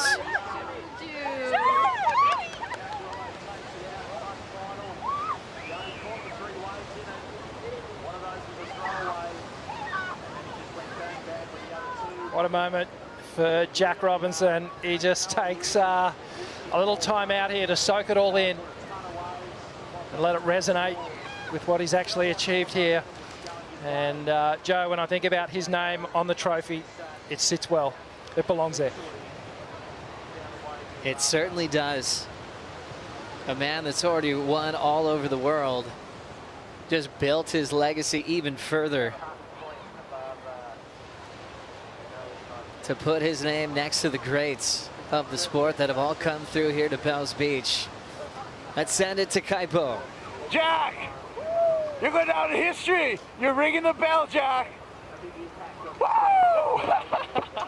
Far out, man.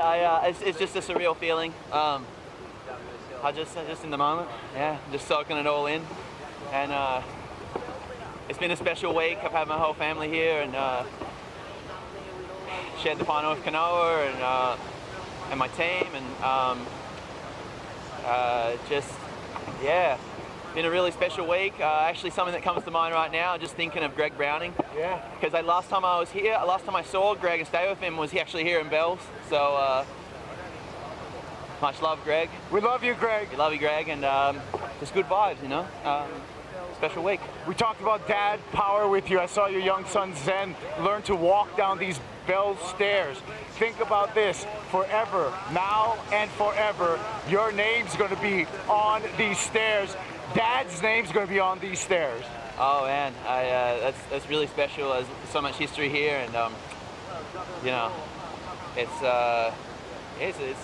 you know, got to win this year. Now we're ready to go. So yeah, it's just waiting for the moment, and soaking it all in. Not too many words when you're in the moment like that. Get ready to ring it. Your 2025 Rip Curl Pro Bells Beach champion, Jack Robinson.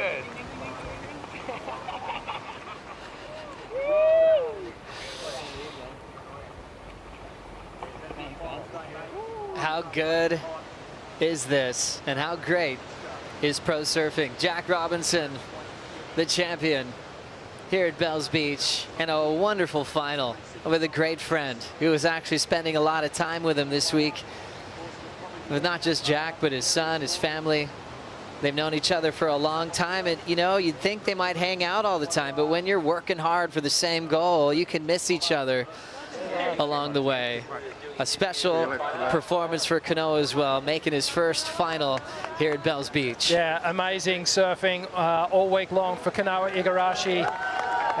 He comes into a huge round of applause. This crowd down here at Bells Beach, they appreciate good surfing. They come down here in all weather conditions. They're die-hard fans. And Jack Robinson, the winner. And you can see it's a different style of celebration for Jack. It sits deep, it resonates deep, and just saying, you know, he's just taking the moment here, and that really suits his personality. You know, this is real. You see other competitors just lose their mind in relief and just, you know, being ecstatic in the moment, but Jack is just feeling it. Let's go to the turning point of that final on the Stone and Wood slow motion replay. Jack with priority had the chance to turn it and got a 7.77. Yeah, just an unbelievable carve. Actually concentrate on the pathway of these turns that Jack's doing. Stays so high with so much power. And just a victory lap here coming in. Now he starts to let the smile grace his face.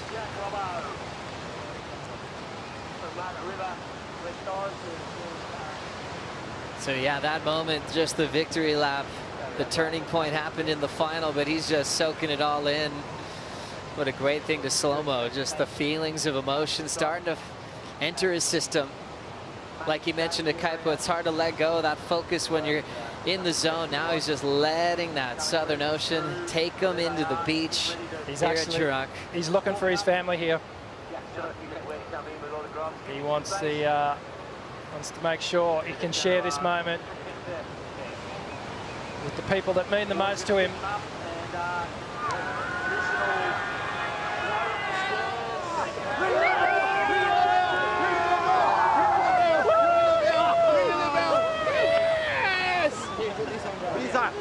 Yeah, get that on your chest, yeah. Sorry, mate. Jack, come on. Mate, no, break it back.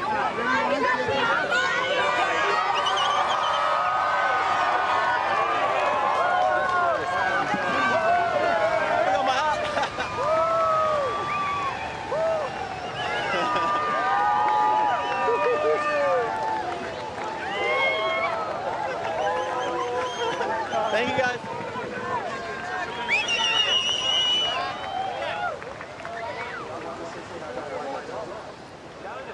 His coaches just surrounding him, Matty Bemrose and Leandro Dora.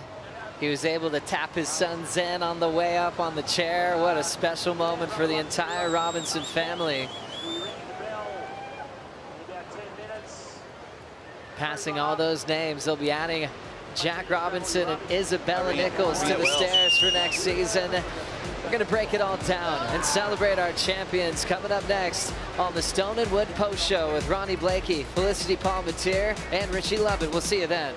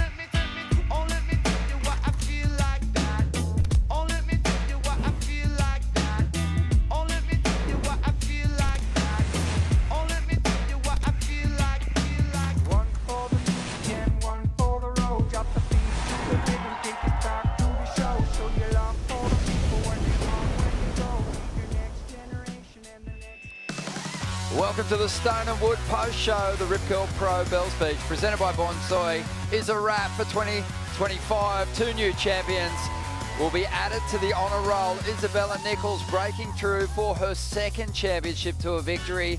And Jack Robinson, in 4 years, has now racked up 8 wins. Super impressive stuff. A good day for the Aussies. And they'll be celebrating down there when we get to the presentation. But it was fantastic to watch. Ronnie Blakey sitting alongside Felicity Parmentier and Richie Lovett. Flick, you called it early, Jack. He just has that psychological edge and the ability to hang in there when things get tough. He does. You can never count him out. And nerves of steel, he just hung on to that priority. Just sort of knew that the ocean will present an opportunity. And I mean, it did, right? But also coming in today, just looking at the forecast, there's that big, more open ocean water, chunky sections. I just couldn't go past him as a winner.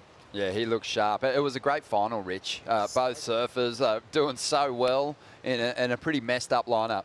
Yeah, no, they did really well. And I think it was a bit of a contrast of styles too. Jack just really identifying that the power rail game was going to be the defining factor there.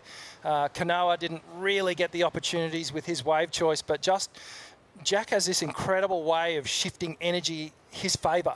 And he did it under pressure with 15 minutes, 10 minutes to go in the final. He changed the energy and it all started to go his way, and he found the right wave and performed on it. From the quarterfinals on, the road is always difficult, no matter what event you're at. But he was coming up against surfers that were showing incredible form in the quarterfinals. He had to take on Jake Marshall, who was one of the highest scoring surfers of the event, Flick. Yeah, Jake was in fine form. I mean, the heat previous to that, Jake, had the best heat of his life. He locked in 2.9, so it was not easy for Jack.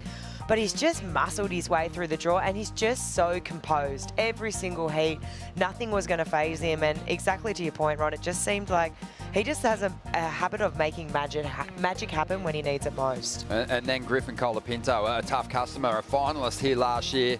That was a really close heat, Rich, in the semis. Yeah, it was a super fun heat to watch as well. Like, the standard of surfing all through this event, but today in particular, in some challenging conditions. Wasn't straightforward, and everyone produced the goods. Let's have a look at some of Jack's highlights from today. The road to the final started with some big attacking layback jams. Oh, for me, I just see an unruly Western Australia here when I look at this open face wave, and I just know Jack's just spent so much time in ocean like this. And where most surfers, they're finding baubles and it's kind of catching them off guard, it's no match for Jack. He sort of just muscles his way through it. Yeah. You know what's ridiculous, Richard, about this guy is where he's had those championship tour wins. It's quite remarkable. He's won at some of the most prestigious locations on the tour. He's won Margaret's, his home break, a couple of times. That was an obvious one. But Sunset, Tahiti, Pipe, G-Land, Mexico, and now Bells. I mean, that is an unbelievable hit list. Well, we were talking about it this morning, the 2 events you probably want to win in your whole career if you could choose. It's Pipeline and Bells, because they are just so prestigious. They've got so much history around them. I thought you were going to say Trestles. No, well, that'd be the 3rd. But no, but he's pretty much, with today's victory, he starts to tick off all those major ones. So he's slowly just etching himself into history as being one of the great all-time surfers. He joins such elite company now with 8 victories. It's quite incredible. Rob Machado, the great Gary Elgerton, and world champions Derek Ho and Wayne Rabbit Bartholomew. I feel like it was always destined, right? We've seen Jack coming from a long way away, and he's been put out there as this prodigy sort of child. It's one thing to have all this talk, but it's another thing to back it up, and you see it time and time again where people have all this chatter about them, but they don't fulfill that prophecy. But Jack is fulfilling the prophecy right in front of our eyes. Yeah, well, he was touted, but kind of for the stuff that we saw him perform at the start of the year, the first event, the 10-point ride in a losing heat. One of the best barrel riders we've ever seen. Andy Irons, Bruce Irons, the greats, they identified that early on. It's his impressive improvements in other aspects of his surfing that's moved him into this elite level. 100%. So well-rounded now, but it wasn't always the case. And as we just watch highlights of the celebration here, but, you know, turning back the clock, when Jack first got on the tour, he really struggled to put big numbers on the boards with turns.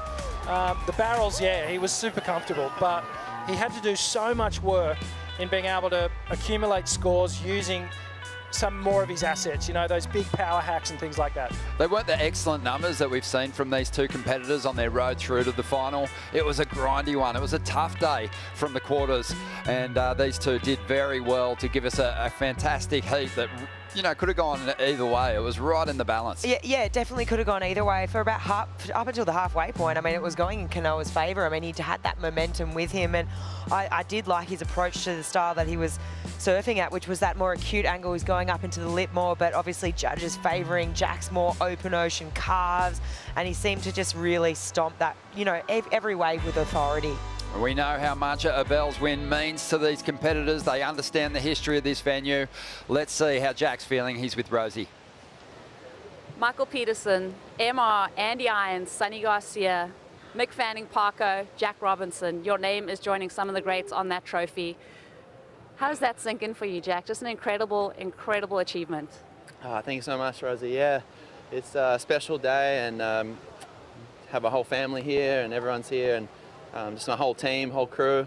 Right before the semis, actually, yeah, it was the semis? I don't even know where we are, but right before the final, we were watching like Parko and Mick, and then I watched Taj and Andy, and then Kelly, and I was like, oh, I was all fired up. So inspiration from those guys, and yeah, just channel that and just be in the moment. You've had some incredible heats throughout the competition. You said to us this morning you had more to give. That one turn in the final was absolutely phenomenal. Do you feel like you were reaching your best there? I felt like I thought there was going to be more waves in the final. I kind of just had to get in front of him and in front of Kanoa, and because I knew it was kind of getting slow, and just to turn the heat at least. And yeah, my wave, I don't know. There was a reason why I didn't go his waves. There was the one that came in the end, and the inside was good. So, yeah, the ocean's wild. Surfing is wild, eh? The way it chooses you, and you find it. Yeah. Is there anything more satisfying than winning in front of your family? Oh, it's I'm super blessed. I think I'm just really kind of grateful and stoked, and yeah, it hasn't really sunk in. Just enjoying the moment a lot, you know. That's what it's all about, having fun out there and going my way. Amazing performance, Jack. Congratulations. Thank you so much. Right back in there. Well done, Jack Robinson. You could see it kind of dawning on him what he's achieved here today. Almost cracking emotionally a couple of times, but he is just so tapped in spiritually. He said it's funny how the ocean chooses you. I think it's Jack's faith that the wave will come his way, and yeah, he just has great decision-making qualities in these heavy moments. There was a lot of waves he could have taken with that priority, but he was really cool under pressure. Yeah, composure comes to my mind straight away. He's always been that sort of kind of kid, even from a young age, just personally growing up with him and watching him navigate a lineup, and just the awareness. And, you know, he'd go sit somewhere 20 metres down the beach and he'd be, nah, there's not going to be a wave come there. All of a sudden, the best wave of the day comes. He's just tapped in, and he just spoke beautifully to it then. Tom Curran, another great Bells champion, had those same qualities, Rich. Took the words out of my mouth, mate. I was just thinking about that, and I've seen Kelly do it a million times as well. You know, just the right wave comes to the champions when they need it. And I think Jack there was he was still in work mode. He hadn't quite unwound yet, and I think that'll come later. He was very much still composed and in the zone, and that's how he likes to compete. And I think he gets into this sort of zen state where he shifts energy. And I said that during the final. The energy of that final was with Kanoa, and then he shifted it, and it came his way. So yeah, the greats have that ability to do that. connected to the ocean. You could see midway through the interview, he just wanted to connect with his family. They were off to the side there. It was a beautiful thing. Also, a huge moment for Isabella Nicholls. She always came down here to Bells with the dream of maybe one day getting her name amongst her heroes on the stairs, but she didn't actually believe it was a possibility. And she was just so strong coming up against her mates in this draw. And when she got to the quarterfinals, she ended up being the giant killer, really, the killer of form. Mate, this was not an easy draw for her, this whole event. I mean, even the round before this, round of 16, she'd come up against her bestie, Erin Brooks, and then, you know, I just, she's connected and she's continuing on with that confidence that we saw in El Salvador. I think, you know, Rich, you've spoken about that board, Ron too, Vaughn, and everyone's talking about it. I think she's so connected to it. It sort of looks like it's just a magic board. She's got to keep it on ice because that thing is serving her well. I wonder if DHT can put 40 litres into one of those things. Could be good. But Isabella, we're looking at some of her highlights from today. I think you've got to really appreciate too just how well she did to iron out the bumps out there. She maintained a fantastic rhythm and pace to her rides, but when the opportunities presented, Rich, she got more aggressive than her opponents. Yeah, and she's got this really good knack of framing the turn or the maneuver that she's doing, and there's almost this this poster moment through her turns where, you know, the form's perfect, the turn's executed with speed and grace. Right there, you know, like just carving, holding that carve for an extra, you know, millisecond, setting it up for that vertical turn, and so really showing that variety. And I think she said in one of the interviews that surfboard's a little bit longer. It's got a straighter rail line, and it's ironing out and lengthening out her turn. And for here at Bells, that just works perfectly. I know Bella 3 years ago got that amazing victory over in Margaret River to save herself on the championship tour, and it's a comment that's often thrown out there. I don't know how much I believe it sometimes that every surfer on the tour is capable of winning, but it was proven today on the women's side for sure with Luana and Isabella battling for the title. Oh, it's definitely proven on the women's side. I touched on it in the final, but on the women's tour, there's more women that have won events than what there is on the men's, so that you could argue that that women's side of the tour is so hotly contested. A more compressed field, and yeah, obviously a couple less heats that they surf to get to that position, but at the same time, you can't take anything away from Isabella Nicholls and the way that she handled and composed herself through some of the big clashes she faced, especially that quarterfinal with Gabriella Bryan, who was just looking deadly. Yeah, that was the repeat of the final in El Salvador, and it pretty much went all Gabriella Bryan's way there. She came into Bells as a favourite for many. I certainly had a peg to get the win here. She got through Gabriella Bryan, then came up against Tyler Wright, former Bells champion, who was going for the triple. She shut that down, and then getting over Luana Silva, and perhaps just you know, the intensity or the enormity of the moment for Luana, just getting the best of her. And we didn't see her best surfing, but certainly, you know, Isabella was the deserving winner of the day. A huge total in the final. That always feels good when you perform well in the final event of the final heat of the event. A magic way to finish off another great year here at the Rip Curl Pro Bells Beach, presented by Bonsoy. It's now time to hand out some trophies. We're going to throw it down to Joey. Thanks so much, Ronnie. Hi, everybody. Thanks for being here. What a special day. Please join me in welcoming Karina Eccles, and a proud Waterung woman, and all of our great community dancers. Thank you so much.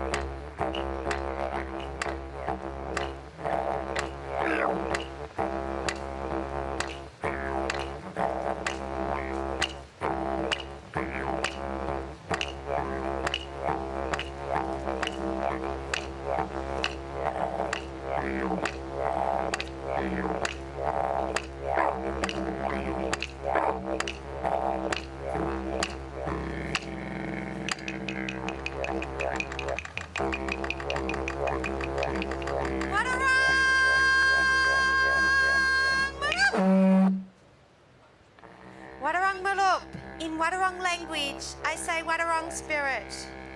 May we acknowledge Wadarong spirit of Wadarong Jadak. of this land, this country, known as Bells Beach. May we acknowledge Wadawurrung spirit of Wadawurrung Kinkin Bill, Wadawurrung spirit of Wadawurrung people. May we acknowledge Wadawurrung spirit of Wadawurrung Wuru, the Wadawurrung spirit of Wadawurrung language. Matnu Wadawurrung Jar, this is Wadawurrung country. Bengadak Wadawurrung Kinkin Bill, we are Wadawurrung people. Bengadak Wadawurrung Wuru, we speak Wadawurrung language. I am now going to welcome you to Jurak, the land, the Wadi sea country of my people, Wadawurrung people. Muan Bengodingadak, Kinkin Bill, Wedigarong Guli Wadawurrung, Na Lingu Wikimbani Wadawurrung Jar, Bunani Dulama Bengadak Ba, Gayupanguma, Maradop, Makbore, Wadawurrung language I say. From our ancestors, family, community, I welcome you all here on Wadawurrung country. Let us all come together, embrace each other, and gather in peace.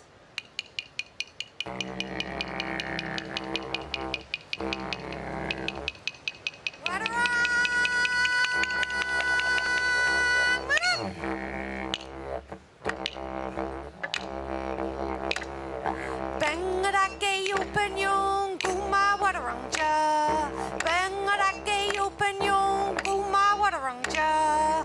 Bengarake open yung kuma Wadawurrung ja. Bengarake open yung kuma Wadawurrung ja.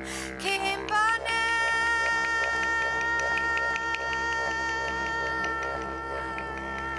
Kimbana.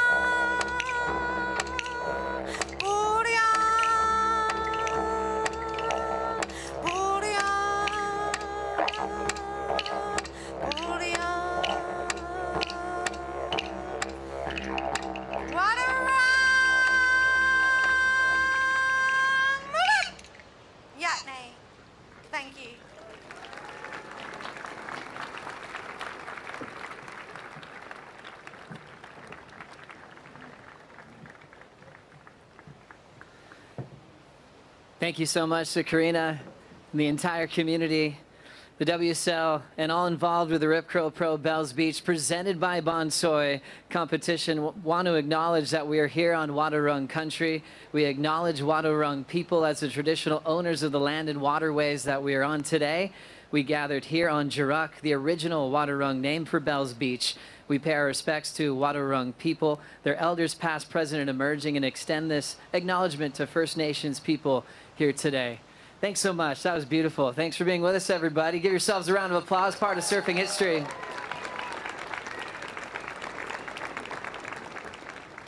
This is the official awards presentation for the Rip Curl Pro Bells Beach, presented by Bonsoy, the 5th stop on the World Surf League Championship Tour. Also the first stop for the first ever GWM Aussie treble, starting from here to the Gold Coast to Margaret River. Really exciting. But this is the longest running event that we have on the calendar, starting back in the early 60s. Let's hear it for Peter Choi and the founders that really started off this competition with a card table, inviting people here to Bells to see who is the best, and we're still doing that here today. And talk about an iconic trophy. If you win this, you mark yourself in surfing history. You're done. You can't stop right there. It's that big. You start building your legacy as one of the greats that have all passed through here to Bells. We've seen every change in surfing history, from the introduction of the thruster from Simon Anderson, still the most popular design today, and from Lane Beachley to Steph, before her, Gail Cooper. Let's give Gail Cooper a round of applause. 10-time Bells champion who joins us every year. And what about your locals showing up again? Carly Shanahan, Xavier Huxtable doing great things here in the bowl. Ellie Harrison, you weapon. Wow, you guys show up. Always representing Victoria so well. Got some great people up here with me to help me with the trophies as well. Let's hear for Jesse Miley Dyer, who did some big things in the bowl competitively, doing great things with the tour as a deputy commissioner. And this guy started Rip Curl. Doug Claw Warwick, thanks for all you do for pro surfing. He's seen everything go down in surfing history. And just continue on with Rip Curl. We can't thank you guys enough, supporting this event for over 5 decades. You guys welcome us with class. You guys love pro surfing. You guys are the ultimate surfing company. Big thanks to Bonsoy, our presenting sponsor for this event, and also Visit Victoria, welcoming us so well here to the Surf Coast as well. Thanks to our event partners, Yeti, Red Bull, Apple Watch, Surfline, GWM, Stone & Wood, Surf Coast Shire, TAC, Oakberry, Hydrolite, Boost Mobile, BioGlan, Bond University, Fat Boy Bikes, and True Surf. Big special thanks to Surfing Victoria, Adam Robertson, Cale Bell Warren. You guys are incredible. Thanks for sharing us world-class waves this entire waiting period and being so gracious. Big thanks to all the fans that are right here live in person and everybody watching on our global broadcast. Thanks for being a part of this iconic event. Give yourselves a round of applause again.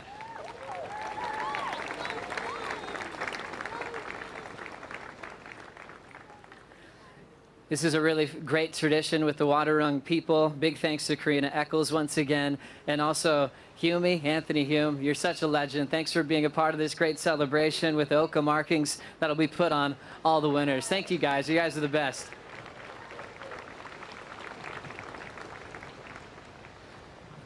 Let's talk about our champions and everyone who really showed their courage and their commitment. Everybody on tour, part of this event. You guys should be really proud of it. History was written, and we go to a finalist, the guy that has been in the spotlight for a very long time, represents Japan on tour, and took out some of the biggest names, including Ethan Ewing, on the way to this runner-up finish. Put your hands together for Kanoa Igarashi.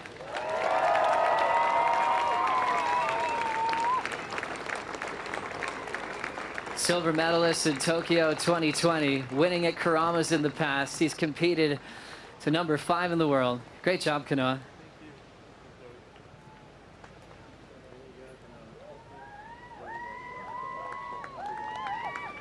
And now in his first ever Bells final. You can give it a good ring, Kanoa.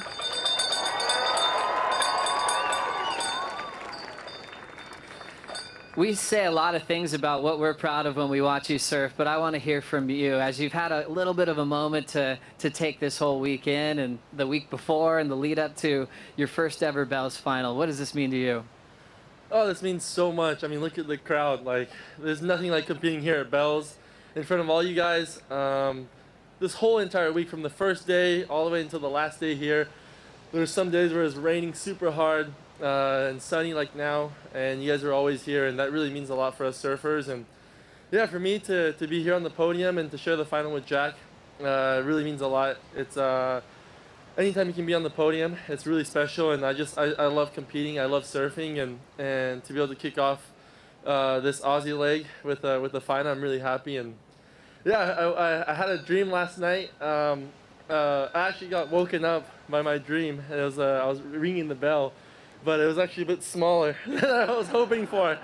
But yeah, I was woken up in my own dream with the bell. So yeah, I guess it kind of came to fruition. Enjoy the moment, Kanoa. Great surfing. Thank you. Thanks, guys. Kanoa Igarashi, runner-up in his first Bells final.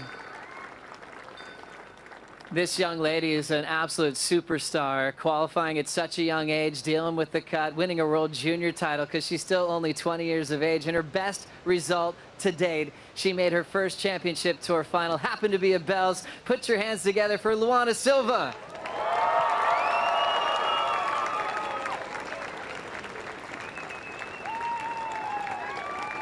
Yeah, Lulu.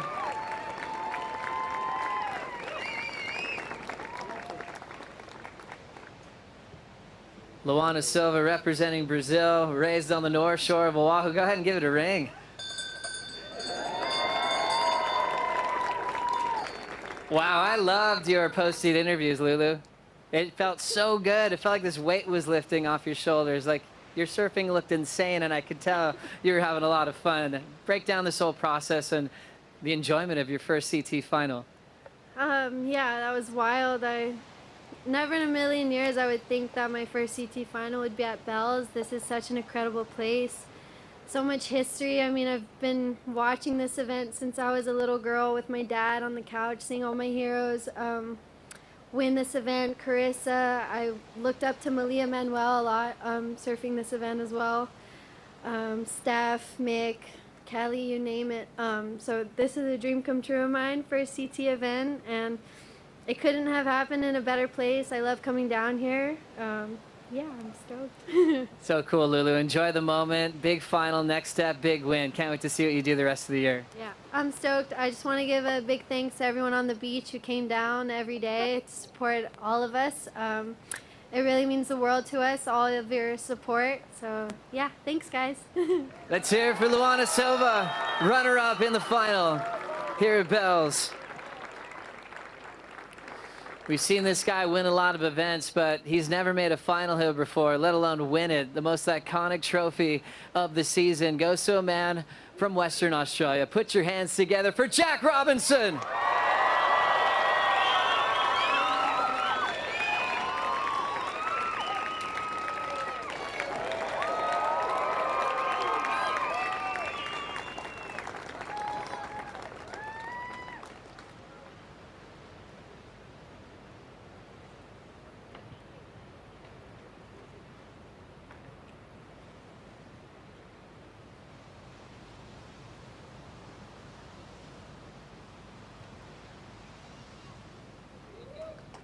Here we go, Jack.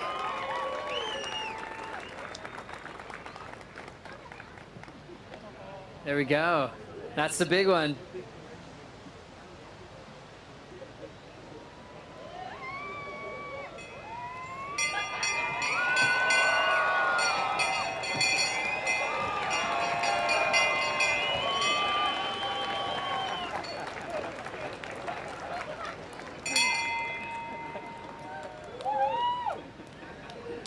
Wow, you've been waiting to do that for a long time. Yeah, I watched Mick and Joel and Kelly and everyone do it earlier today, like 10 times. I was like, okay, we're almost there. Just don't get too excited. I was just trying to stay in the moment, and it's kind of tired after that. Give it another go, actually. You catch your breath. No, chill. I'm good. I'm good. Thank you guys for all the support. Felt it all week. It was really special. And just the whole team, my wife, my family, everyone. Yeah, just everyone that's involved. And yeah, also want to give a big thank you. Just, yeah, the people, Wadawurrung country, and for letting us, yeah, surf here. And also much love and rest in peace for Greg Browning too. The last time I was here with him, he's an amazing filmmaker and a good friend, and we had some good moments here like a couple of years ago. So yeah, give a little respect, and thank you guys. That's beautiful. Jackie laid down in the water after the horn went off. I know you're deep in your spiritual connection to the ocean, to the people like you just mentioned. What did that feel like, knowing you've accomplished one of your biggest goals? Yeah, it's really surreal and special, and there's not too many words for it when you're in the moment. You're just being and going out there and doing it. And it was a really cool final with Kanoa. I kind of knew I had this feeling that we would match up just because we've been hanging out a little bit the last few days, and it was cool. There's many more of those to come, so looking forward to it. When did you meet Kanoa? Maybe like maybe 9 or 10, huh? I think 9 or 10. Oh, yeah. We surfed against each other in Ocky's Grom coming up on the Gold Coast. We've known each other for a long time, and yeah, we're here now. It's super special, super surreal. It's always meant to be. Congrats, Jack. This is a huge one of the most iconic trophies in the game. Enjoy every second of this. You deserve it. Jack Robinson, your champion. First win of the season, his first Bell's trophy. Oh, well, that was a quick fix. We've got one more champion waiting and standing by who's just turned in a stellar season, back-to-back finals, this time winning this event in her first final here at Bell's. Put your hands together for Isabella Nicholls.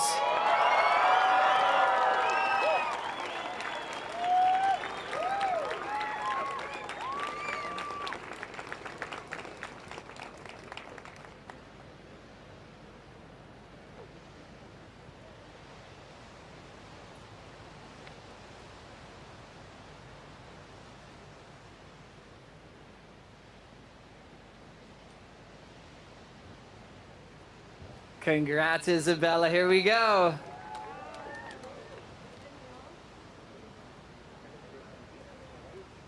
All right, let's cheer through this. Put your hands together. You're champion.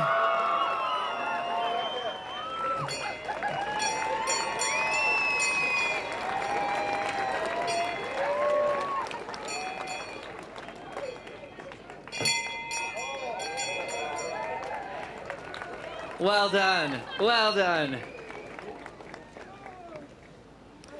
That was special. That was special.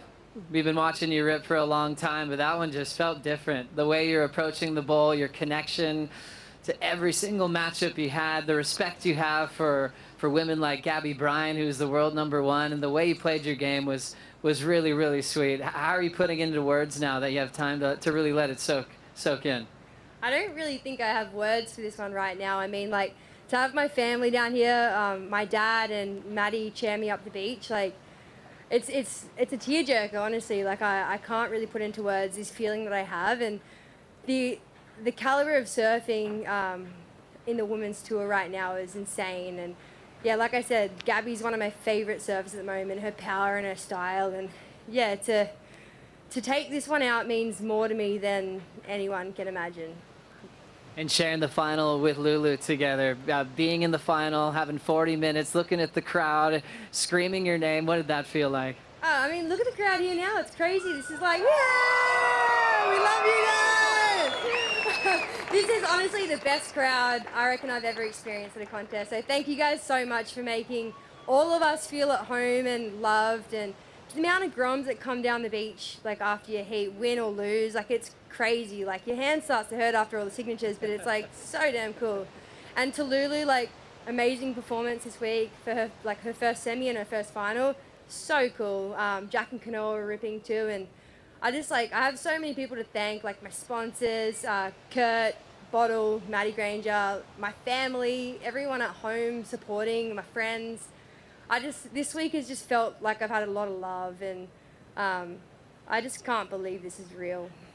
It's real life. You mentioned it was a 15-year plus process to win this event. What was that process like?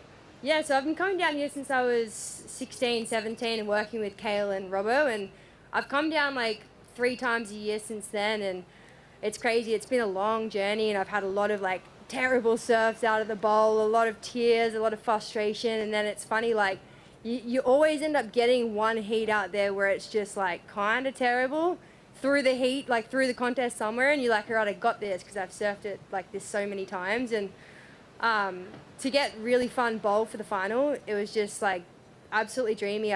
Before I paddled out, I'm like, this is what I surf here all the time. So to put in the time and effort and have it pay off, it's just so damn special. Isabella Nicholls, a true champion. Enjoy every bit of this. Thank you so much. Thanks, guys. Thanks, everybody. Let's keep the party going right here at the beach. We love you guys. You guys are some of the best fans in the world. Keep the applause going for our champions. Jack Robinson, Isabella Nicholls taking the bell here in 2025. We'll send it back to the Stone and Wood Post Show with Ronnie Blakey. Thank you so much. Good on you, Joey. Fantastic job. And there they are, your champions for 2025 in the 62nd edition of the Rip Curl Pro Bells Beach, presented by Bonsoy. And that is a special moment. Could you imagine, Flick? I couldn't, Moni. I can't. I think it's still sinking in for these two competitors. I think Isabella, with a little bit more time to just digest her victory, has kind of arrived at that point where she's sort of saying to herself, oh my goodness, I've just won bells. I can't believe that my name's going to be on those stairs. Jack sort of seems like he's still processing at the moment. Yeah, it'll sink in good time. It feels like it's starting to ooze into his stratosphere right now, but some great imagery here. What a feeling. Great to see the crowd hanging around too for the presentation. Absolutely awesome, and you know, all the competitors were really quick to comment on just how supportive that crowd has been. We've had some pretty ugly weather at different stages during this event window. They came out in force, rain, hail or shine. They stood down on the beach, and I think the Groms really make this event. They're just so up for it. You know, they're just running around in wet tracksuit pants, meeting the surfers on the shoreline every time they hit the beach. And that's a special feeling, you know, to have that kind of energy. Oh, the energy down here is undeniable. I mean, Vorno was running around all event, you know, in the grandstands, especially when those wild cards were in the water. You could just feel that energy. The Bonsoy board caddies, that was really special too. But yeah, this is an iconic event, and thanks to everyone for listening, everyone for watching. We love it. And now we've got some highlights to look at. We're going to check out the Boost Mobile heat of the day. And Griffin Colapinto, he stood up today. He really needed a big result. He hadn't been past the third round all season, and he made his move here at Bells. Yeah, he really needed to pull the trigger at this event. He did it in a big way, and really just took control in his opening heat of the day. Big conditions too. We got down here big 6 to 10 foot walls, really. And Griff just navigated them so well, and you know, touched it on it. He was 27th or 26th or 27th coming into this event, and he has just bolted up the ratings. Yeah, heat score total is 17.56, but Sammy Pupo also had some great turns in this heat, really pushed Griffin in this one. It was a great way to kick off the day. Yeah, it was. I mean, this wave here, 8.83, it's nothing to scoff about. I mean, it's cool to see Sammy come back in fine form, because I feel like he hasn't had that great run yet. He's going to hold his head high, leaving Bells with a quarterfinal finish. I mean, but you just can't deny Griff today. He really was in form. I thought his turns and just the progression in his surfer and just how tight he was getting in the pocket and how much he was going into the lip, he really was giving it everything. This morning early, I was like, oh, okay, yeah, I picked Jack, but I was also like, uh-oh, maybe you want to revisit that thought. Yeah, I think we probably had the best conditions that we saw on finals day for that first quarterfinal heat. So there are the numbers for you. 9.43, 8.13. Griffin Colapinto is back to his best. Sammy Pupo also will be making a big old leap up the live rankings or the rankings now, which you'll be able to check at worldsurfleague.com. But so worthy of the Boost Mobile heat of the day, that one. Yeah, absolutely. Great to see Sammy back in action too. He gets good feelings down here. Good energy from Bells with Sammy, and he had his brother watching on, helping him through the event. So great to see him tap into a bit of form, and I think he'll carry that through, because he's obviously had success on the Gold Coast at a Challenger Series. He might layer up at Burleigh big time. Bring it on. Well, we've got plenty more to come on the Stone and Wood post show. Don't go anywhere. Back with more highlights in just a moment.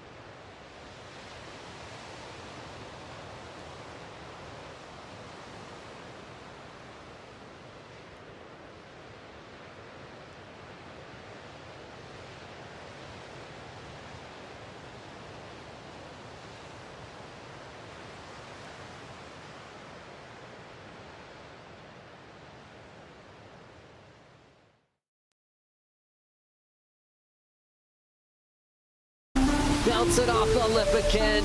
The countdown is on for the all-new GWM Aussie treble. Can you believe it? The crowd goes bananas. The world's top surfers will battle it out at 3 iconic events: Bells Beach, Gold Coast and Margaret River in a game-changing series. Who will rise to the top and drive away with a GWM Tank 300? Watch every wave, every moment live at worldsurfleague.com. The first stage of the GWM Aussie treble is in the bank, and we have some ratings leaders there, but we've also seen plenty of movement on the rankings for the Championship Tour too, and a lot of people making a charge, but this is what we're looking at now. Jack Robinson taking control of that Aussie treble with that tank in mind. Everyone wants that tank. It's been on show down here at the event site. Looks sensational. Oh, it looks amazing. You drive across Australia with that thing. But look, it's deadly for Jack because, I mean, he's going up to Burleigh. He lives on the Gold Coast now. He's going to feel at home. And then he goes actually to his, his real home, which is Western Australia, where he's won out there a couple of times before. So, I mean, the Australian leg for him is shaping up to be a good one. It sure is. Obviously established himself as the man to beat down here, and he will be a force as he moves through the next two events. Rich, this is what the rankings look like for the women on the Aussie treble. Yeah, they look fantastic, and obviously just mirroring the results here at Bells Beach as we kick off the treble, and Isabella Nicholls will feel really, really good about this. Again, as you said, heading home to the Gold Coast. I was originally from the Sunshine Coast, but this is where she resides now, and then obviously has had that winning feeling over in WA. So she's really set herself as, she's already got the keys in her hand, maybe. I don't know about that. Come on. I mean, it's been a remarkable run already, back-to-back finals, and she has gone skyrocketing up the actual Championship Tour rankings as well. But look, we've got to talk about the Shaper rankings because it's been an interesting fight this year. We know we saw great consistency by a small group of surfers on both the men's and women's tour, but coming into this event, a full mix-up and a charge by some different individuals. Yeah, absolutely. Well, obviously DHD getting the win with Isabella, and Sharpie getting the win with Jack Robinson. So those Shaper rankings are always a lot of fun to check out. But have a look at Lost, still miles out in front. Just ahead of Sharpie there. Channel Islands always a permanent fixture up at the top of the ladder there, DH, and great to see JS there. We haven't seen him really make a serious charge on the Shaper rankings, so great to see him get his into the number 5th position and potentially start climbing. Yeah, well, the form that Kanoa Igarashi tapped into at this event, he could certainly add to his points through these next few contests. But we mentioned that there's been quite a bit of movement on the tour leaderboard for the Championship Tour. The men's number 1, still Italo hanging in there. Ethan Ewing still in that 2nd spot, but Jack Robinson overtaking Iago Dora, and Kanoa Igarashi also charging towards the top 5. Yeah. This is exciting. I mean, for Jack and for Kanoa, they were kind of sitting around the same coming into this event, down that 8th, 9th place, and kind of uncharacteristic for them. So for them to jump up, into that, I mean, Kanoa, top 6, in the world is pretty amazing. Big win for Jack, 10,000 points, and coming into 2 events like we mentioned where he's going to feel right at home. Yeah, I definitely think people should go and have a look at the complete rankings at worldsurfleague.com/rankings, and we're going to have a look at the women's top 10 too, because Gabriella Bryan is going to be in that yellow jersey for the first time in her career when we get to the Gold Coast. Yeah, that's pretty exciting, and she has just been in such good form, and perhaps a little mental victory over Caitlin Simmers, who drops down into the number 2 position. And then if you just check out those little red and green arrows next to the names, Isabella has gone skyrocketing up into 4th place, so really getting herself comfortable in that top tier of the ratings, and she's going to like it, seeing a name up there in number 4th, and I don't think she's done yet. I think she wants to keep climbing. Usually this time of year, we're just ripping off the back end of the ratings and throwing a whole heap of people back on the Challenger Series. But we've afforded them a couple of more events to save themselves. And the race to survive the card is going to be so interesting when we get to Margaret River, because it has a lot of surfers have closed that gap with the people that were ahead of them on the rankings. Yeah, it seems like there's definitely was room to move. We had top seeds going down. It's kind of tightened everything up, and look, it just has all the ingredients for just more drama, really, it's crazy. As a viewer, it's so exciting, but as an athlete, you're thinking, oh no. Well, we saw it all this year at the 62nd running of the Rip Curl Pro Bells Beach. Different conditions, different locations. Let's have a look at the highlights in the BioGland Daily Dose. The top 5 moments, diving into some magic performances. Jake Marshall having the best performance of his CT career. Oh, it still goes down as one of the most memorable heats I've ever watched at Bells Beach. Jake Marshall just found this scintillating form and, well, best heat of his career up to this point, and all the stars aligned. Bells delivered, the conditions were perfect, but this man, geez, he just paddled into the lineup and did something special that will go down in the history books. Some of the best surfing we've ever seen at Bells Beach. Yeah, it's the performance of the event. It's one of the best performances we've seen at Bells in a long time. Yeah, it really is. I think for me, I just have to say it one more time, I feel like that one should have been a 10. It was crazy. I don't think I've ever seen better surfing. Coming in at number 4, Brilliance from Brisa Hennessy. And it was amazing to watch this all unfold on her mum's birthday. She won a big heat against Sally Fitzgibbons. Yeah, Sally, she really had control of this heat up to this point, and Brisa was up against it, but she found this little gem and really committed to each and every one of the turns on the wave. And yeah, she got the big number and the victory in that heat over Sally Fitzgibbons. Coming in at number 3, it was a massive heat. The heat of his life, Xavier Huxtable, coming up against the world number 1. And everyone was talking about Italo. He's just been white hot this year, just so sharp. But he was super aggressive, Xavier. He had a huge moment. Oh, this was a big, big moment for Xavier. I mean, the whole, the crowd behind you. I mean, we had Vaughan in the grandstand. You could hear the cheers. Everyone was getting so pumped. But, I mean, he just couldn't put a foot wrong. He surfed really smart. And there's that grandstand, all the friends, all the family. But, yeah, Italo looked a bit out of sorts and just couldn't really string anything together. But you can't take away from Xavier because he put together a nice heat here. Dropped a 7.33, backed it up with a 6.33. And, yeah, just impressive stuff. And I think, there were big calls for, a few of the other guys and friends around him when he came into this. Just watch out, watch what he's going to do. He's going to go far. And, yeah, this will be one of those moments that we do talk about for a long time. Yeah, great confidence booster for him too. Yeah, looking forward to seeing him on the Challenger Series. Coming in at number 2, Jack Robinson, men's champion. And he is really going to be soaking up this victory for some time. Everyone wants to get that Big Bells trophy, get their name on that incredible honour roll. Yeah, and again, I think about Jack's name being on the stairs, being on the trophy for Bells, and it actually belongs there. It doesn't seem out of place at all. It was a marathon effort from the first heat. They had to deal with so many different conditions, and Jack mastered it. He's the king of adaptability. He's the king of finding a way to win, and the surfing is there, no doubt about it. And he just has this knack of tapping into the energy, obviously feeling it, completely in the zone, such good energy through the whole week. And his last 2 heats, his semi-final and his final, he had to turn around a poor start, but never looked like he wasn't going to give it his best shot into the later stages of those battles, and ended up getting the victory. Oh, he was always going to, that wave was always going to come to Jack. It was actually undeniable. He has that sort of sixth sense when it comes to the lineup and just willing waves to come to him, or the ocean chooses you, as he says. That's right. Isabella Nicholls, number 1 on our BioGland Daily Dose. Breaking through for a victory, surprising herself, really.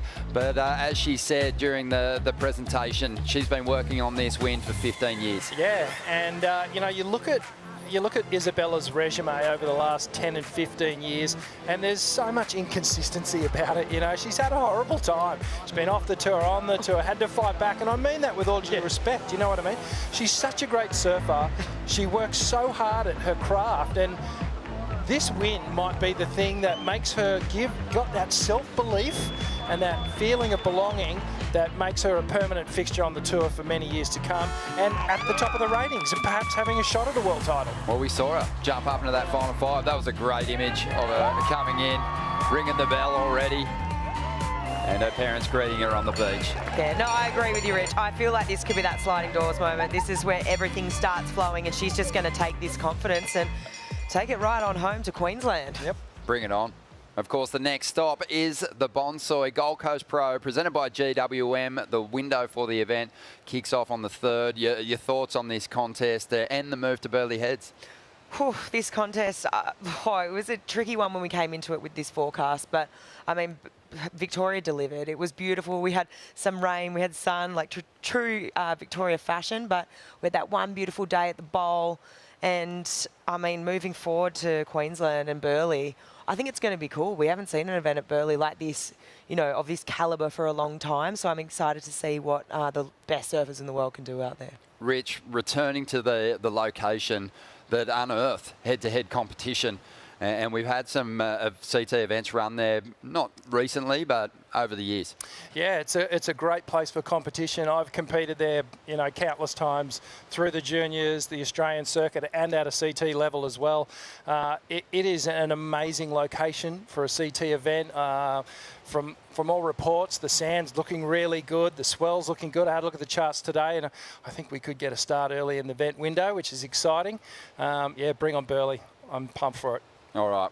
Well, the Stone and Woods are just sitting there. I'm ready to crack one. It's been an awesome event. Thanks to everyone for tuning in. Make sure you stay tuned to worldsurfleague.com for all the latest news, and we'll see you May 3rd on the Gold Coast for the Bonsoy Gold Coast Pro presented by GWM. Enjoy the highlights. Yeah, pretty good. Pretty good, thank you. Morning, Dwayne. Am I looking at you? Yeah, touch me. When you come to Bells, what kind of feeling do you get? This wave and this contest is so iconic. It's just world class, really just a big open canvas.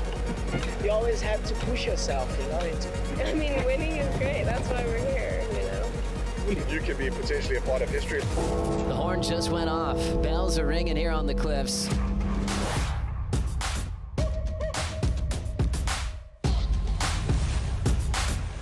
Flawless rail work from Gabriella. Aggression that she hits that with. And Ali Harrison taking that one out. The world champ, she's going to get her first run.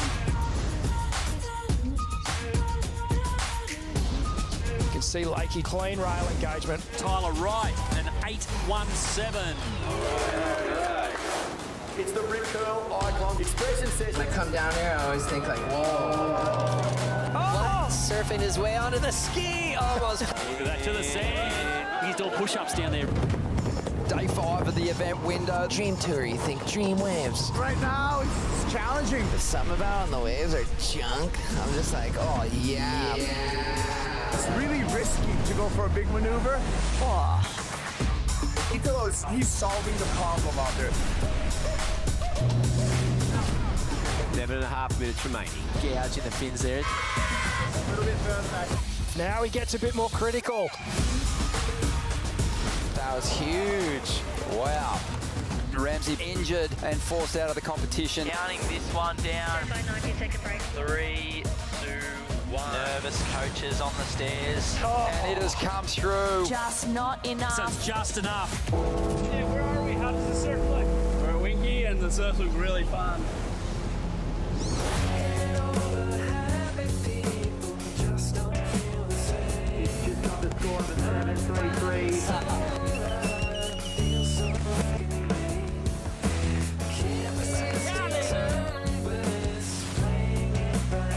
Not bad under priority. The opening Shane's going to be really crucial. Yeah.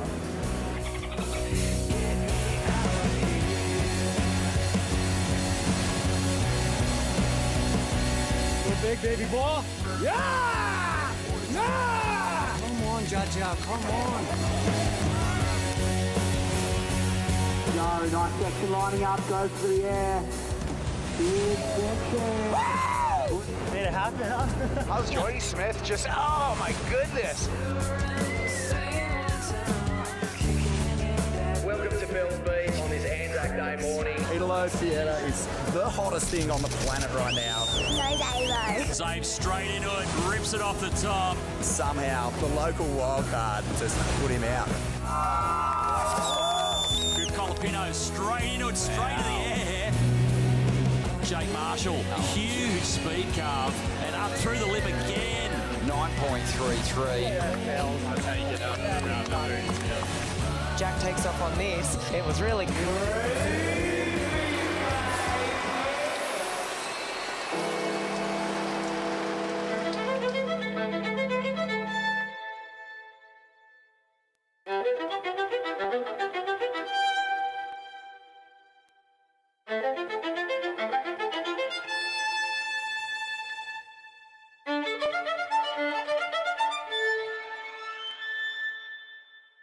just world class. You know, when we see it at that 6 feet size, it's really just a big open canvas for people to kind of lay some big tracks. It gives you chicken skin when you start to think about those moments. You can be potentially a part of history like that. It's a big deal. Yeah, go Brisa! Go Brisa! And it locks in at a 9.4 second. He found the rhythm of the ocean, and Ethan took a wave off Kanoa that he shouldn't have taken. Morg's just going to hammer the last section, gets the board up and over. That was explosive. You can just feel the energy coming from everyone.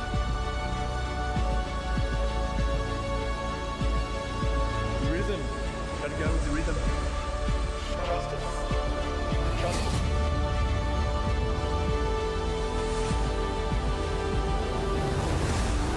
It's going excellent. Enjoy the moment here.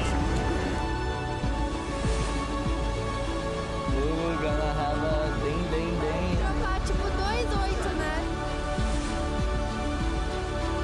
It's a giant win, a timeless trophy. The bell belongs to Isabella Nicholls.